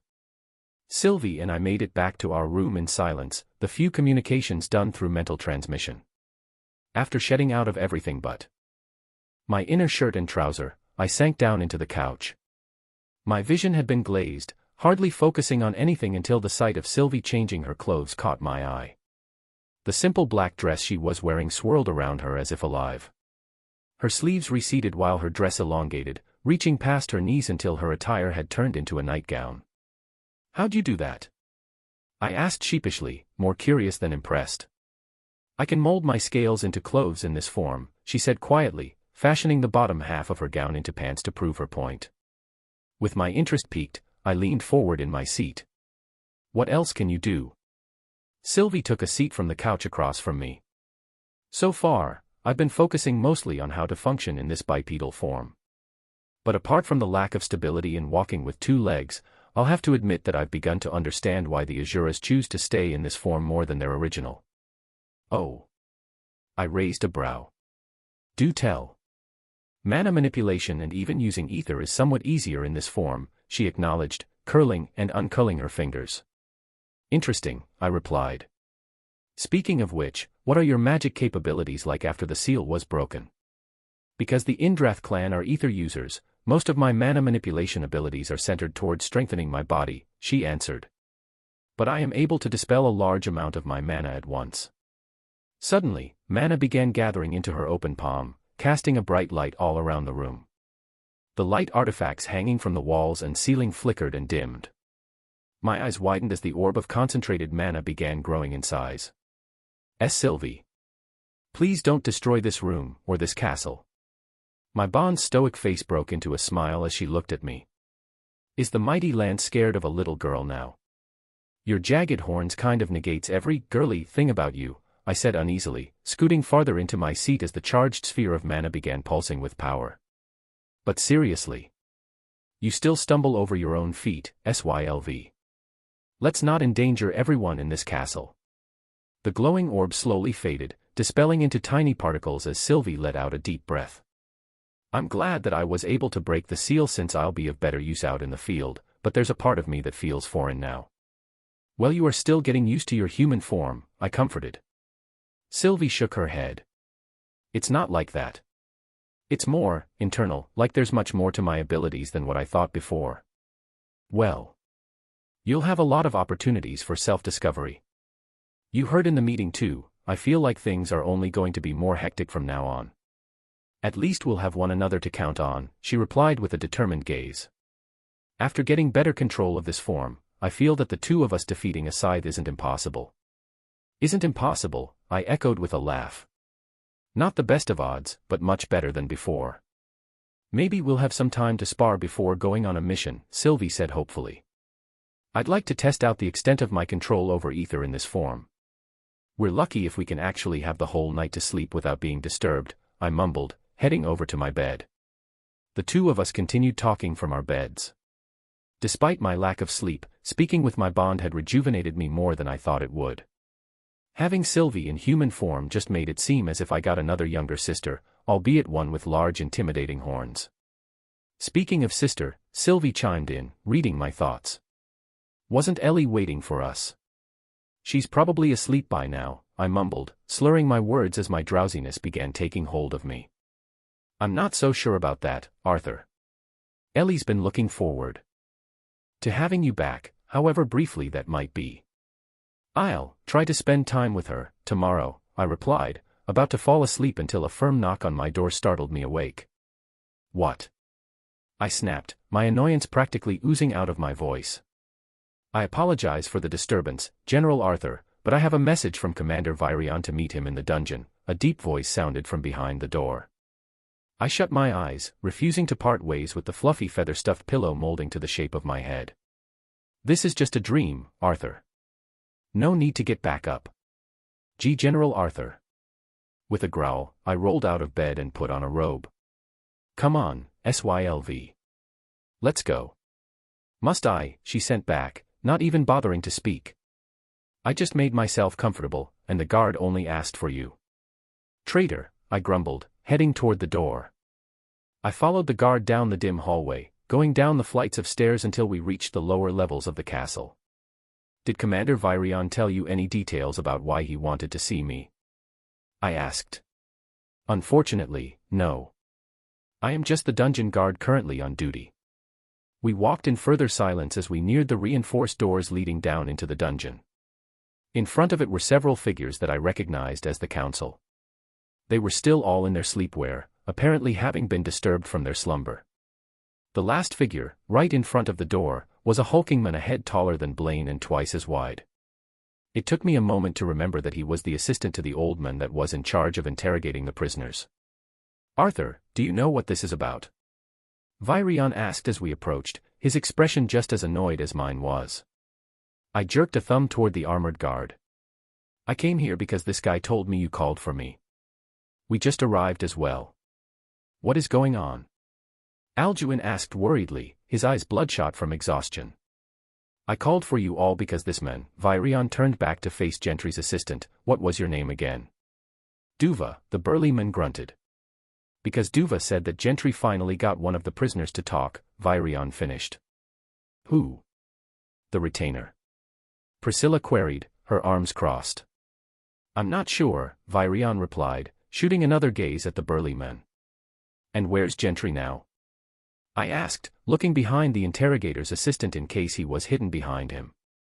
Shouldn't we go inside instead of waiting out here? Master Gentry will be here soon, Duver replied, standing his ground as if guarding the door. Hardly a minute longer had passed and my patience was growing dangerously thin when the dungeon door slid open and the hooked-nosed elder trotted out. Gentry. Blaine barked. What exactly is going on? My apologies to the council and General Arthur. I was just finishing up the maintenance on the restraining system of the retainer when things suddenly unfolded this way. Still, I didn't want to take the small chance of my beloved prisoner to break free while we were all down there, Gentry said, cleaning his wrinkled hands on a cloth. Virion rubbed his temples. Please just tell me you were able to get something important out of the prisoners. Unfortunately, no, the hooked-nosed elder rasped. Well, not exactly. Then for what reason did you find the need to pull us down here at this godforsaken hour? Muriel quipped, her eyes narrowed. Gentry let out an uncomfortable cough before speaking again. I have yet to break the retainer, but the traitor, Rodias, I think that was his name, has finally spoken for the first time. What did he say? I asked, getting up from my seat. Did he give you any information? Well, no, not exactly. On with it, talking corpse. Bund snapped, talking for the first time. Stop talking in riddles and spit it out. Talking co. Gentry, Virion said, his voice frighteningly low. Gentry winced but took a step forward, puffing his chest in confidence.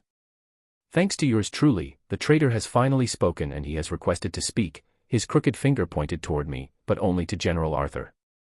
Chapter 203. Chapter 203. Chapter 203, a poem. The hallway was quiet as everyone's gaze followed the long crooked finger to me. I furrowed my brows. Me. My mind spun trying to think of why Rodias would want to speak to me and what he could possibly say to me in this situation. After basically splitting up the entire Dwarven kingdom and leaving me to clean up his unwiped ass, who is he to declare who he wants to speak to? Bund growled. Do you think he's aiming to make some sort of deal with General Arthur?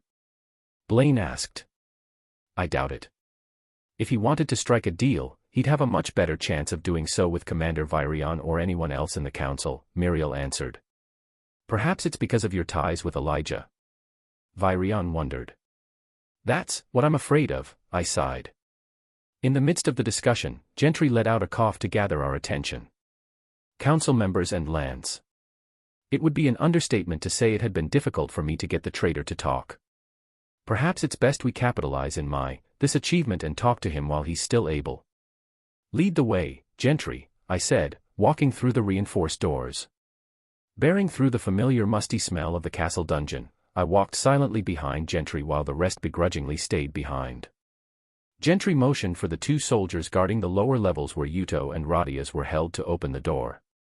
Taking a deep breath, I waited for Gentry to carefully unlock the cell barely the size of a shoe closet. I will be on standby just outside the door, General Arthur. I'm sure you already know, but please refrain from touching anything else, Gentry warned before stepping aside as he opened the cell door. I waited until the old man left before shifting my gaze to the kneeled men in cuffs. Rodias. The man twitched at the sound of his name before a smile formed. My gratitude for your time and presence, he dipped his head respectfully. Allow me to begin. Begin. I asked, but the man kept his head and gaze lowered. I kept my guard up, uneasy because of his odd behavior. A lad of humble origins, born wrapped in rags for a towel, he began, finally lifting his head. Within, however, he was more. Just like the unassuming ashes of a particular fiery fowl. And as with all heroes to be, the lad had the looks and the lad had the might. Rodias stretched out an arm while his other hand laid over his chest. His mother taught him the world, his father taught him to fight. I watched, dumbstruck, as the tortured man continued his epic. Rodia's voice got deeper, darker. That is, until the day came. When the lad knew that there was a larger stage to tame. His blood knew as well that they could no longer contain the lad's fire that wished to reign. So they took up their bags and wished their small town good luck. Rodias let out a breath. But whoa, as all stories go, tragedy struck. Radias, I called out, but was silenced by a raised finger. The men continued. But never fret, never doubt, because as all stories go, a hero never drops out. So he grows and grows. Through his heartache and his death throes. Never ceasing, overcoming. Radias looked up at the dim flickering light above us. Alas, every light needs a shadow. Every hero needs a foe. The brighter the light, the darker its night. Finally locking gazes with me, he shoots me a grin. But I ask. You this, hero to be. What happens when your foe, who has crossed both time and space, is actually brighter than thee? Perhaps a fair maiden's shining night is another one's deadly blight. And the side of dark and the light is just a matter of who wins the right.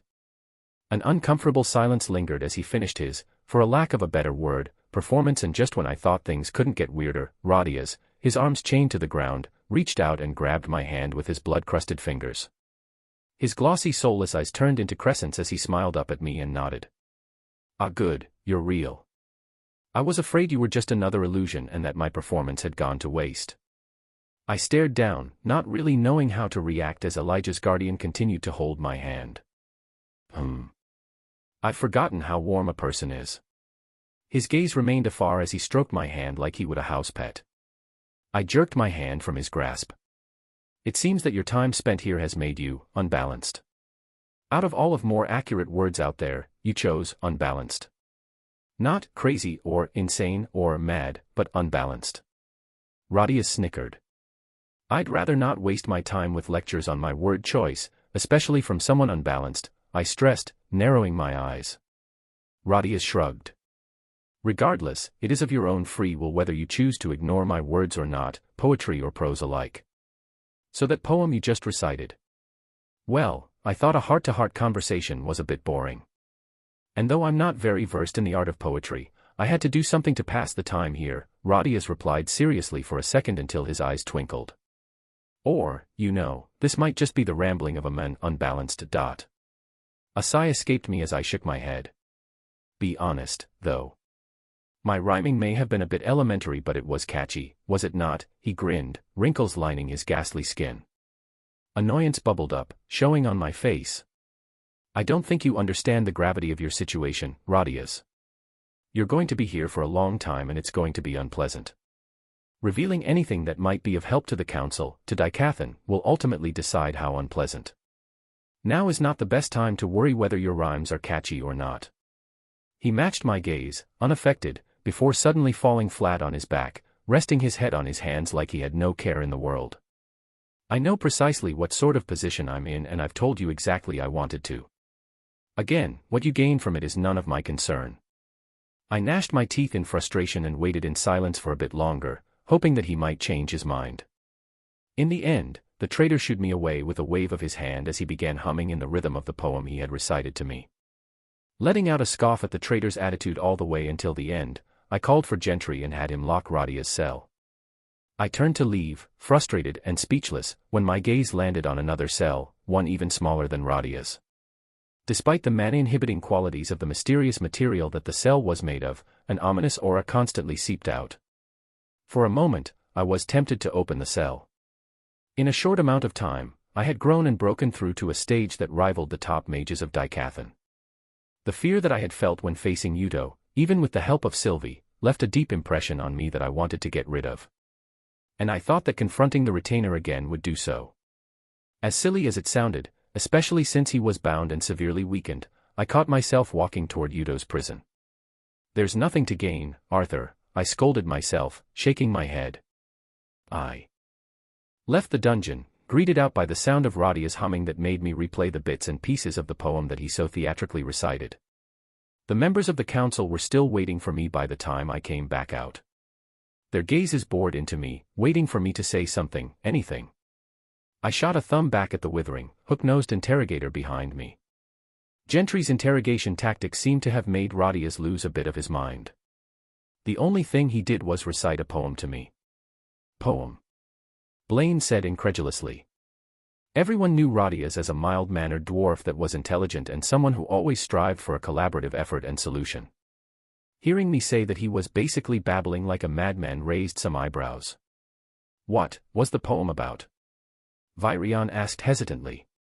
It was a story about a boy on his way to being a hero, I replied. He said he made it up, but some of it didn't really make sense. My tactics do sometimes leave the prisoners in a less than desirable state, Gentry said with a cough. My apologies for the false alarm. I sincerely thought that he would be confessing something important. Seeing as nothing substantial has been revealed, how about we discuss this more in our next gathering? Alduin suggested. I second this, Bunt grunted. We can choose whether to decipher his poem once we've got some sleep in us. If Radia's state of mind is as you suggested, his words most likely don't hold any weight, Muriel said, already turning to leave.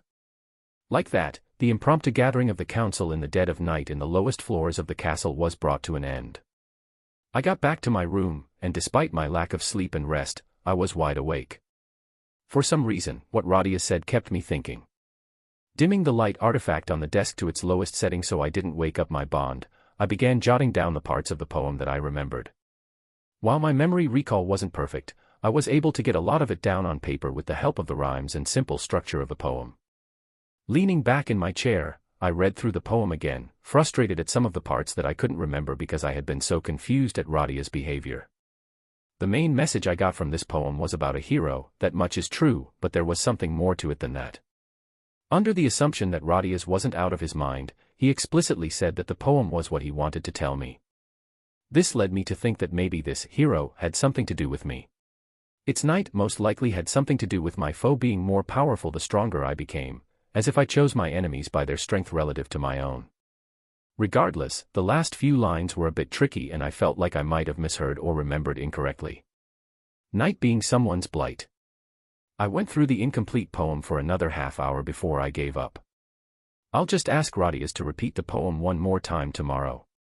I was still skeptical of whether the poem even meant anything, which was probably why I hadn't bothered to even listen carefully when the dwarf said it, but I was still curious. Sliding into bed I tried to get rid of my thoughts of the poem, instead focusing on what I should do to best help out in this war. Still, even as sleep overcame me, I found myself trying to piece the poem back together by trying to remember all of the words that rhymed. Chapter 204. Chapter 204. Chapter 204, Lost Words. Gray. I stepped back as Lady Vera positioned her thin metal stick she called a foil for a horizontal swing. Still, somehow, the foil managed to slap my left arm. How? I hissed, rubbing the fresh wound. I thought I dodged that. You're too focused on my weapon, Lady Vera answered, keeping her body still. Your vision should encompass your enemy, or enemies, as a whole. What do you see differently right now? I looked down at the foil still pointed at me. Aside from the obvious. That earned me another smack with her weapon. Don't get smart with me, kid. Okay, okay. I yelped. And I have a name, you know. I'm aware that you were named after a rather boring color, Lady Vera said bluntly. Now, answer my question. Afraid of getting hit again, I scanned the tall woman. She wore a dark shirt and tight-fitting black pants, which only emphasized her long, curly red hair. After saving me from my captors several months ago, I began my lessons a few weeks back after completely healing from my injuries. While her methods were brutal and her personality was about as warm as a block of ice, they were effective. Well, she pressed, jolting me out of my thoughts. I let out a breath and pointed at her foot. You pivoted using your lead leg, bringing your back foot forward for longer reach. Good, she nodded in approval. Although, if you weren't able to see that from the track mark on the ground. Yes. Then I don't deserve to be your student, I finished. Now, how do I get better? My mentor muttered something under her breath before walking over to the man-made pond she had in her yard. The entire training ground we were in, which stretched out for 50 yards in both length and width, was her backyard. The simple fact that she even had a backyard in a city where high-rise building took up about every available plot of land spoke a lot about her wealth and power. Adding to the fact that her entire backyard, which looked like something out of an old nature magazine, was also blocked off from the outside world by a 20-foot wall made me wonder what sort of position she actually held in Whitholm Academy, the military school I was still enrolled in. As we reached the clear pond that had fish in it, actual, live fish, Lady Vera sat down at the edge and motioned me to join her. "Try catching a fish with your hands," she said. "Without using key." "What? Won't they die if they come out of the water?" "I don't think I can afford to replace a living fish like this." She gave me a rare smile. "Don't worry about that and just try." Gazing warily at the aquatic animals that I've only seen in a frozen and processed form, I reached in and tried to scoop one up. Just as my fingers barely touched the water. However, the gold and black fish darted off to the other end of the pond. "So fast!" I exclaimed, marveling at its speed. She snapped her finger to get my attention. Again. It only took about a dozen more tries to realize that there was a message that I was supposed to be getting from all of this. Frustrated and wet, I swiped my hand without a care whether I'll hurt the fish or not, only to slip on the wet stone and fall inside the water. Gah! I flailed out of the water, letting out a gasp as my mentor just laughed. Barely managing to climb back out of the deep pond, I laid back on the grass. What's the point of this, anyway? It's impossible to catch one with just your bare hands. Is that so? My mentor said in a haughty voice. Yes, it's impossible. I lifted my head, only to see that she was holding a fish in her hand. What? No way. Do it again. Lady Vera shrugged and threw the fish back into the pond. Sure. I scrambled back to my feet and watched closely in case my mentor tried to pull a fast one and use key or cheat in some other way. Leaning forward, Lady Vera waited with her hand close to the surface. Just as another fish was about to swim by, she dipped her hand slowly into the water and came out with the fish in her hand. She shot me a smug grin, tossing the fish back in. Now do you believe me? I don't get it. You did it so slowly, I mumbled. Wait. Did you train these fish to just go into your hand? Do I look like someone that'd spend the time to do something as useless as that? My mentor looked at me, deadpan. I scratched my head. I guess not, but I still don't understand the point of this, unless it was for you to just show off. My mentor splashed water on my face at my remark. I did it to show you that you and these fish, the ones that were able to make a fool of you, are similar. I furrowed my brows. What? Lady Vera's hand suddenly shot out toward my face, causing me to whip my head to the side. Your reaction speed is fast, frighteningly so, my mentor explained, patting my shoulder. But it's instinctual, not tamed, just like these fish. I don't understand. What do you mean tamed? I asked. You might not be aware of it, but, through this ability, by the time your opponent's arms flex in order to throw a punch, your brain has already sent a signal to your body in order to react. Now, if your opponents are on the level of students here, you hold a large advantage over them. However, if left like this, stronger opponents can easily predict how you're going to dodge, just like how I predicted the fish would try to dodge when I grabbed it. I thought for a moment and realized that what Lady Vera said was pretty spot on. So how do I tame this ability? By responding, not reacting, she answered, getting up and taking an offensive stance. Isn't that the same thing? She shook her head. One is intentional, the other is instinctual. We've focused on basic conditioning for the most part, but I think you're ready to start learning how to start responding. My eyes shined in excitement at the thought of finally learning to fight from Lady Vera.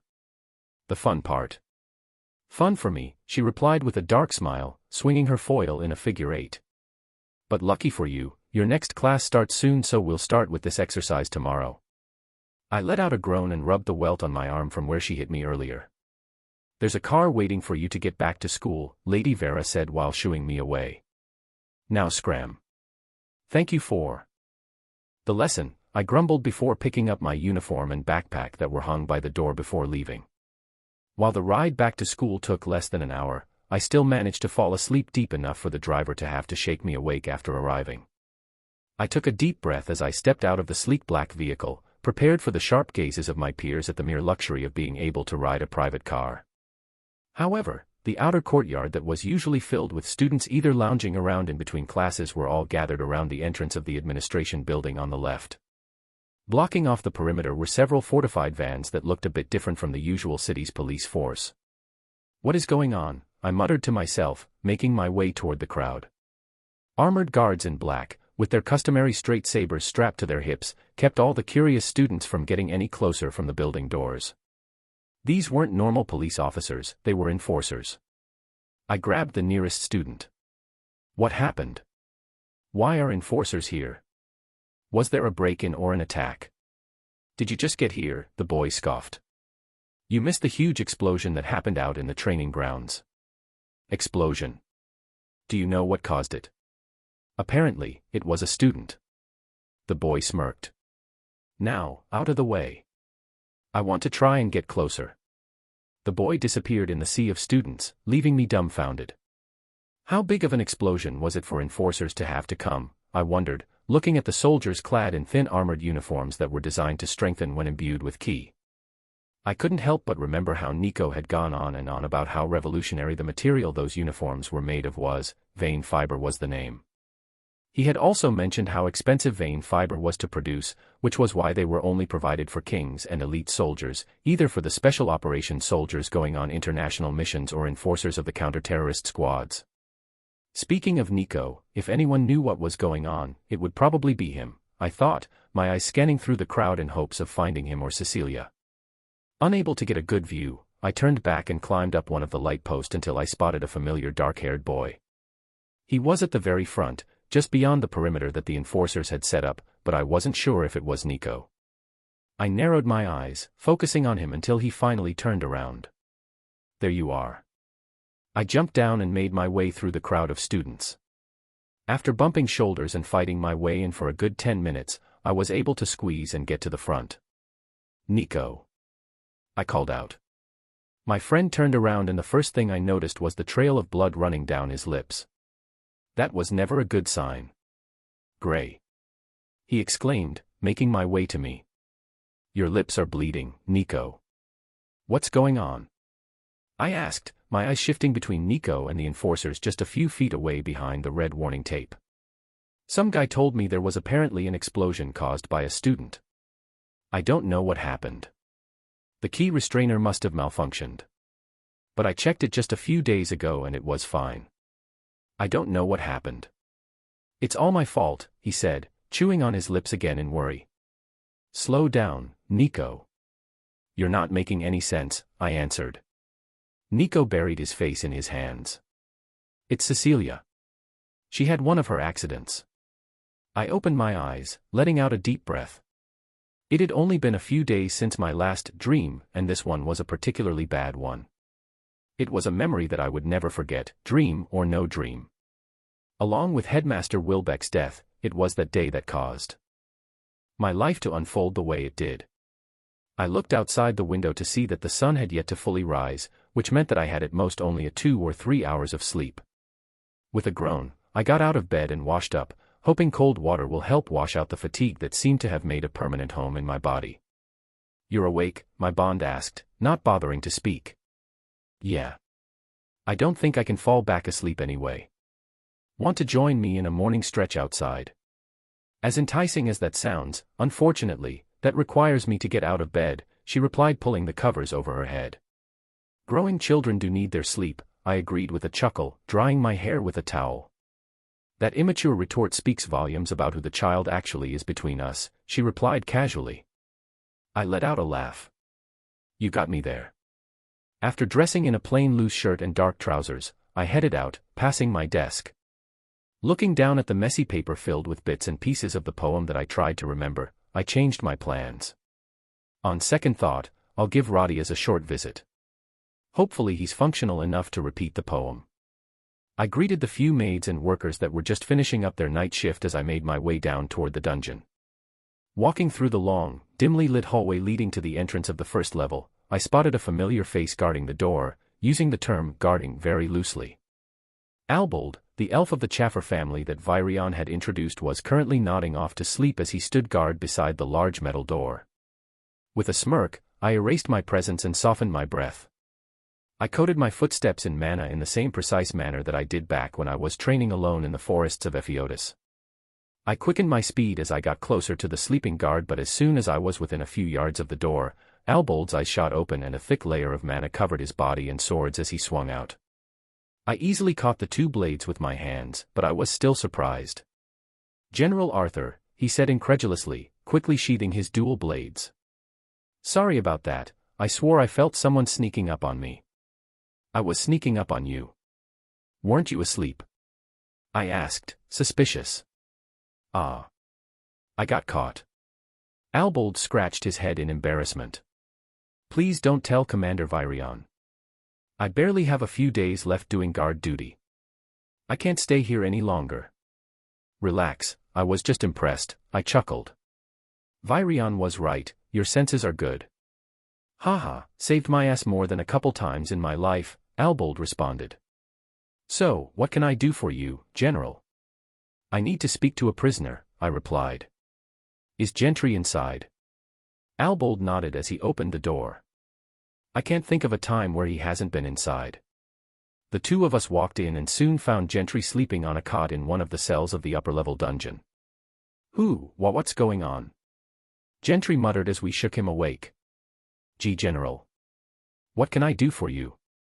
Can you open Radia's cell for just a moment? There's something I want to ask him, I explained. The interrogator rubbed his eyes as he began unlocking the entrance to the lower level of the dungeon. Of course. And my apologies again for the trouble I caused by calling the entire council. I was certain that the traitor was going to reveal something important. After a few clicks, Gentry motioned for Albold to help and the two of them heaved the doors open. My eyes widened at what I saw. Gentry's assistant was splayed out on the floor with several black spikes pierced through his body. Seeing the spikes, my gaze immediately veered toward the cell that Yuto was in, only to lock eyes with the retainer. I immediately imbued mana around me, fearing that Yuto would leap out, but the retainer was completely still and silent, no signs of life in his glossed eyes. He smiled. Albold let out a sharp gasp as he strengthened his body as well and drew his swords. Sheaster. Gentry cried, oblivious of the retainer out of his cell. He's dead, I muttered, eyes focused solely on Yuto. Because of his black body, I didn't notice the spikes pierced through his chest and stomach as well with blood still leaking out. Radias. I stepped inside the dungeon and the restrictions of magic in the room could immediately be felt. Jumping over the assistant's corpse, I swung open the door to Radia's cell that had been unlocked, only to see that the old dwarf had met the same fate as Yuto and Sheaster. He was dead. Chapter 205. Chapter 205. Chapter 205, Enemy Territory. Circe Milview. Alacrian. How much longer? Fane hissed, his head constantly darting left and right. His voice was hardly louder than a whisper. None of us dared to be any louder than that. I held up 2 fingers, turning my focus back on the tree in front of me. The crest on my back flared as I grit my teeth to keep my powers under control while mana coursed through my arms and into the tree itself. My veiling barrier isn't going to last much longer on such a wide range, Cole muttered through gritted teeth. I wiped a bead of sweat running down my cheek. Done. Maeve grabbed my arm and we were already on the move. I turned back one last time to make sure the 3-point array I had just finished was in place. It's in place. I allowed myself a breath of relief as we began making our way through this forsaken forest. We traveled at a frustratingly slow pace with Maeve and myself in the front. Only by using my crest did my senses extend to about 30 yards, much too restricted than I was comfortable with. It didn't help that, because of this mysterious fog that only seemed to exist in this forest, I was the only one that could see past a few feet around us. Do you see anyone around us, Circe? Fane asked for the 5th time. I whipped my head back and shot him a glare. I said I'll tell you if I see anything out of the ordinary. He narrowed his eyes, discontent, but didn't say anything further. After about an hour of practically crawling through the fog-laden forest, I signaled for everyone to stop. We need to place another array. Everyone got into position. Maeve hopped onto a nearby tree with her hands poised to fire. Cole stuck beside me and enveloped the area in a veil to help mask mana fluctuations while I worked. Fane circled the perimeter with wary eyes as our first line of defense. After everyone was in place, I continued in our most important, and quite likely our last, mission. Activating my crest once again, I began setting up the first part of the 3-point array. With my control as a mid-tier sentry, it wasn't hard setting it up. The tricky part was making sure it was all but undetectable until I finally activated it. There could be no trace, no leakage, of mana, or the elves lurking around the forest will sense it. If any of the arrays that I had made were discovered, the whole plan was ruined. Pushing aside the burden weighing down on me, I controlled the mana coalesced in the tip of my fingers as it began seeping into the first tree. A rustle sounded to my left and I jerked. Were we discovered? By the time I turned my head in the direction of the sound, Fane was already there. He shook his head, holding up a rodent whose neck had been cleanly broken. As expected of a veteran emblem holder. The striker's attitude was foul, but he was a reliable teammate to have. Turning my focus back on the old tree, I controlled the passage of my instilled mana until it buried itself deep into the core of the tree. After it was in place, I had to cover the tracks and the mana fluctuation at the site of the wound. For this moment, my attention had to be concentrated. I wasn't able to afford to spread my senses around us in case an elf sneaked up on us. Minutes crawled at the pace of hours as I blinked away the tears trying to get inside my eyes. The mana imprint left by my spell had to be manually obscured with surgical precision so that no one could sense that magic was used in the area. Done, I mouthed at my teammates before moving on to the next point. Kneeling down on the ground a few feet away from the tree, I repeated the process until finally I was on the last part on a tree on the other side of the array I had made on the ground. After this 3-point array had been completed, we were once again on the move. Luckily, Cole's Veil barrier didn't leave any mana fluctuations. Neither did Fane or Maeve's magic. Truly a team specialized for this mission, I thought, feeling out of place. After all, I was a sentry. I wasn't built or trained for this. My only source of comfort was that we weren't the only team.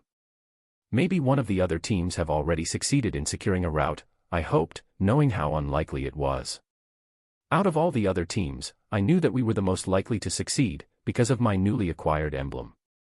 Suddenly, an arm shot out, stopping me in my tracks. It was Maeve. She locked gazes with me and then looked down. Hidden underneath the fog was a small ditch with spikes of wood. My heart thumped at the close call. The spikes weren't sharpened, it was twisted into this shape, Maeve informed in a whisper. Plant magic, I breathed. My heart dropped at what this meant. We'll have to find another route, Fane said from behind, still on the lookout. Then we'll have to stop in a bit for me to scout another route, I replied, disheartened. With a solemn nod from Maeve, we continued our hellish march. My legs throbbed in pain and my sore back made me feel older than my grandma, but I continued on without complaint until the sun was about an hour from setting. Merciful Vritra, I mumbled as we finally settled down for the night on the thick branches of a tree. Cole passed around strips of salted dried meat and a candied root to each of us. Tearing smaller pieces from the dried meat, I let it sit in my mouth so my saliva would soften it before I chewed it down. The 4 of us ate silently, relishing the first small break in 2 days. After sucking the sugar off of the candied root, and taking a sip from my flask, I got back to work. Igniting my hard-earned emblem, I activated True Sense. The unsettling sensation of my consciousness leaving my body felt as if I was undressing amidst a snowstorm, but I endured through it by relishing the breathtaking sight of the forest beneath me. Like a ghost floating through the sky, unabated, I narrowed my true sense to lock in on a single element. My head, figuratively speaking since my actual body was sitting comatose below on a tree branch, throbbed terribly. I've read that true mastery of this ability will come when my mind is able to see all 4 elemental mana particles in the atmosphere. If that's the case, I still have a long way to go. Despite the numbing pain, I was soon rewarded as particles of ambient mana lit up green. Hurriedly, I scanned throughout the horizon, desperately searching for large clusters of ambient wind mana that would lead us to the hidden kingdom of the elves. As I extended my true sense, the throbbing grew unbearable. Just a little long, there. Immediately my non-physical form was sucked back into my body that had been anchored by the powerful emblem. The last twinkle of green flickered out of my vision as I returned to my physical visage with a gasp. Were you successful, Circe? Fane immediately asked, true to his impatience. My body still felt cold, like I had gotten into a fresh set of sheets, but my lips curled into a smile. The kingdom is still too far away, but I was able to find a larger area of mana fluctuations about a day's travel from here. Larger. Maeve echoed with a twinkle in her eye. That means it's a bigger settlement, or maybe even a town. Cole let out a sigh. At least we're going the right way. Nice to know all of this so far wasn't for nothing. As expected from a member of the Millview blood. Your skills as a sentry hold true, Fane complimented as he tore off a piece of his dried meat. Accepting his rare praise, I continued. I won't be able to use my emblem for another day, but after I've fully recovered, I'll want to do another skin honing in on water attribute mana. Smart, Maeve agreed. From our reports, these elves are adept mostly in either water or wind. After finishing our modest meal, we got as comfortable as we could within the branches of the ancient tree deep within enemy territory. Either Cole or I had to be on watch in case something approached, but since I had just expended a lot of my mana activating my emblem, Cole and Maeve took first watch. The weathered shield about the age of my father shot me a smile before erecting a small veiling barrier around us while Fane and I slept. Despite the cold and hard branch pressed against my back and the fear of falling down, even after tying ourselves to the tree, I soon fell asleep. I must have barely closed my eyes when I was already shaken awake by Maeve. It's been 2 hours, she whispered, signaling me to take over before waking up Fane. There's no way it's been 2 hours already, I groaned internally. Noticing that I was awake, Cole extinguished his spell before rolling up his cloak and using it as a makeshift pillow to sleep on. Even with the ever-looming threat of being discovered and killed, I still had to pinch my cheeks to fully wake myself up. Coursing mana into my second crest, the one that I had received after fully comprehending the spell while it was still just a mark, my awareness spread to a 40-yard radius around us. Normally, I'd be able to stretch my sphere of awareness to over 100 yards no matter what the terrain, but the mysterious magic encompassing this endless forest restricted everyone's senses. If our trek during the day seemed to be going slow, the night on watch was endless. I entertained myself by focusing on a nocturnal bird feeding its newborn blood a dozen yards away when I felt bodies enter the scope of my range. Elves. I whipped my head and locked gazes with Fane. Before I even mouthed the word, he seemed to know something was wrong by my expression. How many? Fane mouthed. I held up 3 fingers and pointed in the direction they were coming from. With a nod, the two of us quickly shook Maeve and Cole awake, covering their mouths while doing so in case they made a sound. After being caught up, Cole quickly erected a 2-layered barrier that dampened sounds and veiled our presence. After erecting barriers all day and barely getting any sleep, the shield was struggling to maintain his spells, but he endured. He had to. About a dozen yards away, I whispered solemnly. If we're lucky, they'll pass by or go a different way. If they suspect something near us, I'll take Cersei while Maeve and Cole hold them off, Fane declared. My eyes widened in panic. We can all stay and fight. We outnumber them. Cole rubbed his stubbled chin. Even if we stay and fight, we'll have to do so with magic that'll leave traces. It's too risky. Cole is right, Maeve added. We're expendable in this mission. You're not. The gravity of her words shook me, but I knew it was true. Out of all the teams trying to create a route to the Elven Kingdom, I was the only sentry with an emblem powerful enough to navigate effectively in the Elshire Forest. Still, the thought of abandoning my teammates sickened me. What if we ambush them and take one as a hostage? We can use the elf too. You know what happened to the other team that tried that, Fane interrupted harshly. I nodded. The captured elf had killed himself and the team was tracked down by its brethren. Luckily, they were close to the southern border of the forest and it didn't happen long after the initial beast raid, or else they would have become suspicious, Maeve muttered. The 4 of us stopped whispering, afraid the elves might hear us even with the 2-layered barrier around us. By the time the footsteps below us were audible to our bare ears, we were holding our breaths. I clamped my mouth shut with my hands, praying that they'd just keep walking. Chapter 206. Chapter 206. Chapter 206, Brothers Consent. The unexpected deaths of Radias and Udo would be enough to cause a mass panic within the echelons of noble families both living in the castle and out in various fortified cities.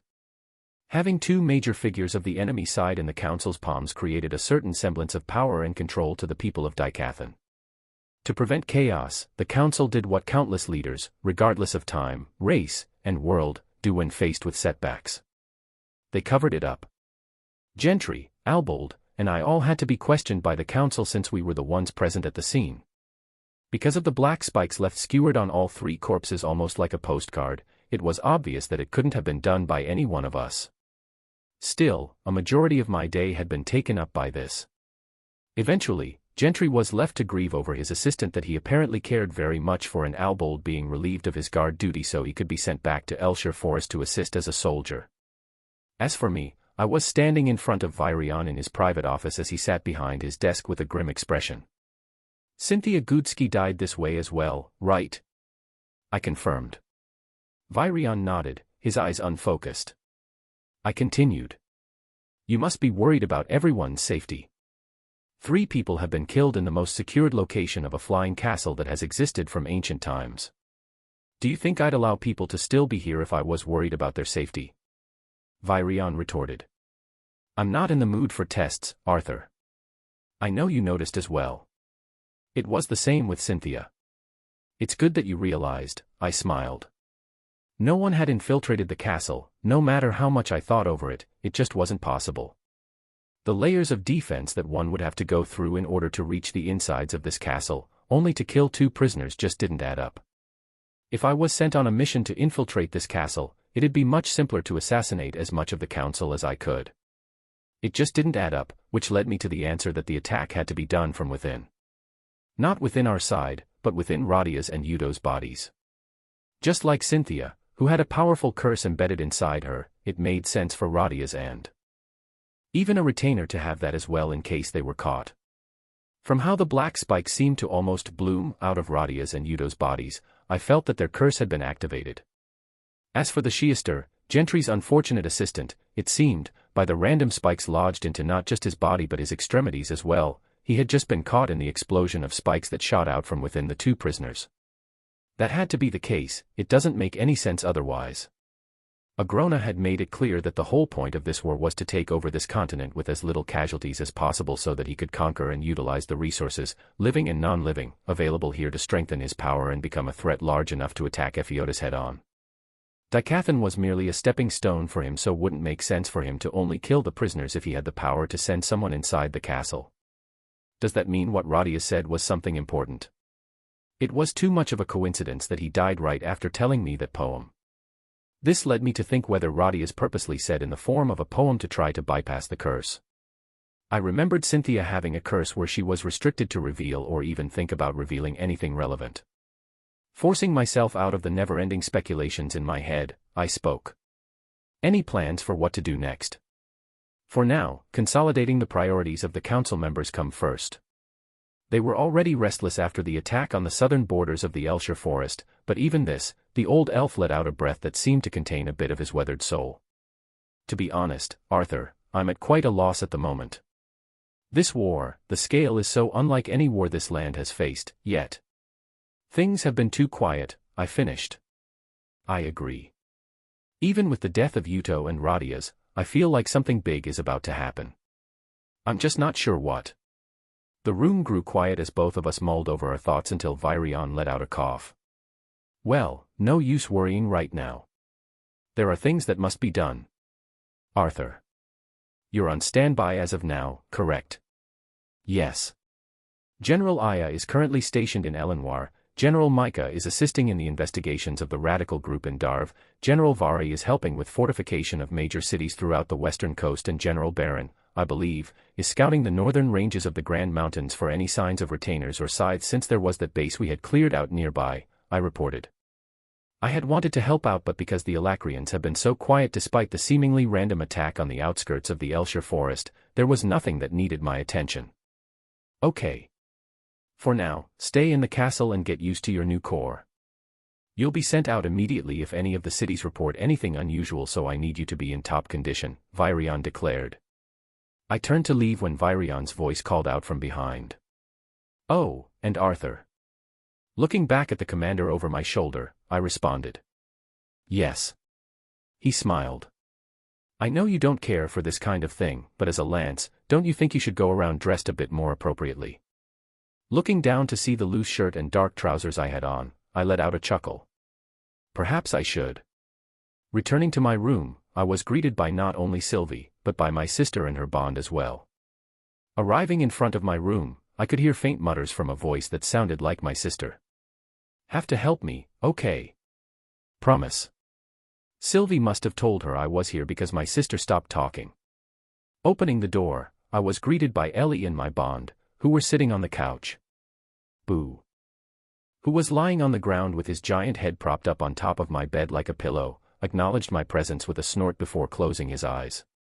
Hi, brother, my sister smiled weakly. Sylvie greeted me with a simple wave of her hand. That's not suspicious, I thought. You're overthinking, my bond immediately replied back, making it more suspicious. Anyway, what happened for you to be gone for so long, my sister asked, a bit upset that I hadn't had the chance to really spend time with her since I came back. Just more meetings that I had to attend, I said vaguely. Anyway, I'm free now. Ellie cocked a brow. Does that mean you'll finally spend some time with your precious sister? Yup, if you're okay with the training ground that is. Sylv and I both have things to test before an actual fight. Of course that's okay. That's exactly what I was about to suggest, my sister exclaimed, grabbing her bow that was propped up against the wall beside her. After changing into a more socially appropriate attire, which was just a high-collared military tunic that covered the red scars on my neck, and a more fitted pair of trousers. Compared to the rest of the lances, I was dressed rather casually, but at least I didn't look like some farmer's kid. Your hair is almost as long as mine. When are you going to cut it? Ellie asked with distaste as I was tying my back hair. I shrugged. When I feel the need to. We made our way to the training room that was guarded by pair soldiers arguing over something. I'm telling you that it's not the General Arthur. The armored man on the left clicked his heels and saluted while his companion on the right side of the entrance did the same. There are currently several mages practicing inside. Would you like us to clear them out? The guard on the right asked as the two of them opened the entrance. Because of the sheer power that can be generated from a white core mage, most of the time, the training room was completely emptied and walls were additionally fortified when a lance came in. No need. The one training isn't me, I informed, walking in after my excited sister. Sylvie and Boo followed along as we stepped into the loose earthen terrain. The large room was lively with various nobles in well-adorned robes and tunics around my sister's age or slightly older testing spells while guardians oversaw and gave pointers to their students. The ones training here were all of status with privileges that extended from family members that were of high rankings within the army. Being able to live and train in the castle meant that they were safe, a luxury that only the top houses and families of captains had. Seeing the large entrance open, a few turned their heads my way and the private instructors and adults all immediately recognized me. Bowing in respect, they quickly shushed their children when some of the younger ones asked who I was.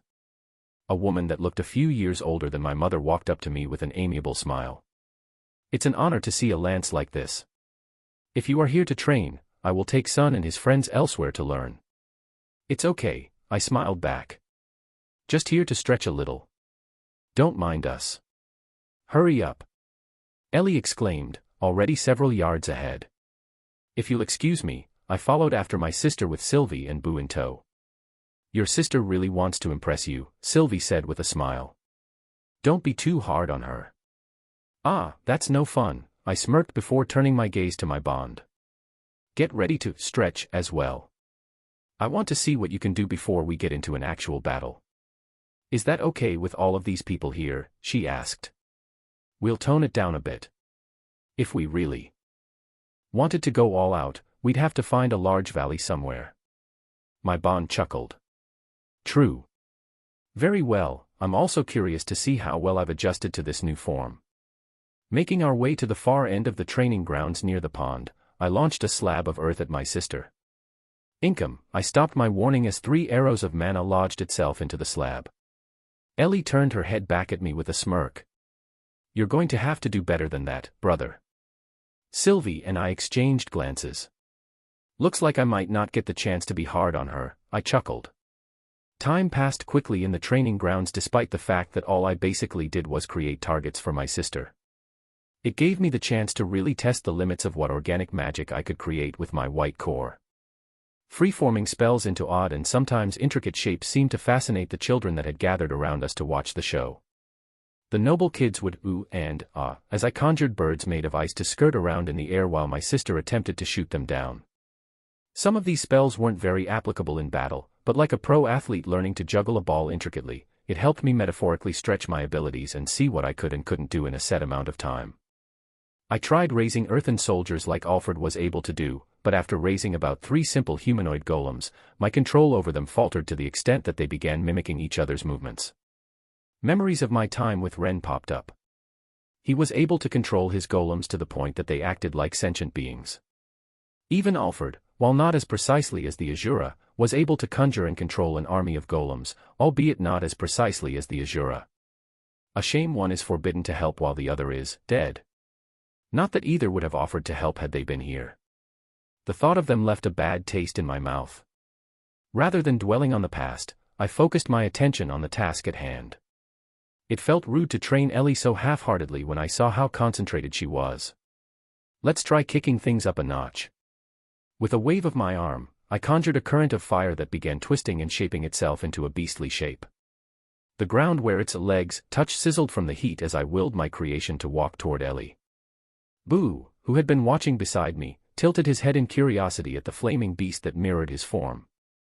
Your offense is good, Ellie, but what happens when a spell that you can't just shoot down with arrows comes at you? I called out. Some of the noble kids a few yards away let out gasps as the instructors let out murmurs of praise.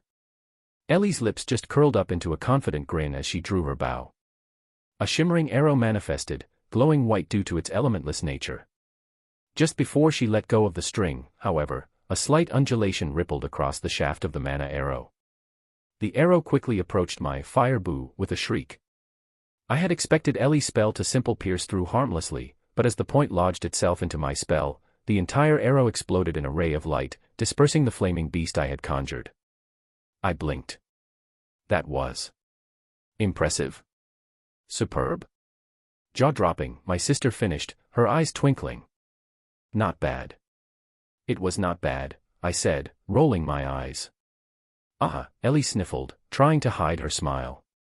The day went on with me moving on from conjuring various elemental targets for her, to testing her body's defenses. Though I hated to admit it, her ability to conjure a protective layer of mana over her body was flawless and fast enough to rival some of the upperclassmen I had seen at Xyrus. Due to her unnaturally intricate control over her mana, she was able to layer mana in specific portions of her body almost instantly and create a fairly durable panel of mana. I put the scabbard of Dawn's ballad that I had been using to spar with Ellie in close range back inside my ring. Did you learn close quarters combat with your bow from Helen too? My sister fell down on the ground, sweating and panting. Yup. I read a couple books too that helped, although there weren't that many. Most archers carry around a dagger or even a light sword around for close combat, I informed. But since your archery doesn't depend on you taking out an arrow from your quiver and knocking it on your bow before firing it, learning how to fend off a few attacks in order to give yourself some space for a quick shot was the right decision. Your compliments seem somewhat dull, my sister said in between breaths. Because that wasn't a compliment. Don't get ahead of yourself, I smirked. We've been drilling for only a few hours. Your stamina needs improvement. That's not even fair, Ellie huffed. What your brother means to say is that he's very proud of your growth, Sylvie comforted with a smile. Whoa, no verbally expressing my thoughts. I protested. This was rigged from the start, anyway. Ellie stuck out a tongue. I mean, how do you even dodge an arrow shot at point blank, repeatedly? A lance has to be able to do at least that much, right? My sister narrowed her eyes, discontent by my reply. You didn't even break a sweat. You'll get there with enough training and experience, I replied. Ellie shot a glance to Sylvie before looking back at me. Speaking of getting enough experience, I was wondering if I can maybe, I raised a brow. I know, what? And never mind, my sister muttered. Ellie, Sylvie chimed in, shaking her head. Just say it. Does this have anything to do with what you guys were talking about before I got in the room? I asked. I want to start helping out in the war, my sister said, unable to look me in the eyes. Even though I saw this coming, my heart still sank. Arthur, Sylvie sent, feeling my emotions. You said it yourself, or rather you thought it yourself, that I was a lot better, my sister continued when I didn't answer. I'm confident that I'm better than a lot of the soldiers that have been assigned to squads, and I'm okay with being in the reserves, and since I'm an archer, I'd be in the back line anyway. So, Ellie, I interrupted, kneeling down so I was eye level with my sister. With a wave of my hand, a barrier of wind surrounded the four of us. I didn't feel comfortable having others listening to family conversations. I'm not saying no, but I'm not sure if I'm allowed to make this decision for you. Mom or Dad aren't here, and to be honest, we haven't exactly been on the same track these days, I said. You guys still haven't made up since before you left to go train? My sister asked, concern laced in her voice. You knew. I'm young, not dumb, my sister frowned. Right. Sorry. I looked at my bond, who simply gave me an encouraging smile. Letting out a sigh, I gave in. How about we go on a mission together once? If you do well, I'll give you my blessing. I can't speak for Mom or Dad, but I won't hold you back on it. Okay. Ellie beamed. You promised. That was very fair of you, my bond approved. I shot Sylvie a smile before getting back up. Anyway, since that's out of the way. Sylvie, it's your turn. Chapter 207. Chapter 207. Chapter 207, Coordination. Although my bond had the appearance of a little girl that was even younger than my sister, if you disregard the two horns sprouting out from her head, she was still an Azura. After having the guards evacuate the small audience that had no intention of continuing their training regardless, I began pouring my mana into the large mana crystal responsible for powering up the defensive mechanisms within the training grounds. A low hum resounded in response, and the cavern walls and rounded ceiling glowed dimly. Emily wasn't here to power up the plate-like sensors she had installed for my previous training, so the only functionality available was that of the barrier. My sister was the only other person still inside the training room, but I had her stay near the entrance behind Boo in the rare case that one of our spells accidentally hit her. Do I really have to stay this far when you two are just practicing? I can hardly see you guys even with mana-enhanced sight. Ellie shouted out a complaint as she peeked her head out from behind her bond. Ignoring my sister, I continued to stretch out my body, making sure to be extra diligent while stretching my legs. Are you not going to stretch? Better yet, do you even need to stretch?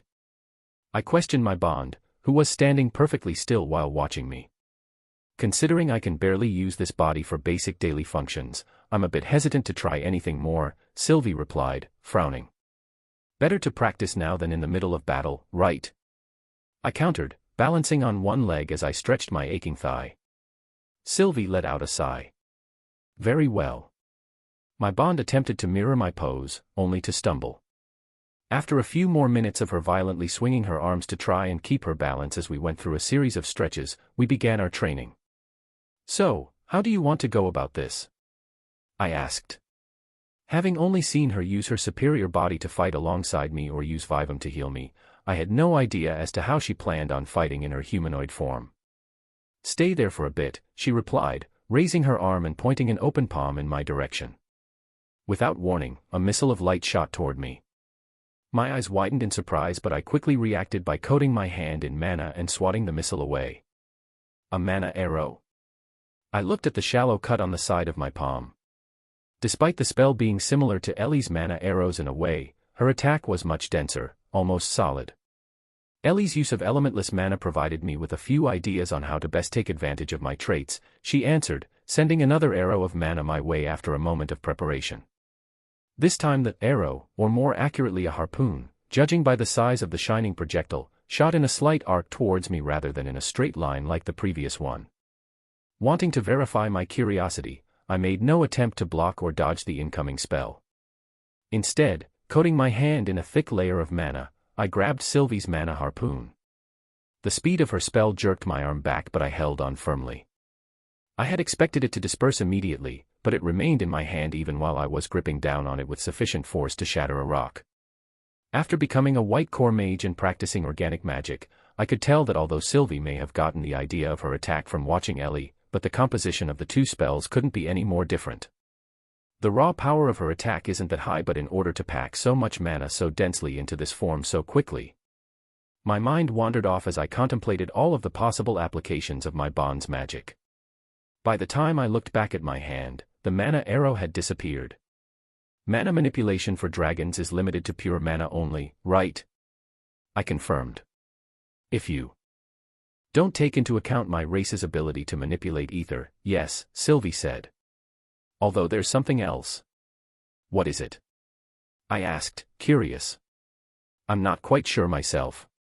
After being in this form, I've been able to get a better grasp of my core, yet there's a part of it that I can't seem to access, she answered. Maybe you'll be able to access it once you get stronger, I said. For now, let's see how versatile your control over pure mana is. I launched a dozen fire arrows with a swing of an arm. The streaks of fire spread out before converging back into a single target directed at my bond. Before my attack landed, a shimmering barrier of light enveloped Sylvie, covering her in fire and dust from the ground around her. Try to create individual panels to block each projectile, I barked out, sending out another wave of fire arrows. Sylvie's brows knit in concentration as she managed to conjure a large sphere of pure mana from her palm that separated into multiple panes to block my spells.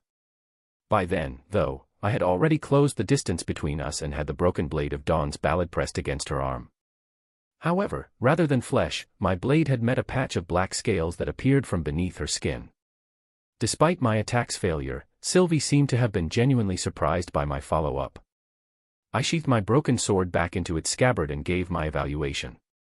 Your control over pure mana is excellent, and considering how dense your spells are, it seems your mana reserves are quite big. Your innate body provides good physical defense even if you are a bit slow. Although Sylvie held in her smile, I could tell through our bond how proud she was feeling. Still, I don't think your attacks are strong enough to threaten retainers and scythes, I continued. What else have you noticed about this form compared to your draconic form? Sylvie thought for a moment. My innate defenses are a bit weaker in this form. You held that strike back, but if you had attacked me seriously with Dawn's ballad, I would have lost a limb. Good to know. I nodded. Anything else? My control over mana is better in this form, but my dragon form allows me to utilize more of my mana in a single breath, albeit a more unrefined form, my bond explained, twirling several orbs of mana around her hand as if to emphasize her point. I see, I muttered, taking a few steps back. There are a couple more things I want to test out, SYLV. Can you conjure a square pane in front of me? I could feel her curiosity flare up, but I hid my intentions from my bond. With a twitch of her wrist, the spheres of mana that had been orbiting her hand shot out and converged into a bigger orb before flattening out into a flat square. Keep it stable, I ordered, reeling my fist back. I punched Sylvie's panel of mana, and while it trembled from the impact, it stayed where it was. What about distance? How far can you conjure a spell and keep control over it? She didn't answer. Instead, she stretched out a hand and willed the panel of mana that I had just punched away. The spell changed into a spherical form as it hurled toward the back wall of the room. Sylvie then closed her outstretched hand into a fist, suspending the orb in midair. Move it left, I ordered, concentrating on the shining orb. Upon Sylvie's direction, the orb easily darted left and stopped just before it hit the wall. I gave another order. Bring it back, change the shape of it into an arrow. I led Sylvie into a series of exercises, gradually adding more orbs and having her manage them until there were 10 orbs, 5 of which I had instructed Sylvie to change into a flat panel. By the end of the drill, Sylvie was sweating profusely, but I had a pretty good idea on how we were going to coordinate in battles. 4 days had passed in the blink of an eye. I spent the majority of the day in the training grounds, drilling with Ellie and Sylvie until the two of them were mentally and physically drained. It was a great change of pace for myself as well, and I felt my control over my white core steadily improve. While Sylvie had yet to unlock more of her abilities hidden away in her core, and we hadn't had the chance to attempt at any sort of coordinated fighting together, she and my sister had still improved greatly under my scrutinizing tutelage.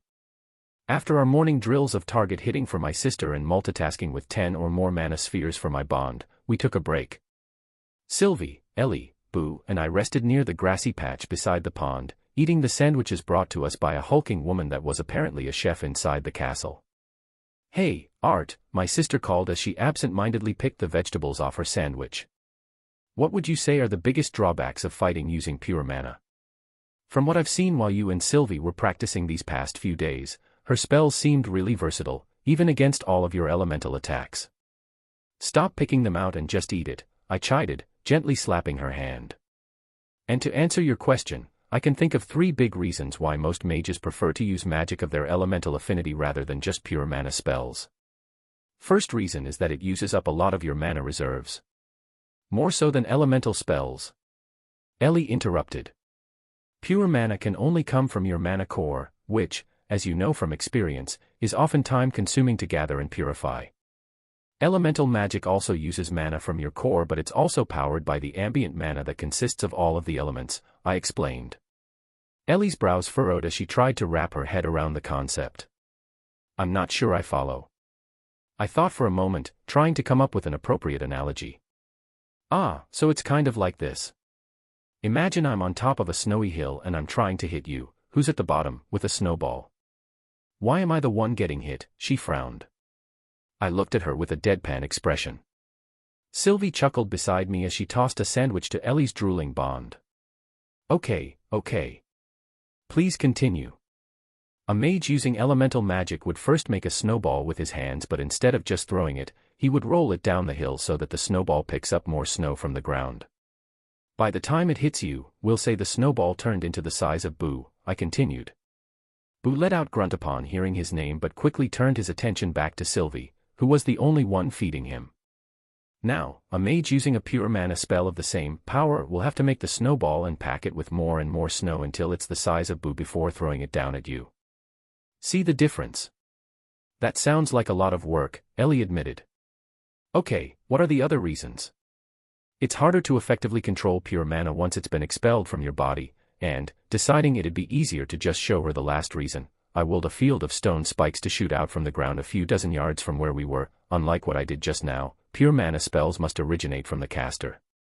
Just by looking at my sister, I could see that the proverbial light seemed to have lit up in her head. Anyway, since we've taken a break, why not continue a little longer? I suggested, getting up. Yes. Ellie agreed, bolting up as well. Hey Sylvie, can you do what you did earlier and make those moving panels? I want to try to hit them. Sure, my bond smiled. Shoot some mana arrows off course so I can practice reacting as well. A smile escaped my lips as I watched the two run off when the doors to the training room opened once more. A single guard came running in, and just by his expression, I knew it wasn't good. Sylvie and Ellie's eyes followed the guard that stopped in front of me and saluted before speaking. General Arthur. News of a massive corrupted beast horde has come from the wall. Commander Virion is currently waiting for you in the dock with a team of mages to go with you as backup. Chapter 208. Chapter 208. Chapter 208, Enemy Territory 2. Please. Maeve. I need a break, I begged the caster in between ragged breaths. Looking behind me, I saw Cole just a few paces away running desperately to keep up with us. Suddenly, Maeve, who had been pulling me by the arm, stopped. I barely managed to avoid colliding with her when she let go of me and pointed up at a large tree.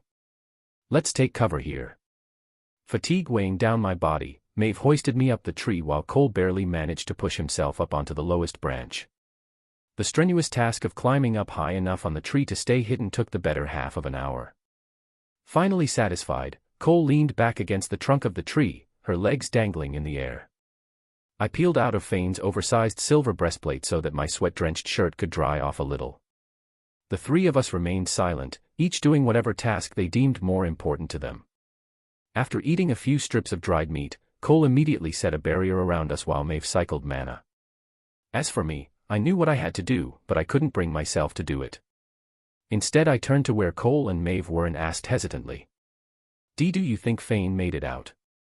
Maeve opened one eye, just one eye, but the anger that exuded out of that eye made me wince. Cole shuffled over and sat between Maeve and I so we weren't in direct eye contact of each other. Cersei. Focus on the mission. Can you use true sense yet? Cole's voice was soft and gentle, yet his expression had hardened to a point where he looked like a different person compared to when I had first met him back in Alacria. I nodded my head and prepared myself, but when I closed my eyes, the scene from earlier today still flashed like it was still happening right now. It was all my fault. If I hadn't gone off from the camp. There was no one there when I checked. I just wanted to wash my clothes in the stream. I rattled on more reasons in my head. The stream we had passed by was less than 100 yards from where we were hiding. I triple, checked using my crest to make sure there was no one within my heightened range of awareness. Throughout our journey, our whole group made extra precautions to hide our trail. We had even dug holes into the ground every time we did our business and covered it back up with dirt and foliage. So, how did I get caught on my way back to the camp? If I hadn't kept my crest active, I would have led the elves straight to where the rest of the group was hiding. I thought that I was in the clear after throwing them off. I ran for over an hour in the opposite direction before circling back to where Fane, Maeve, and Cole were. Still, by the expression on everyone's expression after I had told them what happened, I knew it wasn't as simple as that. Fane immediately ripped off my outer robe and gave me his silver chest plate for me to wear. Maeve cursed and turned away while Cole slumped, crestfallen. I didn't know what was happening back then. It was only Fane that gave me a gentle smile and said goodbye. The same Fane that had the personality of a poked snake tousled my hair and told Maeve and Cole to protect me. Draping my robe over his shoulders, he dropped down from the tree we were hiding in and ran off. Confused, I had almost called out after the veteran striker of our team, only to have Maeve cover my mouth with her hand. We can't have the elf suspecting that someone is out there. Do you understand? That's why Fane has to go pretend to be you, Maeve had hissed into my ear. I snapped back to reality when I felt a hand on my shoulder. Cole mustered a smile and mouthed for me to hurry. Gritting my teeth and praying that Fane would survive, I closed my eyes again and ignited my emblem. For a split second, as I felt my consciousness leaving my body, I was tempted to focus my limited time in this form to search for Fane. Snap out of it, Circe. The mission. Focus on the mission.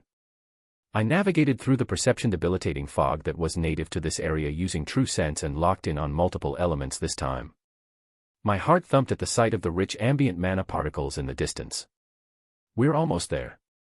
Unable to keep true sense active for much longer, I released the spell and let out a deep breath. Slowly opening my eyes, I saw both Cole and Maeve staring at me intently. Despite the guilt and fatigue pressing down on me, I allowed a small grin. We're almost there. Just a few more days away at our pace now. With my words boosting the overall morale of our small team, we decided to make haste. I put Fane's silver chestplate back on despite its weight restricting my speed. Without Fane with us as our vanguard, I knew I'd need every advantage I can get. After all, I've been drilled enough by my team members to know that everything we've done so far would have been for naught if I were to die. Still, dangerous thoughts of assuming that another sentry would succeed invaded my mind. I wasn't a hero. I wasn't like Fane or Maeve that had trained for years to handle these sort of situations. Even Cole, while only a few years older than me, had quite a bit of experience hunting beasts in the scouting teams back in Alacria. Me. I had barely graduated before I was recruited for this mission. A few weeks ago, before stepping through that highly unstable portal into this continent, I was still packing up my belongings in my assigned school housing so I could go back home to my blood. Stumbling on a tree root snapped me out of my thoughts. Thankfully, Maeve was able to grab my arm and stop me from actually falling flat on my face on the ground. The caster shot me a glare but didn't say anything. We weren't running particularly fast and the sun had yet to go down, so she knew I just wasn't paying attention. Gnashing my teeth together, I did my best to push away any useless thoughts as we hastened our pace in the direction I was leading them. I have to survive. For my younger brother. I repeated those words in my mind like a mantra. The great Vritra will be able to save my brother and bless him with magic so that he could lead a prosperous life if I succeed. A mental ring that notified me whenever a new presence entered my range of perception roused me out of my reverie. I stopped in my tracks and held out an arm with 2 fingers to stop Maeve and Cole as well. They immediately understood the signal and we immediately climbed up the closest tree. Unable to strengthen my body like Cole and Maeve, I scrambled for the lowest branch. In my rush, my foot slipped on a moss-covered root. My head hit the trunk with a dull thud that sounded like an explosion within this quiet forest. I didn't even care about the pain. The huge blunder that I had caused made my heart drop. Did they hear that? Is it over? 1,000 more thoughts flashed through my mind until I finally noticed the translucent tint around me and the blurred view on the other side of Cole's barrier. Great Vritra, that was close. I breathed, making a mental note to thank Cole for the nice save. Hurry! Maeve urged while Cole focused on reinforcing his barrier. I quickly grabbed the caster's outstretched hand and used her help to pull myself up onto the branch. My heart felt as if it were about to break out of my ribcage as my breathing grew more erratic, but I didn't have the time or luxury to gather myself. Maeve had already climbed up a few feet higher. I followed close, using the same handholds and footholds she had used to climb up the tree while Cole took the rear. The three of us had to be extra careful as we traversed up the giant tree. Going too fast meant that we might shake leaves off the branches which might give away our position. My arms ached and my legs trembled, half out of fatigue and half out of fear. I desperately wished my mark had allowed some form of body enhancement, but I knew hoping for that now was stupid. Finally, Maeve stopped at a particular branch and helped me up. The branches this high up were too thin for all of us to be on one altogether, so we each sat on our own tree limb and hugged the trunk in order to lessen the burden on our seats. Cole, who was about to strengthen his barrier, stopped on my signal. "I'll tell you when they're close enough," I whispered. We needed his barrier at its full power if they got near. The two presences were heading toward us but were still a few hundred feet away. I narrowed the focus of my second crest and with it, I was able to faintly hear the two elves talking. "We should head back, Albold. We've already strayed far enough from our survey route," one voice said. "Just a second," the second voice, Albold, replied lightheartedly. "You probably just heard a forest hare or something," the first voice said. "It wasn't really a sound," the elf named Albold said as he continued approaching where we were hiding. "It was more like an inkling. I swear, if you weren't a chaffer, I would have just left," the first said. "Either way, it's good to have you back, quirks and all." "Thanks. Double thanks for promising not to tell our head about this little detour," Albold said with a soft chuckle as he continued to lead his partner closer to our location. "We can only afford a little detour," the partner stressed. "That damned Alacrian is still on the loose. How are they even this far up north, anyway?" I bit down on my lips but a smile still managed to escape. "He's alive. If I knew, we wouldn't be out here like this," Albold scoffed. Prying myself away from the perceptions of my crest, I turned to Cole and nodded. He nodded back and tightened his veiling barrier to barely encompass the three of us. Tightening the area of effect strengthened his magic, allowed him the spare mana to add 2 more layers of barriers. I ignited my crest once more and focused my entire magic on the 2 elves approaching. They were less than 50 feet away now. "Please, Vritra, let them just pass like the other scouts." I wiped away the sweat rolling down my face every several seconds in fear that the drops might fall down and wet the ground. I held my breath as well. I knew it wasn't necessary. I knew the barrier would mask most of the noises made, but even Cole and Maeve were as still as the tree we were perched on. Holding up both my hands, I mouthed 10 feet to my teammates. Cole swallowed hard and Maeve's expression turned even more fierce. I looked down at the base of the tree, hoping, praying for them not to come into view.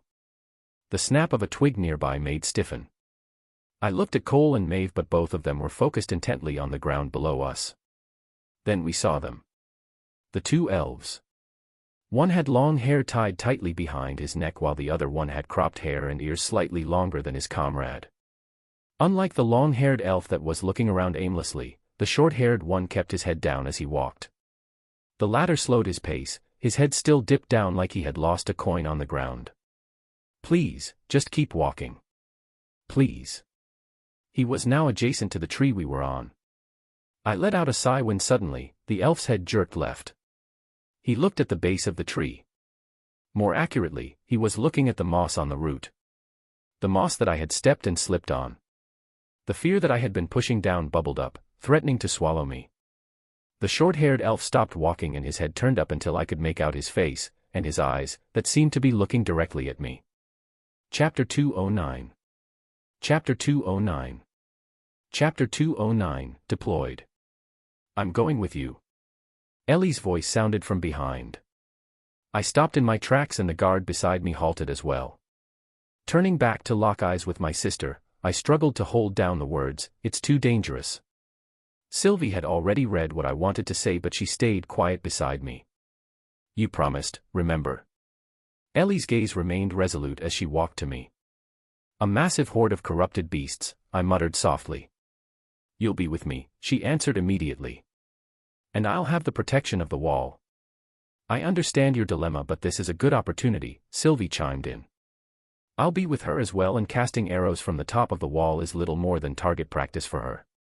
But what if the beasts break through? I know you won't let that happen, she answered with a soothing wave of confidence.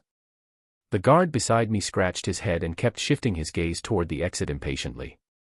General Arthur. We're going, I stated as I began walking toward the training ground exit once again. Looking back over my shoulder, I called out to my sister. What are you doing? Let's go. Ellie visibly brightened as a contagious smile blossomed on her face. She followed after me in a full run. Come on, Boo. Immediately outside of the training grounds there was an unfamiliar mage with a large sparrow-like bird perched on his shoulder, stood, waiting. After making eye contact, he respectfully inclined his head. Greetings, General Arthur. I am Officer Jeweler Strijan. A member of my squad surveying the beast glades was the one to spot the horde. I will be briefing you of the situation at the wall. Officer Jeweler, I acknowledged with a nod. Without wasting any time, the officer began informing me of everything that I was expected to know. 2 other mages, both highly accomplished adventurers before joining the army, would be accompanying us as additional support to the wall. The best estimate on the size of the beast horde was somewhere close to 20,000. Although a majority seemed to be from D-class to B-class, there were several A-class and even quite a bit of S-class mana beasts spotted. Unfortunately, we weren't able to get too close because of the Alacrian mages, but we spotted at least a dozen S-class mana beasts, Jeweler stated solemnly. I looked back at Ellie. A dozen S-class mana beasts. And the fact that they're corrupted means they'll be even stronger and more fierce. Ellie's face paled, but her expression remained firm. I'll be okay. My determined, talented, yet sheltered, sister has definitely never seen a mana beast besides the tamed bonds in Xyrus when she was younger. I doubted she could even fathom how scary an S-class beast was, but here I was, leading her straight into not only one, but a dozen, along with several thousands of other beasts. They're only mana beasts, Arthur, Sylvie comforted. Right, I responded back mentally. I turned to Jeweler. Any signs of retainers or scythes, officer? None, he replied confidently. Which was why Commander Virion deemed that just sending a single lance was necessary. Okay. How many days do we have until the horde reaches the wall? I asked. By the pace that they're marching, we expect them to arrive in no more than 2 days' time, he answered before shooting a glance at where Sylvie and my sister were. I could tell he was about to say something, but he held his tongue. We walked in silence for the remainder of our small walk until we reached the docking room. It was relatively quiet inside the usually bustling space. Besides the several workers strapping saddles on giant hawk-like mana beasts, I could only see Virion with a small entourage when we had arrived. Arthur. Virion called out, his once cheerful disposition had faded, instead replaced by war-weary eyes. Beside him were 2 mage soldiers and a few maids behind them. Commander. I saluted before walking up to the old elf. I'm sure Officer Jeweler informed you of the situation, so let me quickly introduce you to the 2 mages I've chosen to support you at the wall. This is Callum Hembrel. He's young, barely past 30, but already an accomplished fire conjurer in the solid yellow core stage. The chestnut-haired mage stepped forward, his long coiled bangs covering his forehead. He had an inquisitive look on him that he quickly covered with an amiable smile. Callum, as introduced by the commander. Pleasure. Virion stuck a thumb back at the figure a few feet behind Callum. This big lug here is a dark yellow core augmenter, but he's been out on the fields of the beast glades for over 40 years. The barrel-chested man that stood almost a foot over me and twice my girth was covered from the neck down in heavy plate armor that glowed dully. He had short hair and his lower face was dark with stubbles. With a piercing gaze that seemed to be assessing every inch of my body, he stretched out a hand toward me. Gavik Lund. I shook his hand that seemed almost as wide as Boo's paws, before turning back to Virion. So, what's the plan? By those mounts getting ready, I'm assuming we're traveling by air. Those are Callum's and Gavin's mounts, Virion informed. The closest teleportation gate is in Black Bend City and the train hasn't yet been fully finished. It's fortunate that the castle's location is relatively close to the wall. I turned to my bond. I can fly myself. Do you think you'll be able to carry Ellie while holding Boo? Finally grasping the situation, Boo let out a moan of protest. If the trip isn't too long, I'll be able to manage, Sylvie answered, ignoring my sister's giant bond. Wait, the little kid and her pet cub is coming along. Gavik asked with a scowl. Commander, is that wise? There will be a massive army of mana beasts. She's an adept conjurer that'll be valuable to have stationed on the wall, I cut in. And since when was it okay to refer to a general's sister as a little kid? Gavik, despite being about 3 times my age, blanched. My apologies, he muttered. Didn't know she was your sister, General Arthur. Virion's expression was laced in worry, but he didn't comment on Ellie going with me. Instead, he waved over the attendants that were standing behind him. They walked up carrying a large wooden chest with runes etched into its entire surface. Anyways, before you leave, I prepared a little something. It's not much, but I think wearing something a bit more eye-catching might help with the level of morale at the wall. Virion placed a hand on the lid and the runes lit up before opening with a click. Several compartments popped out of the chest to reveal an entirely new outfit for me. Jand, Brune, help the general get dressed, Virion ordered. Before I could protest, his attendants had grabbed me and led me to the side of the room where a dressing stall had been conveniently set up beforehand. The male immediately began undressing me while the lady attendant started working on my hair. After brushing it, she tied the back neatly and trimmed my bangs. I should cut my hair soon, I noted mentally. My hair had gotten long enough to reach past my shoulders. If it wasn't for my height and relatively broad shoulders, I could easily have been mistaken for a girl from the back. And from the front, my bond added, her thoughts invading into mine. You're prettier than some of the noble females I've seen in the castle. I groaned internally. Yeah. I should definitely cut my hair soon. As soon as my hair had been tamed, they got to work on the outfit. I wore a black high-collared shirt that conveniently covered the burn marks on my neck that I had gotten from the first retainer that I had fought against. Trousers that felt surprisingly thick despite its lightness fell tight below my knees, which were designed intentionally so that the thin dark gray greaves could comfortably slip over my shins. The attendants then equipped braces of the same material and color of my greaves over my arms before slipping on tight, fingerless gloves over my hands. While the appearance of the outfit was a tad over the top with its intricate trimmings and engraved armor on my shins and forearms, Virion knew precisely what sort of armor would best suit me. While protection was minimal, the braces and greaves would allow me some form of defense while leaving my movements unimpeded. The last touch, General Arthur, the male attendant announced as he carefully draped a waist-long mantle over me that was lined in white fur. I walked out of the dressing stall, and despite the thicker layers of clothing I had changed into, my body felt freer and lighter than it had before. Callum and Gavik had already hopped onto their mounts, ready to depart. Ah. Much better, Virion said with an approving nod. Where'd my brother go? My sister teased as she looked around the room. I rolled my eyes, making my way back to the commander, who was wearing a gray fur-lined coat that fell just below his ankles over his usual loose robe. You really like your furs. That mantle is an old piece of mine that I wore back when I was younger, Virion said, his eyes growing softer as if he was reminiscing of the past. Although it doesn't look as good on you as it did on me, I'll let you have it. I raised a brow in surprise. Thank you for the outfit. He smirked. Thank me by keeping the wall from falling. The large bifold doors that took up an entire wall opened, letting in a constant rush of air as the floor below us slowly slid out toward the large exit. I motioned for Sylvie and my sister to follow as I made my way toward the edge of the castle. My bond soon caught up, walking behind me with Ellie and Boo in tow. I relished the beautiful sight of the sky below us. I forget sometimes how high up the castle is in the sky. Tell me about it. At least we can't see how far up we are because of the clouds below, my sister shouted over the sound of the wind. I let out a laugh. Just be sure to hold on to Sylvie tightly. I won't drop you, my bond reassured.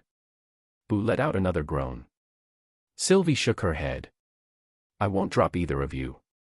The sight of Callum and Gavik on their mounts whizzed by. The tamed mana beasts dove off the edge of the dock before reappearing into view with wings spread out. Let's go. I shouted as I ran toward the edge. Sylvie began glowing as she transformed into her draconic form. "Jump, Ellie," she shouted, her voice a pitch deeper than it was before. I watched the obsidian dragon sail above the clouds with Ellie on her back and Boo in her clawed hands. Using the sound of Ellie's screams as the cue, I jumped off the edge as well, following the rest. "How are you holding up?"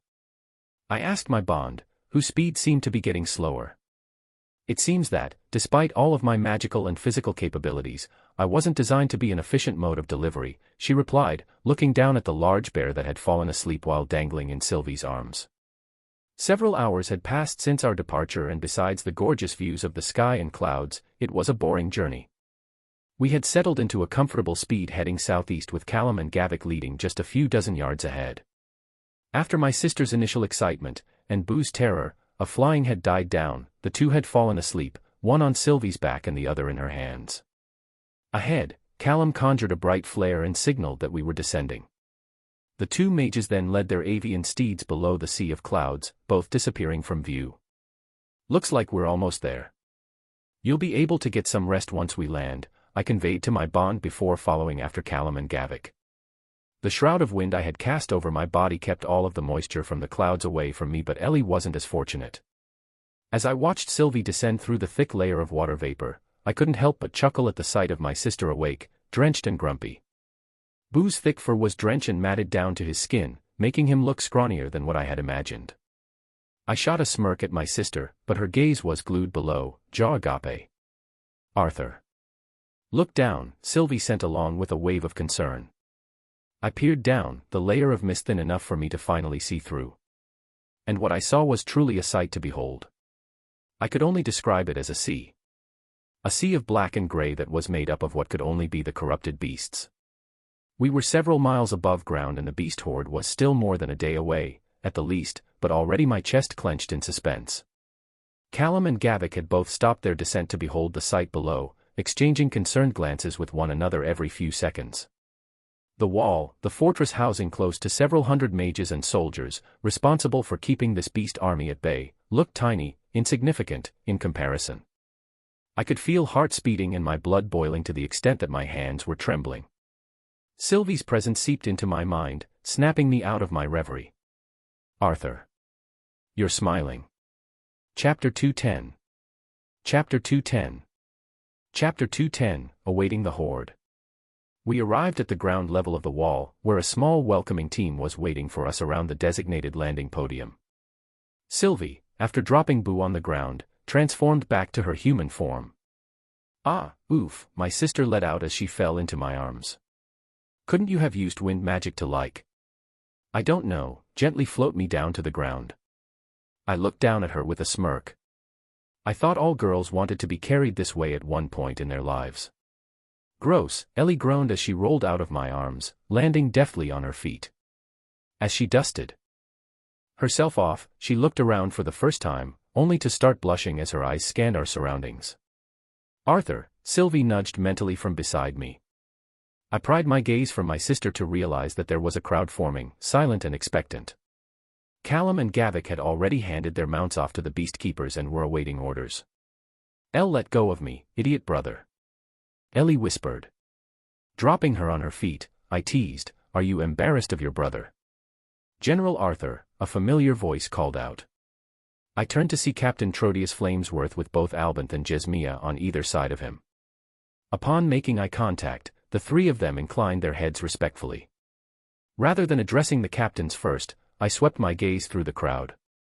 Most of the people appeared to be the merchants or workers who worked within the wall, rather than the soldiers. "You should have stayed in your draconic form, Sylvie."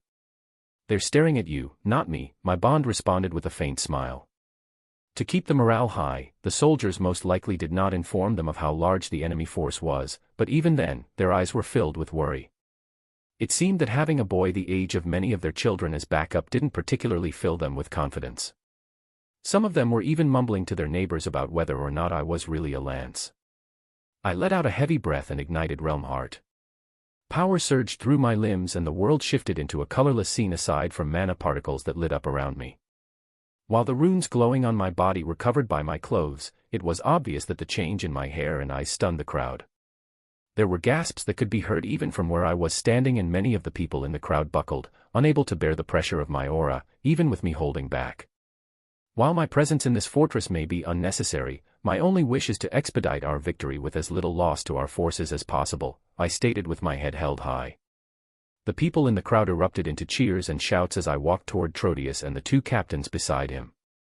Suppressing my dragon will, I returned to my normal auburn-haired form to greet the senior captain in charge of the wall. Senior Captain Trotius Flamesworth.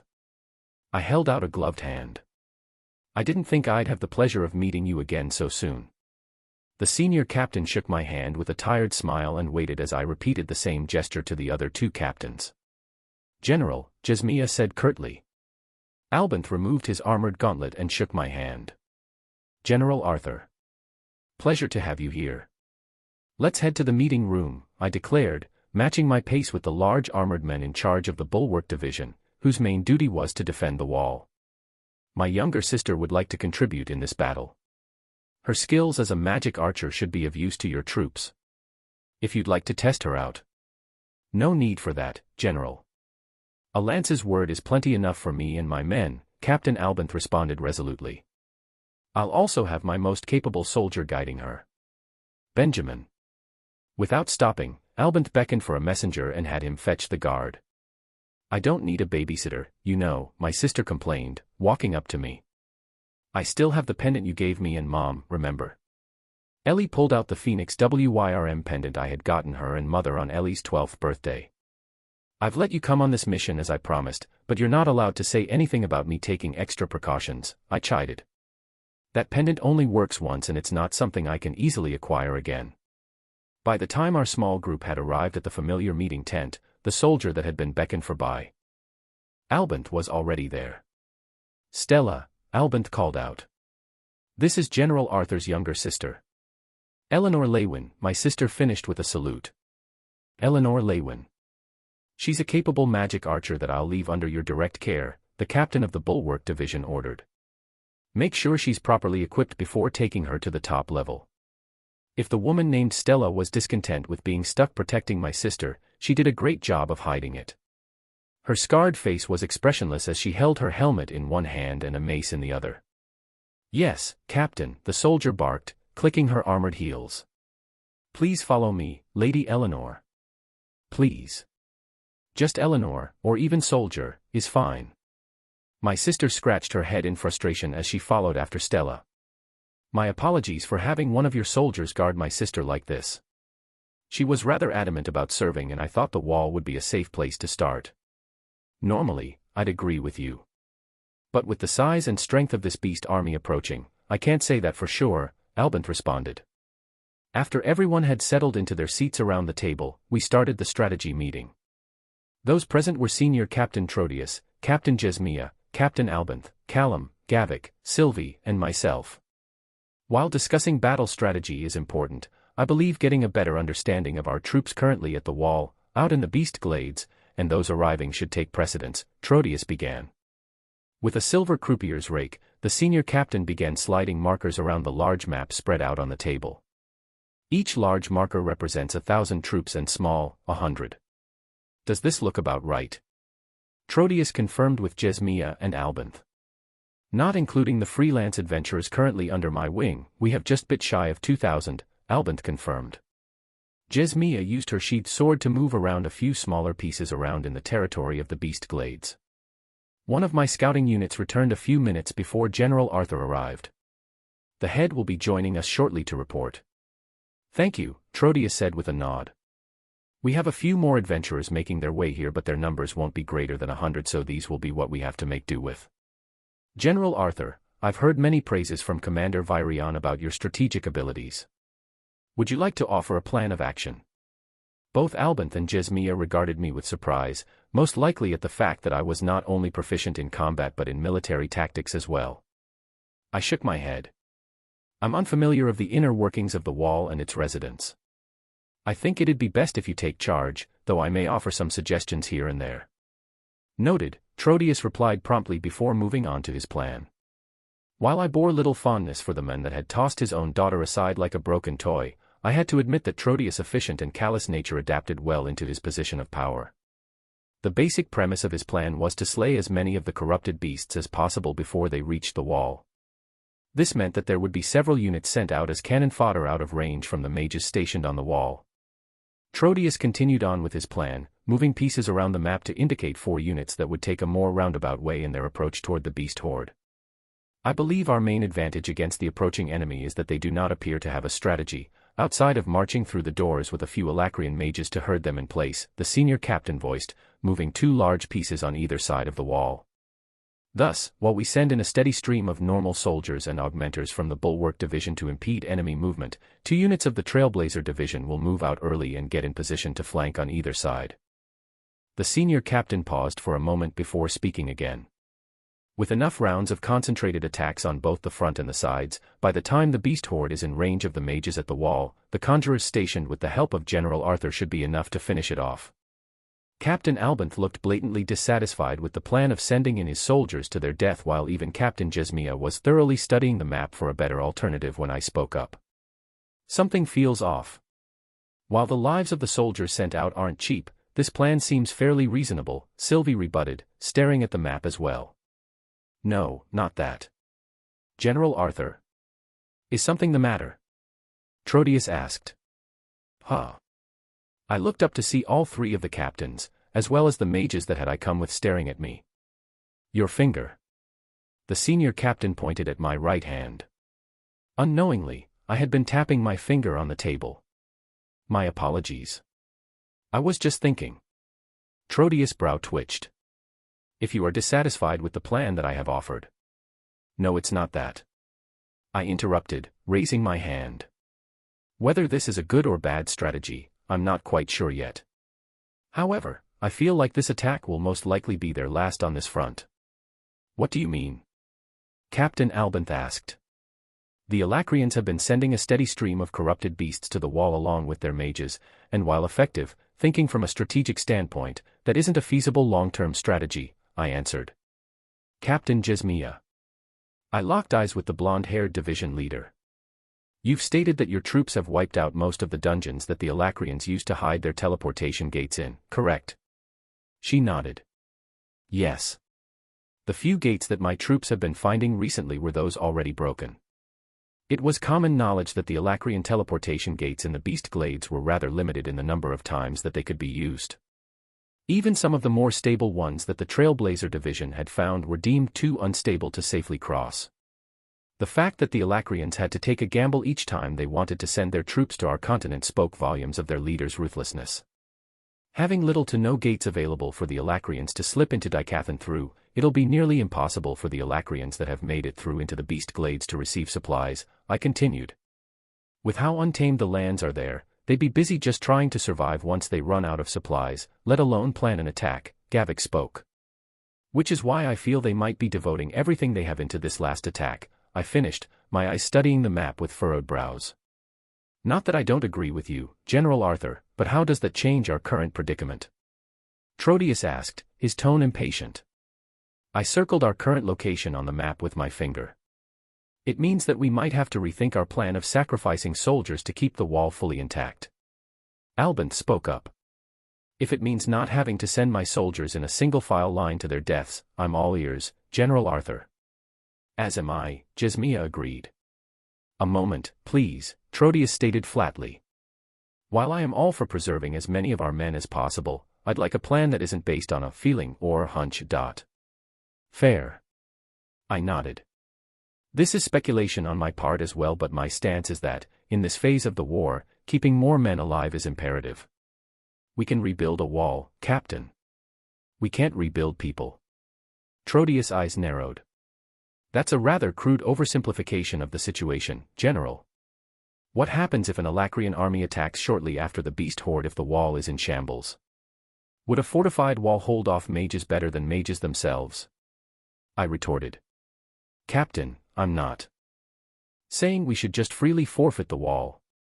I'm suggesting we sacrifice parts of our fortress as opposed to our men. After a moment of silence, Trotius let out a sigh and slid the silver rake he had been using to maneuver the pieces on the map. Please continue. Accepting the gesture, I stood up and began moving the pieces around, all eyes following me. So here is what I had in mind. Volume I, Part 6 ends here. If you enjoyed it, please give us a like and subscribe so we can be motivated to make even better videos in the future.